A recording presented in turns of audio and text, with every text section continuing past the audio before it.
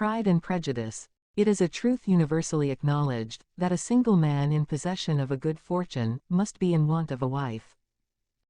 However little known the feelings or views of such a man may be on his first entering a neighborhood, this truth is so well fixed in the minds of the surrounding families, that he is considered as the rightful property of some one or other of their daughters.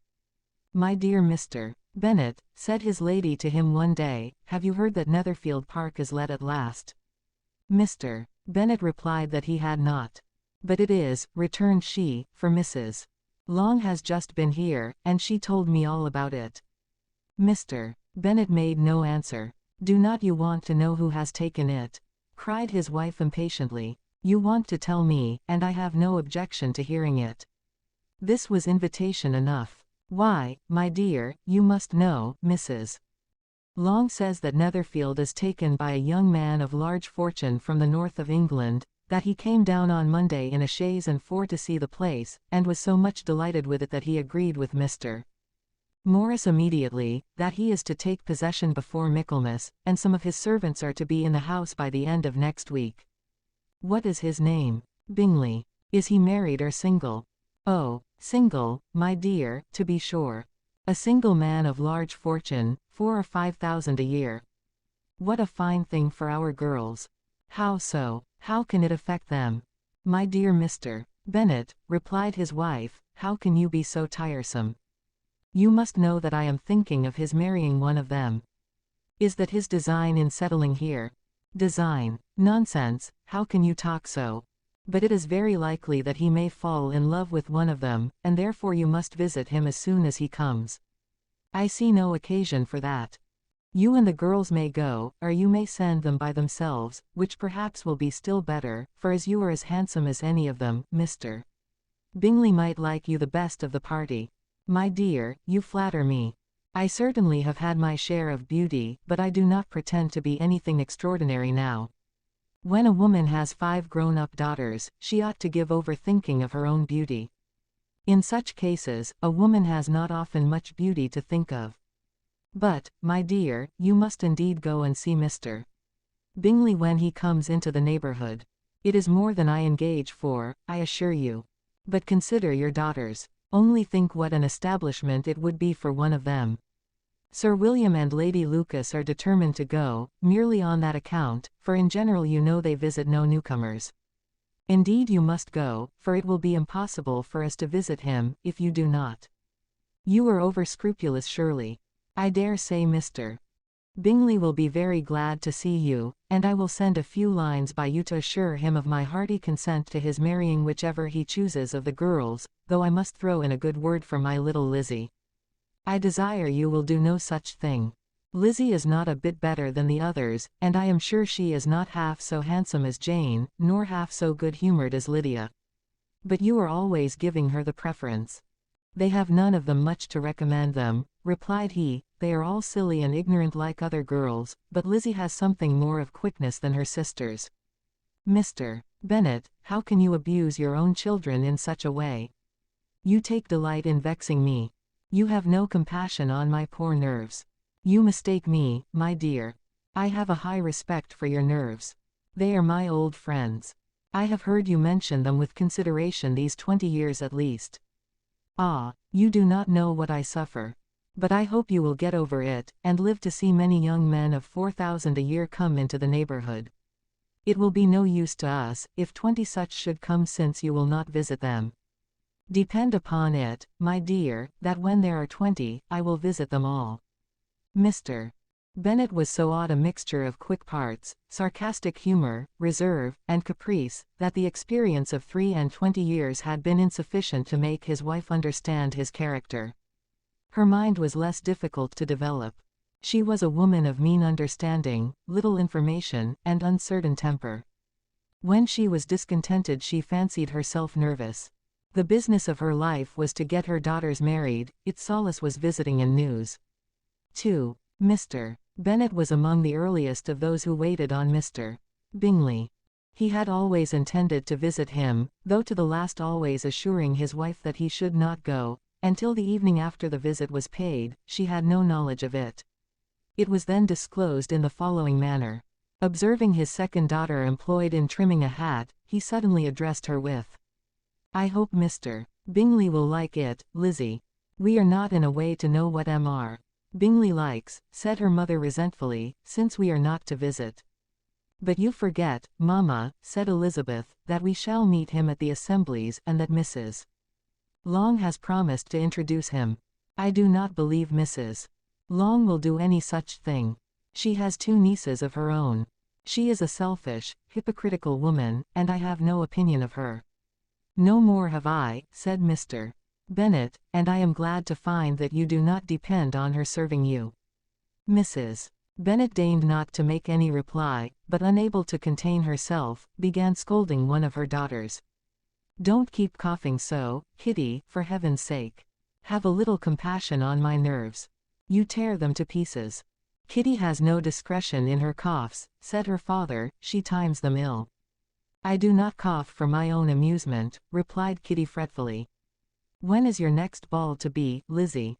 "Tomorrow fortnight." "Aye, so it is," cried her mother, "and Mrs. Long does not come back till the day before, so it will be impossible for her to introduce him, for she will not know him herself." "Then, my dear, you may have the advantage of your friend, and introduce Mr. Bingley to her." "Impossible, Mr. Bennet, impossible, when I am not acquainted with him myself. How can you be so teasing?" "I honor your circumspection. A fortnight's acquaintance is certainly very little. One cannot know what a man really is by the end of a fortnight. But if we do not venture, somebody else will, and after all, Mrs.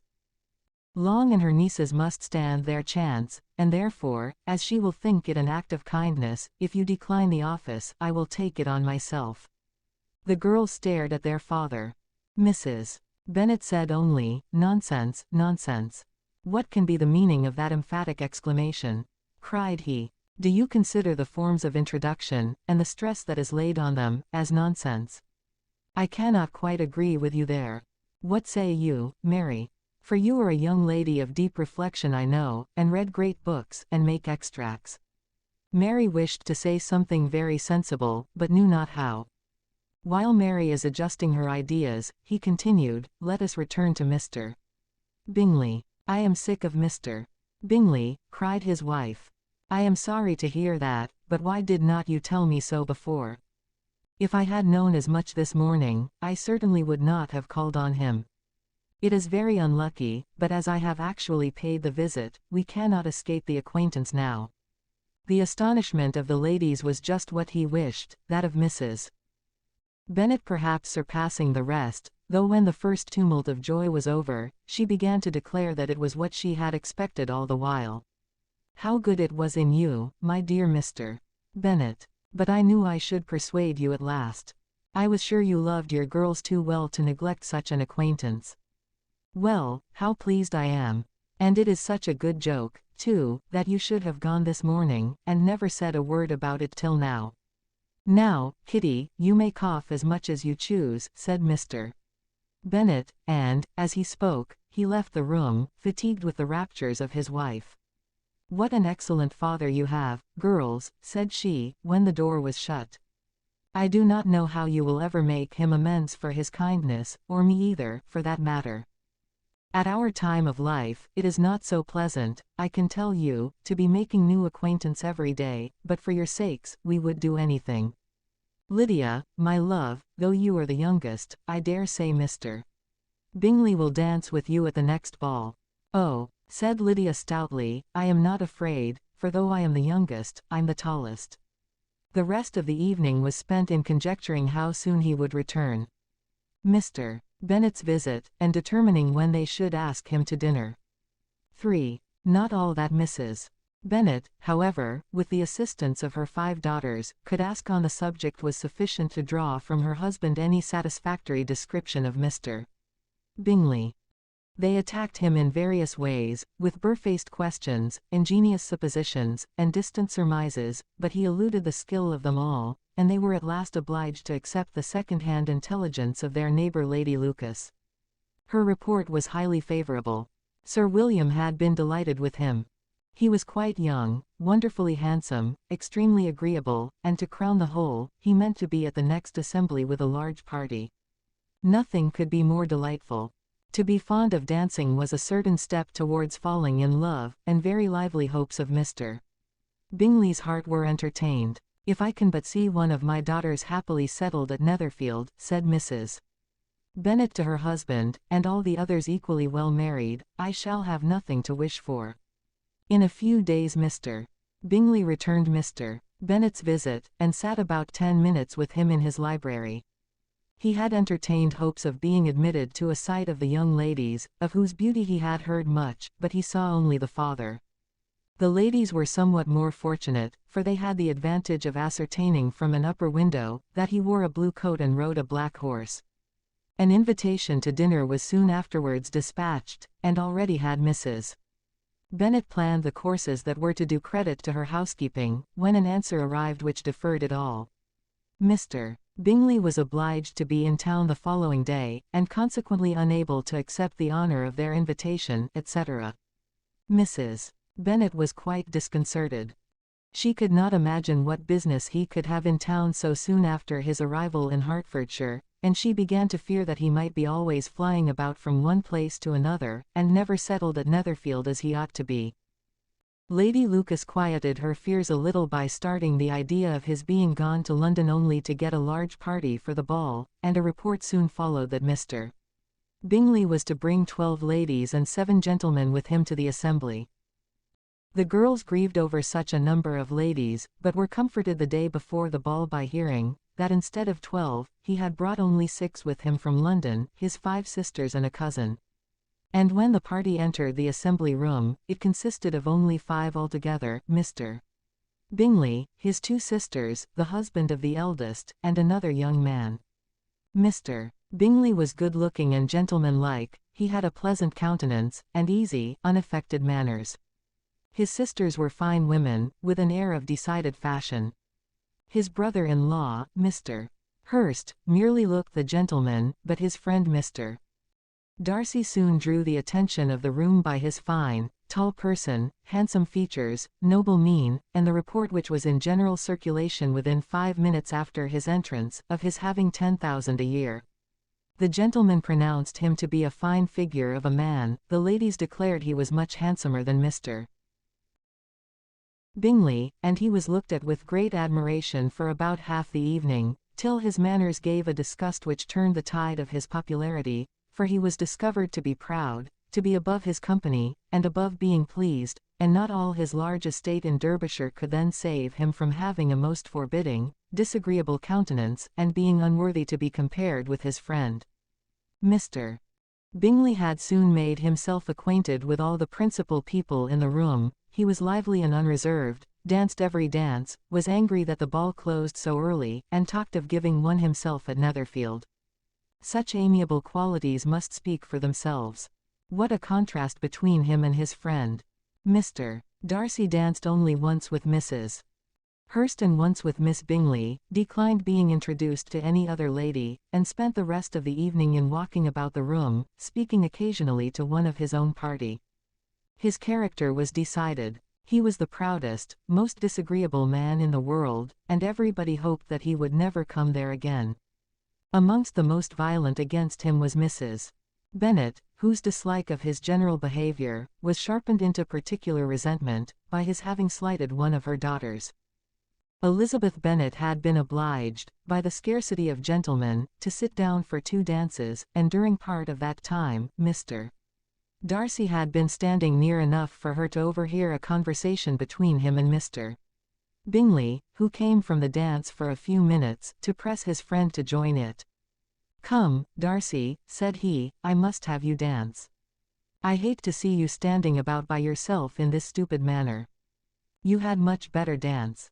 "I certainly shall not. You know how I detest it, unless I am particularly acquainted with my partner. At such an assembly as this, it would be insupportable. Your sisters are engaged, and there is not another woman in the room whom it would not be a punishment to me to stand up with." "I would not be so fastidious as you are," cried Bingley, "for a kingdom. Upon my honor, I never met with so many pleasant girls in my life, as I have this evening, and there are several of them you see uncommonly pretty. You were dancing with the only handsome girl in the room, said Mr. Darcy, looking at the eldest Miss Bennet. Oh, she is the most beautiful creature I ever beheld. But there is one of her sisters sitting down just behind you, who is very pretty, and I dare say, very agreeable. Do let me ask my partner to introduce you. Which do you mean? And turning round, he looked for a moment at Elizabeth, till catching her eye, he withdrew his own and coldly said, she is tolerable, but not handsome enough to tempt me, and I am in no humour at present to give consequence to young ladies who are slighted by other men. You had better return to your partner and enjoy her smiles, for you are wasting your time with me. Mr. Bingley followed his advice. Mr. Darcy walked off, and Elizabeth remained with no very cordial feelings towards him. She told the story however with great spirit among her friends, for she had a lively, playful disposition, which delighted in anything ridiculous.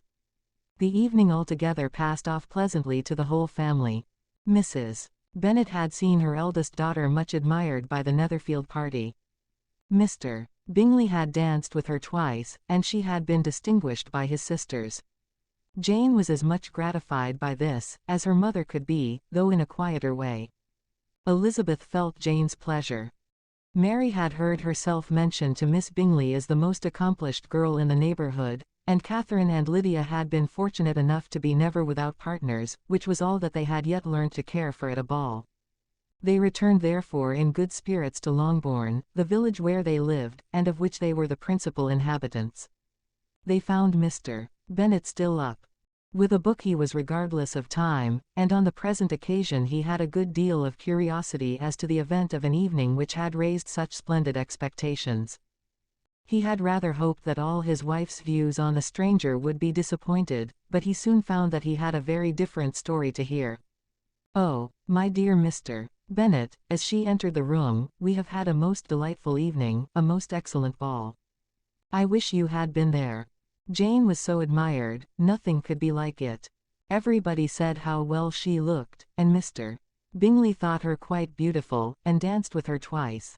Only think of that, my dear, he actually danced with her twice, and she was the only creature in the room that he asked a second time. First of all, he asked Miss Lucas. I was so vexed to see him stand up with her, but, however, he did not admire her at all. Indeed, nobody can, you know, and he seemed quite struck with Jane as she was going down the dance. So, he inquired who she was, and got introduced, and asked her for the two next. Then, the 2/3 he danced with Miss King, and the 2/4 with Maria Lucas, and the 2/5 with Jane again, and the 2/6 with Lizzie and the Boulanger. If he had had any compassion for me, cried her husband impatiently, he would not have danced half so much. For God's sake, say no more of his partners. Oh, that he had sprained his ankle in the first dance. Oh, my dear, continued Mrs. Bennet, I am quite delighted with him. He is so excessively handsome. And his sisters are charming women. I never in my life saw anything more elegant than their dresses. I dare say the lace upon Mrs. Hurst's gown. Here she was interrupted again. Mr. Bennet protested against any description of finery. She was therefore obliged to seek another branch of the subject, and related, with much bitterness of spirit and some exaggeration, the shocking rudeness of Mr. Darcy. But I can assure you, she added, that Lizzie does not lose much by not suiting his fancy, for he is a most disagreeable, horrid man, not at all worth pleasing. So high and so conceited that there was no enduring him. He walked here, and he walked there, fancying himself so very great. Not handsome enough to dance with. I wish you had been there, my dear, to have given him one of your set-downs. I quite detest the man. IV. When Jane and Elizabeth were alone, the former, who had been cautious in her praise of Mr. Bingley before, expressed to her sister how very much she admired him. He is just what a young man ought to be, said she, sensible, good-humoured, lively, and I never saw such happy manners, so much ease, with such perfect good breeding. He is also handsome, replied Elizabeth, which a young man ought likewise to be, if he possibly can. His character is thereby complete. I was very much flattered by his asking me to dance a second time. I did not expect such a compliment. Did not you? I did for you. But that is one great difference between us. Compliments always take you by surprise, and me never. What could be more natural than his asking you again? He could not help seeing that you were about 5 times as pretty as every other woman in the room. No thanks to his gallantry for that. Well, he certainly is very agreeable, and I give you leave to like him. You have liked many a stupider person. Dear Lizzie. Oh, you are a great deal too apt, you know, to like people in general. You never see a fault in anybody. All the world are good and agreeable in your eyes. I never heard you speak ill of a human being in my life. I would wish not to be hasty in censuring anyone, but I always speak what I think. I know you do, and it is that which makes the wonder. With your good sense, to be so honestly blind to the follies and nonsense of others. Affectation of candor is common enough, one meets it everywhere. But to be candid without ostentation or design, to take the good of everybody's character and make it still better, and say nothing of the bad, belongs to you alone. And so, you like this man's sisters too, do you? Their manners are not equal to his. Certainly not, at first. But they are very pleasing women when you converse with them. Miss Bingley is to live with her brother and keep his house, and I am much mistaken if we shall not find a very charming neighbour in her. Elizabeth listened in silence, but was not convinced. Their behaviour at the assembly had not been calculated to please in general, and with more quickness of observation and less pliancy of temper than her sister, and with a judgment too unassailed by any attention to herself, she was very little disposed to approve them. They were in fact very fine ladies, not deficient in good humour when they were pleased, nor in the power of being agreeable where they chose it, but proud and conceited. They were rather handsome, had been educated in one of the first private seminaries in town, had a fortune of £20,000, were in the habit of spending more than they ought, and of associating with people of rank, and were therefore in every respect entitled to think well of themselves, and meanly of others. They were of a respectable family in the north of England, a circumstance more deeply impressed on their memories than that their brother's fortune and their own had been acquired by trade. Mr. Bingley inherited property to the amount of nearly £100,000 from his father, who had intended to purchase an estate, but did not live to do it. Mr. Bingley intended it likewise, and sometimes made choice of his county, but as he was now provided with a good house and the liberty of a manor, it was doubtful to many of those who best knew the easiness of his temper, whether he might not spend the remainder of his days at Netherfield, and leave the next generation to purchase. His sisters were very anxious for his having an estate of his own, but though he was now established only as a tenant, Miss Bingley was by no means unwilling to preside at his table, nor was Mrs. Hurst, who had married a man of more fashion than fortune, less disposed to consider his house as her home when it suited her. Mr. Bingley had not been of age 2 years, when he was tempted by an accidental recommendation to look at Netherfield House. He did look at it and into it for half an hour, was pleased with the situation and the principal rooms, satisfied with what the owner said in its praise, and took it immediately. Between him and Darcy there was a very steady friendship, in spite of a great opposition of character. Bingley was endeared to Darcy by the easiness, openness, ductility of his temper, though no disposition could offer a greater contrast to his own, and though with his own he never appeared dissatisfied. On the strength of Darcy's regard Bingley had the firmest reliance, and of his judgment the highest opinion. In understanding Darcy was the superior. Bingley was by no means deficient, but Darcy was clever. He was at the same time haughty, reserved, and fastidious, and his manners, though well bred, were not inviting. In that respect his friend had greatly the advantage. Bingley was sure of being liked wherever he appeared, Darcy was continually giving offence. The manner in which they spoke of the Meryton assembly was sufficiently characteristic. Bingley had never met with pleasanter people or prettier girls in his life, everybody had been most kind and attentive to him, there had been no formality, no stiffness, he had soon felt acquainted with all the room, and as to Miss Bennet, he could not conceive an angel more beautiful. Darcy, on the contrary, had seen a collection of people in whom there was little beauty and no fashion, for none of whom he had felt the smallest interest, and from none received either attention or pleasure. Miss Bennet he acknowledged to be pretty, but she smiled too much. Mrs. Hurst and her sister allowed it to be so, but still they admired her and liked her, and pronounced her to be a sweet girl, and one whom they should not object to know more of. Miss Bennet was therefore established as a sweet girl, and their brother felt authorized by such commendation to think of her as he chose. Within a short walk of Longbourn lived a family with whom the Bennets were particularly intimate. Sir William Lucas had been formerly in trade in Meryton, where he had made a tolerable fortune and risen to the honour of knighthood by an address to the king, during his mayoralty. The distinction had perhaps been felt too strongly. It had given him a disgust to his business and to his residence in a small market town, and quitting them both, he had removed with his family to a house about a mile from Meryton, denominated from that period Lucas Lodge, where he could think with pleasure of his own importance, and unshackled by business, occupy himself solely in being civil to all the world. For though elated by his rank, it did not render him supercilious, on the contrary, he was all attention to everybody. By nature inoffensive, friendly and obliging, his presentation at St. James's had made him courteous. Lady Lucas was a very good kind of woman, not too clever to be a valuable neighbour to Mrs. Bennet. They had several children. The eldest of them, a sensible, intelligent young woman, about 27, was Elizabeth's intimate friend. That the Miss Lucases and the Miss Bennets should meet to talk over a ball was absolutely necessary, and the morning after the assembly brought the former to Longbourn to hear and to communicate.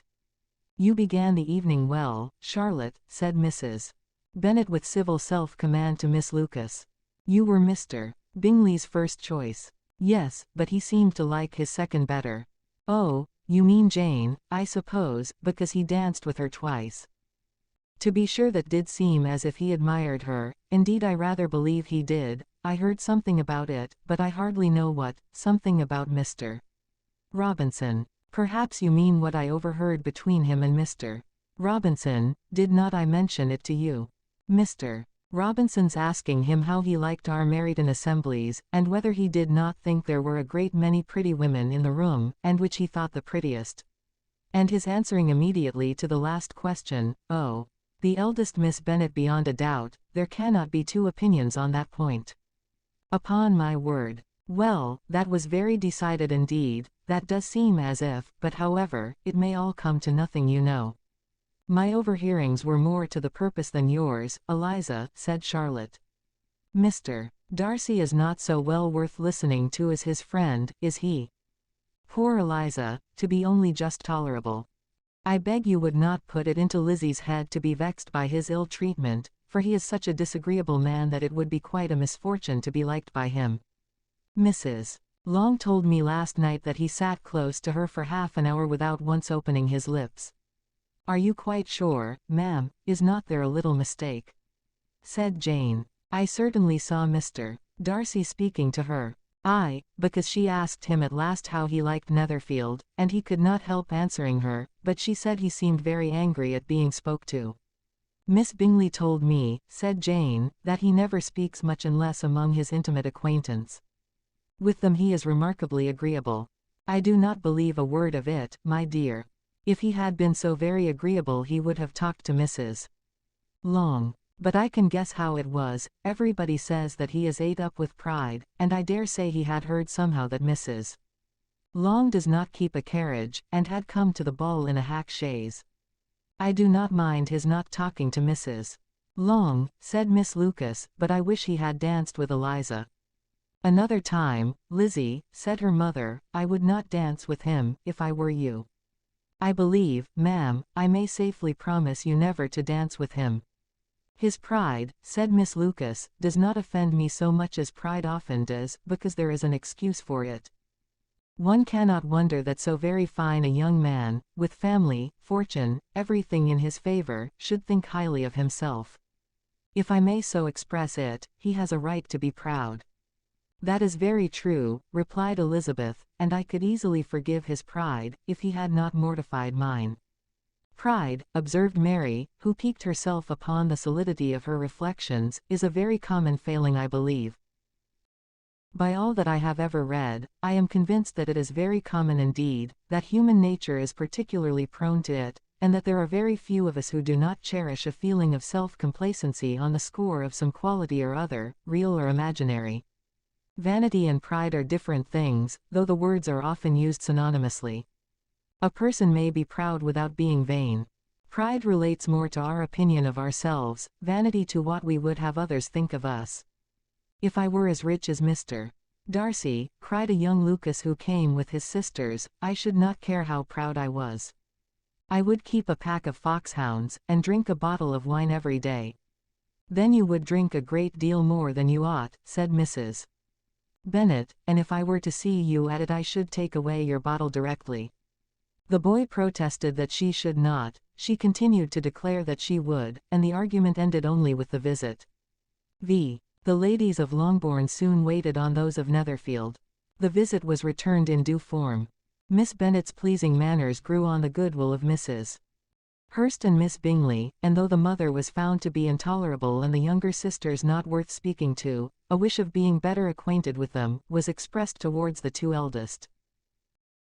By Jane this attention was received with the greatest pleasure, but Elizabeth still saw superciliousness in their treatment of everybody, hardly excepting even her sister, and could not like them, though their kindness to Jane, such as it was, had a value as arising in all probability from the influence of their brother's admiration.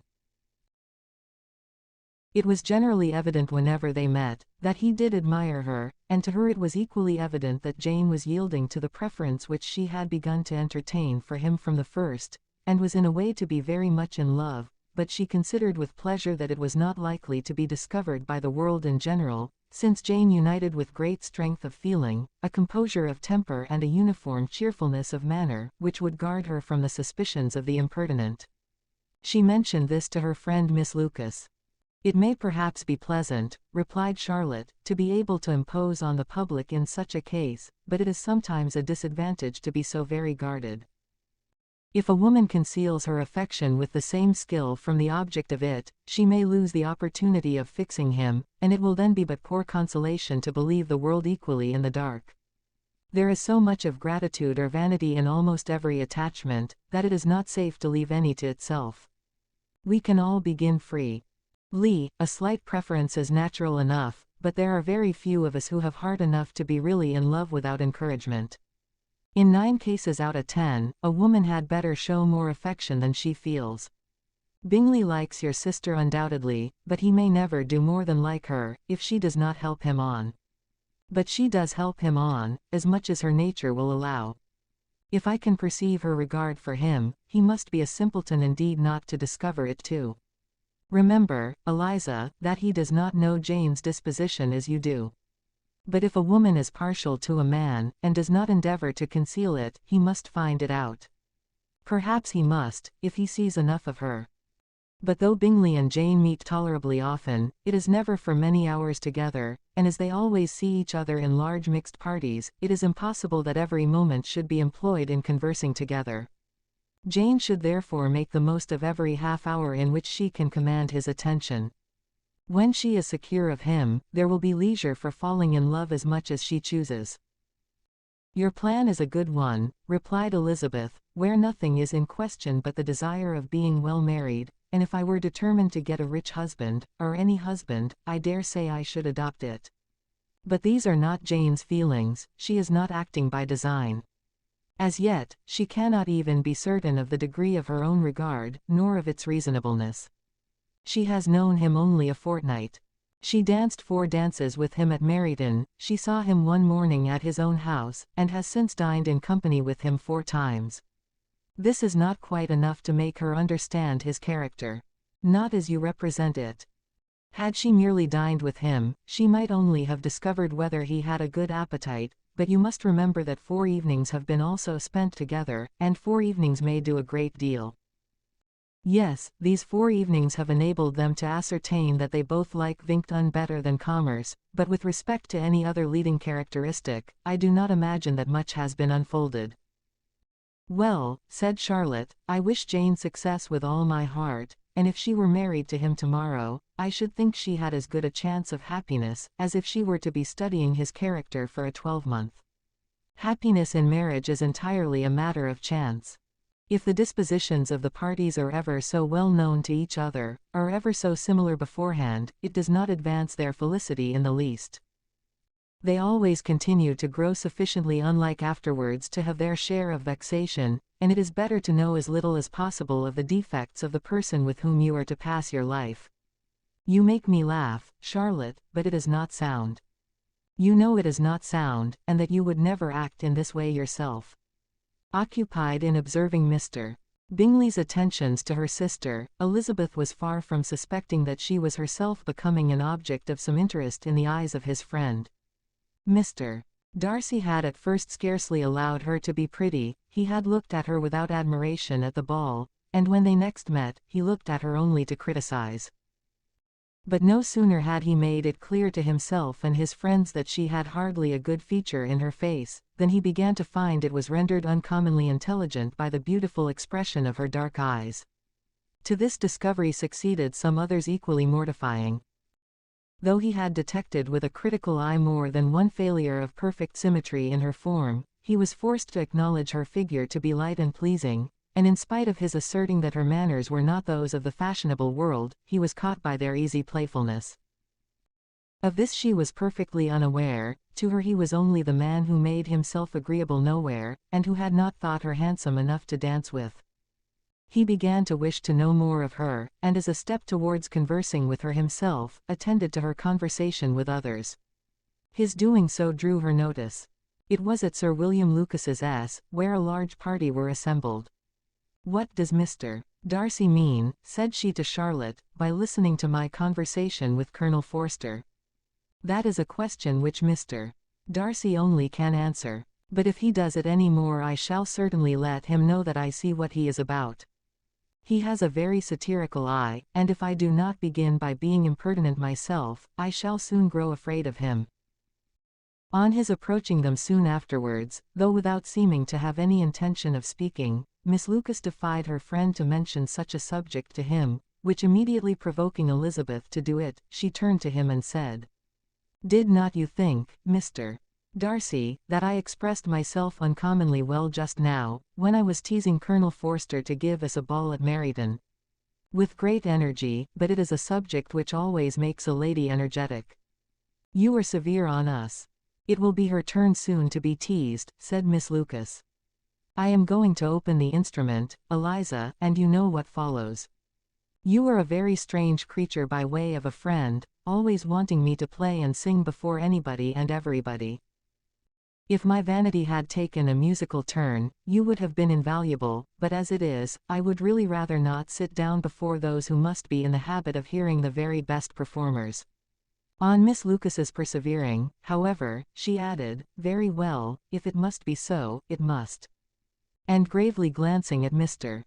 Darcy, "There is a fine old saying, which everybody here is of course familiar with, 'Keep your breath to cool your porridge,' and I shall keep mine to swell my song." Her performance was pleasing, though by no means capital.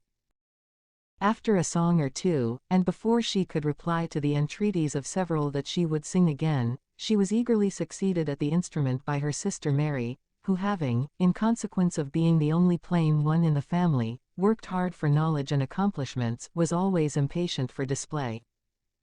Mary had neither genius nor taste, and though vanity had given her application, it had given her likewise a pedantic air and conceited manner, which would have injured a higher degree of excellence than she had reached. Elizabeth, easy and unaffected, had been listened to with much more pleasure, though not playing half so well, and Mary, at the end of a long concerto, was glad to purchase praise and gratitude by Scotch and Irish airs, at the request of her younger sisters, who with some of the Lucases and 2 or 3 officers joined eagerly in dancing at one end of the room. Mr. Darcy stood near them in silent indignation at such a mode of passing the evening, to the exclusion of all conversation, and was too much engrossed by his own thoughts to perceive that Sir William Lucas was his neighbour, till Sir William thus began. "What a charming amusement for young people this is, Mr. Darcy. There is nothing like dancing after all. I consider it as one of the first refinements of polished societies." "Certainly, sir, and it has the advantage also of being in vogue amongst the less polished societies of the world. Every savage can dance. Sir William only smiled. Your friend performs delightfully, he continued after a pause, on seeing Bingley join the group, and I doubt not that you are an adept in the science yourself, Mr. Darcy. You saw me dance at Meryton, I believe, sir. Yes, indeed, and received no inconsiderable pleasure from the sight. Do you often dance at St. James's? Never, sir. Do you not think it would be a proper compliment to the place? It is a compliment which I never pay to any place if I can avoid it. You have a house in town, I conclude. Mr. Darcy bowed. I had once some thoughts of fixing in town myself, for I am fond of superior society, but I did not feel quite certain that the air of London would agree with Lady Lucas. He paused in hopes of an answer, but his companion was not disposed to make any, and Elizabeth at that instant moving towards them, he was struck with the notion of doing a very gallant thing, and called out to her. My dear Miss Eliza, why are not you dancing? Mr. Darcy, you must allow me to present this young lady to you as a very desirable partner. You cannot refuse to dance, I am sure, when so much beauty is before you. And taking her hand, he would have given it to Mr. Darcy, who, though extremely surprised, was not unwilling to receive it, when she instantly drew back, and said with some discomposure to Sir William. Indeed, sir, I have not the least intention of dancing. I entreat you not to suppose that I moved this way in order to beg for a partner. Mr. Darcy with grave propriety requested to be allowed the honor of her hand, but in vain. Elizabeth was determined, nor did Sir William at all shake her purpose by his attempt at persuasion. You excel so much in the dance, Miss Eliza, that it is cruel to deny me the happiness of seeing you, and though this gentleman dislikes the amusement in general, he can have no objection, I am sure, to oblige us for 1/2 hour. Mr. Darcy is all politeness, said Elizabeth, smiling. He is indeed, but considering the inducement, my dear Miss Eliza, we cannot wonder at his complaisance, for who would object to such a partner? Elizabeth looked archly, and turned away. Her resistance had not injured her with the gentleman, and he was thinking of her with some complacency, when thus accosted by Miss Bingley. I can guess the subject of your reverie. I should imagine not. You are considering how insupportable it would be to pass many evenings in this manner, in such society, and indeed I am quite of your opinion. I was never more annoyed. The insipidity and yet the noise, the nothingness and yet the self-importance of all these people. What would I give to hear your strictures on them? Your conjecture is totally wrong, I assure you. My mind was more agreeably engaged. I have been meditating on the very great pleasure which a pair of fine eyes in the face of a pretty woman can bestow. Miss Bingley immediately fixed her eyes on his face, and desired he would tell her what lady had the credit of inspiring such reflections. Mr. Darcy replied with great intrepidity. Miss Elizabeth Bennet. Miss Elizabeth Bennet, repeated Miss Bingley. I am all astonishment. How long has she been such a favourite, and pray when am I to wish you joy? That is exactly the question which I expected you to ask.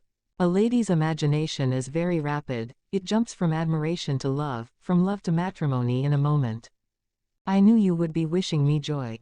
Nay, if you are so serious about it, I shall consider the matter as absolutely settled. You will have a charming mother-in-law, indeed, and of course she will be always at Pemberley with you. He listened to her with perfect indifference, while she chose to entertain herself in this manner, and as his composure convinced her that all was safe, her wit flowed long. 7. Mr. Bennet's property consisted almost entirely in an estate of 2,000 a year, which, unfortunately for his daughters, was entailed in default of heirs male, on a distant relation, and their mother's fortune, though ample for her situation in life, could but ill supply the deficiency of his. Her father had been an attorney in Meryton, and had left her £4,000. She had a sister married to a Mr. Phillips, who had been a clerk to their father, and succeeded him in the business, and a brother settled in London in a respectable line of trade. The village of Longbourn was only 1 mile from Meryton, a most convenient distance for the young ladies, who were usually tempted thither 3 or 4 times a week, to pay their duty to their aunt and to a milliner's shop just over the way. The two youngest of the family, Catherine and Lydia, were particularly frequent in these attentions. Their minds were more vacant than their sisters, and when nothing better offered, a walk to Meryton was necessary to amuse their morning hours and furnish conversation for the evening, and however bare of news the country in general might be, they always contrived to learn some from their aunt. At present, indeed, they were well supplied both with news and happiness by the recent arrival of a militia regiment in the neighbourhood. It was to remain the whole winter, and Meryton was the headquarters. Their visits to Mrs. Phillips were now productive of the most interesting intelligence. Every day added something to their knowledge of the office's names and connections. Their lodgings were not long a secret, and at length they began to know the officers themselves. Mr. Phillips visited them all, and this opened to his nieces a source of felicity unknown before. They could talk of nothing but officers, and Mr. Bingley's large fortune, the mention of which gave animation to their mother, was worthless in their eyes when opposed to the regimentals of an ensign. After listening one morning to their effusions on this subject, Mr. Bennet coolly observed, "From all that I can collect by your manner of talking, you must be two of the silliest girls in the country. I have suspected it some time, but I am now convinced."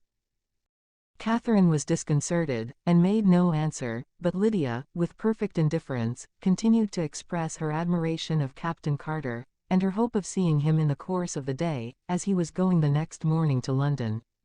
"I am astonished, my dear," said Mrs. Bennet, "that you should be so ready to think your own children silly. If I wished to think slightingly of anybody's children, it should not be of my own however. If my children are silly I must hope to be always sensible of it. Yes, but as it happens, they are all of them very clever. This is the only point, I flatter myself, on which we do not agree. I had hoped that our sentiments coincided in every particular, but I must so far differ from you as to think our two youngest daughters uncommonly foolish. My dear Mr. Bennet, you must not expect such girls to have the sense of their father and mother. When they get to our age I dare say they will not think about officers any more than we do.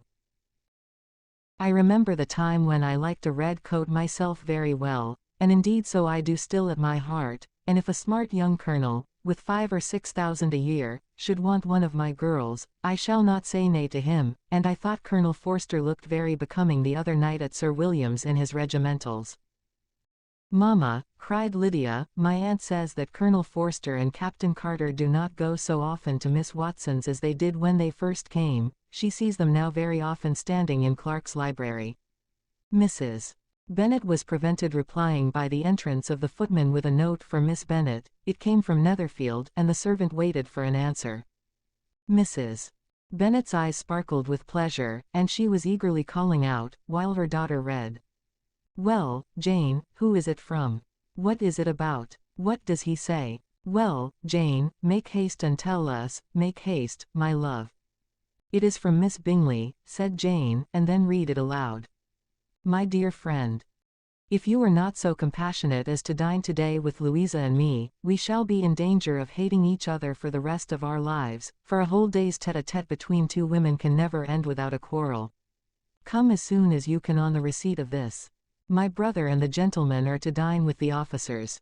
Yours ever, Caroline Bingley." "With the officers," cried Lydia. "I wonder my aunt did not tell us of that." "Dining out," said Mrs. Bennet, "that is very unlucky." "Can I have the carriage?" said Jane. "No, my dear, you had better go on horseback, because it seems likely to rain, and then you must stay all night." "That would be a good scheme," said Elizabeth, "if you were sure that they would not offer to send her home." "Oh, but the gentlemen will have Mr. Bingley's chaise to go to Meryton, and the Hursts have no horses to theirs. I had much rather go in the coach. But, my dear, your father cannot spare the horses, I am sure. They are wanted in the farm, Mr. Bennet, are not they? They are wanted in the farm much oftener than I can get them." "But if you have got them today," said Elizabeth, "my mother's purpose will be answered." She did at last extort from her father an acknowledgment that the horses were engaged. Jane was therefore obliged to go on horseback, and her mother attended her to the door with many cheerful prognostics of a bad day. Her hopes were answered. Jane had not been gone long before it rained hard. Her sisters were uneasy for her, but her mother was delighted. The rain continued the whole evening without intermission. Jane certainly could not come back. "This was a lucky idea of mine, indeed," said Mrs. Bennet, more than once, as if the credit of making it rain were all her own. Till the next morning, however, she was not aware of all the felicity of her contrivance. Breakfast was scarcely over when a servant from Netherfield brought the following note for Elizabeth. "My dearest Lizzie, I find myself very unwell this morning, which, I suppose, is to be imputed to my getting wet through yesterday. My kind friends will not hear of my returning home till I am better. They insist also on my seeing Mr. Jones, therefore do not be alarmed if you should hear of his having been to me, and excepting a sore throat and headache there is not much the matter with me. Yours, etc." "Well, my dear," said Mr. Bennet, when Elizabeth had read the note aloud, "if your daughter should have a dangerous fit of illness, if she should die, it would be a comfort to know that it was all in pursuit of Mr. Bingley, and under your orders. Oh, I am not at all afraid of her dying. People do not die of little trifling colds. She will be taken good care of. As long as she stays there, it is all very well. I would go and see her, if I could have the carriage." Elizabeth, feeling really anxious, was determined to go to her, though the carriage was not to be had, and as she was no horsewoman, walking was her only alternative. She declared her resolution. "How can you be so silly," cried her mother, "as to think of such a thing, in all this dirt? You will not be fit to be seen when you get there. I shall be very fit to see Jane, which is all I want." "Is this a hint to me, Lizzie," said her father, "to send for the horses?" "No, indeed. I do not wish to avoid the walk. The distance is nothing, when one has a motive, only 3 miles. I shall be back by dinner." "I admire the activity of your benevolence," observed Mary, "but every impulse of feeling should be guided by reason, and, in my opinion, exertion should always be in proportion to what is required." "We will go as far as Meryton with you," said Catherine and Lydia. Elizabeth accepted their company, and the 3 young ladies set off together. "If we make haste," said Lydia, as they walked along, "perhaps we may see something of Captain Carter before he goes." In Meryton they parted. The 2 youngest repaired to the lodgings of one of the officer's wives, and Elizabeth continued her walk alone, crossing field after field at a quick pace, jumping over stiles and springing over puddles with impatient activity, and finding herself at last within view of the house, with weary ankles, dirty stockings, and a face glowing with the warmth of exercise. She was shown into the breakfast parlour, where all but Jane were assembled, and where her appearance created a great deal of surprise. That she should have walked 3 miles so early in the day, in such dirty weather, and by herself, was almost incredible to Mrs. Hurst and Miss Bingley, and Elizabeth was convinced that they held her in contempt for it. She was received, however, very politely by them, and in their brother's manners there was something better than politeness, there was good humour and kindness. Mr. Darcy said very little, and Mr. Hurst nothing at all. The former was divided between admiration of the brilliancy which exercise had given to her complexion, and doubt as to the occasions justifying her coming so far alone. The latter was thinking only of his breakfast. Her inquiries after her sister were not very favourably answered. Miss Bennet had slept ill, and though up, was very feverish and not well enough to leave her room. Elizabeth was glad to be taken to her immediately, and Jane, who had only been withheld by the fear of giving alarm or inconvenience, from expressing in her note how much she longed for such a visit, was delighted at her entrance. She was not equal, however, to much conversation, and when Miss Bingley left them together, could attempt little beside expressions of gratitude for the extraordinary kindness she was treated with. Elizabeth silently attended her.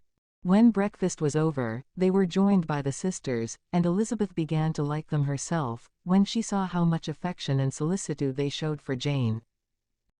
The apothecary came, and having examined his patient, said, as might be supposed, that she had caught a violent cold, and that they must endeavour to get the better of it, advised her to return to bed, and promised her some draughts. The advice was followed readily, for the feverish symptoms increased, and her head ached acutely. Elizabeth did not quit her room for a moment, nor were the other ladies often absent, the gentlemen being out, they had in fact nothing to do elsewhere. When the clock struck 3, Elizabeth felt that she must go, and very unwillingly said so. Miss Bingley offered her the carriage, and she only wanted a little pressing to accept it, when Jane testified such concern in parting with her, that Miss Bingley was obliged to convert the offer of the chaise into an invitation to remain at Netherfield for the present. Elizabeth most thankfully consented, and a servant was dispatched to Longbourn to acquaint the family with her stay, and bring back a supply of clothes. 8. At 5 o'clock the two ladies retired to dress, and at 6:30 Elizabeth was summoned to dinner. To the civil inquiries which then poured in, and amongst which she had the pleasure of distinguishing the much superior solicitude of Mr. Bingley's, she could not make a very favourable answer. Jane was by no means better. The sisters, on hearing this, repeated 3 or 4 times how much they were grieved, how shocking it was to have a bad cold, and how excessively they disliked being ill themselves, and then thought no more of the matter, and their indifference towards Jane when not immediately before them, restored Elizabeth to the enjoyment of all her original dislike. Their brother, indeed, was the only one of the party whom she could regard with any complacency. His anxiety for Jane was evident, and his attentions to herself most pleasing, and they prevented her feeling herself so much an intruder as she believed she was considered by the others. She had very little notice from any but him. Miss Bingley was engrossed by Mr. Darcy, her sister scarcely less so, and as for Mr. Hurst, by whom Elizabeth sat, he was an indolent man, who lived only to eat, drink, and play at cards, who when he found her prefer a plain dish to a ragout, had nothing to say to her. When dinner was over, she returned directly to Jane, and Miss Bingley began abusing her as soon as she was out of the room. Her manners were pronounced to be very bad indeed, a mixture of pride and impertinence. She had no conversation, no style, no taste, no beauty. Mrs. Hurst thought the same, and added, "She has nothing, in short, to recommend her, but being an excellent walker. I shall never forget her appearance this morning. She really looked almost wild. She did indeed, Louisa. I could hardly keep my countenance. Very nonsensical to come at all. Why must she be scampering about the country, because her sister had a cold? Her hair so untidy, so blousy. Yes, and her petticoat, I hope you saw her petticoat, 6 inches deep in mud, I am absolutely certain, and the gown which had been let down to hide it, not doing its office." "Your picture may be very exact, Louisa," said Bingley, "but this was all lost upon me. I thought Miss Elizabeth Bennet looked remarkably well, when she came into the room this morning. Her dirty petticoat quite escaped my notice. You observed it, Mr. Darcy, I am sure," said Miss Bingley, "and I am inclined to think that you would not wish to see your sister make such an exhibition." "Certainly not. To walk 3 miles, or 4 miles, or 5 miles, or whatever it is, above her ankles in dirt, and alone, quite alone. What could she mean by it? It seems to me to show an abominable sort of conceited independence, a most country town indifference to decorum." "It shows an affection for her sister that is very pleasing," said Bingley. "I am afraid, Mr. Darcy," observed Miss Bingley, in a half-whisper, "that this adventure has rather affected your admiration of her fine eyes." "Not at all," he replied, "they were brightened by the exercise." A short pause followed this speech, and Mrs. Hurst began again. "I have an excessive regard for Jane Bennet. She is really a very sweet girl, and I wish with all my heart she were well settled. But with such a father and mother, and such low connections, I am afraid there is no chance of it. I think I have heard you say, that their uncle is an attorney in Meryton." "Yes, and they have another, who lives somewhere near Cheapside." "That is capital," added her sister, and they both laughed heartily. "If they had uncles enough to fill all Cheapside," cried Bingley, "it would not make them one jot less agreeable." "But it must very materially lessen their chance of marrying men of any consideration in the world," replied Darcy. To this speech Bingley made no answer, but his sisters gave it their hearty assent, and indulged their mirth for some time at the expense of their dear friend's vulgar relations.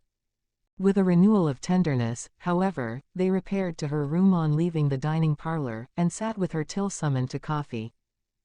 She was still very poorly, and Elizabeth would not quit her at all, till late in the evening, when she had the comfort of seeing her asleep, and when it appeared to her rather right than pleasant that she should go downstairs herself. On entering the drawing-room she found the whole party at loo, and was immediately invited to join them, but suspecting them to be playing high she declined it, and making her sister the excuse, said she would amuse herself for the short time she could stay below with a book. Mr. Hurst looked at her with astonishment. "Do you prefer reading to cards?" said he. "That is rather singular." "Miss Eliza Bennet," said Miss Bingley, "despises cards. She is a great reader and has no pleasure in anything else." "I deserve neither such praise nor such censure," cried Elizabeth. "I am not a great reader, and I have pleasure in many things." "In nursing your sister I am sure you have pleasure," said Bingley, "and I hope it will soon be increased by seeing her quite well." Elizabeth thanked him from her heart, and then walked towards a table where a few books were lying. He immediately offered to fetch her others, all that his library afforded.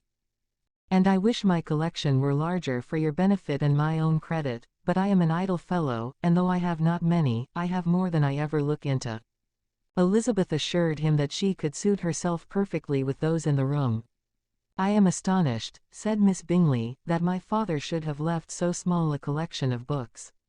What a delightful library you have at Pemberley, Mr. Darcy." "It ought to be good," he replied. "It has been the work of many generations. And then you have added so much to it yourself, you are always buying books. I cannot comprehend the neglect of a family library in such days as these." "Neglect? I am sure you neglect nothing that can add to the beauties of that noble place. Charles, when you build your house, I wish it may be half as delightful as Pemberley." "I wish it may. But I would really advise you to make your purchase in that neighbourhood, and take Pemberley for a kind of model. There is not a finer county in England than Derbyshire. With all my heart, I will buy Pemberley itself if Darcy will sell it." "I am talking of possibilities, Charles. Upon my word, Caroline, I should think it more possible to get Pemberley by purchase than by imitation."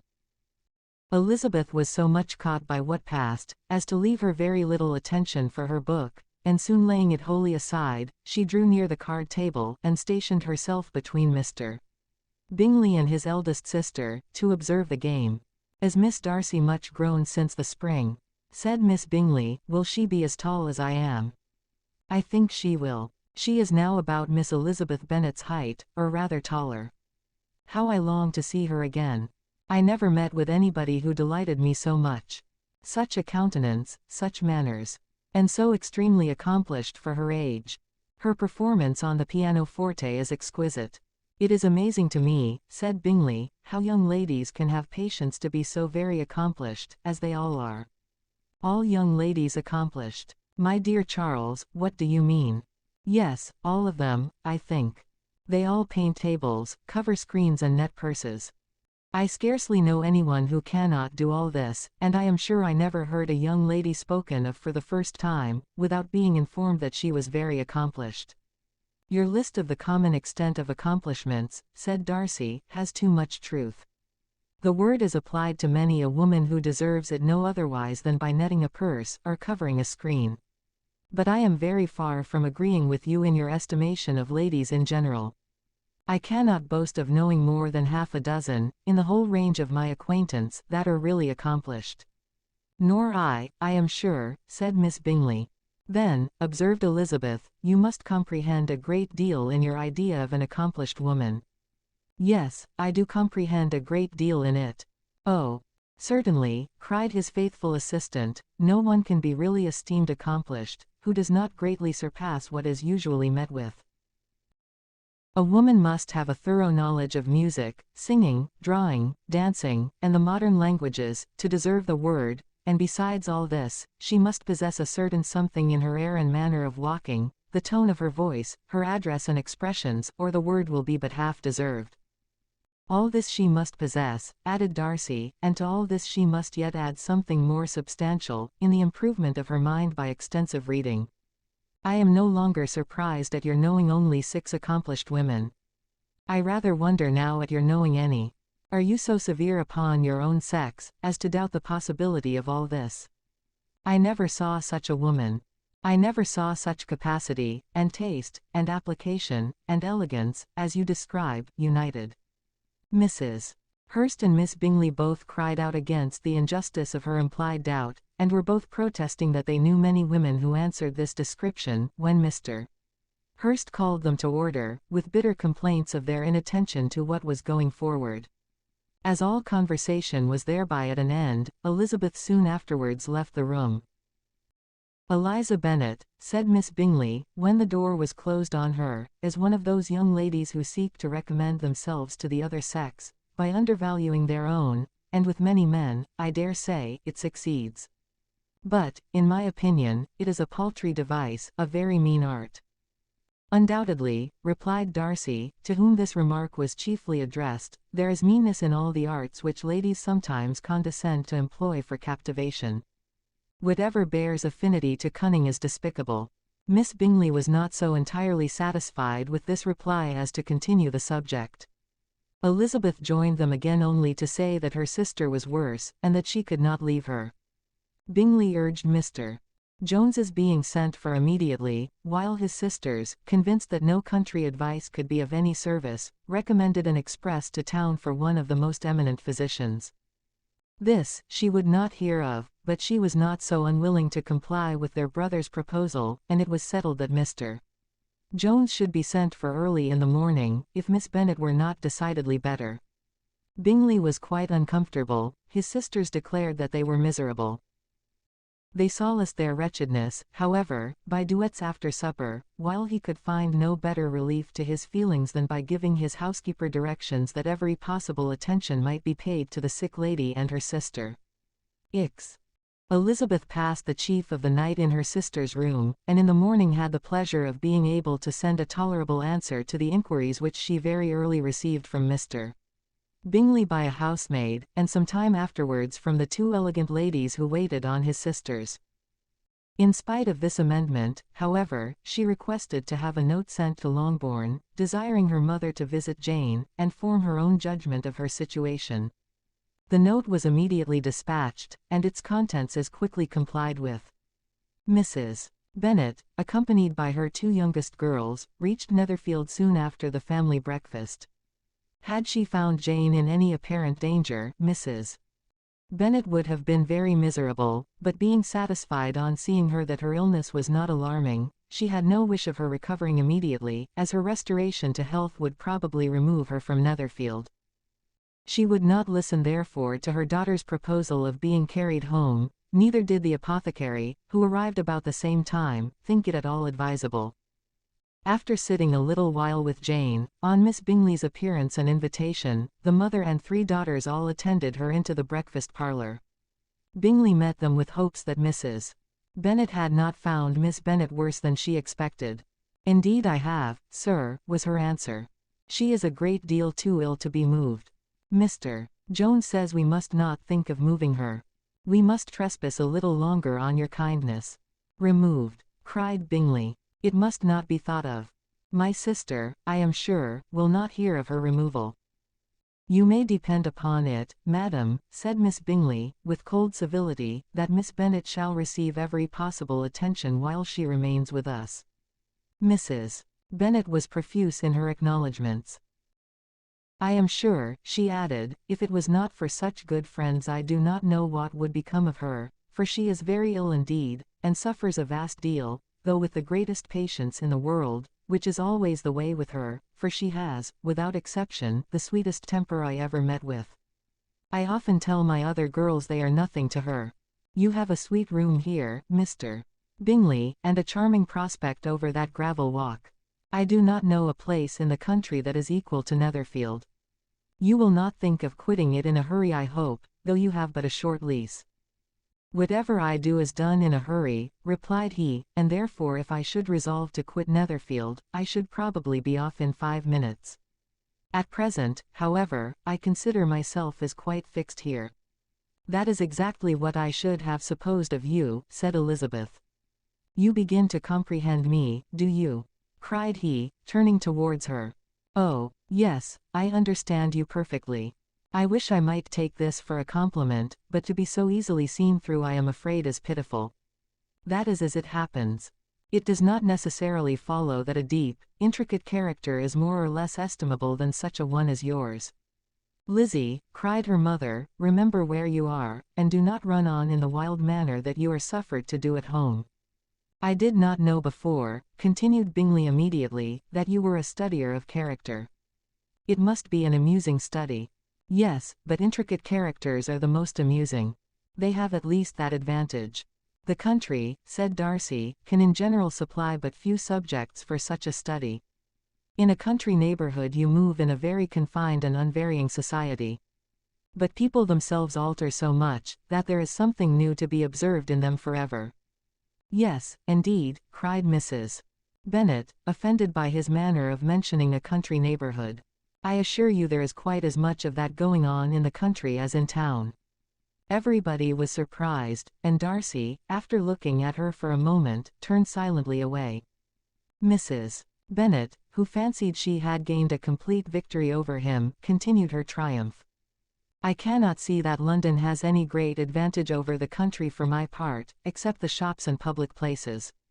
The country is a vast deal pleasanter, is not it, Mr. Bingley? When I am in the country, he replied, I never wish to leave it, and when I am in town it is pretty much the same. They have each their advantages, and I can be equally happy in either. Aye, that is because you have the right disposition. But that gentleman, looking at Darcy, seemed to think the country was nothing at all. Indeed, mamma, you were mistaken, said Elizabeth, blushing for her mother. You quite mistook Mr. Darcy. He only meant that there were not such a variety of people to be met with in the country as in town, which you must acknowledge to be true. Certainly, my dear, nobody said there were, but as to not meeting with many people in this neighbourhood, I believe there are few neighbourhoods larger. I know we dine with 24 families. Nothing but concern for Elizabeth could enable Bingley to keep his countenance. His sister was less delicate, and directed her eye towards Mr. Darcy with a very expressive smile. Elizabeth, for the sake of saying something that might turn her mother's thoughts, now asked her if Charlotte Lucas had been at Longbourn since her coming away. Yes, she called yesterday with her father. What an agreeable man Sir William is, Mr. Bingley, is not he? So much the man of fashion. So genteel and so easy. He has always something to say to everybody. That is my idea of good breeding, and those persons who fancy themselves very important and never open their mouths, quite mistake the matter. Did Charlotte dine with you? No, she would go home. I fancy she was wanted about the mince pies. For my part, Mr. Bingley, I always keep servants that can do their own work. My daughters are brought up differently. But everybody is to judge for themselves, and the Lucases are very good sort of girls, I assure you. It is a pity they are not handsome. Not that I think Charlotte so very plain, but then she is our particular friend. She seems a very pleasant young woman, said Bingley. Oh, dear, yes, but you must own she is very plain. Lady Lucas herself has often said so, and envied me Jane's beauty. I do not like to boast of my own child, but to be sure, Jane, one does not often see anybody better looking. It is what everybody says. I do not trust my own partiality. When she was only 15, there was a gentleman at my brother Gardiner's in town, so much in love with her, that my sister-in-law was sure he would make her an offer before we came away. But however he did not. Perhaps he thought her too young. However, he wrote some verses on her, and very pretty they were. And so ended his affection, said Elizabeth impatiently. There has been many a one, I fancy, overcome in the same way. I wonder who first discovered the efficacy of poetry in driving away love.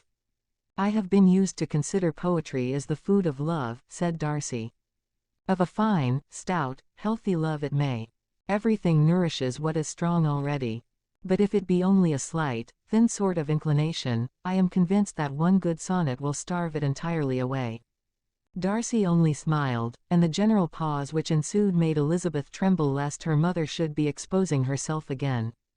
She longed to speak, but could think of nothing to say, and after a short silence Mrs.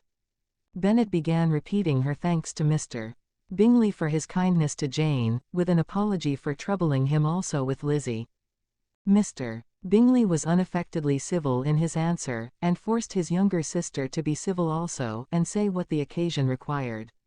She performed her part indeed without much graciousness, but Mrs. Bennet was satisfied, and soon afterwards ordered her carriage. Upon this signal, the youngest of her daughters put herself forward. The two girls had been whispering to each other during the whole visit, and the result of it was, that the youngest should tax Mr. Bingley with having promised on his first coming into the country to give a ball at Netherfield.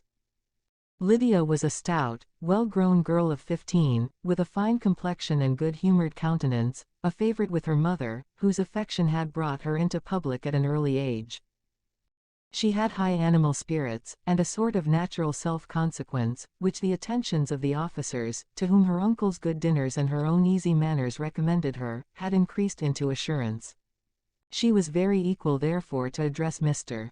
Bingley on the subject of the ball, and abruptly reminded him of his promise, adding, that it would be the most shameful thing in the world if he did not keep it. His answer to this sudden attack was delightful to their mother's ear. "I am perfectly ready, I assure you, to keep my engagement, and when your sister is recovered, you shall if you please name the very day of the ball. But you would not wish to be dancing while she is ill."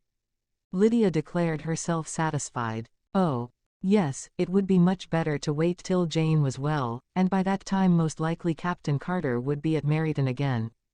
And when you have given your ball," she added, "I shall insist on their giving one also.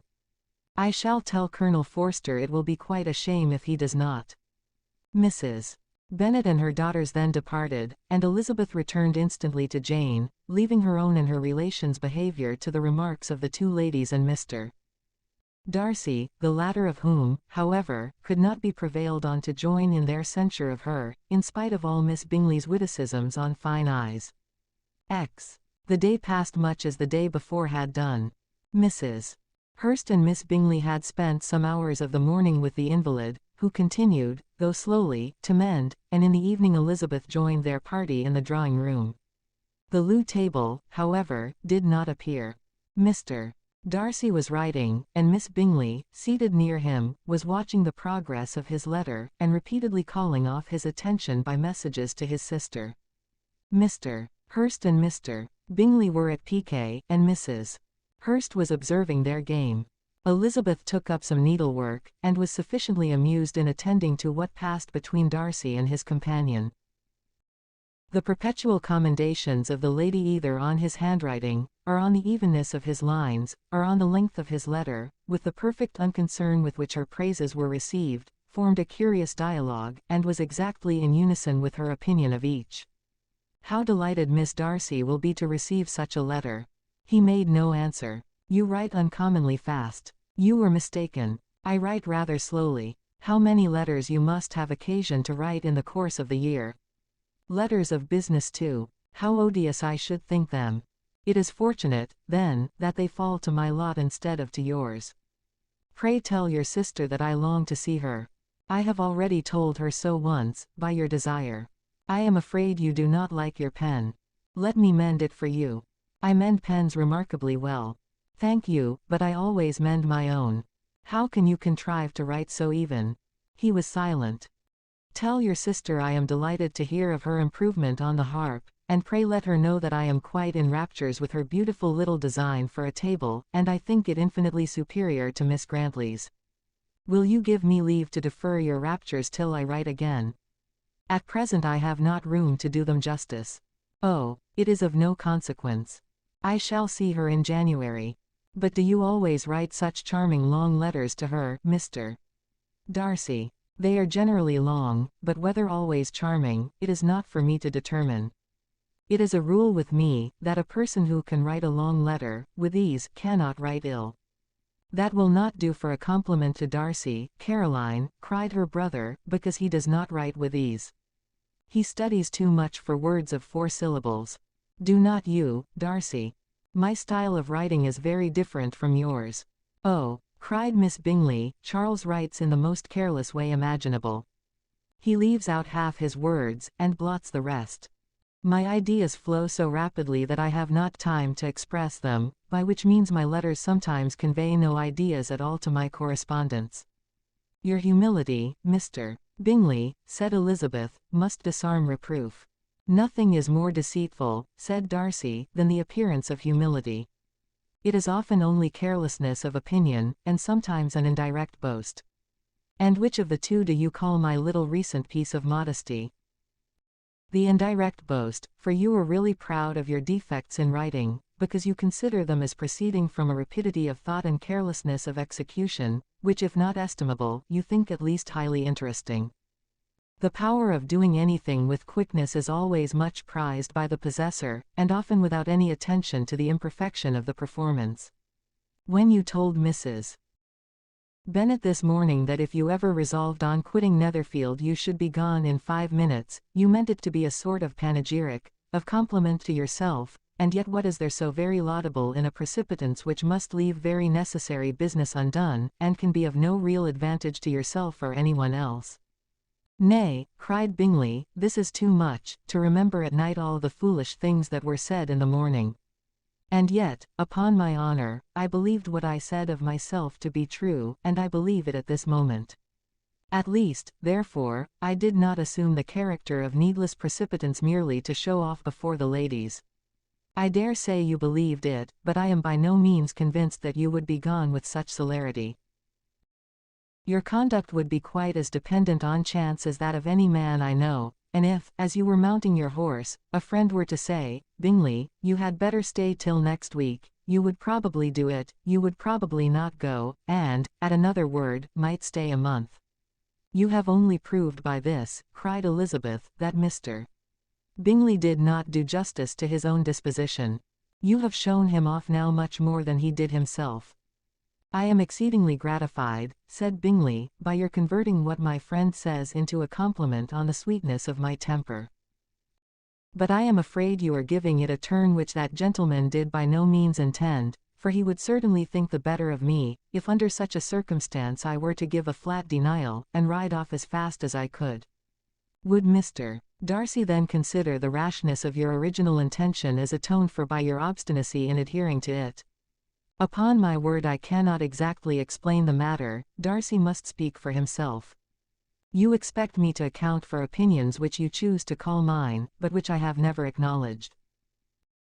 Allowing the case, however, to stand according to your representation, you must remember, Miss Bennet, that the friend who is supposed to desire his return to the house, and the delay of his plan, has merely desired it, asked it without offering one argument in favor of its propriety. To yield readily, easily, to the persuasion of a friend is no merit with you. To yield without conviction is no compliment to the understanding of either. You appear to me, Mr. Darcy, to allow nothing for the influence of friendship and affection. A regard for the requester would often make one readily yield to a request, without waiting for arguments to reason one into it. I am not particularly speaking of such a case as you have supposed about Mr. Bingley. We may as well wait, perhaps, till the circumstance occurs, before we discuss the discretion of his behavior thereupon.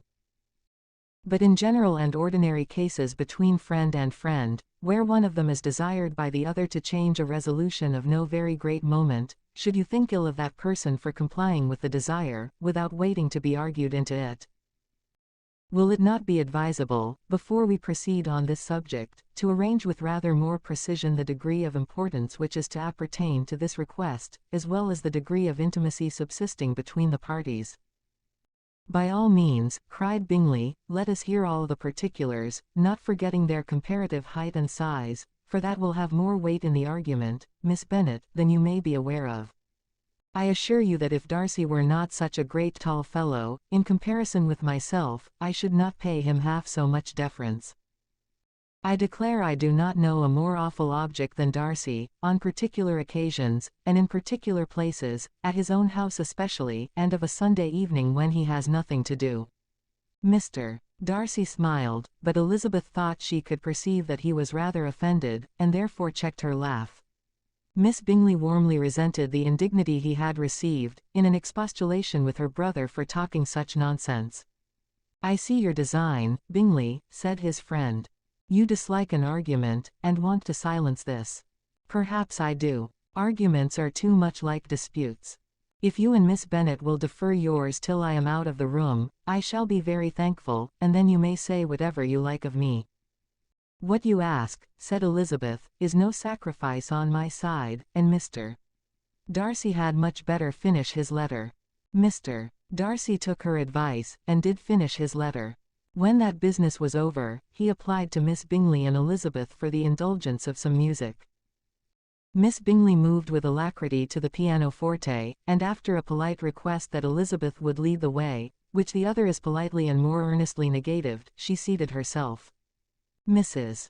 Hurst sang with her sister, and while they were thus employed Elizabeth could not help observing as she turned over some music books that lay on the instrument, how frequently Mr. Darcy's eyes were fixed on her.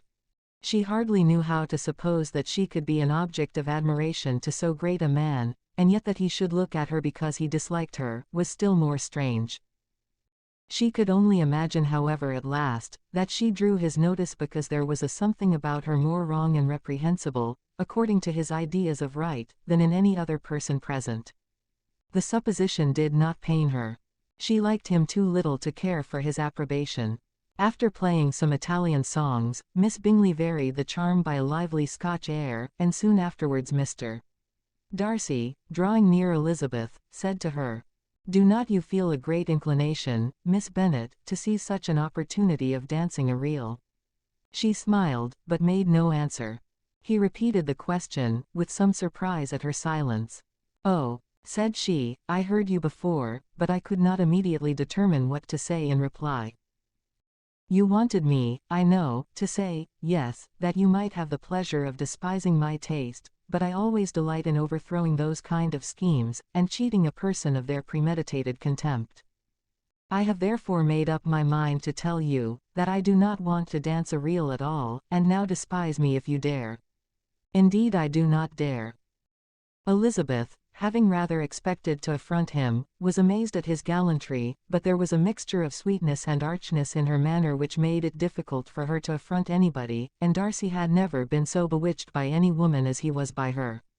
He really believed, that were it not for the inferiority of her connections, he should be in some danger. Miss Bingley saw, or suspected enough to be jealous, and her great anxiety for the recovery of her dear friend Jane, received some assistance from her desire of getting rid of Elizabeth. She often tried to provoke Darcy into disliking her guest, by talking of their supposed marriage, and planning his happiness in such an alliance.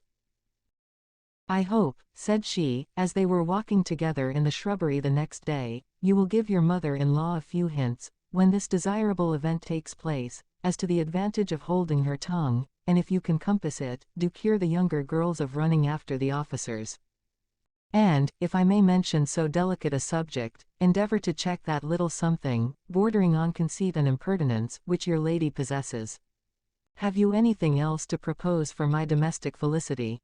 Oh, yes. Do let the portraits of your uncle and Aunt Phillips be placed in the gallery at Pemberley. Put them next to your great-uncle the judge. They are in the same profession, you know, only in different lines. As for your Elizabeth's picture, you must not attempt to have it taken, for what painter could do justice to those beautiful eyes? It would not be easy, indeed, to catch their expression, but their color and shape, and the eyelashes, so remarkably fine, might be copied." At that moment they were met from another walk, by Mrs. Hurst and Elizabeth herself. "I did not know that you intended to walk," said Miss Bingley, in some confusion, lest they had been overheard. "You used us abominably ill," answered Mrs. Hurst, "in running away without telling us that you were coming out." Then taking the disengaged arm of Mr. Darcy, she left Elizabeth to walk by herself. The path just admitted 3. Mr. Darcy felt their rudeness and immediately said, "This walk is not wide enough for our party. We had better go into the avenue." But Elizabeth, who had not the least inclination to remain with them, laughingly answered, "No, no, stay where you are. You are charmingly grouped, and appear to uncommon advantage. The picturesque would be spoilt by admitting a 4th.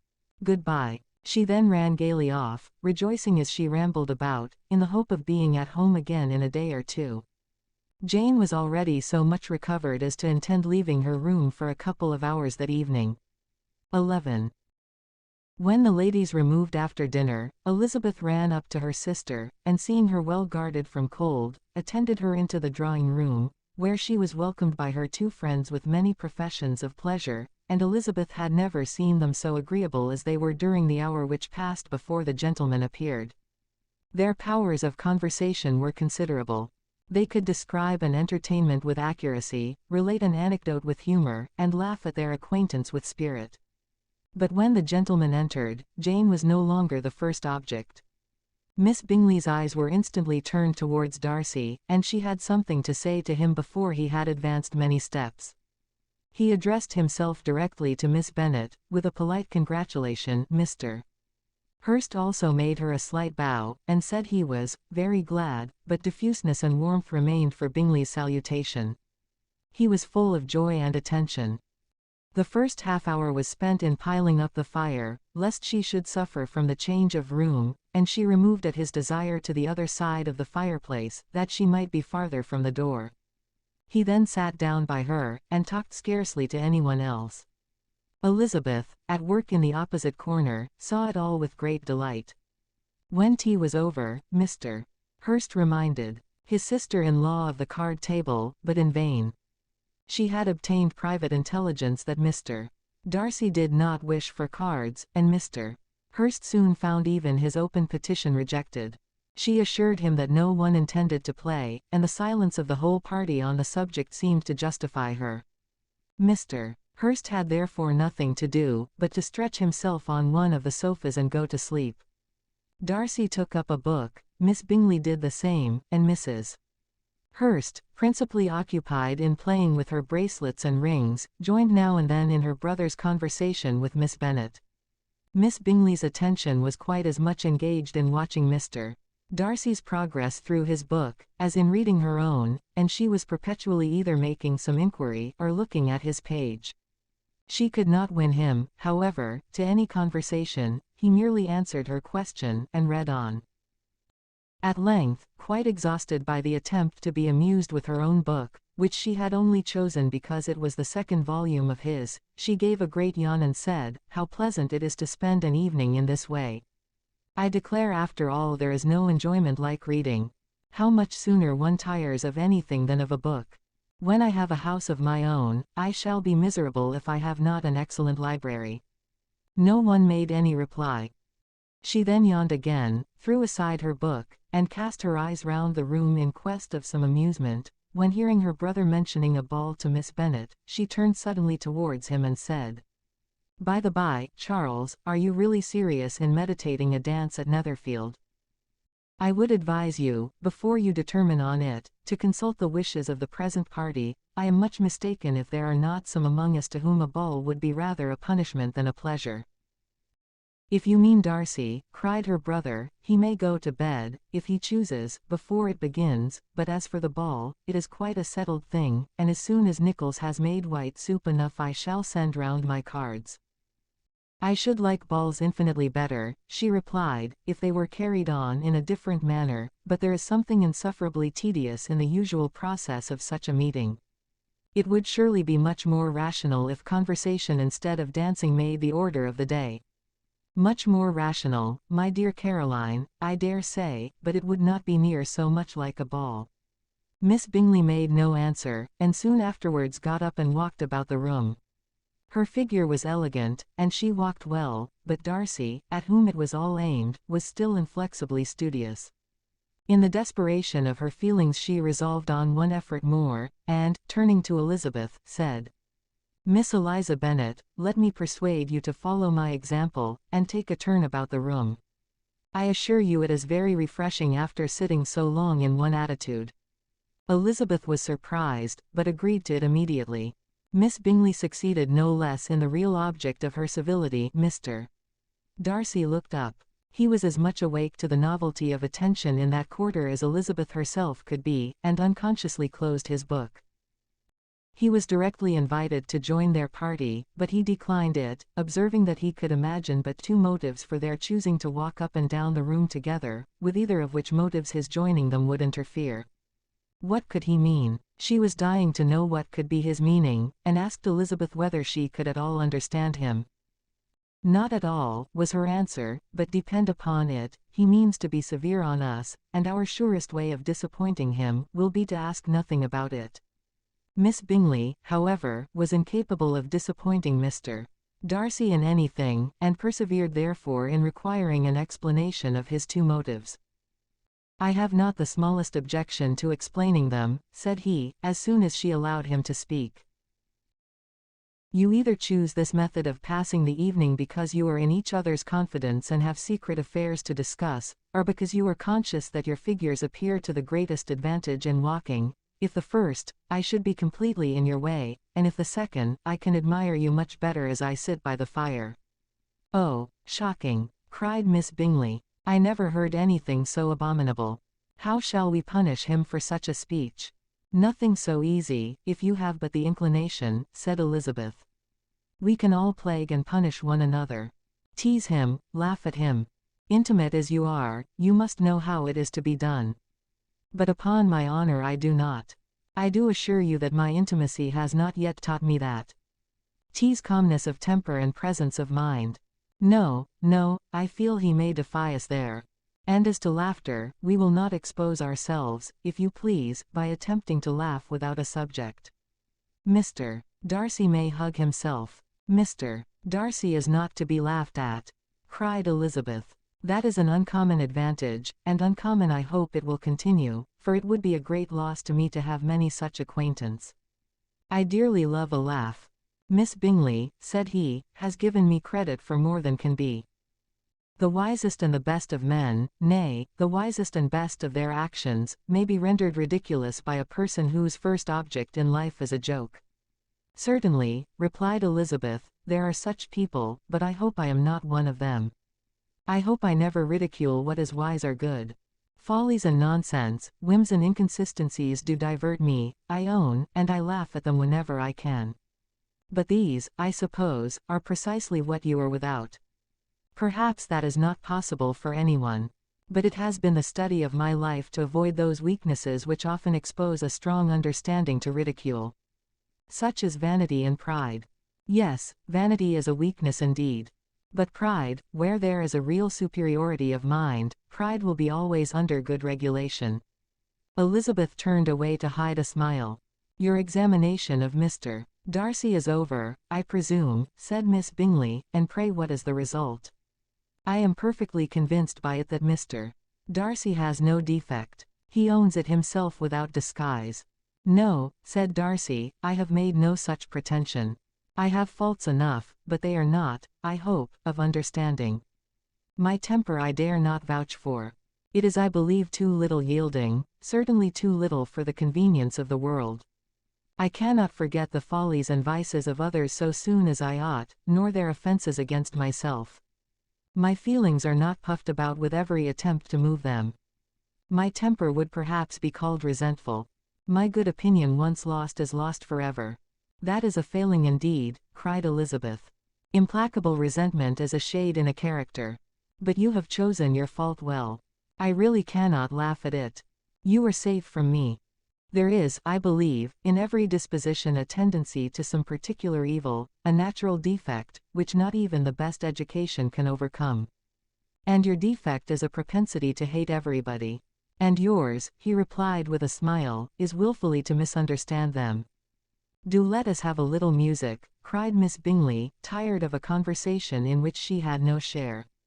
"Louisa, you will not mind my waking Mr. Hurst."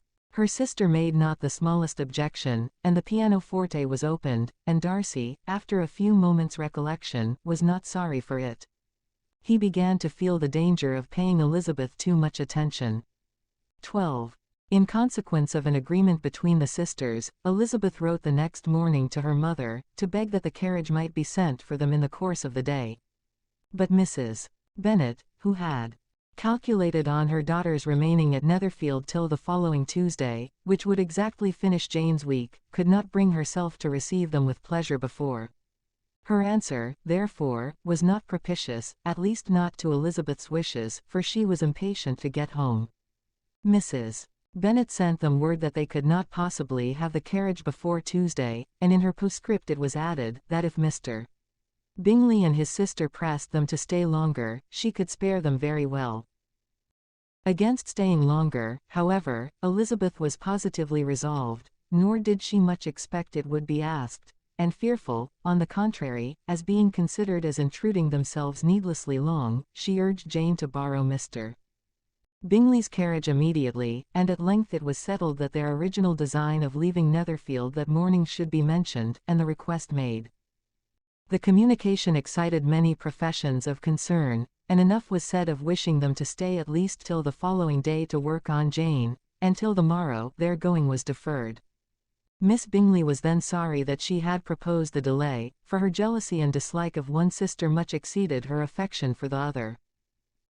The master of the house heard with real sorrow that they were to go so soon, and repeatedly tried to persuade Miss Bennet that it would not be safe for her, that she was not enough recovered, but Jane was firm where she felt herself to be right. To Mr. Darcy it was welcome intelligence. Elizabeth had been at Netherfield long enough. She attracted him more than he liked, and Miss Bingley was uncivil to her, and more teasing than usual to himself. He wisely resolved to be particularly careful that no sign of admiration should now escape him, nothing that could elevate her with the hope of influencing his felicity, sensible that if such an idea had been suggested, his behavior during the last day must have material weight in confirming or crushing it. Steady to his purpose, he scarcely spoke 10 words to her through the whole of Saturday, and though they were at one time left by themselves for half an hour, he adhered most conscientiously to his book, and would not even look at her. On Sunday, after morning service, the separation, so agreeable to almost all, took place. Miss Bingley's civility to Elizabeth increased at last very rapidly, as well as her affection for Jane, and when they parted, after assuring the latter of the pleasure it would always give her to see her either at Longbourn or Netherfield, and embracing her most tenderly, she even shook hands with the former. Elizabeth took leave of the whole party in the liveliest spirits. They were not welcomed home very cordially by their mother. Mrs. Bennet wondered at their coming, and thought them very wrong to give so much trouble, and was sure Jane would have caught cold again. But their father, though very laconic in his expressions of pleasure, was really glad to see them. He had felt their importance in the family circle. The evening conversation, when they were all assembled, had lost much of its animation, and almost all its sense, by the absence of Jane and Elizabeth. They found Mary, as usual, deep in the study of thorough base and human nature, and had some new extracts to admire, and some new observations of threadbare morality to listen to. Catherine and Lydia had information for them of a different sort. Much had been done, and much had been said in the regiment since the preceding Wednesday. Several of the officers had dined lately with their uncle, a private had been flogged, and it had actually been hinted that Colonel Forster was going to be married. 13. I hope, my dear, said Mr. Bennet to his wife, as they were at breakfast the next morning, that you have ordered a good dinner today, because I have reason to expect an addition to our family party. Who do you mean, my dear? I know of nobody that is coming, I am sure, unless Charlotte Lucas should happen to call in, and I hope my dinners are good enough for her. I do not believe she often sees such at home. The person of whom I speak is a gentleman and a stranger. Mrs. Bennet's eyes sparkled. A gentleman and a stranger. It is Mr. Bingley, I am sure. Why, Jane, you never dropped a word of this, you sly thing. Well, I am sure I shall be extremely glad to see Mr. Bingley. But, good Lord, how unlucky, there is not a bit of fish to be got today. Lydia, my love, ring the bell. I must speak to Hill, this moment. It is not Mr. Bingley, said her husband, it is a person whom I never saw in the whole course of my life. This roused a general astonishment, and he had the pleasure of being eagerly questioned by his wife and 5 daughters at once. After amusing himself some time with their curiosity, he thus explained. About a month ago I received this letter, and about a fortnight ago I answered it, for I thought it a case of some delicacy and requiring early attention. It is from my cousin, Mr. Collins, who, when I am dead, may turn you all out of this house as soon as he pleases. "Oh, my dear," cried his wife, "I cannot bear to hear that mentioned. Pray do not talk of that odious man. I do think it is the hardest thing in the world, that your estate should be entailed away from your own children, and I am sure if I had been you, I should have tried long ago to do something or other about it." Jane and Elizabeth attempted to explain to her the nature of an entail. They had often attempted it before, but it was a subject on which Mrs. Bennet was beyond the reach of reason, and she continued to rail bitterly against the cruelty of settling an estate away from a family of 5 daughters, in favor of a man whom nobody cared anything about. "It certainly is a most iniquitous affair," said Mr. Bennet, "and nothing can clear Mr. Collins from the guilt of inheriting Longbourn. But if you will listen to his letter, you may perhaps be a little softened by his manner of expressing himself." "No, that I am sure I shall not, and I think it was very impertinent of him to write to you at all, and very hypocritical. I hate such false friends. Why could not he keep on quarreling with you, as his father did before him? Why, indeed, he does seem to have had some filial scruples on that head, as you will hear." Hunsford, near Westerham, Kent. The 15th of October.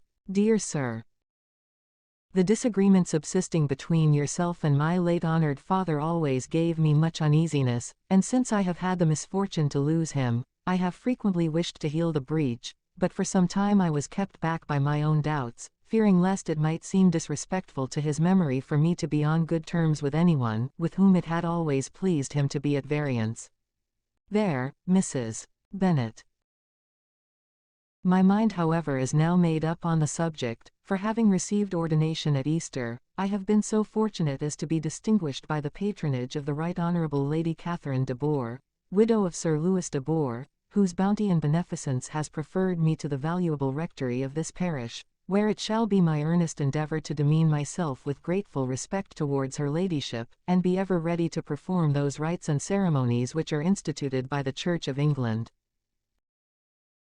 As a clergyman, moreover, I feel it my duty to promote and establish the blessing of peace in all families within the reach of my influence, and on these grounds I flatter myself that my present overtures of goodwill are highly commendable, and that the circumstance of my being next in the entail of Longbourn estate, will be kindly overlooked on your side, and not lead you to reject the offered olive branch.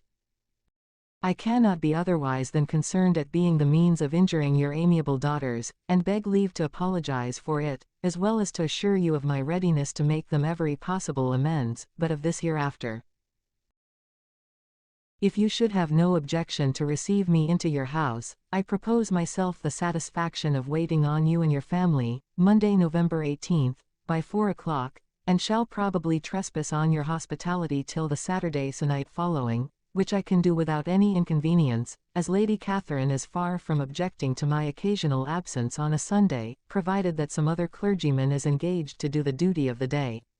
I remain, dear sir, with respectful compliments to your lady and daughters, your well-wisher and friend, William Collins. At 4 o'clock, therefore, we may expect this peacemaking gentleman, said Mr. Bennet, as he folded up the letter. He seems to be a most conscientious and polite young man, upon my word, and I doubt not will prove a valuable acquaintance, especially if Lady Catherine should be so indulgent as to let him come to us again. There is some sense in what he says about the girls however, and if he is disposed to make them any amends, I shall not be the person to discourage him. Though it is difficult, said Jane, to guess in what way he can mean to make us the atonement he thinks our due, the wish is certainly to his credit. Elizabeth was chiefly struck with his extraordinary deference for Lady Catherine, and his kind intention of christening, marrying, and burying his parishioners whenever it were required. He must be an oddity, I think, said she. I cannot make him out. There is something very pompous in his style. And what can he mean by apologizing for being next in the entail? We cannot suppose he would help it, if he could. Can he be a sensible man, sir? No, my dear, I think not. I have great hopes of finding him quite the reverse. There is a mixture of servility and self-importance in his letter, which promises well. I am impatient to see him. In point of composition, said Mary, his letter does not seem defective. The idea of the olive branch perhaps is not wholly new, yet I think it is well expressed. To Catherine and Lydia, neither the letter nor its writer were in any degree interesting. It was next to impossible that their cousin should come in a scarlet coat, and it was now some weeks since they had received pleasure from the society of a man in any other color. As for their mother, Mr. Collins's letter had done away much of her ill will, and she was preparing to see him with a degree of composure which astonished her husband and daughters. Mr. Collins was punctual to his time, and was received with great politeness by the whole family. Mr. Bennet indeed said little, but the ladies were ready enough to talk, and Mr. Collins seemed neither in need of encouragement, nor inclined to be silent himself. He was a tall, heavy-looking young man of 25. His air was grave and stately, and his manners were very formal. He had not been long seated before he complimented Mrs. Bennet on having so fine a family of daughters, said he had heard much of their beauty, but that, in this instance, fame had fallen short of the truth, and added, that he did not doubt her seeing them all in due time well disposed of in marriage. This gallantry was not much to the taste of some of his hearers, but Mrs. Bennet, who quarrelled with no compliments, answered most readily, "You are very kind, sir, I am sure, and I wish with all my heart it may prove so, for else they will be destitute enough. Things are settled so oddly. You allude perhaps to the entail of this estate." "Ah, sir, I do indeed. It is a grievous affair to my poor girls, you must confess. Not that I mean to find fault with you, for such things I know are all chance in this world. There is no knowing how estates will go when once they come to be entailed. I am very sensible, madam, of the hardship to my fair cousins, and could say much on the subject, but that I am cautious of appearing forward and precipitate. But I can assure the young ladies that I come prepared to admire them. At present I will not say more, but perhaps when we are better acquainted." He was interrupted by a summons to dinner, and the girls smiled on each other. They were not the only objects of Mr. Collins's admiration. The hall, the dining room, and all its furniture were examined and praised, and his commendation of everything would have touched Mrs. Bennet's heart, but for the mortifying supposition of his viewing it all as his own future property. The dinner too in its turn was highly admired, and he begged to know to which of his fair cousins the excellence of its cookery was owing. But here he was set right by Mrs. Bennet, who assured him with some asperity that they were very well able to keep a good cook, and that her daughters had nothing to do in the kitchen. He begged pardon for having displeased her. In a softened tone she declared herself not at all offended, but he continued to apologize for about a quarter of an hour. 14. During dinner, Mr. Bennet scarcely spoke at all, but when the servants were withdrawn, he thought it time to have some conversation with his guest, and therefore started a subject in which he expected him to shine, by observing that he seemed very fortunate in his patroness. Lady Catherine de Bourgh's attention to his wishes, and consideration for his comfort, appeared very remarkable. Mr. Bennet could not have chosen better. Mr. Collins was eloquent in her praise. The subject elevated him to more than usual solemnity of manner, and with a most important aspect he protested that he had never in his life witnessed such behavior in a person of rank, such affability and condescension, as he had himself experienced from Lady Catherine. She had been graciously pleased to approve of both the discourses, which he had already had the honor of preaching before her. She had also asked him twice to dine at Rosings, and had sent for him only the Saturday before, to make up her pool of quadrille in the evening. Lady Catherine was reckoned proud by many people he knew, but he had never seen anything but affability in her. She had always spoken to him as she would to any other gentleman. She made not the smallest objection to his joining in the society of the neighbourhood, nor to his leaving his parish occasionally for a week or two, to visit his relations. She had even condescended to advise him to marry as soon as he could, provided he chose with discretion, and had once paid him a visit in his humble parsonage, where she had perfectly approved all the alterations he had been making, and had even vouchsafed to suggest some herself, some shelves in the closets upstairs. "That is all very proper and civil, I am sure," said Mrs. Bennet, "and I dare say she is a very agreeable woman. It is a pity that great ladies in general are not more like her. Does she live near you, sir?" The garden in which stands my humble abode, is separated only by a lane from Rosings Park, her ladyship's residence. I think you said she was a widow, sir. Has she any family? She has one only daughter, the heiress of Rosings, and of very extensive property. Ah, cried Mrs. Bennet, shaking her head, then she is better off than many girls. And what sort of young lady is she? Is she handsome? She is a most charming young lady indeed. Lady Catherine herself says that in point of true beauty, Miss de Bourgh is far superior to the handsomest of her sex, because there is that in her features which marks the young woman of distinguished birth. She is unfortunately of a sickly constitution, which has prevented her making that progress in many accomplishments, which she could not otherwise have failed of, as I am informed by the lady who superintended her education, and who still resides with them. But she is perfectly amiable, and often condescends to drive by my humble abode in her little phaeton and ponies. Has she been presented? I do not remember her name among the ladies at court. Her indifferent state of health unhappily prevents her being in town, and by that means, as I told Lady Catherine myself one day, has deprived the British court of its brightest ornament. Her ladyship seemed pleased with the idea, and you may imagine that I am happy on every occasion to offer those little delicate compliments which are always acceptable to ladies. I have more than once observed to Lady Catherine, that her charming daughter seemed born to be a duchess, and that the most elevated rank, instead of giving her consequence, would be adorned by her. These are the kind of little things which please her ladyship, and it is a sort of attention which I conceive myself peculiarly bound to pay. You judge very properly, said Mr. Bennet, and it is happy for you that you possess the talent of flattering with delicacy. May I ask whether these pleasing attentions proceed from the impulse of the moment, or are the result of previous study? They arise chiefly from what is passing at the time, and though I sometimes amuse myself with suggesting and arranging such little elegant compliments as may be adapted to ordinary occasions, I always wish to give them as unstudied an air as possible.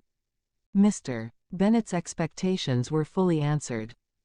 His cousin was as absurd as he had hoped, and he listened to him with the keenest enjoyment, maintaining at the same time the most resolute composure of countenance, and except in an occasional glance at Elizabeth, requiring no partner in his pleasure. By tea-time, however, the dose had been enough, and Mr. Bennet was glad to take his guest into the drawing-room again, and when tea was over, glad to invite him to read aloud to the ladies. Mr. Collins readily assented, and a book was produced, but on beholding it, for everything announced it to be from a circulating library, he started back, and begging pardon, protested that he never read novels. Kitty stared at him, and Lydia exclaimed. Other books were produced, and after some deliberation he chose Fortis's Sermons. Lydia gaped as he opened the volume, and before he had, with very monotonous solemnity, read 3 pages, she interrupted him with, "Do you know, Mamma, that my Uncle Phillips talks of turning away Richard, and if he does, Colonel Forster will hire him. My aunt told me so herself on Saturday. I shall walk to Meryton tomorrow to hear more about it, and to ask when Mr. Denny comes back from town." Lydia was bid by her 2 eldest sisters to hold her tongue, but Mr. Collins, much offended, laid aside his book, and said, "I have often observed how little young ladies are interested by books of a serious stamp, though written solely for their benefit. It amazes me, I confess, for certainly, there can be nothing so advantageous to them as instruction. But I will no longer importune my young cousin." Then turning to Mr. Bennet, he offered himself as his antagonist at backgammon. Mr. Bennet accepted the challenge, observing that he acted very wisely in leaving the girls to their own trifling amusements. Mrs. Bennet and her daughters apologized most civilly for Lydia's interruption, and promised that it should not occur again, if he would resume his book, but Mr. Collins, after assuring them that he bore his young cousin no ill will, and should never resent her behavior as any affront, seated himself at another table with Mr. Bennet, and prepared for backgammon. 15. Mr. Collins was not a sensible man, and the deficiency of nature had been but little assisted by education or society, the greatest part of his life having been spent under the guidance of an illiterate and miserly father, and though he belonged to one of the universities, he had merely kept the necessary terms, without forming at it any useful acquaintance. The subjection in which his father had brought him up, had given him originally great humility of manner, but it was now a good deal counteracted by the self-conceit of a weak head, living in retirement, and the consequential feelings of early and unexpected prosperity. A fortunate chance had recommended him to Lady Catherine de Bourgh when the living of Hunsford was vacant, and the respect which he felt for her high rank, and his veneration for her as his patroness, mingling with a very good opinion of himself, of his authority as a clergyman, and his rights as a rector, made him altogether a mixture of pride and obsequiousness, self-importance and humility. Having now a good house and very sufficient income, he intended to marry, and in seeking a reconciliation with the Longbourn family he had a wife in view, as he meant to choose one of the daughters, if he found them as handsome and amiable as they were represented by common report. This was his plan of amends, of atonement, for inheriting their father's estate, and he thought it an excellent one, full of eligibility and suitableness, and excessively generous and disinterested on his own part. His plan did not vary on seeing them. Miss Bennet's lovely face confirmed his views, and established all his strictest notions of what was due to seniority, and for the first evening she was his settled choice. The next morning, however, made an alteration, for in a quarter of an hour's tête-à-tête with Mrs. Bennet before breakfast, a conversation beginning with his parsonage house, and leading naturally to the avowal of his hopes, that a mistress for it might be found at Longbourn, produced from her, amid very complaisant smiles and general encouragement, a caution against the very Jane he had fixed on. As to her younger daughters she could not take upon her to say, she could not positively answer, but she did not know of any prepossession. Her eldest daughter, she must just mention, she felt it incumbent on her to hint, was likely to be very soon engaged. Mr. Collins had only to change from Jane to Elizabeth, and it was soon done while Mrs. Bennet was stirring the fire. Elizabeth, equally next to Jane in birth and beauty, succeeded her of course. Mrs.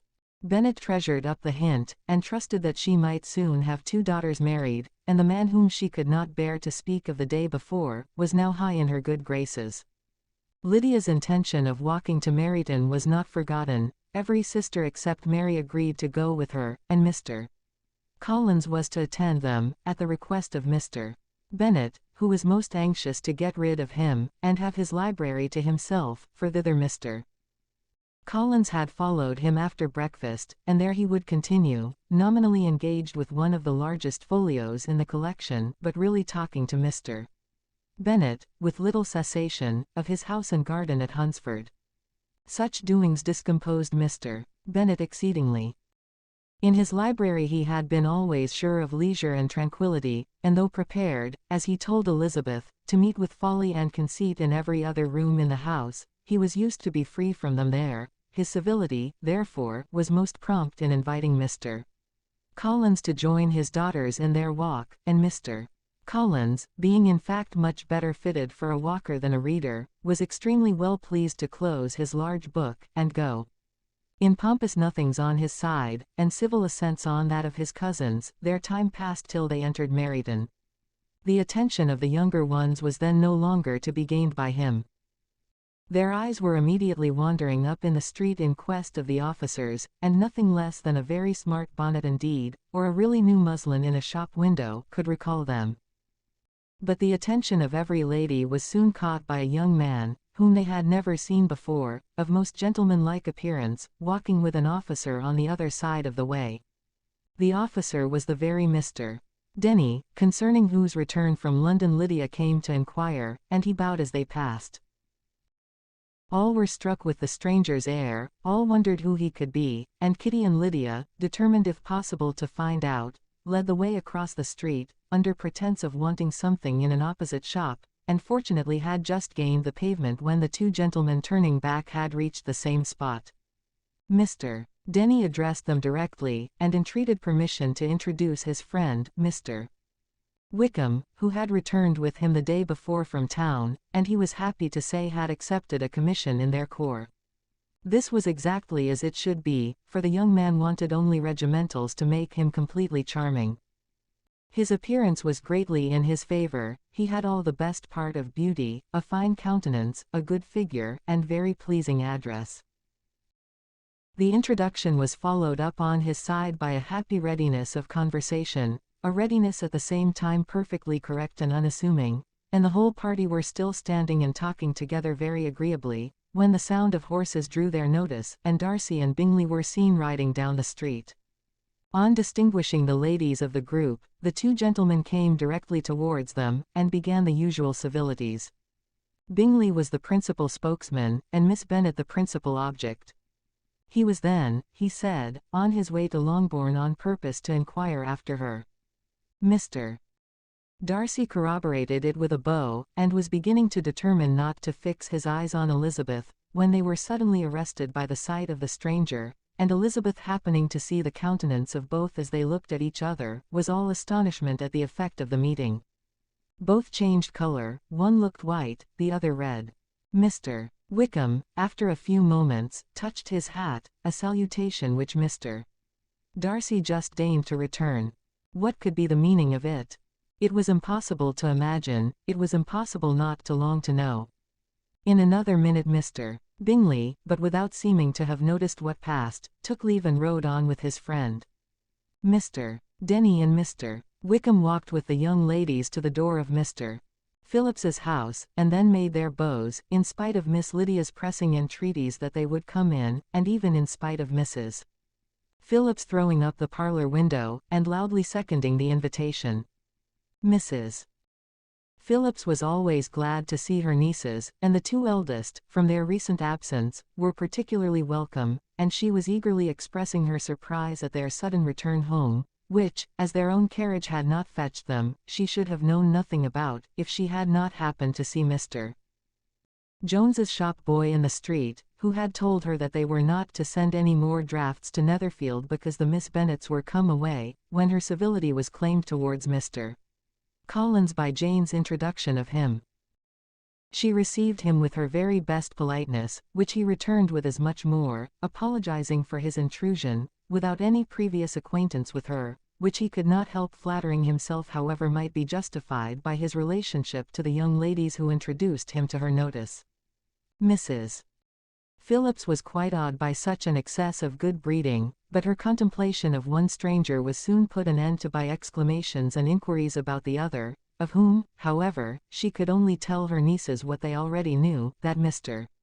Denny had brought him from London, and that he was to have a lieutenant's commission in the shire.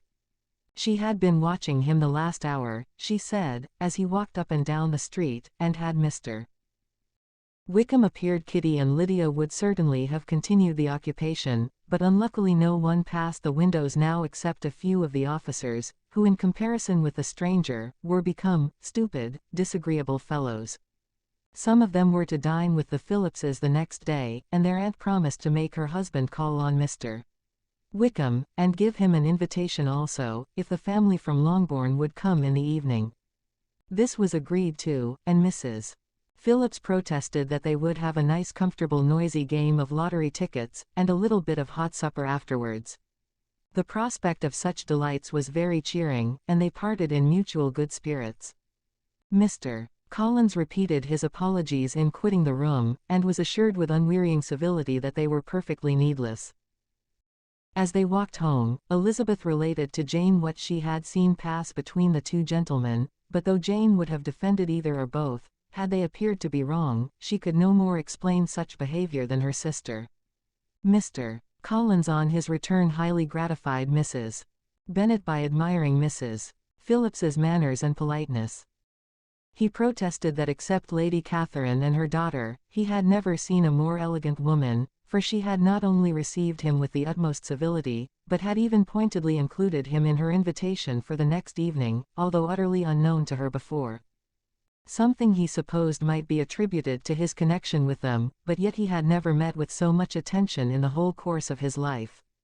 16. As no objection was made to the young people's engagement with their aunt, and all Mr. Collins's scruples of leaving Mr. and Mrs. Bennet for a single evening during his visit were most steadily resisted. The coach conveyed him and his 5 cousins at a suitable hour to Meryton, and the girls had the pleasure of hearing, as they entered the drawing-room, that Mr. Wickham had accepted their uncle's invitation, and was then in the house. When this information was given, and they had all taken their seats, Mr. Collins was at leisure to look around him and admire, and he was so much struck with the size and furniture of the apartment, that he declared he might almost have supposed himself in the small summer breakfast parlour at Rosings, a comparison that did not at first convey much gratification, but when Mrs. Phillips understood from him what Rosings was, and who was its proprietor, when she had listened to the description of only one of Lady Catherine's drawing-rooms, and found that the chimney-piece alone had cost £800, she felt all the force of the compliment, and would hardly have resented a comparison with the housekeeper's room. In describing to her all the grandeur of Lady Catherine and her mansion, with occasional digressions in praise of his own humble abode, and the improvements it was receiving, he was happily employed until the gentlemen joined them, and he found in Mrs. Phillips a very attentive tenor, whose opinion of his consequence increased with what she heard, and who was resolving to retail it all among her neighbours as soon as she could. To the girls, who could not listen to their cousin, and who had nothing to do but to wish for an instrument, and examine their own indifferent imitations of china on the mantelpiece, the interval of waiting appeared very long. It was over at last, however. The gentleman did approach, and when Mr. Wickham walked into the room, Elizabeth felt that she had neither been seeing him before, nor thinking of him since, with the smallest degree of unreasonable admiration.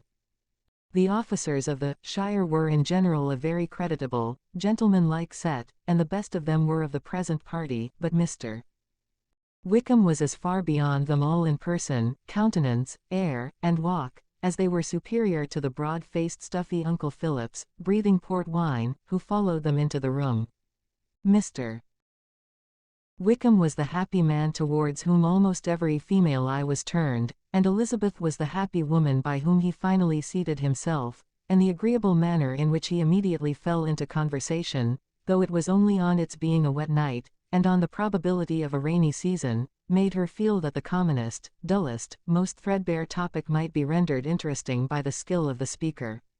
With such rivals for the notice of the fair, as Mr. Wickham and the officers, Mr. Collins seemed likely to sink into insignificance. To the young ladies he certainly was nothing, but he had still at intervals a kind listener in Mrs. Phillips, and was, by her watchfulness, most abundantly supplied with coffee and muffin. When the card tables were placed, he had an opportunity of obliging her in return, by sitting down to whist. "I know little of the game, at present," said he, "but I shall be glad to improve myself, for in my situation of life, Mrs. Phillips was very thankful for his compliance, but could not wait for his reason. Mr. Wickham did not play at whist, and with ready delight was he received at the other table between Elizabeth and Lydia. At first there seemed danger of Lydia's engrossing him entirely, for she was a most determined talker, but being likewise extremely fond of lottery tickets, she soon grew too much interested in the game, too eager in making bets and exclaiming after prizes, to have attention for anyone in particular.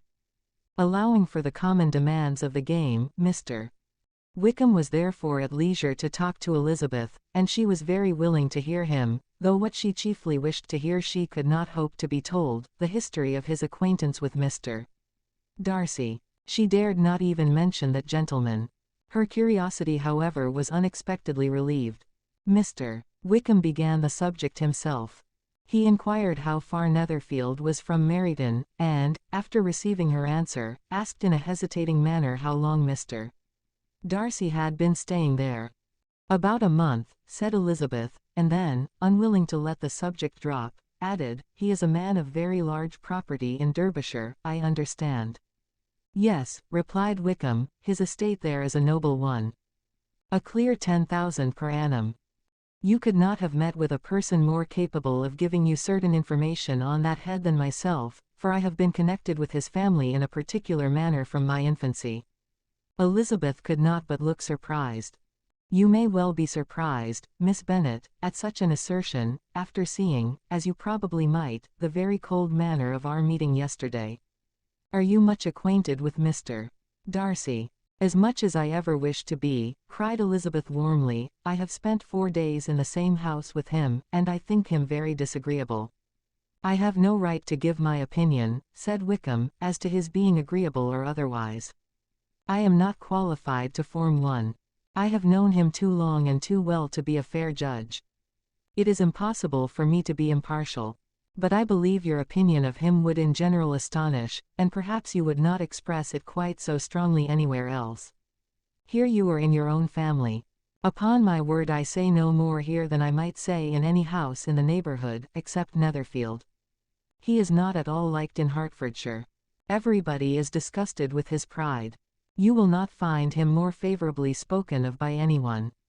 I cannot pretend to be sorry, said Wickham, after a short interruption, that he or that any man should not be estimated beyond their deserts, but with him I believe it does not often happen. The world is blinded by his fortune and consequence, or frightened by his high and imposing manners, and sees him only as he chooses to be seen. I should take him, even on my slight acquaintance, to be an ill-tempered man. Wickham only shook his head. I wonder, said he, at the next opportunity of speaking, whether he is likely to be in this country much longer. I do not at all know, but I heard nothing of his going away when I was at Netherfield. I hope your plans in favour of the shire will not be affected by his being in the neighbourhood. Oh, no, it is not for me to be driven away by Mr. Darcy. If he wishes to avoid seeing me, he must go. We are not on friendly terms, and it always gives me pain to meet him, but I have no reason for avoiding him but what I might proclaim to all the world, a sense of very great ill-usage, and most painful regrets at his being what he is. His father, Miss Bennet, the late Mr. Darcy, was one of the best men that ever breathed, and the truest friend I ever had, and I can never be in company with this Mr. Darcy without being grieved to the soul by 1,000 tender recollections. His behavior to myself has been scandalous, but I verily believe I could forgive him anything and everything, rather than his disappointing the hopes and disgracing the memory of his father. Elizabeth found the interest of the subject increase, and listened with all her heart, but the delicacy of it prevented farther inquiry. Mr. Wickham began to speak on more general topics, Meryton, the neighbourhood, the society, appearing highly pleased with all that he had yet seen, and speaking of the latter especially, with gentle but very intelligible gallantry. It was the prospect of constant society, and good society, he added, which was my chief inducement to enter the shire. I knew it to be a most respectable, agreeable corps, and my friend Denny tempted me farther by his account of their present quarters, and the very great attentions and excellent acquaintance Meryton had procured them. Society, I own, is necessary to me. I have been a disappointed man, and my spirits will not bear solitude. I must have employment and society. A military life is not what I was intended for, but circumstances have now made it eligible. The church ought to have been my profession. I was brought up for the church, and I should at this time have been in possession of a most valuable living, had it pleased the gentleman we were speaking of just now. Indeed, yes, the late Mr. Darcy bequeathed me the next presentation of the best living in his gift. He was my godfather, and excessively attached to me. I cannot do justice to his kindness. He meant to provide for me amply, and thought he had done it, but when the living fell, it was given elsewhere. Good heavens! Cried Elizabeth, but how could that be? How could his will be disregarded? Why did not you seek legal redress? There was just such an informality in the terms of the bequest as to give me no hope from law. A man of honor could not have doubted the intention, but Mr. Darcy chose to doubt it, or to treat it as a merely conditional recommendation, and to assert that I had forfeited all claim to it by extravagance, imprudence, in short anything or nothing. Certain it is, that the living became vacant 2 years ago, exactly as I was of an age to hold it, and that it was given to another man, and no less certain is it, that I cannot accuse myself of having really done anything to deserve to lose it. I have a warm, unguarded temper, and I may perhaps have sometimes spoken my opinion of him, and to him, too freely. I can recall nothing worse. But the fact is, that we are very different sort of men, and that he hates me. This is quite shocking. He deserves to be publicly disgraced. Some time or other he will be, but it shall not be by me. Till I can forget his father, I can never defy or expose him." Elizabeth honored him for such feelings, and thought him handsomer than ever as he expressed them. "But what," said she, after a pause, "can have been his motive, what can have induced him to behave so cruelly? A thorough, determined dislike of me, a dislike which I cannot but attribute in some measure to jealousy. Had the late Mr. Darcy liked me less, his son might have borne with me better, but his father's uncommon attachment to me irritated him, I believe, very early in life. He had not a temper to bear the sort of competition in which we stood, the sort of preference which was often given me. I had not thought Mr.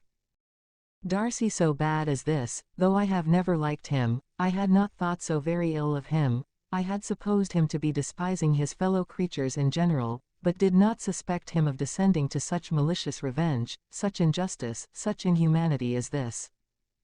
After a few minutes' reflection, however, she continued, "I do remember his boasting one day, at Netherfield, of the implacability of his resentments, of his having an unforgiving temper.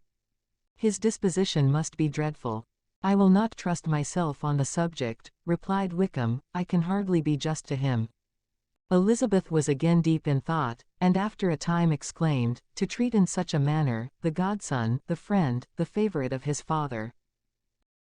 She could have added, "A young man too, like you, whose very countenance may vouch for your being amiable," but she contented herself with, "and one, too, who had probably been his own companion from childhood, connected together, as I think you said, in the closest manner. We were born in the same parish, within the same park, the greatest part of our youth was passed together, inmates of the same house, sharing the same amusements, objects of the same parental care. My father began life in the profession which your uncle, Mr. Phillips, appears to do so much credit to, but he gave up everything to be of use to the late Mr.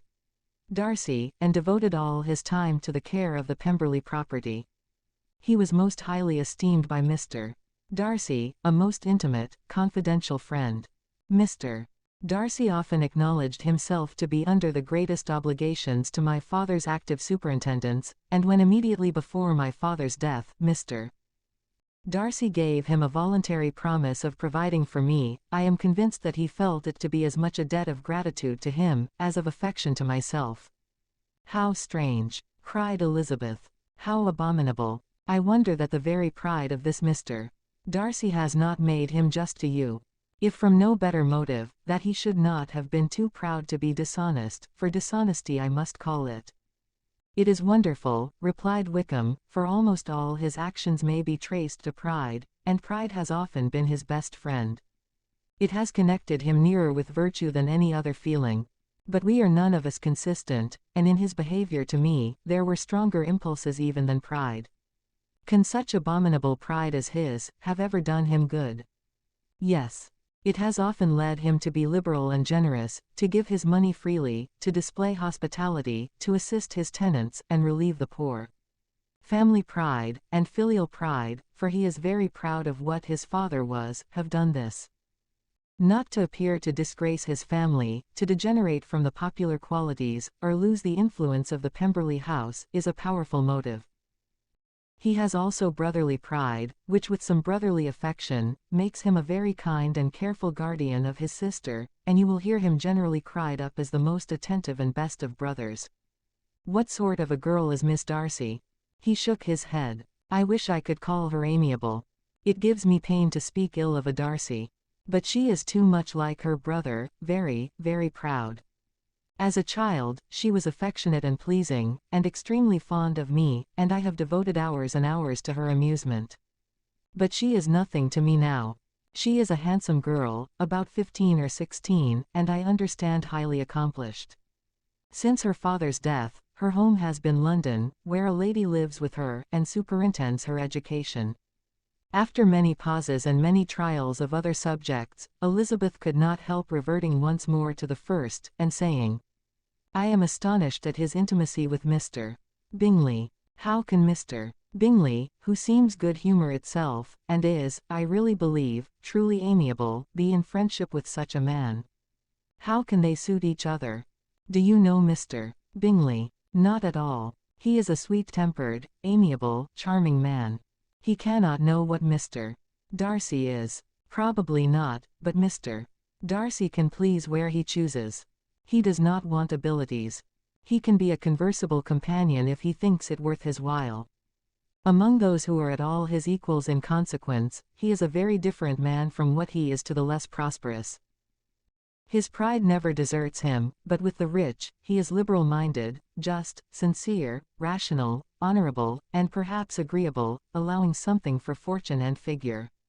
The whist party soon afterwards breaking up, the players gathered round the other table, and Mr. Collins took his station between his cousin Elizabeth and Mrs. Phillips. The usual inquiries as to his success were made by the latter. It had not been very great, he had lost every point, but when Mrs. Phillips began to express her concern thereupon, he assured her with much earnest gravity that it was not of the least importance, that he considered the money as a mere trifle, and begged she would not make herself uneasy.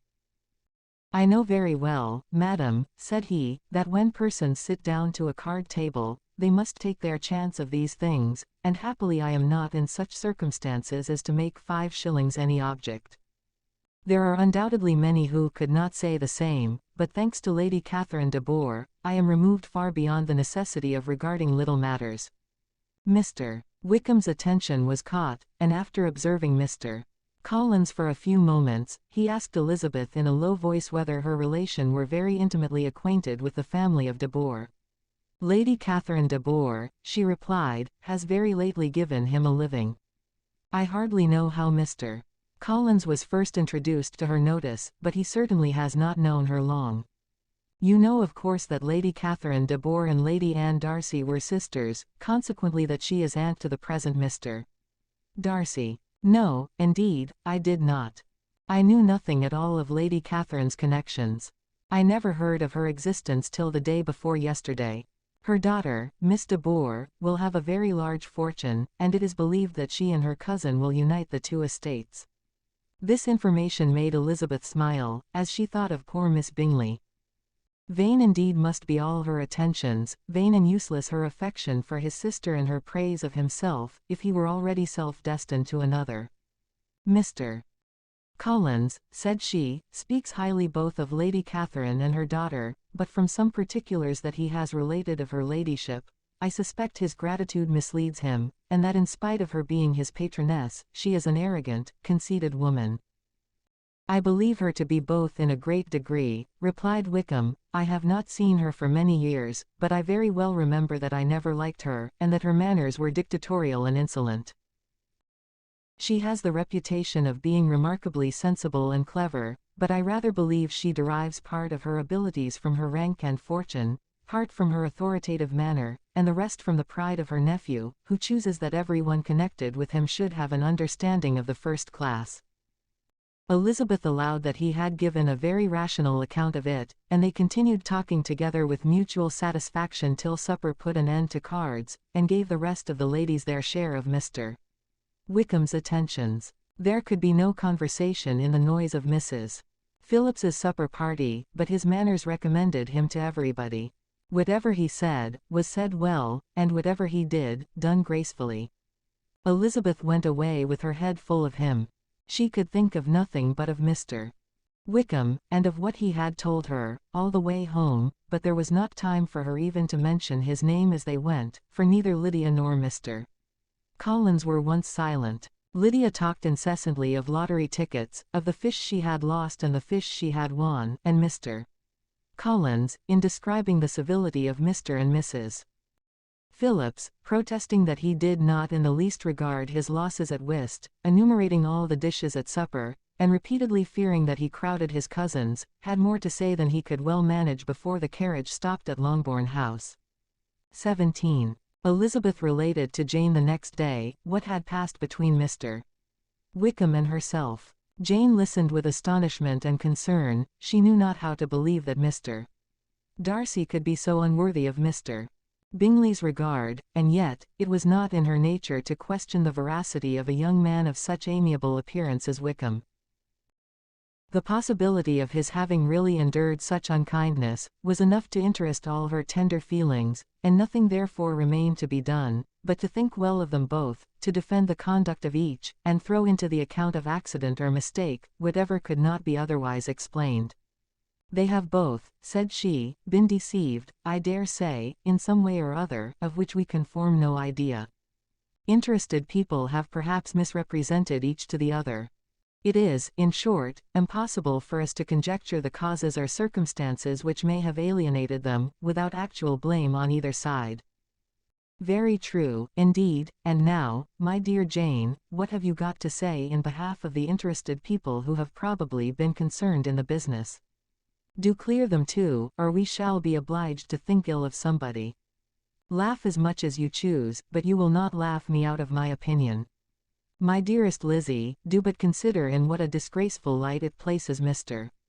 Darcy, to be treating his father's favourite in such a manner, one, whom his father had promised to provide for. It is impossible. No man of common humanity, no man who had any value for his character, could be capable of it. Can his most intimate friends be so excessively deceived in him? Oh, no. I can much more easily believe Mr. Bingley's being imposed on, than that Mr. Wickham should invent such a history of himself as he gave me last night, names, facts, everything mentioned without ceremony. If it be not so, let Mr. Darcy contradict it. Besides, there was truth in his looks. It is difficult indeed, it is distressing. One does not know what to think. I beg your pardon, one knows exactly what to think. But Jane could think with certainty on only one point, that Mr. Bingley, if he had been imposed on, would have much to suffer when the affair became public. The two young ladies were summoned from the shrubbery where this conversation passed, by the arrival of some of the very persons of whom they had been speaking. Mr. Bingley and his sisters came to give their personal invitation for the long-expected ball at Netherfield, which was fixed for the following Tuesday. The two ladies were delighted to see their dear friend again, called it an age since they had met, and repeatedly asked what she had been doing with herself since their separation. To the rest of the family they paid little attention, avoiding Mrs. Bennet as much as possible, saying not much to Elizabeth, and nothing at all to the others. They were soon gone again, rising from their seats with an activity which took their brother by surprise, and hurrying off as if eager to escape from Mrs.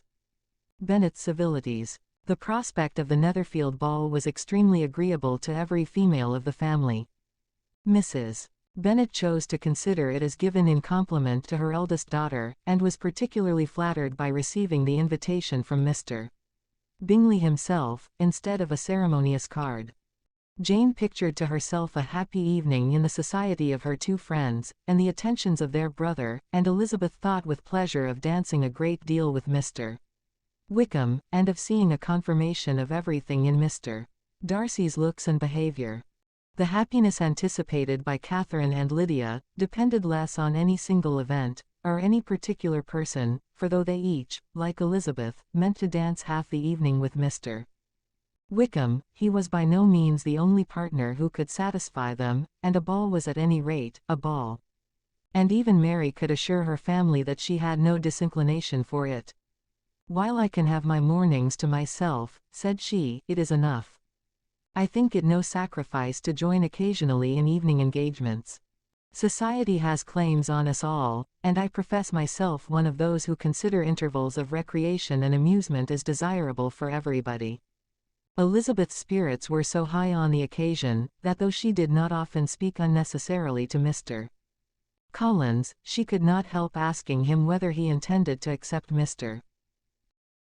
Bingley's invitation, and if he did, whether he would think it proper to join in the evening's amusement, and she was rather surprised to find that he entertained no scruple whatever on that head, and was very far from dreading a rebuke either from the Archbishop, or Lady Catherine de Bourgh, by venturing to dance. I am by no means of opinion, I assure you, said he, that a ball of this kind, given by a young man of character, to respectable people, can have any evil tendency, and I am so far from objecting to dancing myself that I shall hope to be honored with the hands of all my fair cousins in the course of the evening, and I take this opportunity of soliciting yours, Miss Elizabeth, for the 2 first dances especially, a preference which I trust my cousin Jane will attribute to the right cause, and not to any disrespect for her." Elizabeth felt herself completely taken in.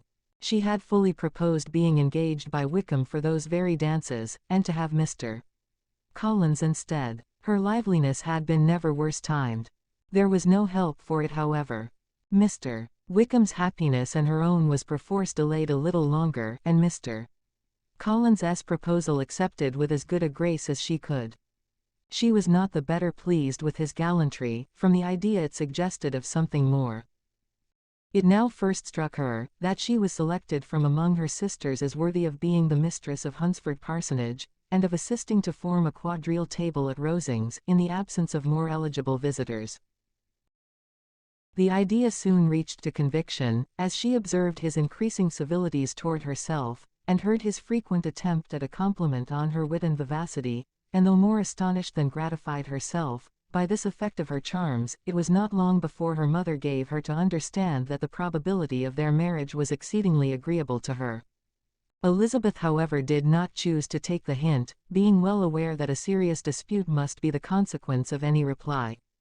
Mr. Collins might never make the offer, and till he did, it was useless to quarrel about him.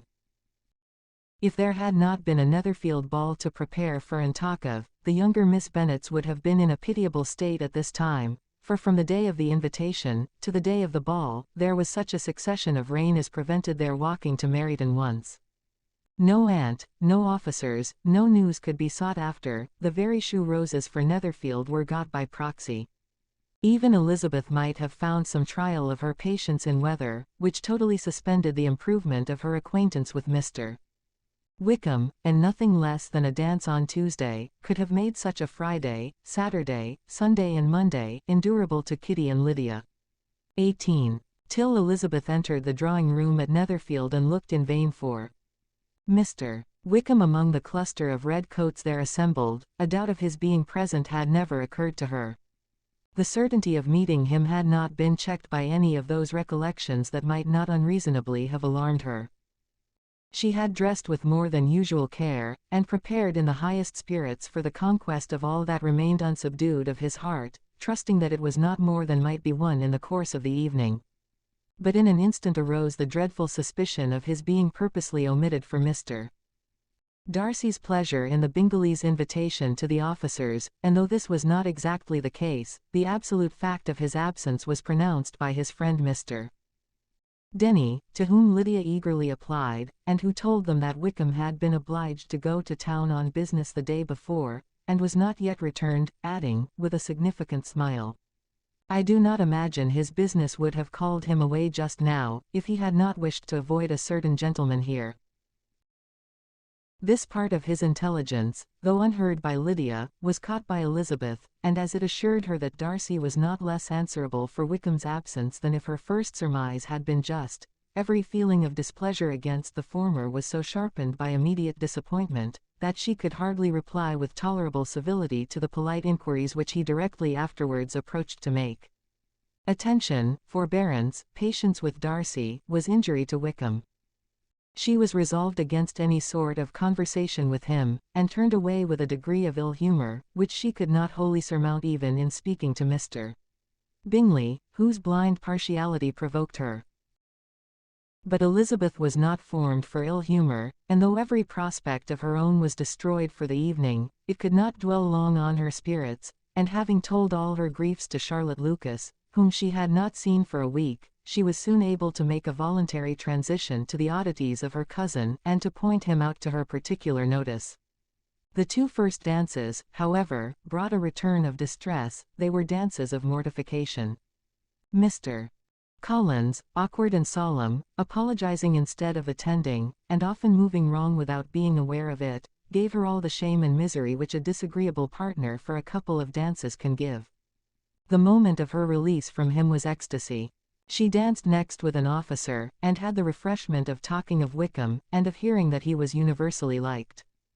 When those dances were over she returned to Charlotte Lucas, and was in conversation with her, when she found herself suddenly addressed by Mr. Darcy, who took her so much by surprise in his application for her hand, that, without knowing what she did, she accepted him. He walked away again immediately, and she was left to fret over her own want of presence of mind. Charlotte tried to console her. "I dare say you will find him very agreeable." "Heaven forbid. That would be the greatest misfortune of all. To find a man agreeable whom one is determined to hate. Do not wish me such an evil."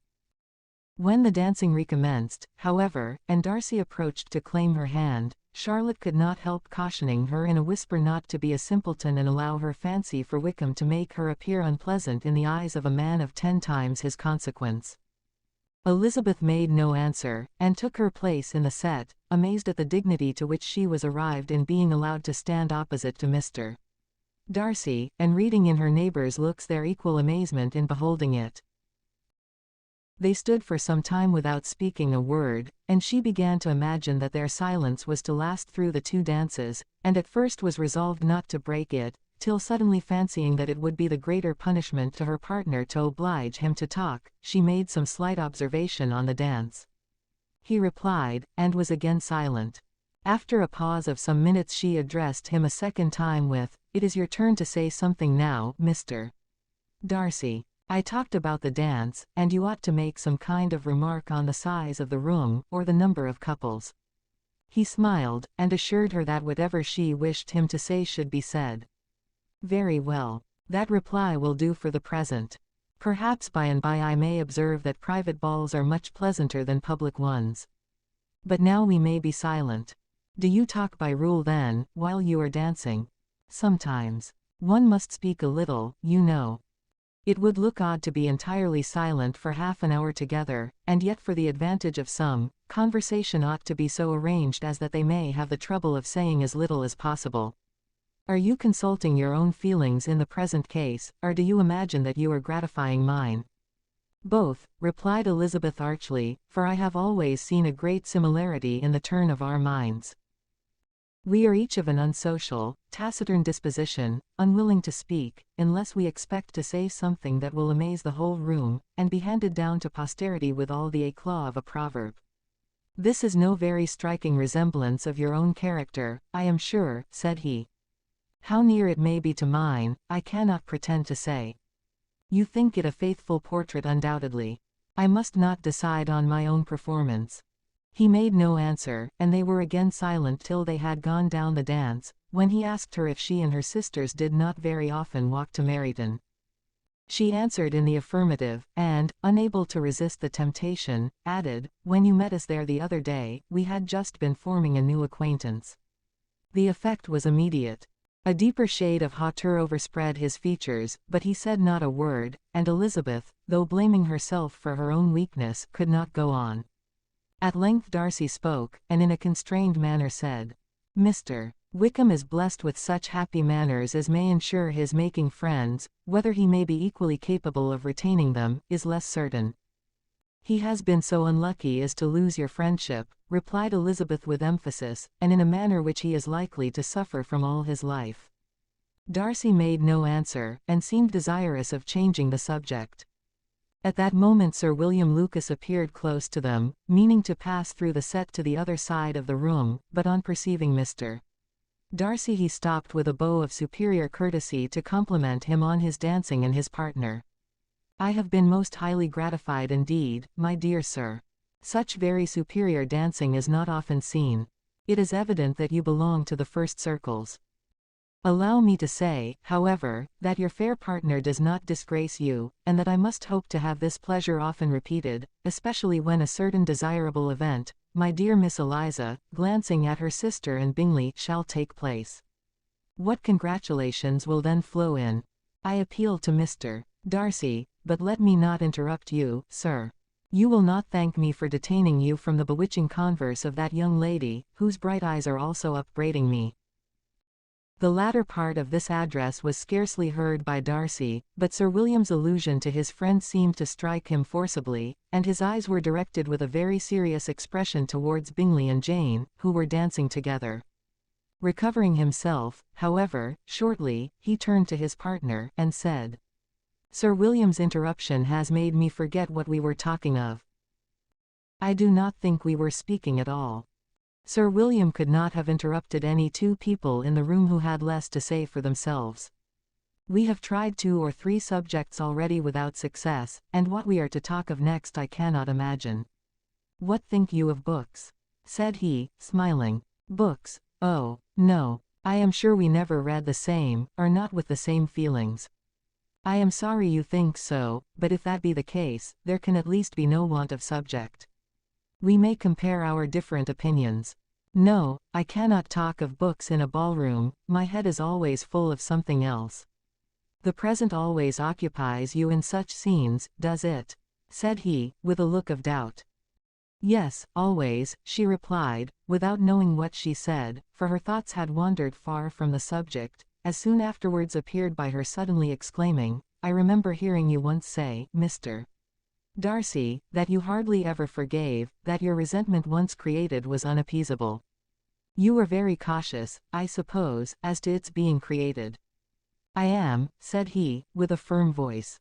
And never allow yourself to be blinded by prejudice. I hope not. It is particularly incumbent on those who never change their opinion, to be secure of judging properly at first. May I ask to what these questions tend? Merely to the illustration of your character, said she, endeavoring to shake off her gravity. I am trying to make it out. And what is your success? She shook her head. I do not get on at all. I hear such different accounts of you as puzzle me exceedingly. I can readily believe, answered he gravely, that report may vary greatly with respect to me, and I could wish, Miss Bennet, that you were not to sketch my character at the present moment, as there is reason to fear that the performance would reflect no credit on either. But if I do not take your likeness now, I may never have another opportunity. I would by no means suspend any pleasure of yours, he coldly replied. She said no more, and they went down the other dance and parted in silence, on each side dissatisfied, though not to an equal degree, for in Darcy's breast there was a tolerable powerful feeling towards her, which soon procured her pardon and directed all his anger against another. They had not long separated when Miss Bingley came towards her, and with an expression of civil disdain thus accosted her. So, Miss Eliza, I hear you are quite delighted with George Wickham. Your sister has been talking to me about him, and asking me 1,000 questions, and I find that the young man forgot to tell you, among his other communications, that he was the son of old Wickham, the late Mr. Darcy's steward. Let me recommend you, however, as a friend, not to give implicit confidence to all his assertions, for as to Mr. Darcy's using him ill, it is perfectly false, for, on the contrary, he has been always remarkably kind to him, though George Wickham has treated Mr. Darcy in a most infamous manner. I do not know the particulars, but I know very well that Mr. Darcy is not in the least to blame, that he cannot bear to hear George Wickham mentioned, and that though my brother thought he could not well avoid including him in his invitation to the officers, he was excessively glad to find that he had taken himself out of the way. His coming into the country at all, is a most insolent thing indeed, and I wonder how he could presume to do it. I pity you, Miss Eliza, for this discovery of your favourite's guilt, but really considering his descent, one could not expect much better. His guilt and his descent appear by your account to be the same, said Elizabeth angrily, for I have heard you accuse him of nothing worse than of being the son of Mr. Darcy's steward, and of that, I can assure you, he informed me himself. I beg your pardon, replied Miss Bingley, turning away with a sneer. Excuse my interference. It was kindly meant. Insolent girl, said Elizabeth to herself. You are much mistaken if you expect to influence me by such a paltry attack as this. I see nothing in it but your own wilful ignorance and the malice of Mr. Darcy. She then sought her eldest sister, who had undertaken to make inquiries on the same subject of Bingley. Jane met her with a smile of such sweet complacency, a glow of such happy expression, as sufficiently marked how well she was satisfied with the occurrences of the evening. Elizabeth instantly read her feelings, and at that moment solicitude for Wickham, resentment against his enemies, and everything else gave way before the hope of Jane's being in the fairest way for happiness. I want to know, said she, with a countenance no less smiling than her sister's, what you have learnt about Mr. Wickham. But perhaps you have been too pleasantly engaged to think of any third person, in which case you may be sure of my pardon." "No," replied Jane, "I have not forgotten him, but I have nothing satisfactory to tell you. Mr. Bingley does not know the whole of his history, and is quite ignorant of the circumstances which have principally offended Mr. Darcy, but he will vouch for the good conduct, the probity and honour of his friend, and is perfectly convinced that Mr. Wickham has deserved much less attention from Mr. Darcy than he has received, and I am sorry to say that by his account as well as his sister's, Mr. Wickham is by no means a respectable young man. I am afraid he has been very imprudent, and has deserved to lose Mr. Darcy's regard. Mr. Bingley does not know Mr. Wickham himself. No, he never saw him till the other morning at Meryton. This account then is what he has received from Mr. Darcy. I am perfectly satisfied. But what does he say of the living? He does not exactly recollect the circumstances, though he has heard them from Mr. Darcy more than once, but he believes that it was left to him conditionally only. "I have not a doubt of Mr. Bingley's sincerity," said Elizabeth warmly, "but you must excuse my not being convinced by assurances only. Mr. Bingley's defence of his friend was a very able one, I dare say, but since he is unacquainted with several parts of the story, and has learnt the rest from that friend himself, I shall venture still to think of both gentlemen as I did before." She then changed the discourse to one more gratifying to each, and on which there could be no difference of sentiment. Elizabeth listened with delight to the happy, though modest hopes which Jane entertained of Bingley's regard, and set all in her power to heighten her confidence in it. On their being joined by Mr. Bingley himself, Elizabeth withdrew to Miss Lucas, to whose inquiry after the pleasantness of her last partner she had scarcely replied, before Mr. Collins came up to them and told her with great exultation that he had just been so fortunate as to make a most important discovery. "I have found out," said he, "by a singular accident, that there is now in the room a near relation of my patroness. I happened to overhear the gentleman himself mentioning to the young lady who does the honours of this house the names of his cousin Miss de Bourgh, and of her mother Lady Catherine. How wonderfully these sort of things occur! Who would have thought of my meeting with, perhaps, a nephew of Lady Catherine de Bourgh in this assembly? I am most thankful that the discovery is made in time for me to pay my respects to him, which I am now going to do, and trust he will excuse my not having done it before. My total ignorance of the connection must plead my apology. You are not going to introduce yourself to Mr. Darcy. Indeed I am. I shall entreat his pardon for not having done it earlier. I believe him to be Lady Catherine's nephew. It will be in my power to assure him that her ladyship was quite well yesterday se'night." Elizabeth tried hard to dissuade him from such a scheme, assuring him that Mr. Darcy would consider his addressing him without introduction as an impertinent freedom, rather than a compliment to his aunt, that it was not in the least necessary there should be any notice on either side, and that if it were, it must belong to Mr. Darcy, the superior in consequence, to begin the acquaintance. Mr. Collins listened to her with the determined air of following his own inclination, and when she ceased speaking, replied thus: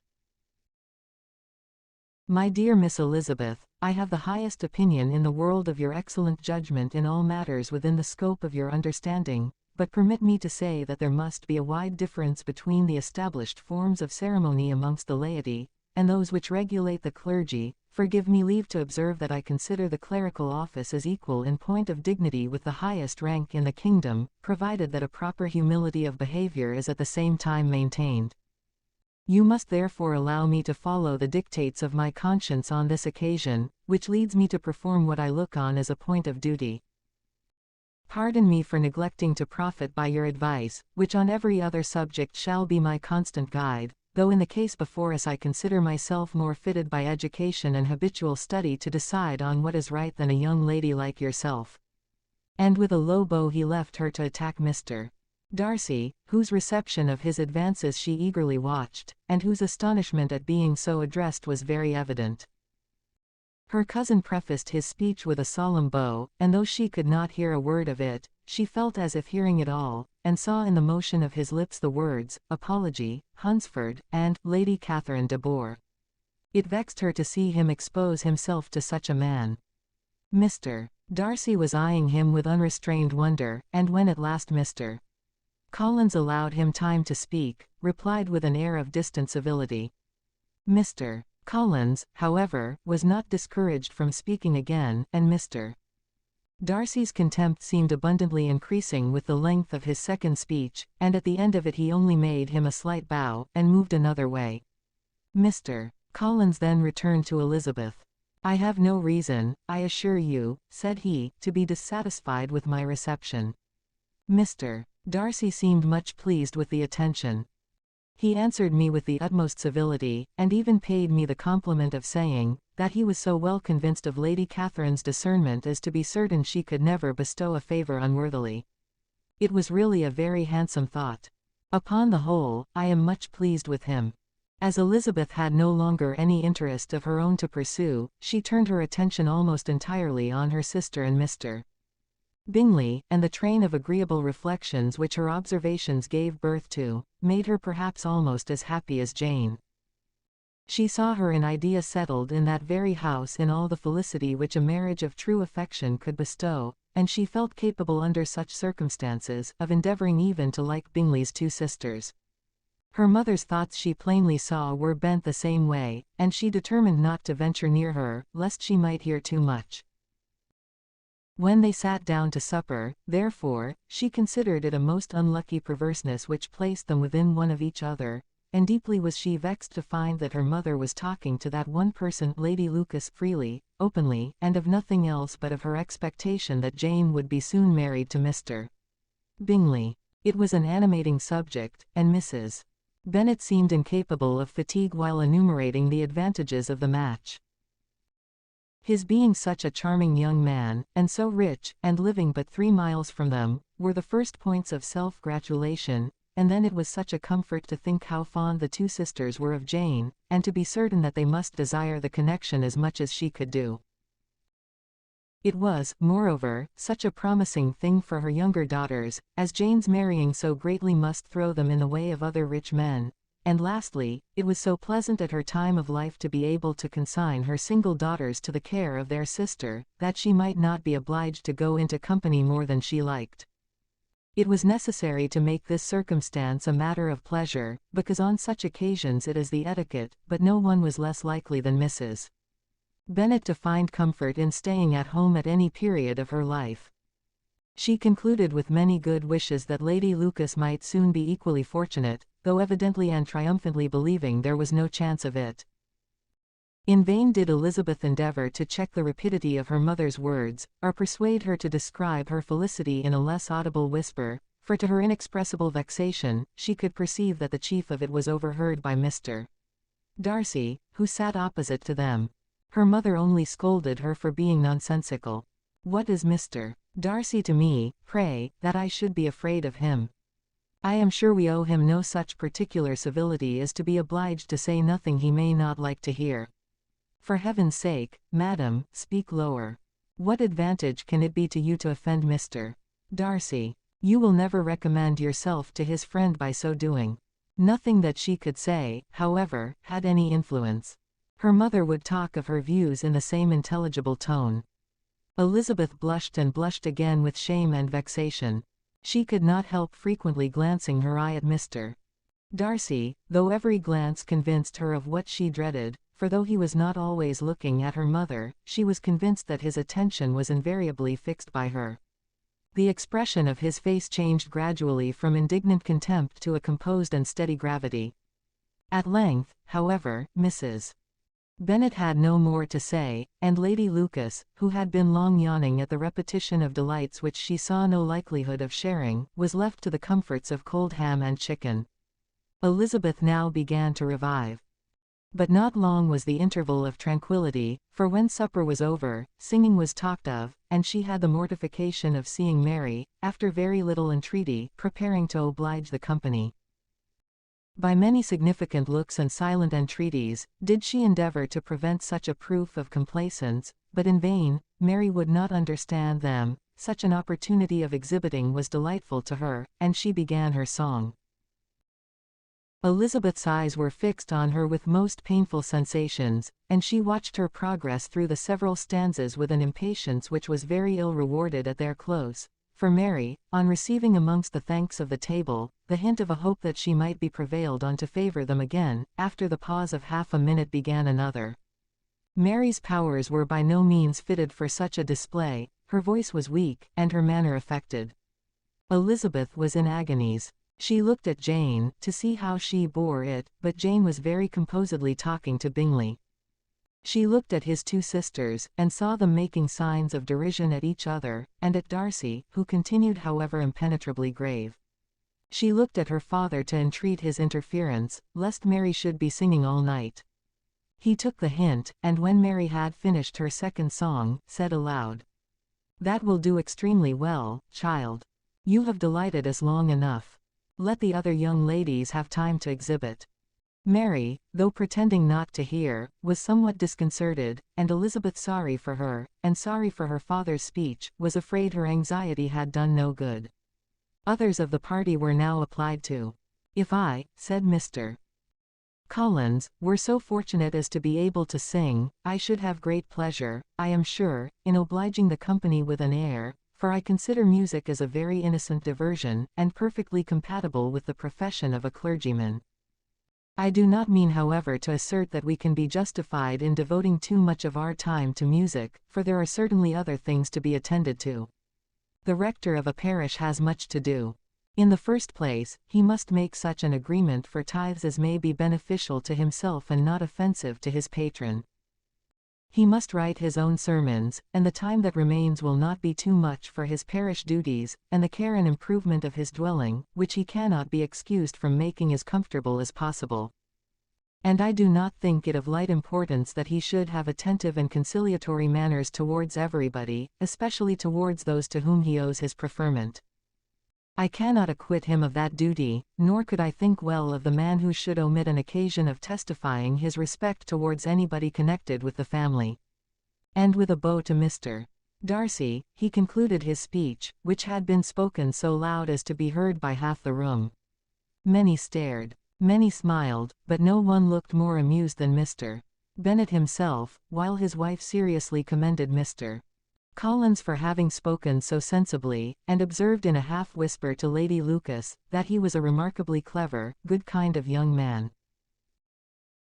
To Elizabeth it appeared, that had her family made an agreement to expose themselves as much as they could during the evening, it would have been impossible for them to play their parts with more spirit, or finer success, and happy did she think it for Bingley and her sister that some of the exhibition had escaped his notice, and that his feelings were not of a sort to be much distressed by the folly which he must have witnessed. That his two sisters and Mr. Darcy, however, should have such an opportunity of ridiculing her relations was bad enough, and she could not determine whether the silent contempt of the gentlemen, or the insolent smiles of the ladies, were more intolerable. The rest of the evening brought her little amusement. She was teased by Mr. Collins, who continued most perseveringly by her side, and though he could not prevail with her to dance with him again, put it out of her power to dance with others. In vain did she entreat him to stand up with somebody else, and offer to introduce him to any young lady in the room. He assured her that as to dancing, he was perfectly indifferent to it, that his chief object was by delicate attentions to recommend himself to her, and that he should therefore make a point of remaining close to her the whole evening. There was no arguing upon such a project.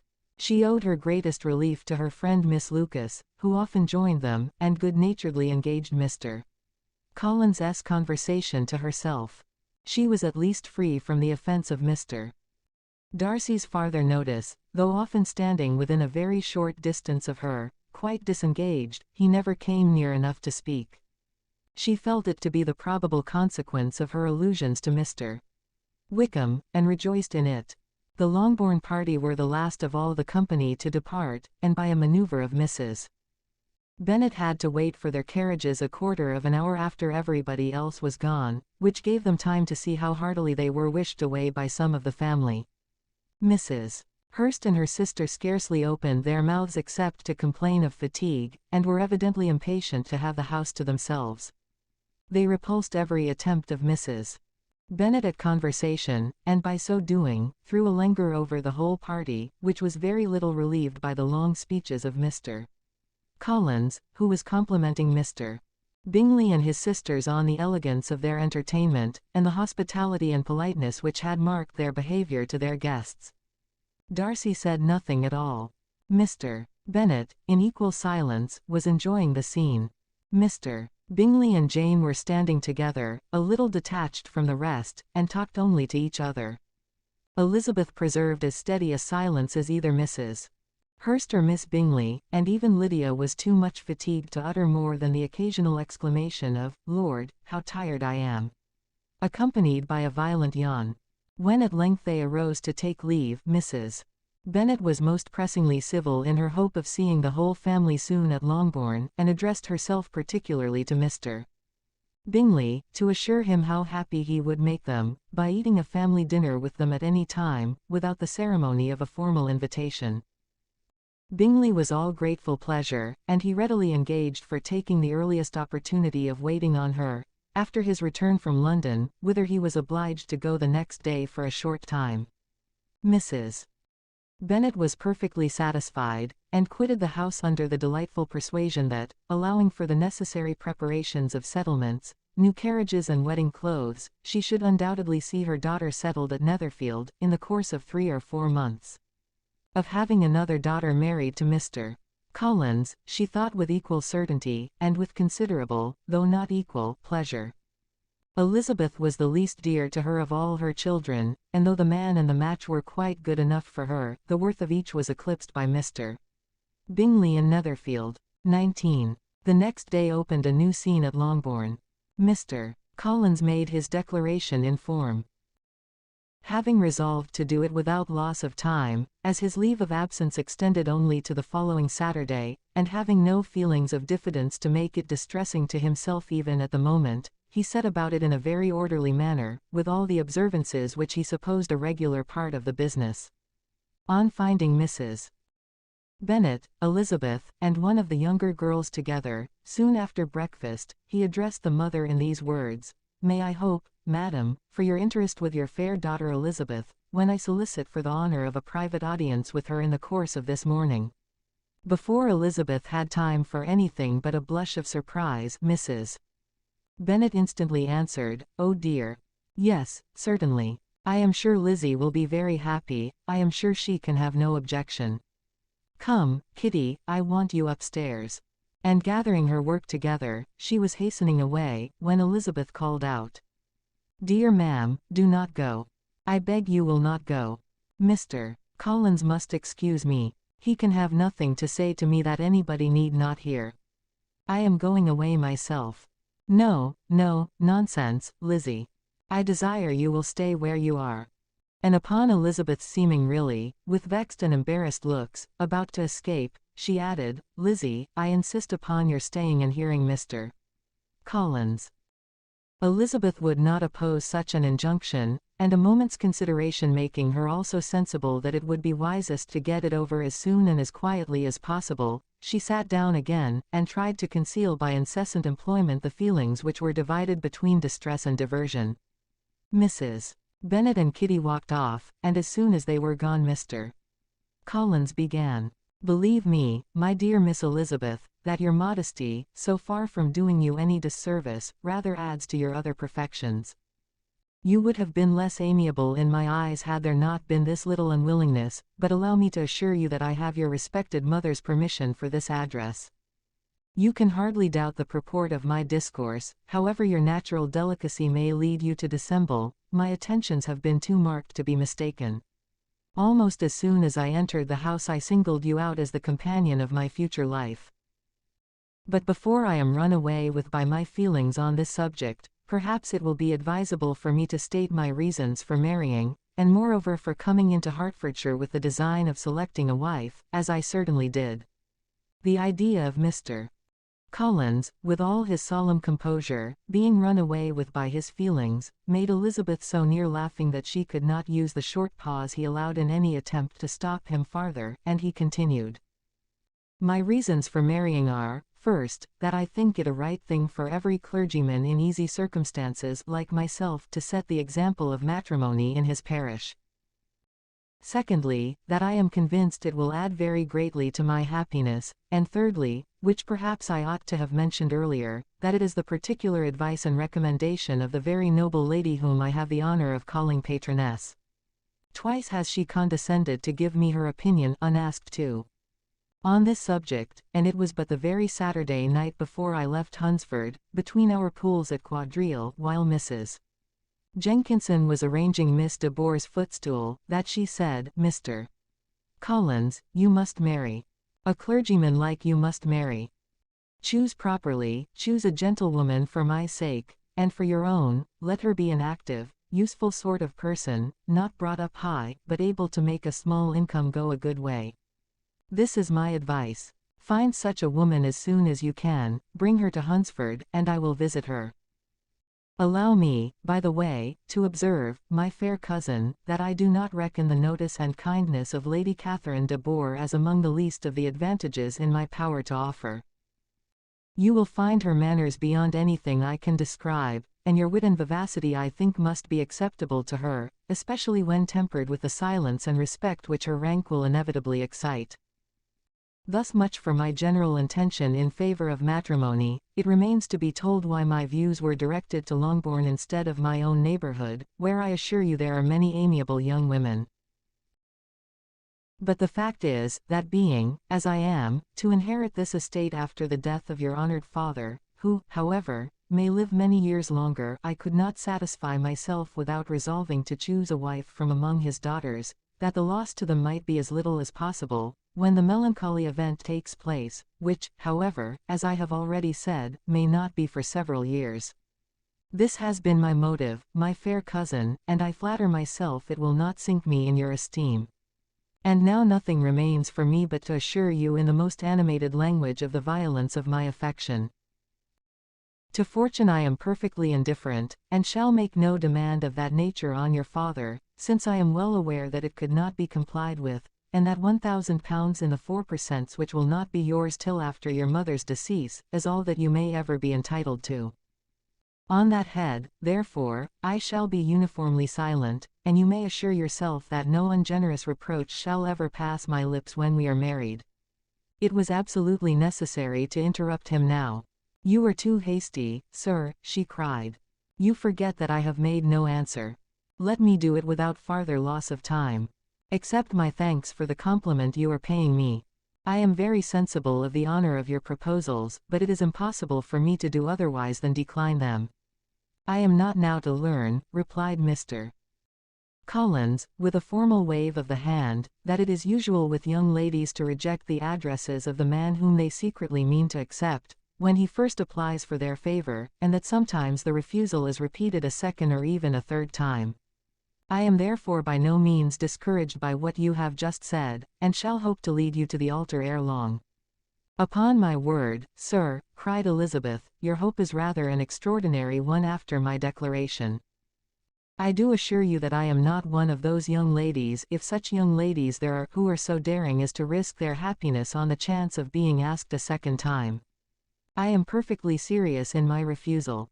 You could not make me happy, and I am convinced that I am the last woman in the world who would make you so. Nay, were your friend Lady Catherine to know me, I am persuaded she would find me in every respect ill qualified for the situation." "Were it certain that Lady Catherine would think so," said Mr. Collins very gravely, "but I cannot imagine that her ladyship would at all disapprove of you. And you may be certain that when I have the honor of seeing her again I shall speak in the highest terms of your modesty, economy, and other amiable qualifications. Indeed, Mr. Collins, all praise of me will be unnecessary. You must give me leave to judge for myself, and pay me the compliment of believing what I say. I wish you very happy and very rich, and by refusing your hand, do all in my power to prevent your being otherwise. In making me the offer, you must have satisfied the delicacy of your feelings with regard to my family, and may take possession of Longbourn estate whenever it falls, without any self-reproach. This matter may be considered, therefore, as finally settled." And rising as she thus spoke, she would have quitted the room, had not Mr. Collins thus addressed her. When I do myself the honor of speaking to you next on this subject, I shall hope to receive a more favorable answer than you have now given me, though I am far from accusing you of cruelty at present, because I know it to be the established custom of your sex to reject a man on the first application, and perhaps you have even now said as much to encourage my suit as would be consistent with the true delicacy of the female character. Really, Mr. Collins, cried Elizabeth with some warmth, you puzzle me exceedingly. If what I have hitherto said can appear to you in the form of encouragement, I know not how to express my refusal in such a way as may convince you of its being one. You must give me leave to flatter myself, my dear cousin, that your refusal of my addresses is merely words of course. My reasons for believing it are briefly these: it does not appear to me that my hand is unworthy your acceptance, or that the establishment I can offer would be any other than highly desirable. My situation in life, my connections with the family of de Boer, and my relationship to your own, are circumstances highly in my favor, and you should take it into farther consideration that in spite of your manifold attractions, it is by no means certain that another offer of marriage may ever be made you. Your portion is unhappily so small that it will in all likelihood undo the effects of your loveliness and amiable qualifications. As I must therefore conclude that you are not serious in your rejection of me, I shall choose to attribute it to your wish of increasing my love by suspense, according to the usual practice of elegant females. I do assure you, sir, that I have no pretension whatever to that kind of elegance which consists in tormenting a respectable man. I would rather be paid the compliment of being believed sincere. I thank you again and again for the honor you have done me in your proposals, but to accept them is absolutely impossible. My feelings in every respect forbid it. Can I speak plainer? Do not consider me now as an elegant female intending to plague you, but as a rational creature speaking the truth from her heart. You are uniformly charming, cried he, with an air of awkward gallantry, and I am persuaded that when sanctioned by the express authority of both your excellent parents, my proposals will not fail of being acceptable. To such perseverance in wilful self-deception Elizabeth would make no reply, and immediately and in silence withdrew, determined, if he persisted in considering her repeated refusals as flattering encouragement, to apply to her father, whose negative might be uttered in such a manner as must be decisive, and whose behavior at least could not be mistaken for the affectation and coquetry of an elegant female. XX. Mr. Collins was not left long to the silent contemplation of his successful love, for Mrs. Bennet, having dawdled about in the vestibule to watch for the end of the conference, no sooner saw Elizabeth open the door and with quick step pass her towards the staircase, than she entered the breakfast-room, and congratulated both him and herself in warm terms on the happy prospect of their nearer connection. Mr. Collins received and returned these felicitations with equal pleasure, and then proceeded to relate the particulars of their interview, with the result of which he trusted he had every reason to be satisfied, since the refusal which his cousin had steadfastly given him would naturally flow from her bashful modesty and the genuine delicacy of her character. This information, however, startled Mrs. Bennet. She would have been glad to be equally satisfied that her daughter had meant to encourage him by protesting against his proposals, but she dared not to believe it, and could not help saying so. But depend upon it, Mr. Collins, she added, that Lizzie shall be brought to reason. I will speak to her about it myself directly. She is a very headstrong foolish girl, and does not know her own interest, but I will make her know it. Pardon me for interrupting you, madam, cried Mr. Collins, but if she is really headstrong and foolish, I know not whether she would altogether be a very desirable wife to a man in my situation, who naturally looks for happiness in the marriage state. If therefore she actually persists in rejecting my suit, perhaps it were better not to force her into accepting me, because if liable to such defects of temper, she could not contribute much to my felicity. Sir, you quite misunderstand me, said Mrs. Bennet, alarmed. Lizzie is only headstrong in such matters as these. In everything else she is as good-natured a girl as ever lived. I will go directly to Mr. Bennet, and we shall very soon settle it with her, I am sure. She would not give him time to reply, but hurrying instantly to her husband, called out as she entered the library, "Oh, Mr. Bennet, you are wanted immediately, we are all in an uproar. You must come and make Lizzie marry Mr. Collins, for she vows she will not have him, and if you do not make haste he will change his mind and not have her. Mr. Bennet raised his eyes from his book as she entered, and fixed them on her face with a calm unconcern which was not in the least altered by her communication. I have not the pleasure of understanding you, said he, when she had finished her speech. Of what are you talking? Of Mr. Collins and Lizzie. Lizzie declares she will not have Mr. Collins, and Mr. Collins begins to say that he will not have Lizzie. And what am I to do on the occasion? It seems a hopeless business. Speak to Lizzie about it yourself. Tell her that you insist upon her marrying him. Let her be called down. She shall hear my opinion. Mrs. Bennet rang the bell, and Miss Elizabeth was summoned to the library. Come here, child, cried her father as she appeared. I have sent for you on an affair of importance. I understand that Mr. Collins has made you an offer of marriage. Is it true? Elizabeth replied that it was. Very well, and this offer of marriage you have refused. I have, sir. Very well. We now come to the point. Your mother insists upon your accepting it. Is not it so, Mrs. Bennet? Yes, or I will never see her again. An unhappy alternative is before you, Elizabeth. From this day you must be a stranger to one of your parents. Your mother will never see you again if you do not marry Mr. Collins, and I will never see you again if you do. Elizabeth could not but smile at such a conclusion of such a beginning, but Mrs. Bennet, who had persuaded herself that her husband regarded the affair as she wished, was excessively disappointed. What do you mean, Mr. Bennet, by talking in this way? You promised me to insist upon her marrying him. My dear, replied her husband, I have two small favors to request. First, that you will allow me the free use of my understanding on the present occasion, and secondly, of my room. I shall be glad to have the library to myself as soon as may be. Not yet, however, in spite of her disappointment in her husband, did Mrs. Bennet give up the point. She talked to Elizabeth again and again, coaxed and threatened her by turns. She endeavored to secure Jane in her interest, but Jane with all possible mildness declined interfering, and Elizabeth sometimes with real earnestness and sometimes with playful gaiety replied to her attacks. Though her manner varied however, her determination never did.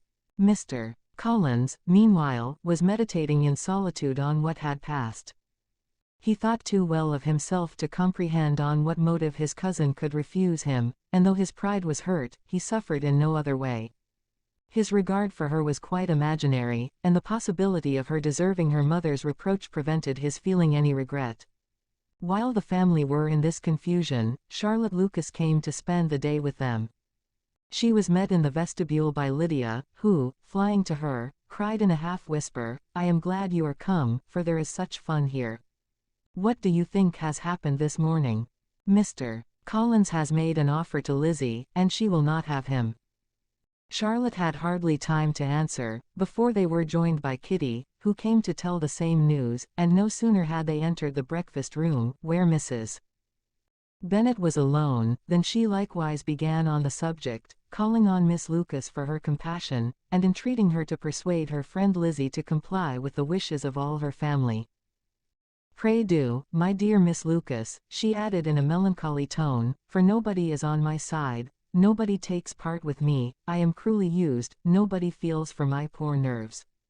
Charlotte's reply was spared by the entrance of Jane and Elizabeth. Aye, there she comes, continued Mrs. Bennet, looking as unconcerned as may be, and caring no more for us than if we were at York, provided she can have her own way. But I tell you what, Miss Lizzie, if you take it into your head to go on refusing every offer of marriage in this way, you will never get a husband at all, and I am sure I do not know who is to maintain you when your father is dead. I shall not be able to keep you, and so I warn you. I have done with you from this very day.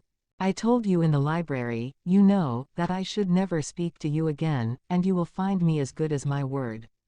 I have no pleasure in talking to undutiful children. Not that I have much pleasure indeed in talking to anybody. People who suffer as I do from nervous complaints can have no great inclination for talking. Nobody can tell what I suffer. But it is always so. Those who do not complain are never pitied. Her daughters listened in silence to this effusion, sensible that any attempt to reason with or soothe her would only increase the irritation. She talked on, therefore, without interruption from any of them till they were joined by Mr. Collins, who entered with an air more stately than usual, and on perceiving whom, she said to the girls, "Now, I do insist upon it, that you, all of you, hold your tongues, and let Mr. Collins and me have a little conversation together." Elizabeth passed quietly out of the room, Jane and Kitty followed, but Lydia stood her ground, determined to hear all she could, and Charlotte, detained first by the civility of Mr. Collins, whose inquiries after herself and all her family were very minute, and then by a little curiosity, satisfied herself with walking to the window and pretending not to hear. In a doleful voice Mrs. Bennet thus began the projected conversation. "Oh, Mr. Collins, my dear madam," replied he, "let us be forever silent on this point. Far be it from me," he presently continued in a voice that marked his displeasure, "to resent the behavior of your daughter. Resignation to inevitable evils is the duty of us all, the peculiar duty of a young man who has been so fortunate as I have been in early preferment, and I trust I am resigned. Perhaps not the less so from feeling a doubt of my positive happiness had my fair cousin honored me with her hand, for I have often observed that resignation is never so perfect as when the blessing denied begins to lose somewhat of its value in our estimation. You will not, I hope, consider me as showing any disrespect to your family, my dear madam, by thus withdrawing my pretensions to your daughter's favor, without having paid yourself and Mr. Bennet the compliment of requesting you to interpose your authority in my behalf. My conduct may I fear be objectionable in having accepted my dismission from your daughter's lips instead of your own. But we are all liable to error. I have certainly meant well through the whole affair. My object has been to secure an amiable companion for myself, with due consideration for the advantage of all your family, and if my manner has been at all reprehensible, I here beg leave to apologize. 21. The discussion of Mr. Collins's offer was now nearly at an end, and Elizabeth had only to suffer from the uncomfortable feelings necessarily attending it, and occasionally from some peevish allusion of her mother. As for the gentleman himself, his feelings were chiefly expressed, not by embarrassment or dejection, or by trying to avoid her, but by stiffness of manner and resentful silence. He scarcely ever spoke to her, and the assiduous attentions which he had been so sensible of himself, were transferred for the rest of the day to Miss Lucas, whose civility in listening to him, was a seasonable relief to them all, and especially to her friend. The morrow produced no abatement of Mrs. Bennet's ill humor or ill health. Mr. Collins was also in the same state of angry pride. Elizabeth had hoped that his resentment might shorten his visit, but his plan did not appear in the least affected by it. He was always to have gone on Saturday, and to Saturday he still meant to stay. After breakfast, the girls walked to Meryton to inquire if Mr. Wickham were returned, and to lament over his absence from the Netherfield ball. He joined them on their entering the town and attended them to their aunt's, where his regret and vexation, and the concern of everybody was well talked over. To Elizabeth, however, he voluntarily acknowledged that the necessity of his absence had been self-imposed. "I found," said he, as the time drew near, "that I had better not meet Mr. Darcy, that to be in the same room, the same party with him for so many hours together, might be more than I could bear, and that scenes might arise unpleasant to more than myself."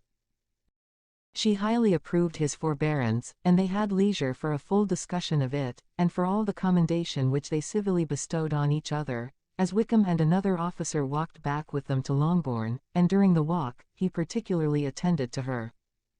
His accompanying them was a double advantage. She felt all the compliment it offered to herself, and it was most acceptable as an occasion of introducing him to her father and mother. Soon after their return, a letter was delivered to Miss Bennet. It came from Netherfield, and was opened immediately. The envelope contained a sheet of elegant, little, hot-pressed paper, well covered with a lady's fair, flowing hand, and Elizabeth saw her sister's countenance change as she read it, and saw her dwelling intently on some particular passages. Jane recollected herself soon, and putting the letter away, tried to join with her usual cheerfulness in the general conversation, but Elizabeth felt an anxiety on the subject which drew off her attention even from Wickham, and no sooner had he and his companion taken leave, than a glance from Jane invited her to follow her upstairs. When they had gained their own room, Jane, taking out the letter, said, "This is from Caroline Bingley. What it contains has surprised me a good deal. The whole party have left Netherfield by this time, and are on their way to town, and without any intention of coming back again. You shall hear what she says."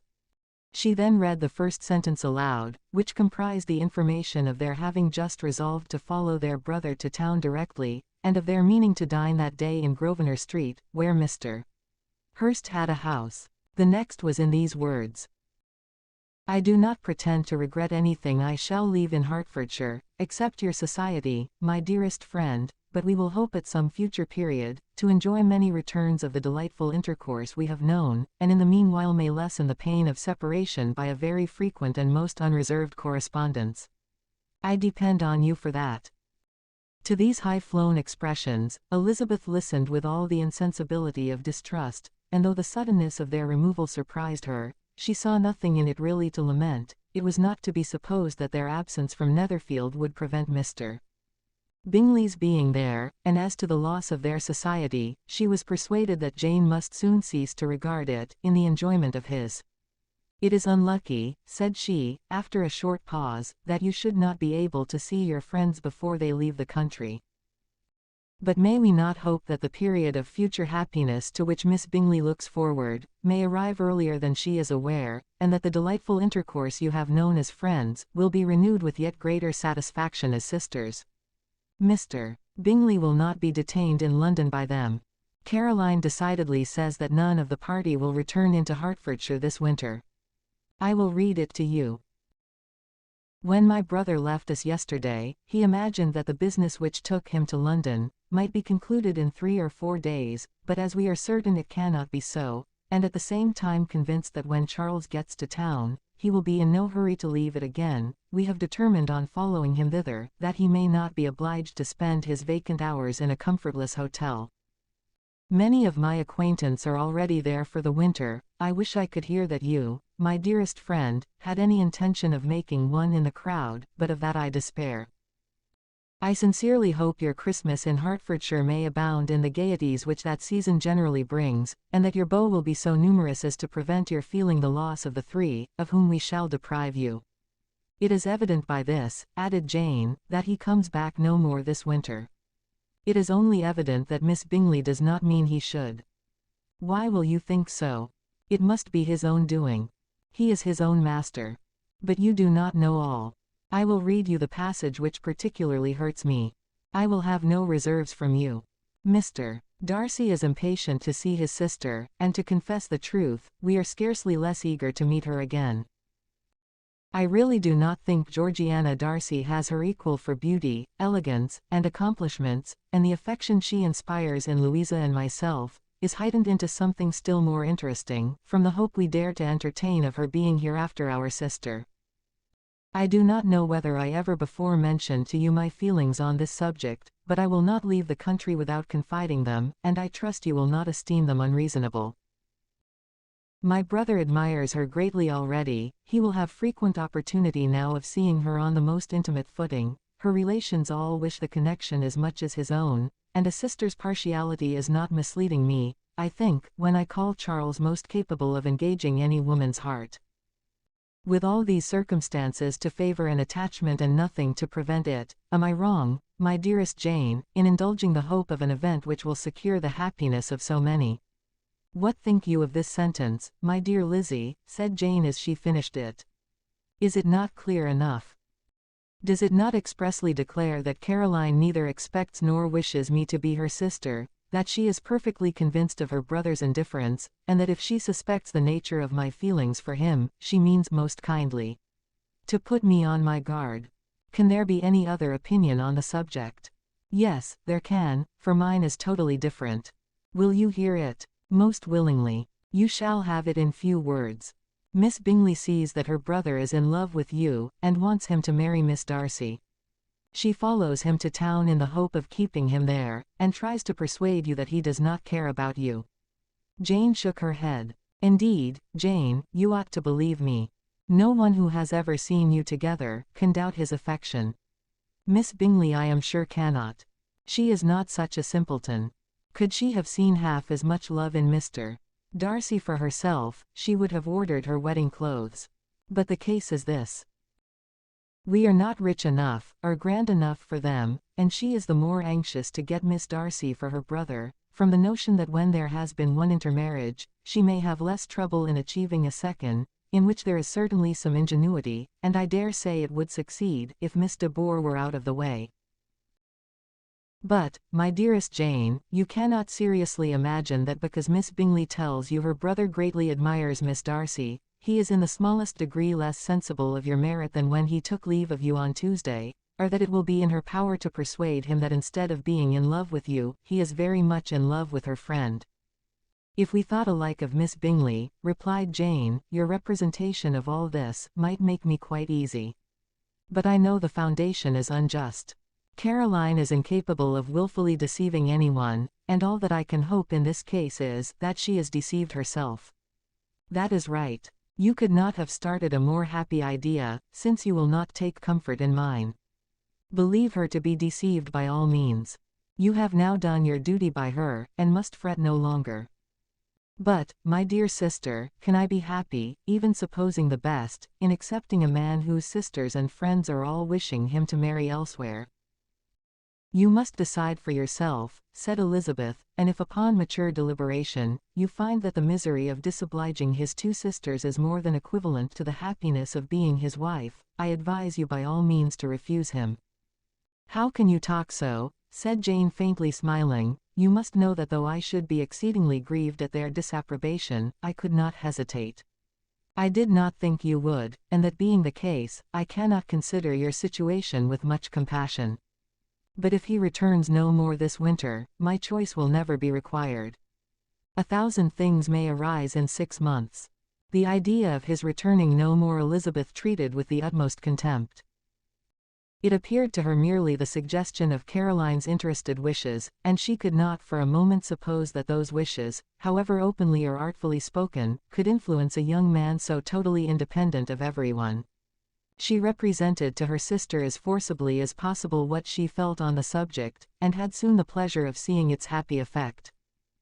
Jane's temper was not desponding, and she was gradually led to hope, though the diffidence of affection sometimes overcame the hope, that Bingley would return to Netherfield and answer every wish of her heart. They agreed that Mrs. Bennet should only hear of the departure of the family, without being alarmed on the score of the gentleman's conduct, but even this partial communication gave her a great deal of concern, and she bewailed it as exceedingly unlucky that the ladies should happen to go away, just as they were all getting so intimate together. After lamenting it however at some length, she had the consolation of thinking that Mr. Bingley would be soon down again and soon dining at Longbourn, and the conclusion of all was the comfortable declaration that, though he had been invited only to a family dinner, she would take care to have 2 full courses. 22. The Bennets were engaged to dine with the Lucases, and again during the chief of the day, was Miss Lucas so kind as to listen to Mr. Collins. Elizabeth took an opportunity of thanking her. It keeps him in good humor, said she, and I am more obliged to you than I can express. Charlotte assured her friend of her satisfaction in being useful, and that it amply repaid her for the little sacrifice of her time. This was very amiable, but Charlotte's kindness extended farther than Elizabeth had any conception of. Its object was nothing less than to secure her from any return of Mr. Collins's addresses, by engaging them towards herself. Such was Miss Lucas's scheme, and appearances were so favorable that when they parted at night, she would have felt almost sure of success if he had not been to leave Hertfordshire so very soon. But here, she did injustice to the fire and independence of his character, for it led him to escape out of Longbourn House the next morning with admirable slyness, and hasten to Lucas Lodge to throw himself at her feet. He was anxious to avoid the notice of his cousins, from a conviction that if they saw him depart, they could not fail to conjecture his design, and he was not willing to have the attempt known till its success could be known likewise, for though feeling almost secure, and with reason, for Charlotte had been tolerably encouraging, he was comparatively diffident since the adventure of Wednesday. His reception, however, was of the most flattering kind. Miss Lucas perceived him from an upper window as he walked towards the house, and instantly set out to meet him accidentally in the lane. But little had she dared to hope that so much love and eloquence awaited her there. In as short a time as Mr. Collins's long speeches would allow, everything was settled between them to the satisfaction of both, and as they entered the house, he earnestly entreated her to name the day that was to make him the happiest of men, and though such a solicitation must be waived for the present, the lady felt no inclination to trifle with his happiness. The stupidity with which he was favored by nature, must guard his courtship from any charm that could make a woman wish for its continuance, and Miss Lucas, who accepted him solely from the pure and disinterested desire of an establishment, cared not how soon that establishment were gained. Sir William and Lady Lucas were speedily applied to for their consent, and it was bestowed with a most joyful alacrity. Mr. Collins's present circumstances made it a most eligible match for their daughter, to whom they could give little fortune, and his prospects of future wealth were exceedingly fair. Lady Lucas began directly to calculate with more interest than the matter had ever excited before, how many years longer Mr. Bennet was likely to live, and Sir William gave it as his decided opinion, that whenever Mr. Collins should be in possession of the Longbourn estate, it would be highly expedient that both he and his wife should make their appearance at St. James's. The whole family in short were properly overjoyed on the occasion. The younger girls formed hopes of coming out a year or two sooner than they might otherwise have done, and the boys were relieved from their apprehension of Charlotte's dying an old maid. Charlotte herself was tolerably composed. She had gained her point, and had time to consider of it. Her reflections were in general satisfactory. Mr. Collins, to be sure, was neither sensible nor agreeable, his society was irksome, and his attachment to her must be imaginary. But still he would be her husband. Without thinking highly either of men or of matrimony, marriage had always been her object. It was the only honorable provision for well-educated young women of small fortune, and however uncertain of giving happiness, must be their pleasantest preservative from want. This preservative she had now obtained, and at the age of 27, without having ever been handsome, she felt all the good luck of it. The least agreeable circumstance in the business was the surprise it must occasion to Elizabeth Bennet, whose friendship she valued beyond that of any other person. Elizabeth would wonder, and probably would blame her, and though her resolution was not to be shaken, her feelings must be hurt by such disapprobation. She resolved to give her the information herself, and therefore charged Mr. Collins, when he returned to Longbourn to dinner, to drop no hint of what had passed before any of the family. A promise of secrecy was of course very dutifully given, but it could not be kept without difficulty, for the curiosity excited by his long absence burst forth in such very direct questions on his return, as required some ingenuity to evade, and he was at the same time exercising great self-denial, for he was longing to publish his prosperous love. As he was to begin his journey too early on the morrow to see any of the family, the ceremony of leave-taking was performed when the ladies moved for the night, and Mrs. Bennet with great politeness and cordiality said how happy they should be to see him at Longbourn again, whenever his other engagements might allow him to visit them. "My dear madam," he replied, "this invitation is particularly gratifying, because it is what I have been hoping to receive, and you may be very certain that I shall avail myself of it as soon as possible." They were all astonished, and Mr. Bennet, who could by no means wish for so speedy a return, immediately said, "But is there not danger of Lady Catherine's disapprobation here, my good sir? You had better neglect your relations, than run the risk of offending your patroness." "My dear sir," replied Mr. Collins, "I am particularly obliged to you for this friendly caution, and you may depend upon my not taking so material a step without her ladyship's concurrence. You cannot be too much on your guard. Risk anything rather than her displeasure, and if you find it likely to be raised by your coming to us again, which I should think exceedingly probable, stay quietly at home, and be satisfied that we shall take no offense. Believe me, my dear sir, my gratitude is warmly excited by such affectionate attention, and depend upon it, you will speedily receive from me a letter of thanks for this, as well as for every other mark of your regard during my stay in Hertfordshire. As for my fair cousins, though my absence may not be long enough to render it necessary, I shall now take the liberty of wishing them health and happiness, not excepting my cousin Elizabeth."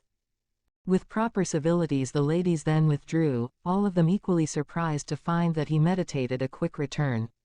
Mrs. Bennet wished to understand by it that he thought of paying his addresses to one of her younger girls, and Mary might have been prevailed on to accept him.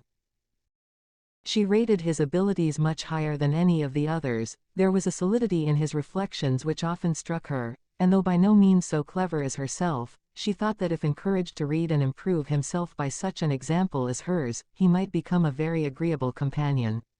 But on the following morning, every hope of this kind was done away. Miss Lucas called soon after breakfast, and in a private conference with Elizabeth related the event of the day before. The possibility of Mr. Collins's fancying himself in love with her friend had once occurred to Elizabeth within the last day or two, but that Charlotte could encourage him seemed almost as far from possibility as that she could encourage him herself, and her astonishment was consequently so great as to overcome at first the bounds of decorum, and she could not help crying out, "Engaged to Mr. Collins, my dear Charlotte, impossible." The steady countenance which Miss Lucas had commanded in telling her story, gave way to a momentary confusion here on receiving so direct a reproach, though, as it was no more than she expected, she soon regained her composure, and calmly replied, "Why should you be surprised, my dear Eliza? Do you think it incredible that Mr. Collins should be able to procure any woman's good opinion, because he was not so happy as to succeed with you?" But Elizabeth had now recollected herself, and making a strong effort for it, was able to assure her with tolerable firmness that the prospect of their relationship was highly grateful to her, and that she wished her all imaginable happiness. "I see what you are feeling," replied Charlotte. "You must be surprised, very much surprised, so lately as Mr. Collins was wishing to marry you. But when you have had time to think it all over, I hope you will be satisfied with what I have done. I am not romantic, you know. I never was. I ask only a comfortable home, and considering Mr. Collins's character, connections, and situation in life, I am convinced that my chance of happiness with him is as fair as most people can boast on entering the marriage state." Elizabeth quietly answered, "Undoubtedly," and after an awkward pause, they returned to the rest of the family. Charlotte did not stay much longer, and Elizabeth was then left to reflect on what she had heard. It was a long time before she became at all reconciled to the idea of so unsuitable a match. The strangeness of Mr. Collins's making 2 offers of marriage within 3 days was nothing in comparison of his being now accepted.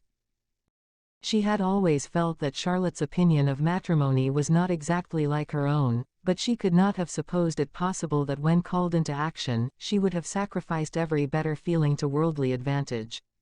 Charlotte, the wife of Mr. Collins, was a most humiliating picture. And to the pang of a friend disgracing herself and sunk in her esteem, was added the distressing conviction that it was impossible for that friend to be tolerably happy in the lot she had chosen. 23.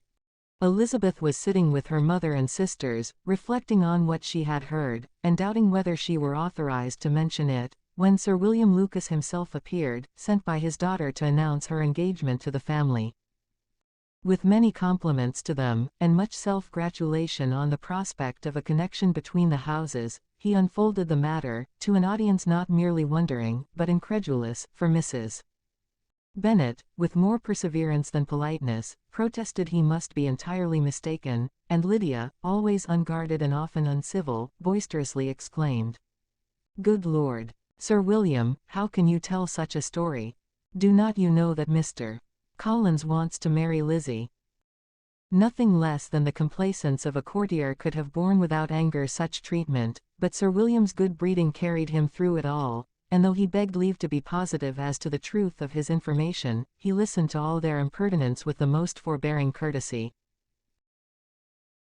Elizabeth, feeling it incumbent on her to relieve him from so unpleasant a situation, now put herself forward to confirm his account, by mentioning her prior knowledge of it from Charlotte herself, and endeavoured to put a stop to the exclamations of her mother and sisters, by the earnestness of her congratulations to Sir William, in which she was readily joined by Jane, and by making a variety of remarks on the happiness that might be expected from the match, the excellent character of Mr.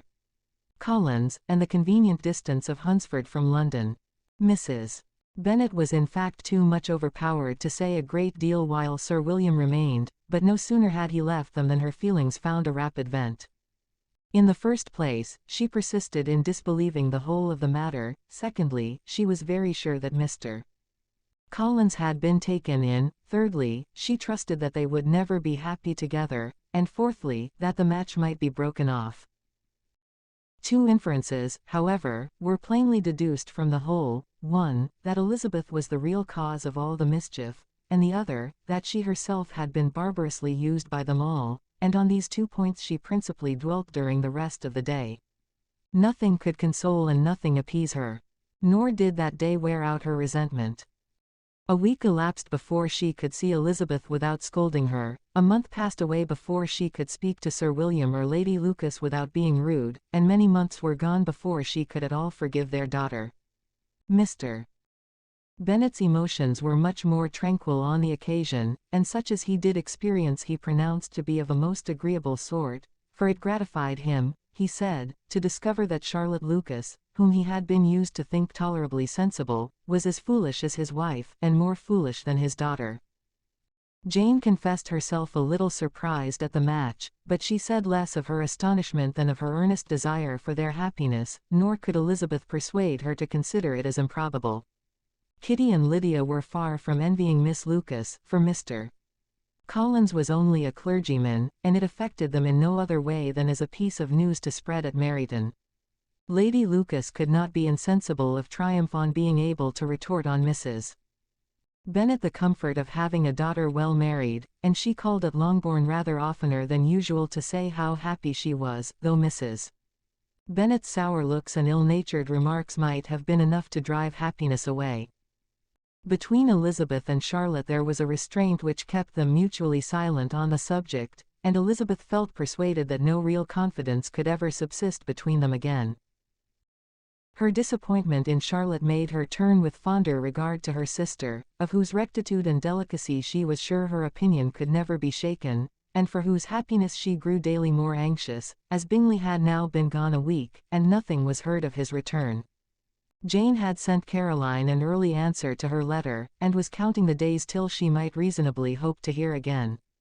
The promised letter of thanks from Mr. Collins arrived on Tuesday, addressed to their father, and written with all the solemnity of gratitude which a 12-month's abode in the family might have prompted. After discharging his conscience on that head, he proceeded to inform them, with many rapturous expressions, of his happiness in having obtained the affection of their amiable neighbour, Miss Lucas, and then explained that it was merely with the view of enjoying her society that he had been so ready to close with their kind wish of seeing him again at Longbourn, whither he hoped to be able to return on Monday fortnight. For Lady Catherine, he added, so heartily approved his marriage, that she wished it to take place as soon as possible, which he trusted would be an unanswerable argument with his amiable Charlotte to name an early day for making him the happiest of men. Mr. Collins's return into Hertfordshire was no longer a matter of pleasure to Mrs. Bennet. On the contrary, she was as much disposed to complain of it as her husband. It was very strange that he should come to Longbourn instead of to Lucas Lodge. It was also very inconvenient and exceedingly troublesome. She hated having visitors in the house while her health was so indifferent, and lovers were of all people the most disagreeable. Such were the gentle murmurs of Mrs. Bennet, and they gave way only to the greater distress of Mr. Bingley's continued absence. Neither Jane nor Elizabeth were comfortable on this subject.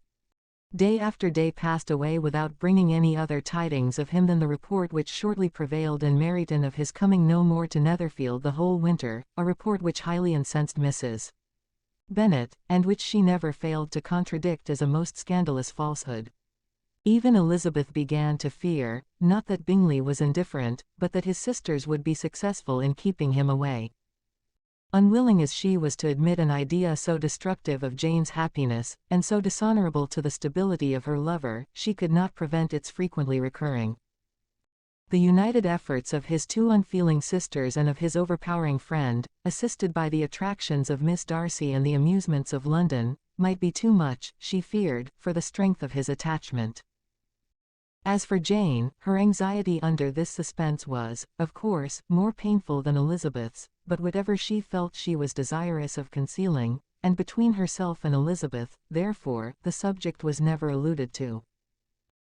But as no such delicacy restrained her mother, an hour seldom passed in which she did not talk of Bingley, express her impatience for his arrival, or even require Jane to confess that if he did not come back, she should think herself very ill-used.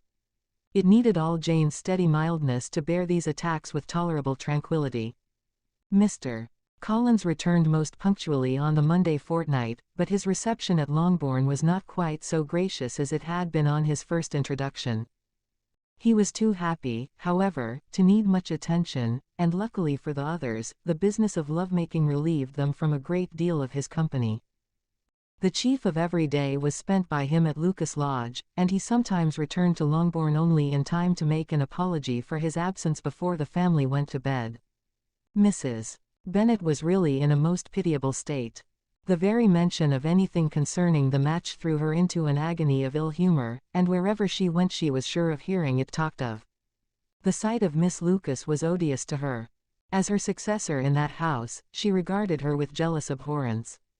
Whenever Charlotte came to see them she concluded her to be anticipating the hour of possession, and whenever she spoke in a low voice to Mr. Collins, was convinced that they were talking of the Longbourn estate, and resolving to turn herself and her daughters out of the house, as soon as Mr. Bennet were dead. She complained bitterly of all this to her husband. "Indeed, Mr. Bennet," said she, "it is very hard to think that Charlotte Lucas should ever be mistress of this house, that I should be forced to make way for her, and live to see her take my place in it. My dear, do not give way to such gloomy thoughts. Let us hope for better things. Let us flatter ourselves that I may be the survivor." This was not very consoling to Mrs. Bennet, and, therefore, instead of making any answer, she went on as before. "I cannot bear to think that they should have all this estate. If it was not for the entail I should not mind it." "What should not you mind?" "I should not mind anything at all. Let us be thankful that you are preserved from a state of such insensibility." "I never can be thankful, Mr. Bennet, for anything about the entail. How anyone could have the conscience to entail away an estate from one's own daughters I cannot understand, and all for the sake of Mr. Collins too. Why should he have it more than anybody else?" "I leave it to yourself to determine," said Mr. Bennet. 24. Miss Bingley's letter arrived, and put an end to doubt. The very first sentence conveyed the assurance of their being all settled in London for the winter, and concluded with her brother's regret at not having had time to pay his respects to his friends in Hertfordshire before he left the country. Hope was over, entirely over, and when Jane could attend to the rest of the letter, she found little, except the professed affection of the writer, that could give her any comfort. Miss Darcy's praise occupied the chief of it. Her many attractions were again dwelt on, and Caroline boasted joyfully of their increasing intimacy, and ventured to predict the accomplishment of the wishes which had been unfolded in her former letter. She wrote also with great pleasure of her brother's being an inmate of Mr. Darcy's house, and mentioned with raptures some plans of the latter with regard to new furniture. Elizabeth, to whom Jane very soon communicated the chief of all this, heard it in silent indignation. Her heart was divided between concern for her sister, and resentment against all the others. To Caroline's assertion of her brother's being partial to Miss Darcy she paid no credit.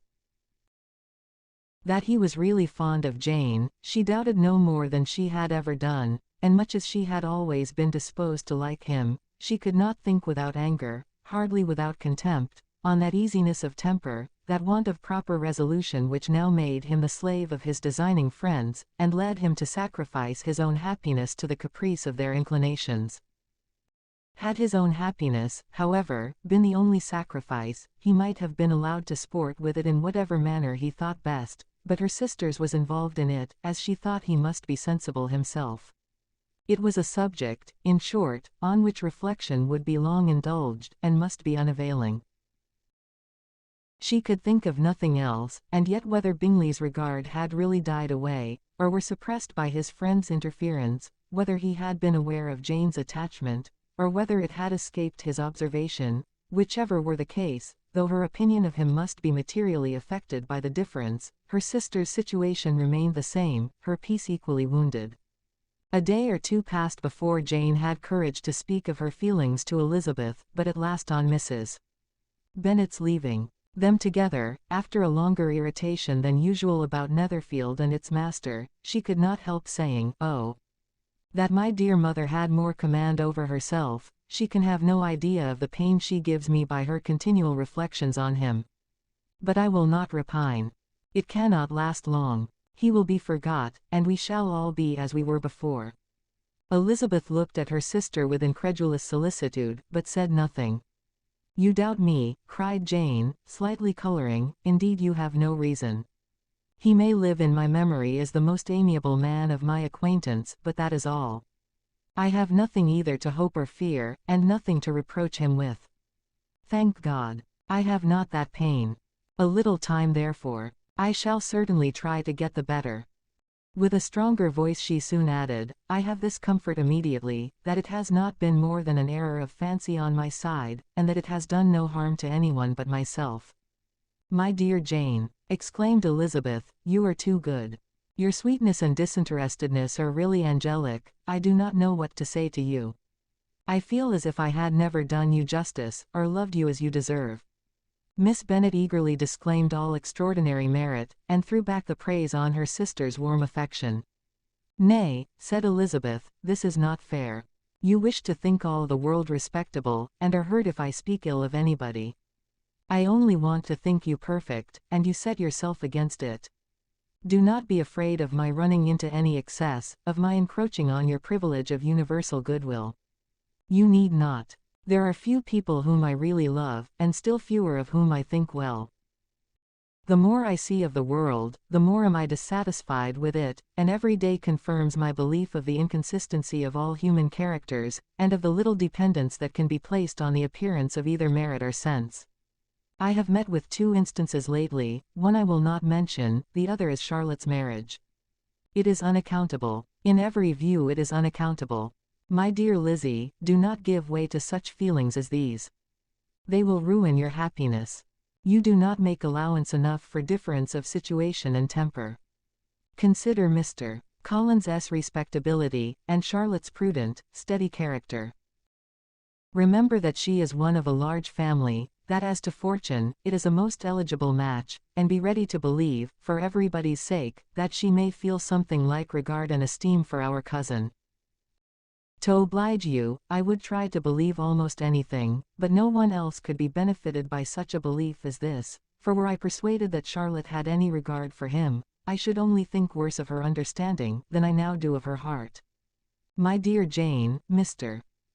Collins is a conceited, pompous, narrow-minded, silly man. You know he is, as well as I do, and you must feel, as well as I do, that the woman who marries him cannot have a proper way of thinking. You shall not defend her, though it is Charlotte Lucas. You shall not, for the sake of one individual, change the meaning of principle and integrity, nor endeavor to persuade yourself or me, that selfishness is prudence, and insensibility of danger, security for happiness.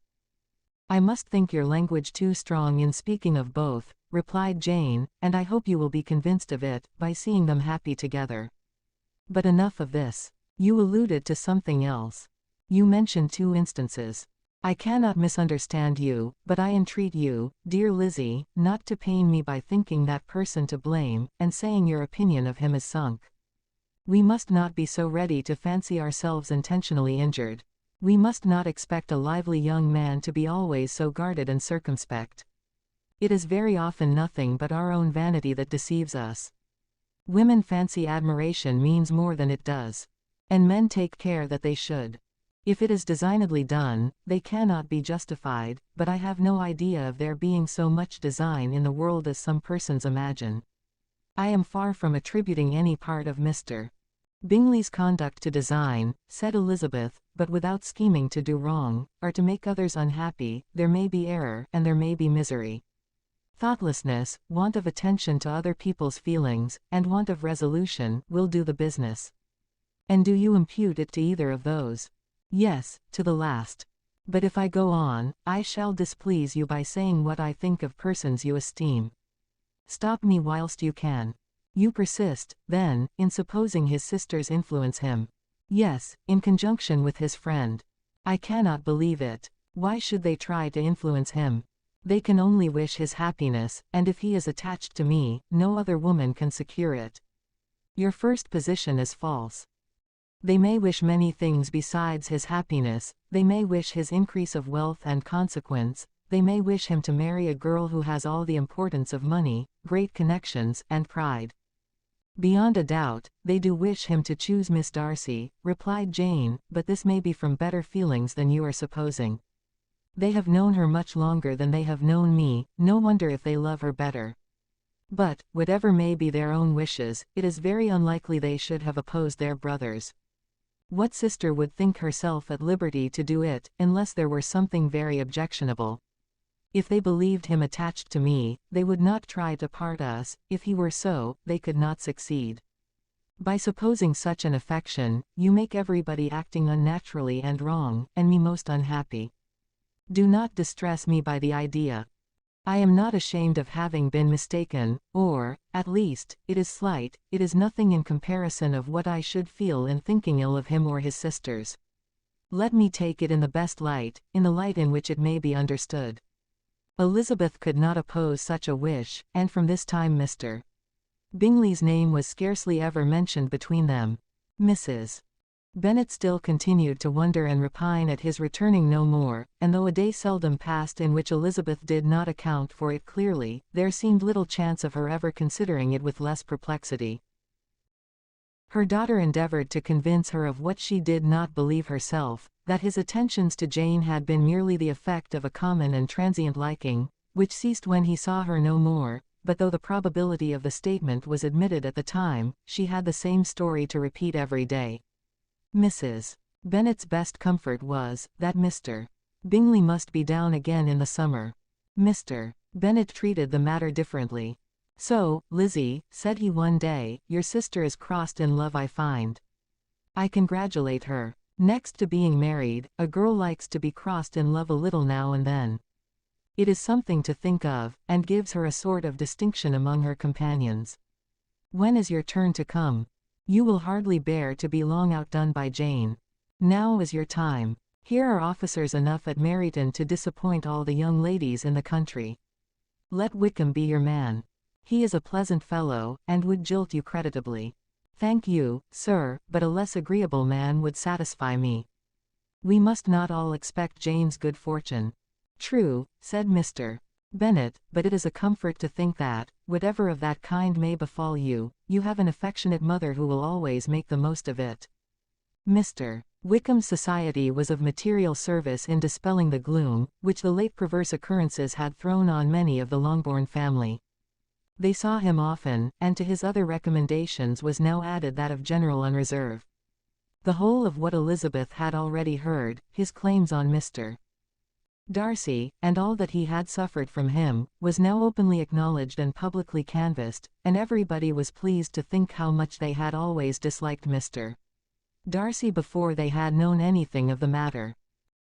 Miss Bennet was the only creature who could suppose there might be any extenuating circumstances in the case, unknown to the society of Hertfordshire. Her mild and steady candour always pleaded for allowances, and urged the possibility of mistakes, but by everybody else Mr. Darcy was condemned as the worst of men. 25. After a week spent in professions of love and schemes of felicity, Mr. Collins was called from his amiable Charlotte by the arrival of Saturday. The pain of separation, however, might be alleviated on his side, by preparations for the reception of his bride, as he had reason to hope, that shortly after his next return into Hertfordshire, the day would be fixed that was to make him the happiest of men. He took leave of his relations at Longbourn with as much solemnity as before, wished his fair cousins health and happiness again, and promised their father another letter of thanks. On the following Monday, Mrs. Bennet had the pleasure of receiving her brother and his wife, who came as usual to spend the Christmas at Longbourn. Mr. Gardiner was a sensible, gentlemanlike man, greatly superior to his sister, as well by nature as education. The Netherfield ladies would have had difficulty in believing that a man who lived by trade, and within view of his own warehouses, could have been so well bred and agreeable. Mrs. Gardiner, who was several years younger than Mrs. Bennet and Mrs. Phillips, was an amiable, intelligent, elegant woman, and a great favourite with all her Longbourn nieces. Between the two eldest and herself especially, there subsisted a very particular regard. They had frequently been staying with her in town. The first part of Mrs. Gardiner's business on her arrival was to distribute her presents and describe the newest fashions. When this was done, she had a less active part to play. It became her turn to listen. Mrs. Bennet had many grievances to relate, and much to complain of. They had all been very ill used since she last saw her sister. 2 of her girls had been on the point of marriage, and after all there was nothing in it. I do not blame Jane, she continued, for Jane would have got Mr. Bingley, if she could. But, Lizzie, oh, sister, it is very hard to think that she might have been Mr. Collins's wife by this time, had not it been for her own perverseness. He made her an offer in this very room, and she refused him. The consequence of it is, that Lady Lucas will have a daughter married before I have, and that Longbourn estate is just as much entailed as ever. The Lucases are very artful people indeed, sister. They are all for what they can get. I am sorry to say it of them, but so it is. It makes me very nervous and poorly, to be thwarted so in my own family, and to have neighbours who think of themselves before anybody else. However, your coming just at this time is the greatest of comforts, and I am very glad to hear what you tell us, of long sleeves. Mrs. Gardiner, to whom the chief of this news had been given before, in the course of Jane and Elizabeth's correspondence with her, made her sister a slight answer, and in compassion to her nieces turned the conversation. When alone with Elizabeth afterwards, she spoke more on the subject. "It seems likely to have been a desirable match for Jane," said she. "I am sorry it went off. But these things happen so often. A young man, such as you describe Mr. Bingley, so easily falls in love with a pretty girl for a few weeks, and when accident separates them, so easily forgets her, that these sort of inconstancies are very frequent." "An excellent consolation in its way," said Elizabeth, "but it will not do for us. We do not suffer by accident. It does not often happen that the interference of friends will persuade a young man of independent fortune to think no more of a girl, whom he was violently in love with only a few days before. But that expression of violently in love is so hackneyed, so doubtful, so indefinite, that it gives me very little idea. It is as often applied to feelings which arise from an half-hour's acquaintance, as to a real, strong attachment. Pray, how violent was Mr. Bingley's love? I never saw a more promising inclination. He was growing quite inattentive to other people, and wholly engrossed by her. Every time they met, it was more decided and remarkable. At his own ball he offended 2 or 3 young ladies, by not asking them to dance, and I spoke to him twice myself, without receiving an answer. Could there be finer symptoms? Is not general incivility the very essence of love? Oh, yes, of that kind of love which I suppose him to have felt. Poor Jane! I am sorry for her, because, with her disposition, she may not get over it immediately. It had better have happened to you, Lizzie, you would have laughed yourself out of it sooner. But do you think she would be prevailed on to go back with us? Change of scene might be of service, and perhaps a little relief from home may be as useful as anything." Elizabeth was exceedingly pleased with this proposal, and felt persuaded of her sister's ready acquiescence. "I hope," added Mrs. Gardiner, "that no consideration with regard to this young man will influence her. We live in so different a part of town, all our connections are so different, and, as you well know, we go out so little, that it is very improbable they should meet at all, unless he really comes to see her. And that is quite impossible, for he is now in the custody of his friend, and Mr. Darcy would no more suffer him to call on Jane in such a part of London. My dear aunt, how could you think of it? Mr. Darcy may perhaps have heard of such a place as Gracechurch Street, but he would hardly think a month's ablution enough to cleanse him from its impurities, were he once to enter it, and depend upon it, Mr. Bingley never stirs without him. So much the better. I hope they will not meet at all. But does not Jane correspond with the sister? She will not be able to help calling. She will drop the acquaintance entirely. But in spite of the certainty in which Elizabeth affected to place this point, as well as the still more interesting one of Bingley's being withheld from seeing Jane, she felt a solicitude on the subject which convinced her, on examination, that she did not consider it entirely hopeless. It was possible, and sometimes she thought it probable, that his affection might be reanimated, and the influence of his friends successfully combated by the more natural influence of Jane's attractions. Miss Bennet accepted her aunt's invitation with pleasure, and the Bingleys were no otherwise in her thoughts at the time, than as she hoped that, by Caroline's not living in the same house with her brother, she might occasionally spend a morning with her, without any danger of seeing him. The Gardiners stayed a week at Longbourn, and what with the Phillipses, the Lucases, and the officers, there was not a day without its engagement. Mrs. Bennet had so carefully provided for the entertainment of her brother and sister, that they did not once sit down to a family dinner. When the engagement was for home, some of the officers always made part of it, of which officers Mr. Wickham was sure to be one, and on these occasions Mrs. Gardiner, rendered suspicious by Elizabeth's warm commendation of him, narrowly observed them both. Without supposing them, from what she saw, to be very seriously in love, their preference of each other was plain enough to make her a little uneasy, and she resolved to speak to Elizabeth on the subject before she left Hertfordshire, and represent to her the imprudence of encouraging such an attachment. To Mrs. Gardiner, Wickham had one means of affording pleasure, unconnected with his general powers. About 10 or a dozen years ago, before her marriage, she had spent a considerable time in that very part of Derbyshire to which he belonged. They had, therefore, many acquaintance in common, and, though Wickham had been little there since the death of Darcy's father, 5 years before, it was yet in his power to give her fresher intelligence of her former friends, than she had been in the way of procuring. Mrs. Gardiner had seen Pemberley, and known the late Mr. Darcy by character perfectly well. Here consequently was an inexhaustible subject of discourse. In comparing her recollection of Pemberley, with the minute description which Wickham could give, and in bestowing her tribute of praise on the character of its late possessor, she was delighting both him and herself. On being made acquainted with the present Mr. Darcy's treatment of him, she tried to remember something of that gentleman's reputed disposition when quite a lad, which might agree with it, and was confident at last, that she recollected having heard Mr. Fitzwilliam Darcy formerly spoken of as a very proud, ill-natured boy. 26. Mrs. Gardiner's caution to Elizabeth was punctually and kindly given on the first favourable opportunity of speaking to her alone. After honestly telling her what she thought, she thus went on.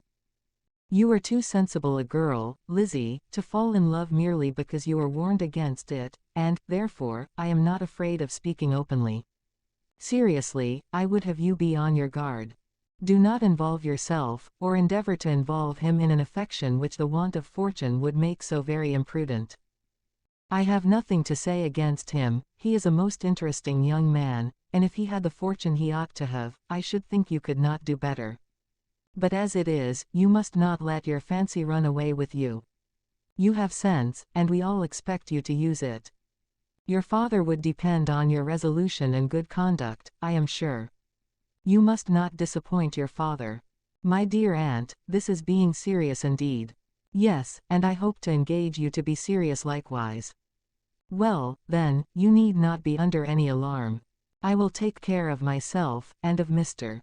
Wickham too. He shall not be in love with me, if I can prevent it. Elizabeth, you are not serious now.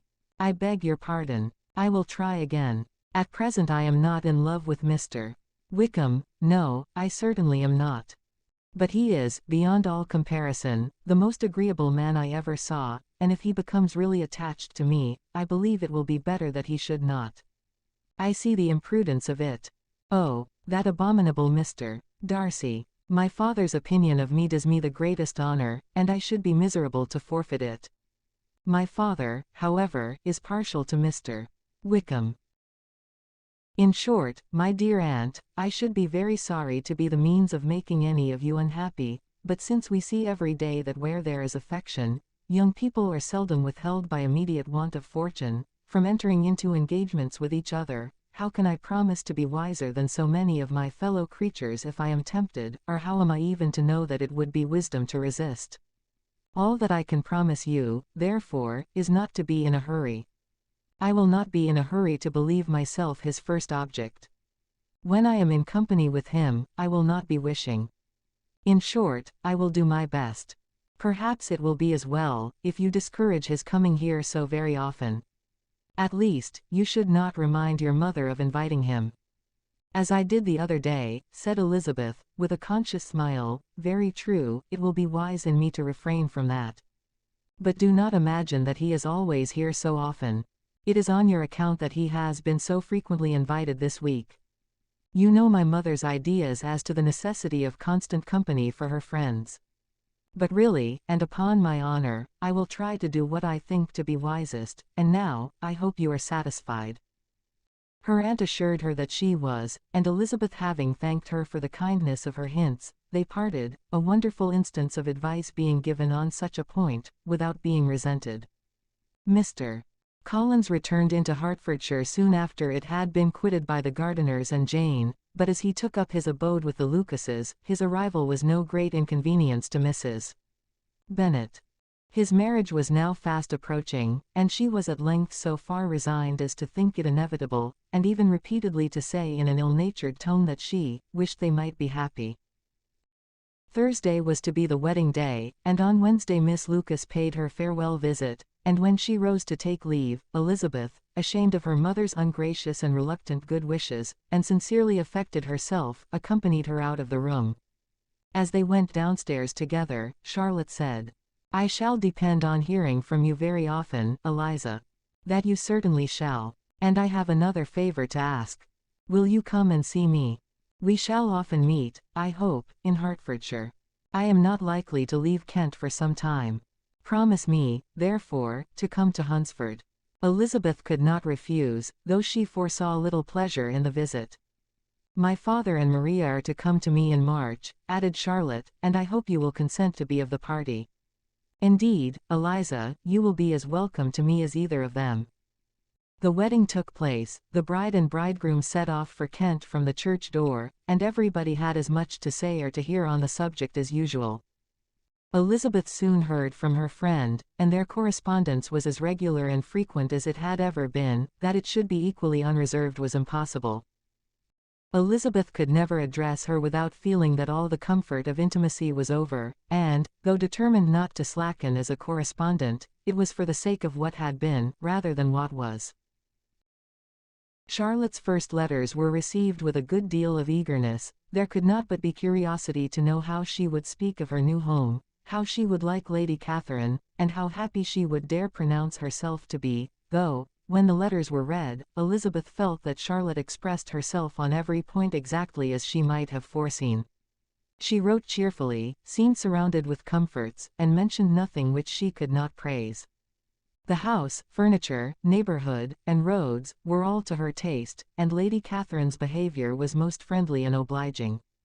It was Mr. Collins's picture of Hunsford and Rosings rationally softened, and Elizabeth perceived that she must wait for her own visit there, to know the rest.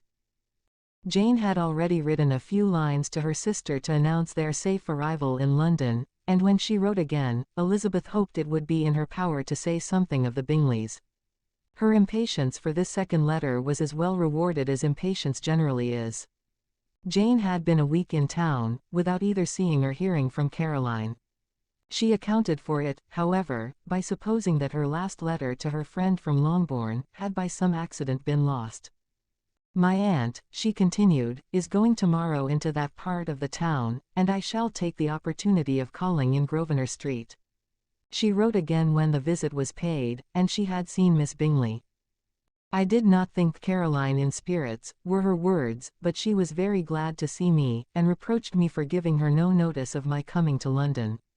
I was right, therefore, my last letter had never reached her. I inquired after their brother, of course. He was well, but so much engaged with Mr. Darcy, that they scarcely ever saw him. I found that Miss Darcy was expected to dinner. I wish I could see her. My visit was not long, as Caroline and Mrs. Hurst were going out. I dare say I shall soon see them here. Elizabeth shook her head over this letter. It convinced her that accident only could discover to Mr. Bingley her sister's being in town. 4 weeks passed away, and Jane saw nothing of him. She endeavoured to persuade herself that she did not regret it, but she could no longer be blind to Miss Bingley's inattention. After waiting at home every morning for a fortnight, and inventing every evening a fresh excuse for her, the visitor did at last appear, but the shortness of her stay, and yet more, the alteration of her manner, would allow Jane to deceive herself no longer. The letter which she wrote on this occasion to her sister, will prove what she felt. My dearest Lizzie will, I am sure, be incapable of triumphing in her better judgment, at my expense, when I confess myself to have been entirely deceived in Miss Bingley's regard for me. But, my dear sister, though the event has proved you right, do not think me obstinate if I still assert, that, considering what her behaviour was, my confidence was as natural as your suspicion. I do not at all comprehend her reason for wishing to be intimate with me, but if the same circumstances were to happen again, I am sure I should be deceived again. Caroline did not return my visit till yesterday, and not a note, not a line, did I receive in the meantime. When she did come, it was very evident that she had no pleasure in it. She made a slight, formal, apology, for not calling before, said not a word of wishing to see me again, and was in every respect so altered a creature, that when she went away, I was perfectly resolved to continue the acquaintance no longer. I pity, though I cannot help blaming her. She was very wrong in singling me out as she did. I can safely say, that every advance to intimacy began on her side. But I pity her, because she must feel that she has been acting wrong, and because I am very sure that anxiety for her brother is the cause of it. I need not explain myself farther, and though we know this anxiety to be quite needless, yet if she feels it, it will easily account for her behaviour to me, and so deservedly dear as he is to his sister, whatever anxiety she may feel on his behalf, is natural and amiable. I cannot but wonder, however, at her having any such fears now, because, if he had at all cared about me, we must have met long, long ago. He knows of my being in town, I am certain, from something she said herself, and yet it should seem by her manner of talking, as if she wanted to persuade herself that he is really partial to Miss Darcy. I cannot understand it. If I were not afraid of judging harshly, I should be almost tempted to say, that there is a strong appearance of duplicity in all this. But I will endeavour to banish every painful thought, and think only of what will make me happy, your affection, and the invariable kindness of my dear uncle and aunt. Let me hear from you very soon. Miss Bingley said something of his never returning to Netherfield again, of giving up the house, but not with any certainty. We had better not mention it. I am extremely glad that you have such pleasant accounts from our friends at Hunsford. Pray go to see them, with Sir William and Maria. I am sure you will be very comfortable there. Yours, etc. This letter gave Elizabeth some pain, but her spirits returned as she considered that Jane would no longer be duped, by the sister at least. All expectation from the brother was now absolutely over. She would not even wish for any renewal of his attentions. His character sunk on every review of it, and as a punishment for him, as well as a possible advantage to Jane, she seriously hoped he might really soon marry Mr. Darcy's sister, as, by Wickham's account, she would make him abundantly regret what he had thrown away. Mrs. Gardiner about this time reminded Elizabeth of her promise concerning that gentleman, and required information, and Elizabeth had such to send as might rather give contentment to her aunt than to herself. His apparent partiality had subsided, his attentions were over, he was the admirer of someone else. Elizabeth was watchful enough to see it all, but she could see it and write of it without material pain. Her heart had been but slightly touched, and her vanity was satisfied with believing that she would have been his only choice, had fortune permitted it. The sudden acquisition of £10,000 was the most remarkable charm of the young lady, to whom he was now rendering himself agreeable, but Elizabeth, less clear-sighted perhaps in his case than in Charlotte's, did not quarrel with him for his wish of independence. Nothing, on the contrary, could be more natural, and while able to suppose that it cost him a few struggles to relinquish her, she was ready to allow it a wise and desirable measure for both, and could very sincerely wish him happy. All this was acknowledged to Mrs. Gardiner, and after relating the circumstances, she thus went on: "I am now convinced, my dear aunt, that I have never been much in love, for had I really experienced that pure and elevating passion, I should at present detest his very name, and wish him all manner of evil. But my feelings are not only cordial towards him, they are even impartial towards Miss King. I cannot find out that I hate her at all, or that I am in the least unwilling to think her a very good sort of girl. There can be no love in all this. My watchfulness has been effectual, and though I should certainly be a more interesting object to all my acquaintance, were I distractedly in love with him, I cannot say that I regret my comparative insignificance. Importance may sometimes be purchased too dearly. Kitty and Lydia take his defection much more to heart than I do. They are young in the ways of the world, and not yet open to the mortifying conviction that handsome young men must have something to live on, as well as the plain. 27.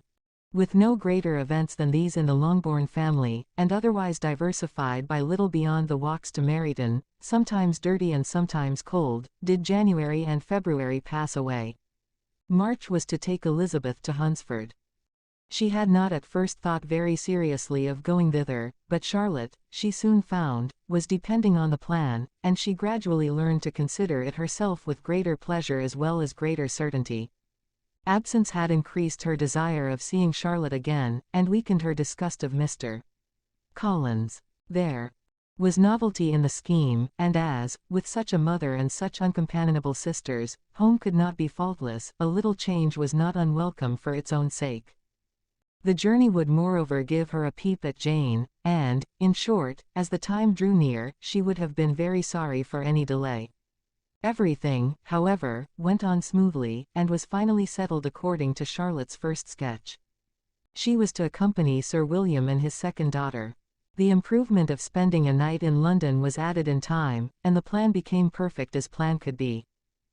The only pain was in leaving her father, who would certainly miss her, and who, when it came to the point, so little liked her going, that he told her to write to him, and almost promised to answer her letter. The farewell between herself and Mr. Wickham was perfectly friendly, on his side even more.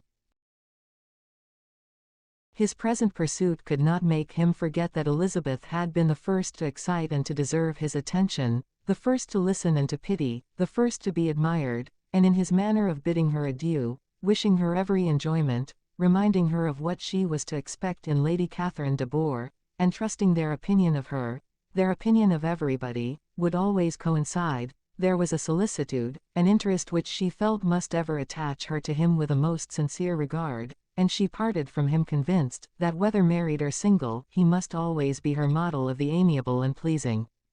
Her fellow travellers the next day were not of a kind to make her think him less agreeable. Sir William Lucas, and his daughter Maria, a good-humoured girl, but as empty-headed as himself, had nothing to say that could be worth hearing, and were listened to with about as much delight as the rattle of the chaise. Elizabeth loved absurdities, but she had known Sir William's too long. He could tell her nothing new of the wonders of his presentation and knighthood, and his civilities were worn out like his information. It was a journey of only 24 miles, and they began it so early as to be in Gracechurch Street by noon. As they drove to Mr. Gardiner's door, Jane was at a drawing-room window watching their arrival. When they entered the passage she was there to welcome them, and Elizabeth, looking earnestly in her face, was pleased to see it healthful and lovely as ever. On the stairs were a troop of little boys and girls, whose eagerness for their cousin's appearance would not allow them to wait in the drawing-room, and whose shyness, as they had not seen her for a 12-month, prevented their coming lower. All was joy and kindness. The day passed most pleasantly away, the morning in bustle and shopping, and the evening at one of the theatres. Elizabeth then contrived to sit by her aunt. Their first subject was her sister, and she was more grieved than astonished to hear, in reply to her minute inquiries, that though Jane always struggled to support her spirits, there were periods of dejection. It was reasonable, however, to hope that they would not continue long. Mrs. Gardiner gave her the particulars also of Miss Bingley's visit in Gracechurch Street, and repeated conversations occurring at different times between Jane and herself, which proved that the former had, from her heart, given up the acquaintance. Mrs. Gardiner then rallied her niece on Wickham's desertion, and complimented her on bearing it so well. "But, my dear Elizabeth," she added, "what sort of girl is Miss King? I should be sorry to think our friend mercenary. Pray, my dear aunt, what is the difference in matrimonial affairs, between the mercenary and the prudent motive? Where does discretion end, and avarice begin? Last Christmas you were afraid of his marrying me, because it would be imprudent, and now, because he is trying to get a girl with only £10,000, you want to find out that he is mercenary. If you will only tell me what sort of girl Miss King is, I shall know what to think. She is a very good kind of girl, I believe. I know no harm of her. But he paid her not the smallest attention, till her grandfather's death made her mistress of this fortune. No, why should he? If it was not allowable for him to gain my affections, because I had no money, what occasion could there be for making love to a girl whom he did not care about, and who was equally poor? But there seems indelicacy in directing his attentions towards her, so soon after this event. A man in distressed circumstances has not time for all those elegant decorums which other people may observe. If she does not object to it, why should we? Her not objecting, does not justify him. It only shows her being deficient in something herself, sense or feeling. Well, cried Elizabeth, have it as you choose. He shall be mercenary, and she shall be foolish. No, Lizzie, that is what I do not choose. I should be sorry, you know, to think ill of a young man who has lived so long in Derbyshire. Oh, if that is all, I have a very poor opinion of young men who live in Derbyshire, and their intimate friends who live in Hertfordshire are not much better. I am sick of them all. Thank heaven. I am going tomorrow where I shall find a man who has not one agreeable quality, who has neither manner nor sense to recommend him. Stupid men are the only ones worth knowing, after all. Take care, Lizzie, that speech savors strongly of disappointment. Before they were separated by the conclusion of the play, she had the unexpected happiness of an invitation to accompany her uncle and aunt in a tour of pleasure which they proposed taking in the summer. We have not quite determined how far it shall carry us, said Mrs. Gardiner, but perhaps to the lakes. No scheme could have been more agreeable to Elizabeth, and her acceptance of the invitation was most ready and grateful. My dear, dear aunt, she rapturously cried, what delight! What felicity! You give me fresh life and vigor. Adieu to disappointment and spleen. What are men to rocks and mountains? Oh, what hours of transport we shall spend! And when we do return, it shall not be like other travelers, without being able to give one accurate idea of anything. We will know where we have gone, we will recollect what we have seen. Lakes, mountains, and rivers shall not be jumbled together in our imaginations, nor, when we attempt to describe any particular scene, will we begin quarreling about its relative situation. Let our first effusions be less insupportable than those of the generality of travelers. 28. Every object in the next day's journey was new and interesting to Elizabeth, and her spirits were in a state for enjoyment, for she had seen her sister looking so well as to banish all fear for her health, and the prospect of her northern tour was a constant source of delight. When they left the high road for the lane to Hunsford, every eye was in search of the parsonage, and every turning expected to bring it in view. The paling of Rosings Park was their boundary on one side. Elizabeth smiled at the recollection of all that she had heard of its inhabitants. At length the parsonage was discernible. The garden sloping to the road, the house standing in it, the green pales and the laurel hedge, everything declared they were arriving. Mr. Collins and Charlotte appeared at the door, and the carriage stopped at the small gate, which led by a short gravel walk to the house, amidst the nods and smiles of the whole party. In a moment they were all out of the chaise, rejoicing at the sight of each other. Mrs. Collins welcomed her friend with the liveliest pleasure, and Elizabeth was more and more satisfied with coming, when she found herself so affectionately received. She saw instantly that her cousin's manners were not altered by his marriage, his formal civility was just what it had been, and he detained her some minutes at the gate to hear and satisfy his inquiries after all her family. They were then, with no other delay than his pointing out the neatness of the entrance, taken into the house, and as soon as they were in the parlour, he welcomed them a second time with ostentatious formality to his humble abode, and punctually repeated all his wife's offers of refreshment.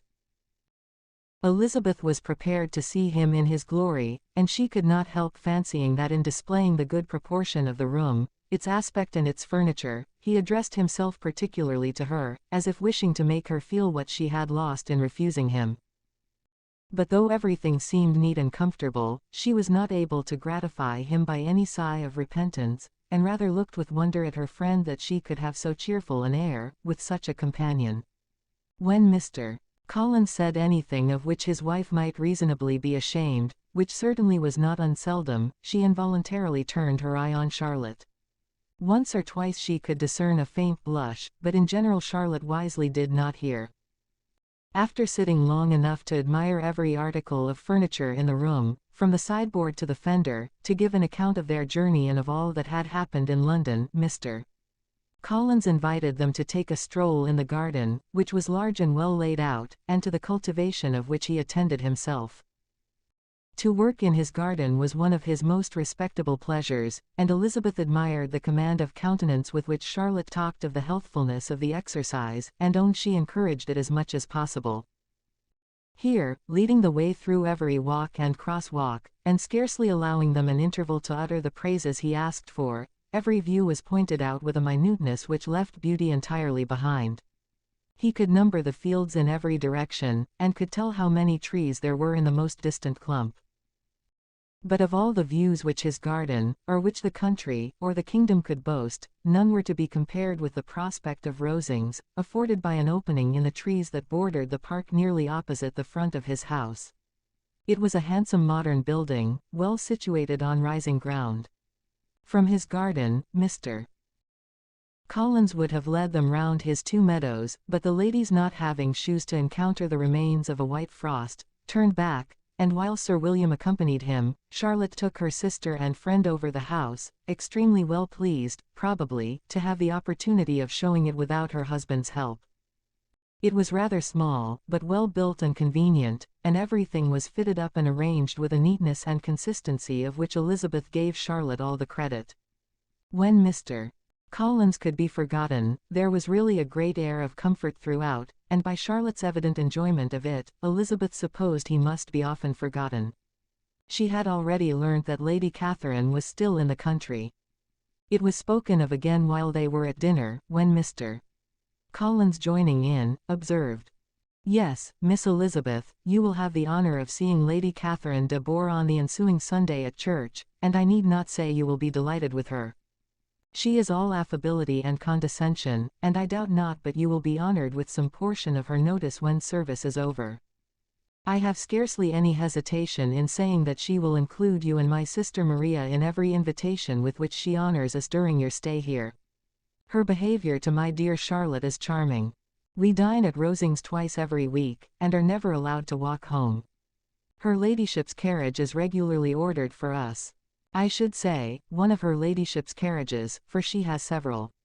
Lady Catherine is a very respectable, sensible woman indeed," added Charlotte, "and a most attentive neighbour." "Very true, my dear, that is exactly what I say. She is the sort of woman whom one cannot regard with too much deference." The evening was spent chiefly in talking over Hertfordshire news, and telling again what had been already written, and when it closed, Elizabeth in the solitude of her chamber had to meditate upon Charlotte's degree of contentment, to understand her address in guiding, and composure in bearing with her husband, and to acknowledge that it was all done very well. She had also to anticipate how her visit would pass, the quiet tenor of their usual employments, the vexatious interruptions of Mr. Collins, and the gaieties of their intercourse with Rosings. A lively imagination soon settled it all. About the middle of the next day, as she was in her room getting ready for a walk, a sudden noise below seemed to speak the whole house in confusion, and after listening a moment, she heard somebody running upstairs in a violent hurry, and calling loudly after her. She opened the door, and met Maria in the landing place, who, breathless with agitation, cried out, "Oh, my dear Eliza! Pray make haste and come into the dining room, for there is such a sight to be seen. I will not tell you what it is. Make haste, and come down this moment." Elizabeth asked questions in vain. Maria would tell her nothing more, and down they ran into the dining room, which fronted the lane. In quest of this wonder, it was two ladies stopping in a low phaeton at the garden gate. "And is this all?" cried Elizabeth. "I expected at least that the pigs were got into the garden, and here is nothing but Lady Catherine and her daughter." "La, my dear," said Maria, quite shocked at the mistake, "it is not Lady Catherine. The old lady is Mrs. Jenkinson, who lives with them. The other is Miss de Bourgh. Only look at her. She is quite a little creature. Who would have thought she could be so thin and small? She is abominably rude to keep Charlotte out of doors in all this wind. Why does she not come in? Oh, Charlotte says, she hardly ever does. It is the greatest of favors when Miss de Bourgh comes in." "I like her appearance," said Elizabeth, struck with other ideas. "She looks sickly and cross. Yes, she will do for him very well. She will make him a very proper wife." Mr. Collins and Charlotte were both standing at the gate in conversation with the ladies, and Sir William, to Elizabeth's high diversion, was stationed in the doorway, in earnest contemplation of the greatness before him, and constantly bowing whenever Miss de Bourgh looked that way. At length there was nothing more to be said. The ladies drove on, and the others returned into the house. Mr. Collins no sooner saw the two girls than he began to congratulate them on their good fortune, which Charlotte explained by letting them know that the whole party was asked to dine at Rosings the next day. 29. Mr. Collins's triumph in consequence of this invitation was complete. The power of displaying the grandeur of his patroness to his wondering visitors, and of letting them see her civility towards himself and his wife, was exactly what he had wished for, and that an opportunity of doing it should be given so soon, was such an instance of Lady Catherine's condescension as he knew not how to admire enough. "I confess," said he, "that I should not have been at all surprised by her ladyship's asking us on Sunday to drink tea and spend the evening at Rosings. I rather expected, from my knowledge of her affability, that it would happen. But who could have foreseen such an attention as this? Who could have imagined that we should receive an invitation to dine there, an invitation moreover including the whole party, so immediately after your arrival?" "I am the less surprised at what has happened," replied Sir William, "from that knowledge of what the manners of the great really are, which my situation in life has allowed me to acquire. About the court, such instances of elegant breeding are not uncommon. Scarcely anything was talked of the whole day or next morning, but their visit to Rosings." Mr. Collins was carefully instructing them in what they were to expect, that the sight of such rooms, so many servants, and so splendid a dinner might not wholly overpower them. When the ladies were separating for the toilette, he said to Elizabeth, "Do not make yourself uneasy, my dear cousin, about your apparel. Lady Catherine is far from requiring that elegance of dress in us, which becomes herself and daughter. I would advise you merely to put on whatever of your clothes is superior to the rest. There is no occasion for anything more. Lady Catherine will not think the worse of you for being simply dressed. She likes to have the distinction of rank preserved." While they were dressing, he came 2 or 3 times to their different doors, to recommend their being quick, as Lady Catherine very much objected to be kept waiting for her dinner.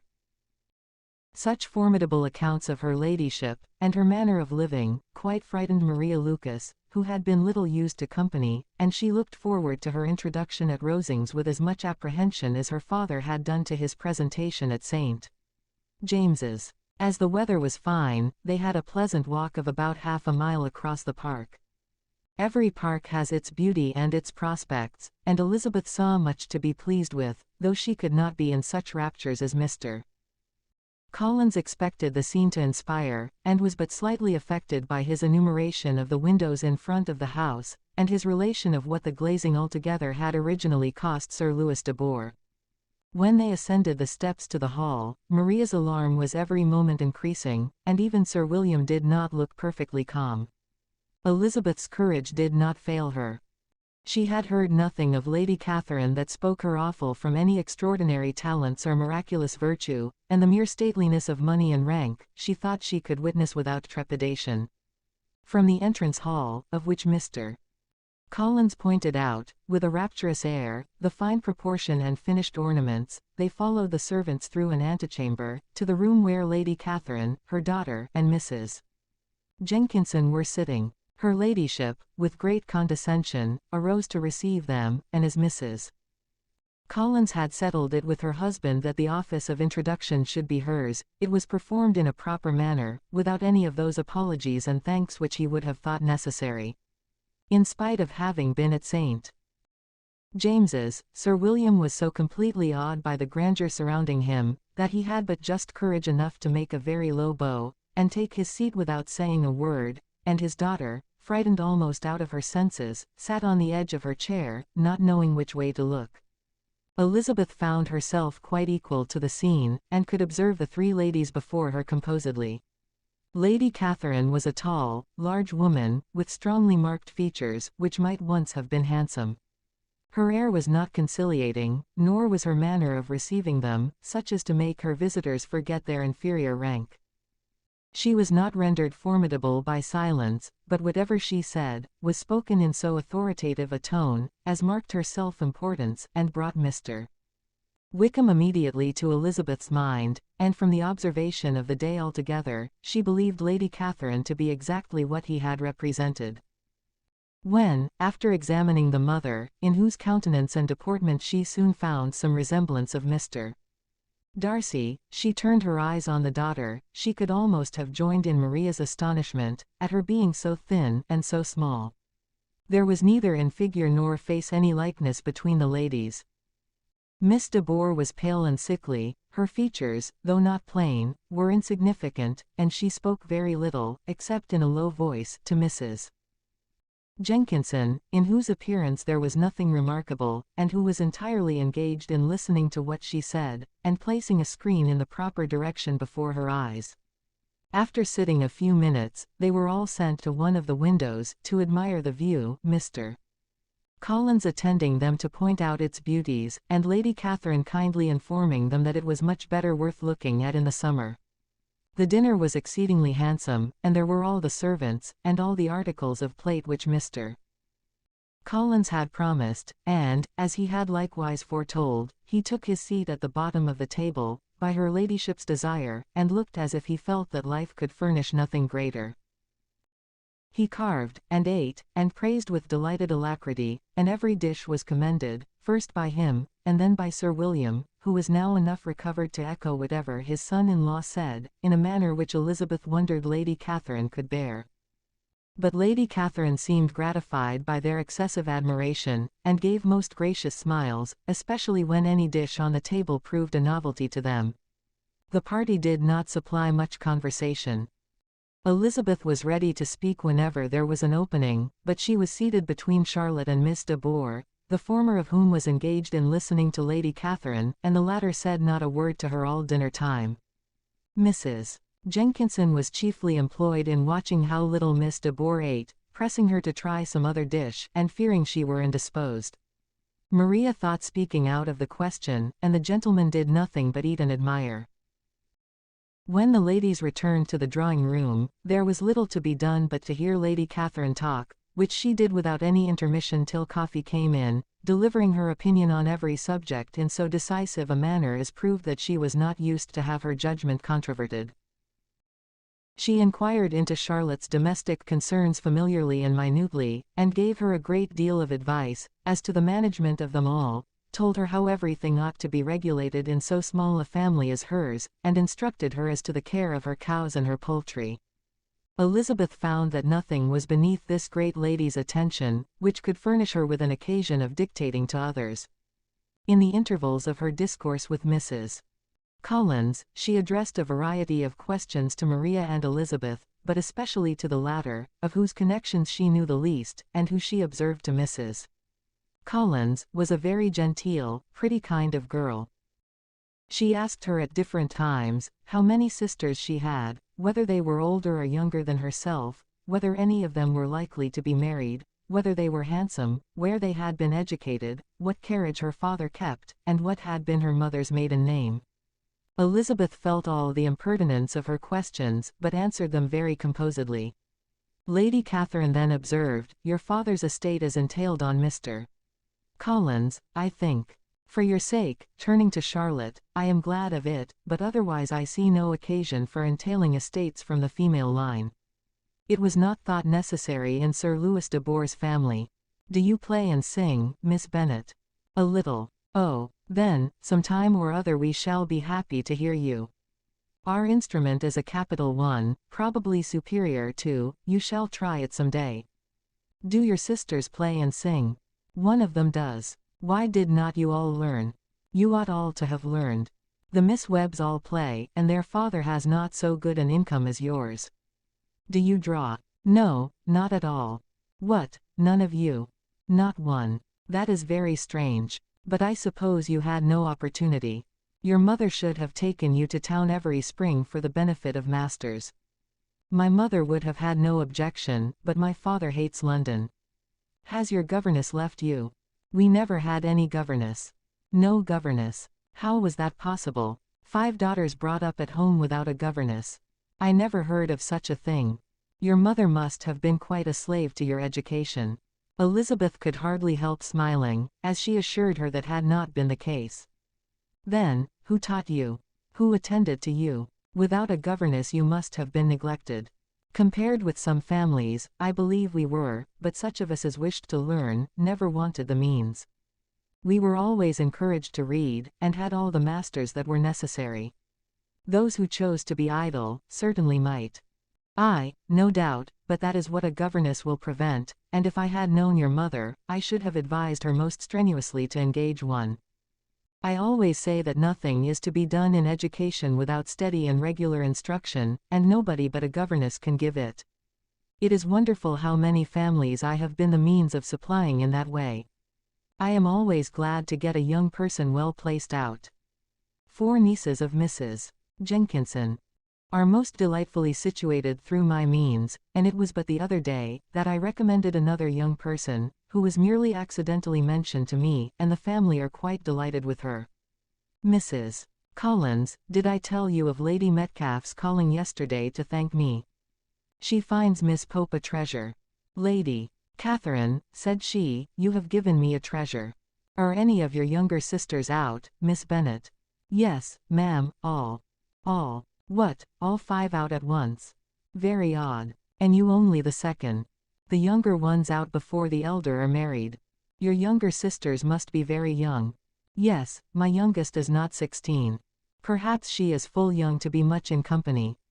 But really, ma'am, I think it would be very hard upon younger sisters, that they should not have their share of society and amusement because the elder may not have the means or inclination to marry early.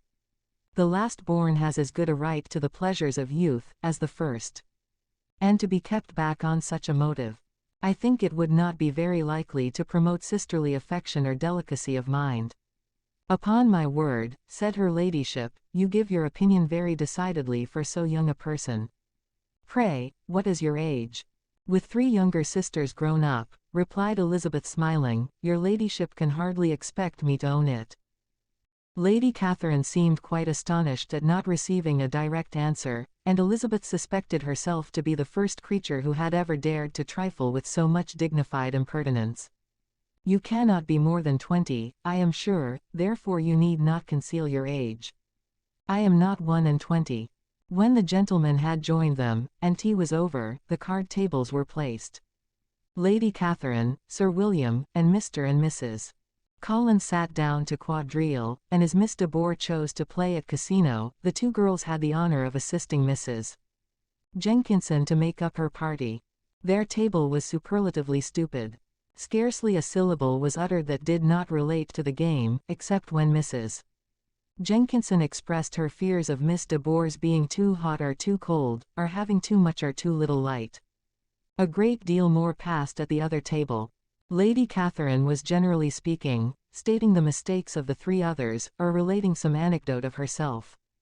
Mr. Collins was employed in agreeing to everything her ladyship said, thanking her for every fish he won, and apologizing if he thought he won too many.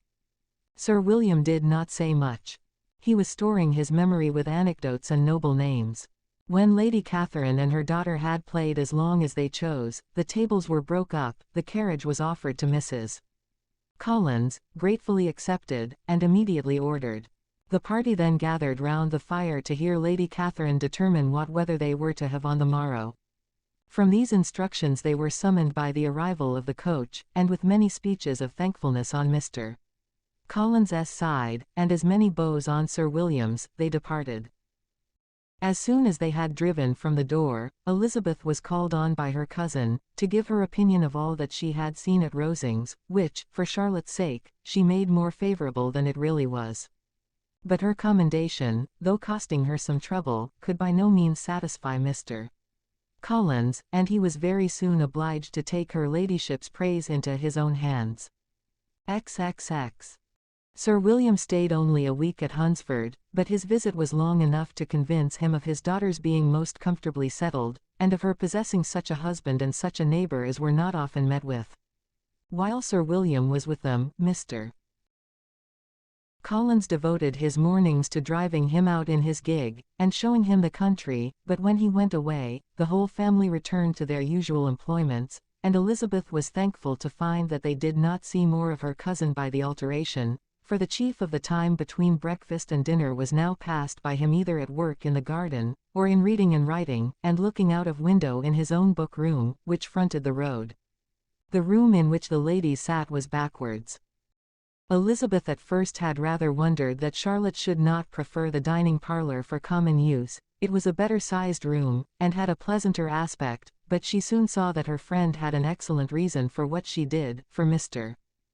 Collins would undoubtedly have been much less in his own apartment, had they sat in one equally lively, and she gave Charlotte credit for the arrangement. From the drawing-room they could distinguish nothing in the lane, and were indebted to Mr.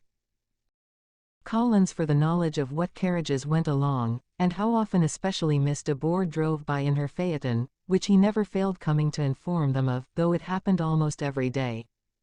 She not unfrequently stopped at the parsonage, and had a few minutes' conversation with Charlotte, but was scarcely ever prevailed on to get out. Very few days passed in which Mr. Collins did not walk to Rosings, and not many in which his wife did not think it necessary to go likewise, until Elizabeth recollected that there might be other family livings to be disposed of. She could not understand the sacrifice of so many hours. Now and then, they were honoured with a call from her ladyship, and nothing escaped her observation that was passing in the room during these visits. She examined into their employments, looked at their work, and advised them to do it differently, found fault with the arrangement of the furniture, or detected the housemaid in negligence, and if she accepted any refreshment, seemed to do it only for the sake of finding out that Mrs. Collins's joints of meat were too large for her family. Elizabeth soon perceived that though this great lady was not in the commission of the peace for the county, she was a most active magistrate in her own parish, the minutest concerns of which were carried to her by Mr. Collins, and whenever any of the cottagers were disposed to be quarrelsome, discontented or too poor, she sallied forth into the village to settle their differences, silence their complaints, and scold them into harmony and plenty. The entertainment of dining at Rosings was repeated about twice a week, and, allowing for the loss of Sir William, and there being only one card table in the evening, every such entertainment was the counterpart of the first. Their other engagements were few, as the style of living of the neighbourhood in general was beyond the Collinses' reach. This however was no evil to Elizabeth, and upon the whole she spent her time comfortably enough. There were half hours of pleasant conversation with Charlotte, and the weather was so fine for the time of year, that she had often great enjoyment out of doors. Her favourite walk, and where she frequently went while the others were calling on Lady Catherine, was along the open grove which edged that side of the park, where there was a nice sheltered path, which no one seemed to value but herself, and where she felt beyond the reach of Lady Catherine's curiosity. In this quiet way, the first fortnight of her visit soon passed away. Easter was approaching, and the week preceding it was to bring an addition to the family at Rosings, which in so small a circle must be important. Elizabeth had heard soon after her arrival that Mr. Darcy was expected there in the course of a few weeks, and though there were not many of her acquaintance whom she did not prefer, his coming would furnish one comparatively new to look at in their Rosings parties, and she might be amused in seeing how hopeless Miss Bingley's designs on him were, by his behaviour to his cousin, for whom he was evidently destined by Lady Catherine, who talked of his coming with the greatest satisfaction, spoke of him in terms of the highest admiration, and seemed almost angry to find that he had already been frequently seen by Miss Lucas and herself. His arrival was soon known at the parsonage, for Mr. Collins was walking the whole morning within view of the lodges opening into Hunsford Lane, in order to have the earliest assurance of it, and after making his bow as the carriage turned into the park, hurried home with the great intelligence. On the following morning he hastened to Rosings to pay his respects. There were 2 nephews of Lady Catherine to require them, for Mr. Darcy had brought with him a Colonel Fitzwilliam, the younger son of his uncle, Lord, and, to the great surprise of all the party, when Mr. Collins returned, the gentlemen accompanied him. Charlotte had seen them from her husband's room, crossing the road, and immediately running into the other, told the girls what an honor they might expect, adding, "I may thank you, Eliza, for this piece of civility. Mr. Darcy would never have come so soon to wait upon me." Elizabeth had scarcely time to disclaim all right to the compliment, before their approach was announced by the doorbell, and shortly afterwards the 3 gentlemen entered the room. Colonel Fitzwilliam, who led the way, was about 30, not handsome, but in person and address most truly the gentleman. Mr. Darcy looked just as he had been used to look in Hertfordshire, paid his compliments, with his usual reserve, to Mrs. Collins, and whatever might be his feelings towards her friend, met her with every appearance of composure. Elizabeth merely curtsied to him, without saying a word. Colonel Fitzwilliam entered into conversation directly with the readiness and ease of a well-bred man, and talked very pleasantly, but his cousin, after having addressed a slight observation on the house and garden to Mrs. Collins, sat for some time without speaking to anybody. At length, however, his civility was so far awakened as to inquire of Elizabeth after the health of her family. She answered him in the usual way, and after a moment's pause, added, "My eldest sister has been in town these 3 months. Have you never happened to see her there?" She was perfectly sensible that he never had, but she wished to see whether he would betray any consciousness of what had passed between the Bingleys and Jane, and she thought he looked a little confused as he answered that he had never been so fortunate as to meet Miss Bennet. The subject was pursued no farther, and the gentlemen soon afterwards went away. 31. Colonel Fitzwilliam's manners were very much admired at the parsonage, and the ladies all felt that he must add considerably to the pleasure of their engagements at Rosings. It was some days, however, before they received any invitation thither, for while there were visitors in the house, they could not be necessary, and it was not till Easter Day, almost a week after the gentlemen's arrival, that they were honoured by such an attention, and then they were merely asked on leaving church to come there in the evening. For the last week they had seen very little of either Lady Catherine or her daughter. Colonel Fitzwilliam had called at the parsonage more than once during the time, but Mr. Darcy they had only seen at church. The invitation was accepted of course, and at a proper hour they joined the party in Lady Catherine's drawing-room. Her ladyship received them civilly, but it was plain that their company was by no means so acceptable as when she could get nobody else, and she was, in fact, almost engrossed by her nephews, speaking to them, especially to Darcy, much more than to any other person in the room. Colonel Fitzwilliam seemed really glad to see them. Anything was a welcome relief to him at Rosings, and Mrs. Collins's pretty friend had moreover caught his fancy very much. He now seated himself by her, and talked so agreeably of Kent and Hertfordshire, of travelling and staying at home, of new books and music, that Elizabeth had never been half so well entertained in that room before, and they conversed with so much spirit and flow, as to draw the attention of Lady Catherine herself, as well as of Mr. Darcy. His eyes had been soon and repeatedly turned towards them with a look of curiosity, and that her ladyship after a while shared the feeling, was more openly acknowledged, for she did not scruple to call out. "What is that you are saying, Fitzwilliam? What is it you are talking of? What are you telling Miss Bennet? Let me hear what it is." "We are speaking of music, madam," said he, when no longer able to avoid a reply. "Of music? Then pray speak aloud. It is of all subjects my delight. I must have my share in the conversation, if you are speaking of music. There are few people in England, I suppose, who have more true enjoyment of music than myself, or a better natural taste. If I had ever learnt, I should have been a great proficient. And so would Anne, if her health had allowed her to apply. I am confident that she would have performed delightfully. How does Georgiana get on, Darcy?" Mr. Darcy spoke with affectionate praise of his sister's proficiency. "I am very glad to hear such a good account of her," said Lady Catherine, "and pray tell her from me, that she cannot expect to excel, if she does not practice a great deal." "I assure you, madam," he replied, "that she does not need such advice. She practices very constantly. So much the better. It cannot be done too much, and when I next write to her, I shall charge her not to neglect it on any account. I often tell young ladies, that no excellence in music is to be acquired, without constant practice. I have told Miss Bennet several times, that she will never play really well, unless she practices more, and though Mrs.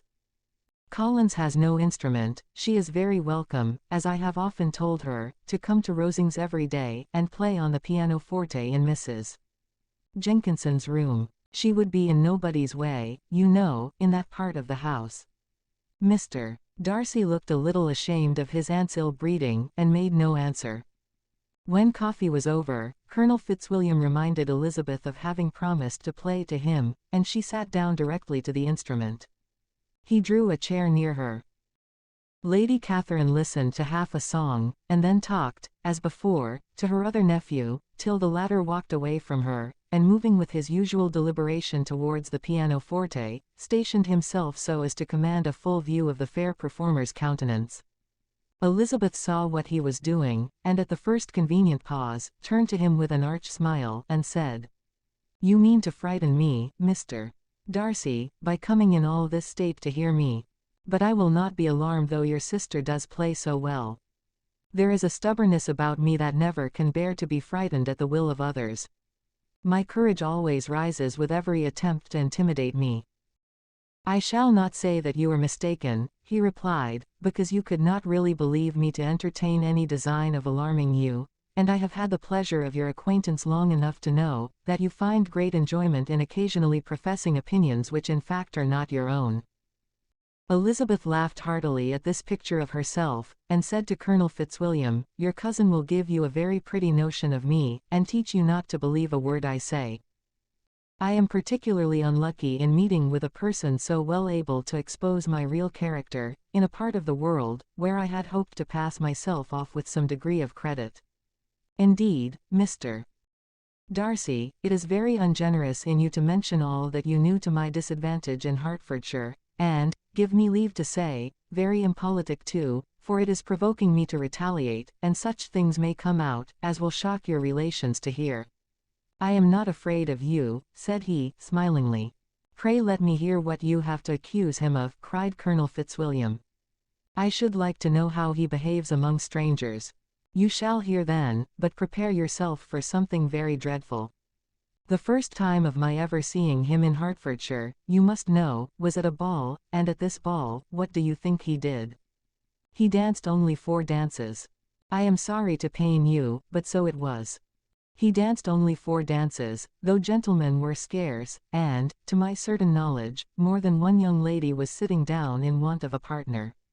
Mr. Darcy, you cannot deny the fact. I had not at that time the honor of knowing any lady in the assembly beyond my own party." "True, and nobody can ever be introduced in a ball-room. Well, Colonel Fitzwilliam, what do I play next? My fingers wait your orders." Perhaps, said Darcy, I should have judged better, had I sought an introduction, but I am ill qualified to recommend myself to strangers. Shall we ask your cousin the reason of this? Said Elizabeth, still addressing Colonel Fitzwilliam. Shall we ask him why a man of sense and education, and who has lived in the world, is ill qualified to recommend himself to strangers? I can answer your question, said Fitzwilliam, without applying to him. It is because he will not give himself the trouble. I certainly have not the talent which some people possess, said Darcy, of conversing easily with those I have never seen before. I cannot catch their tone of conversation, or appear interested in their concerns, as I often see done. My fingers, said Elizabeth, do not move over this instrument in the masterly manner which I see so many women's do. They have not the same force or rapidity, and do not produce the same expression. But then I have always supposed it to be my own fault, because I would not take the trouble of practicing. It is not that I do not believe my fingers as capable as any other woman's of superior execution.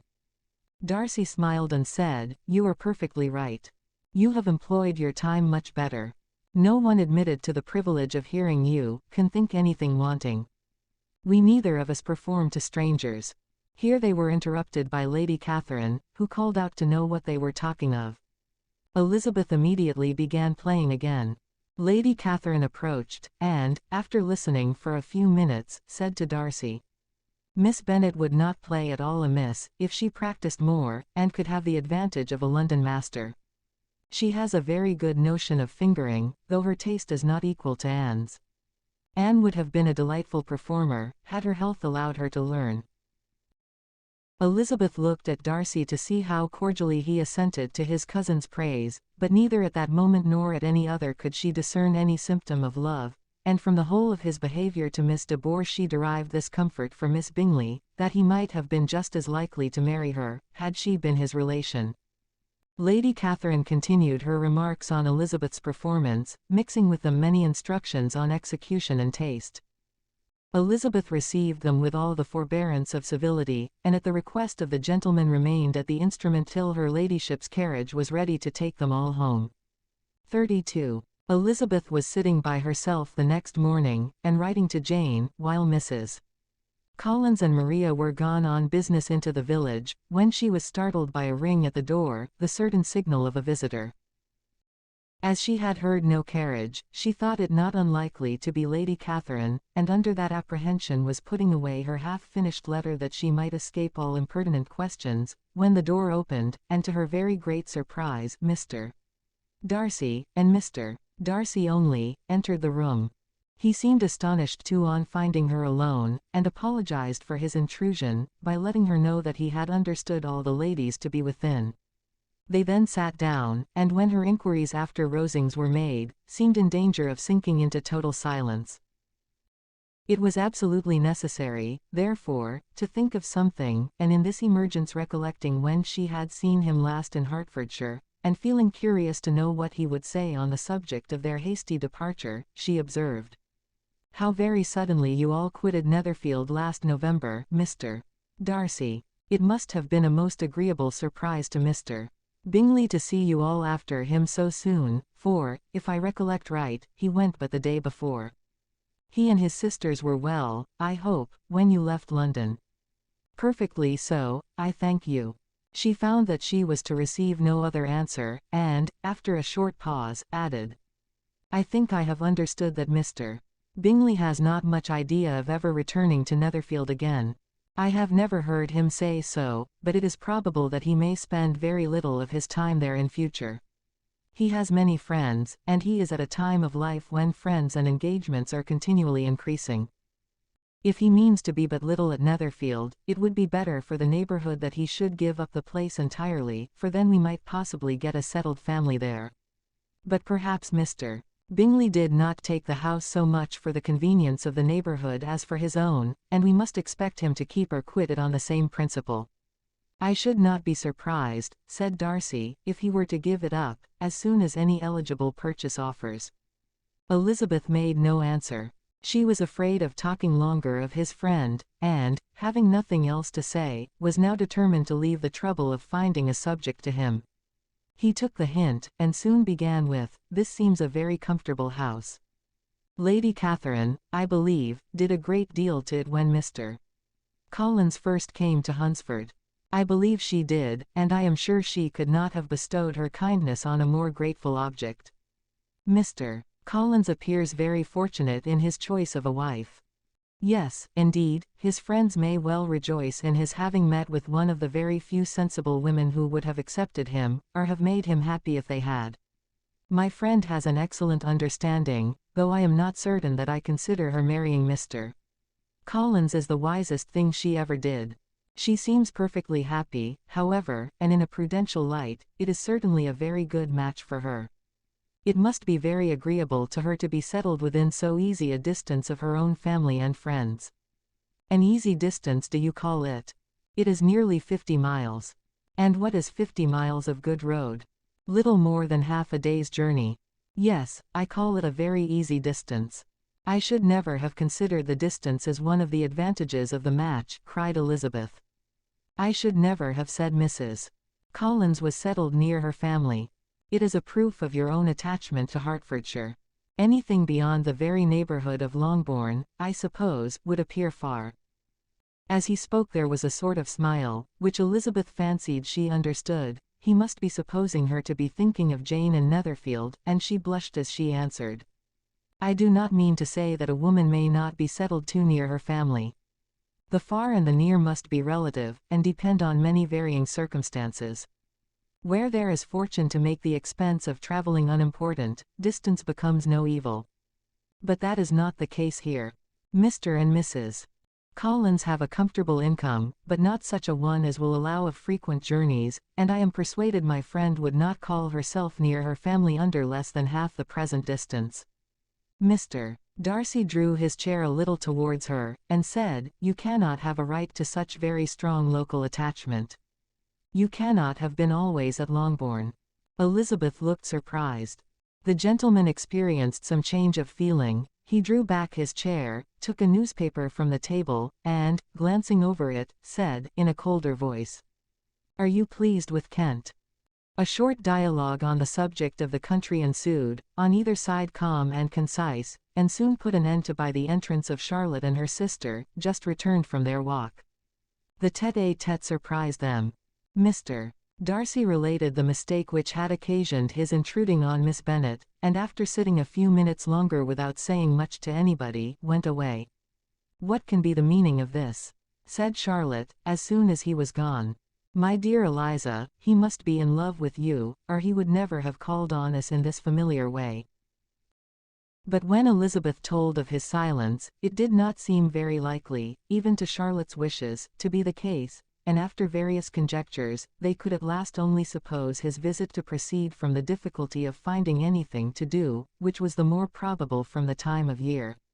All field sports were over.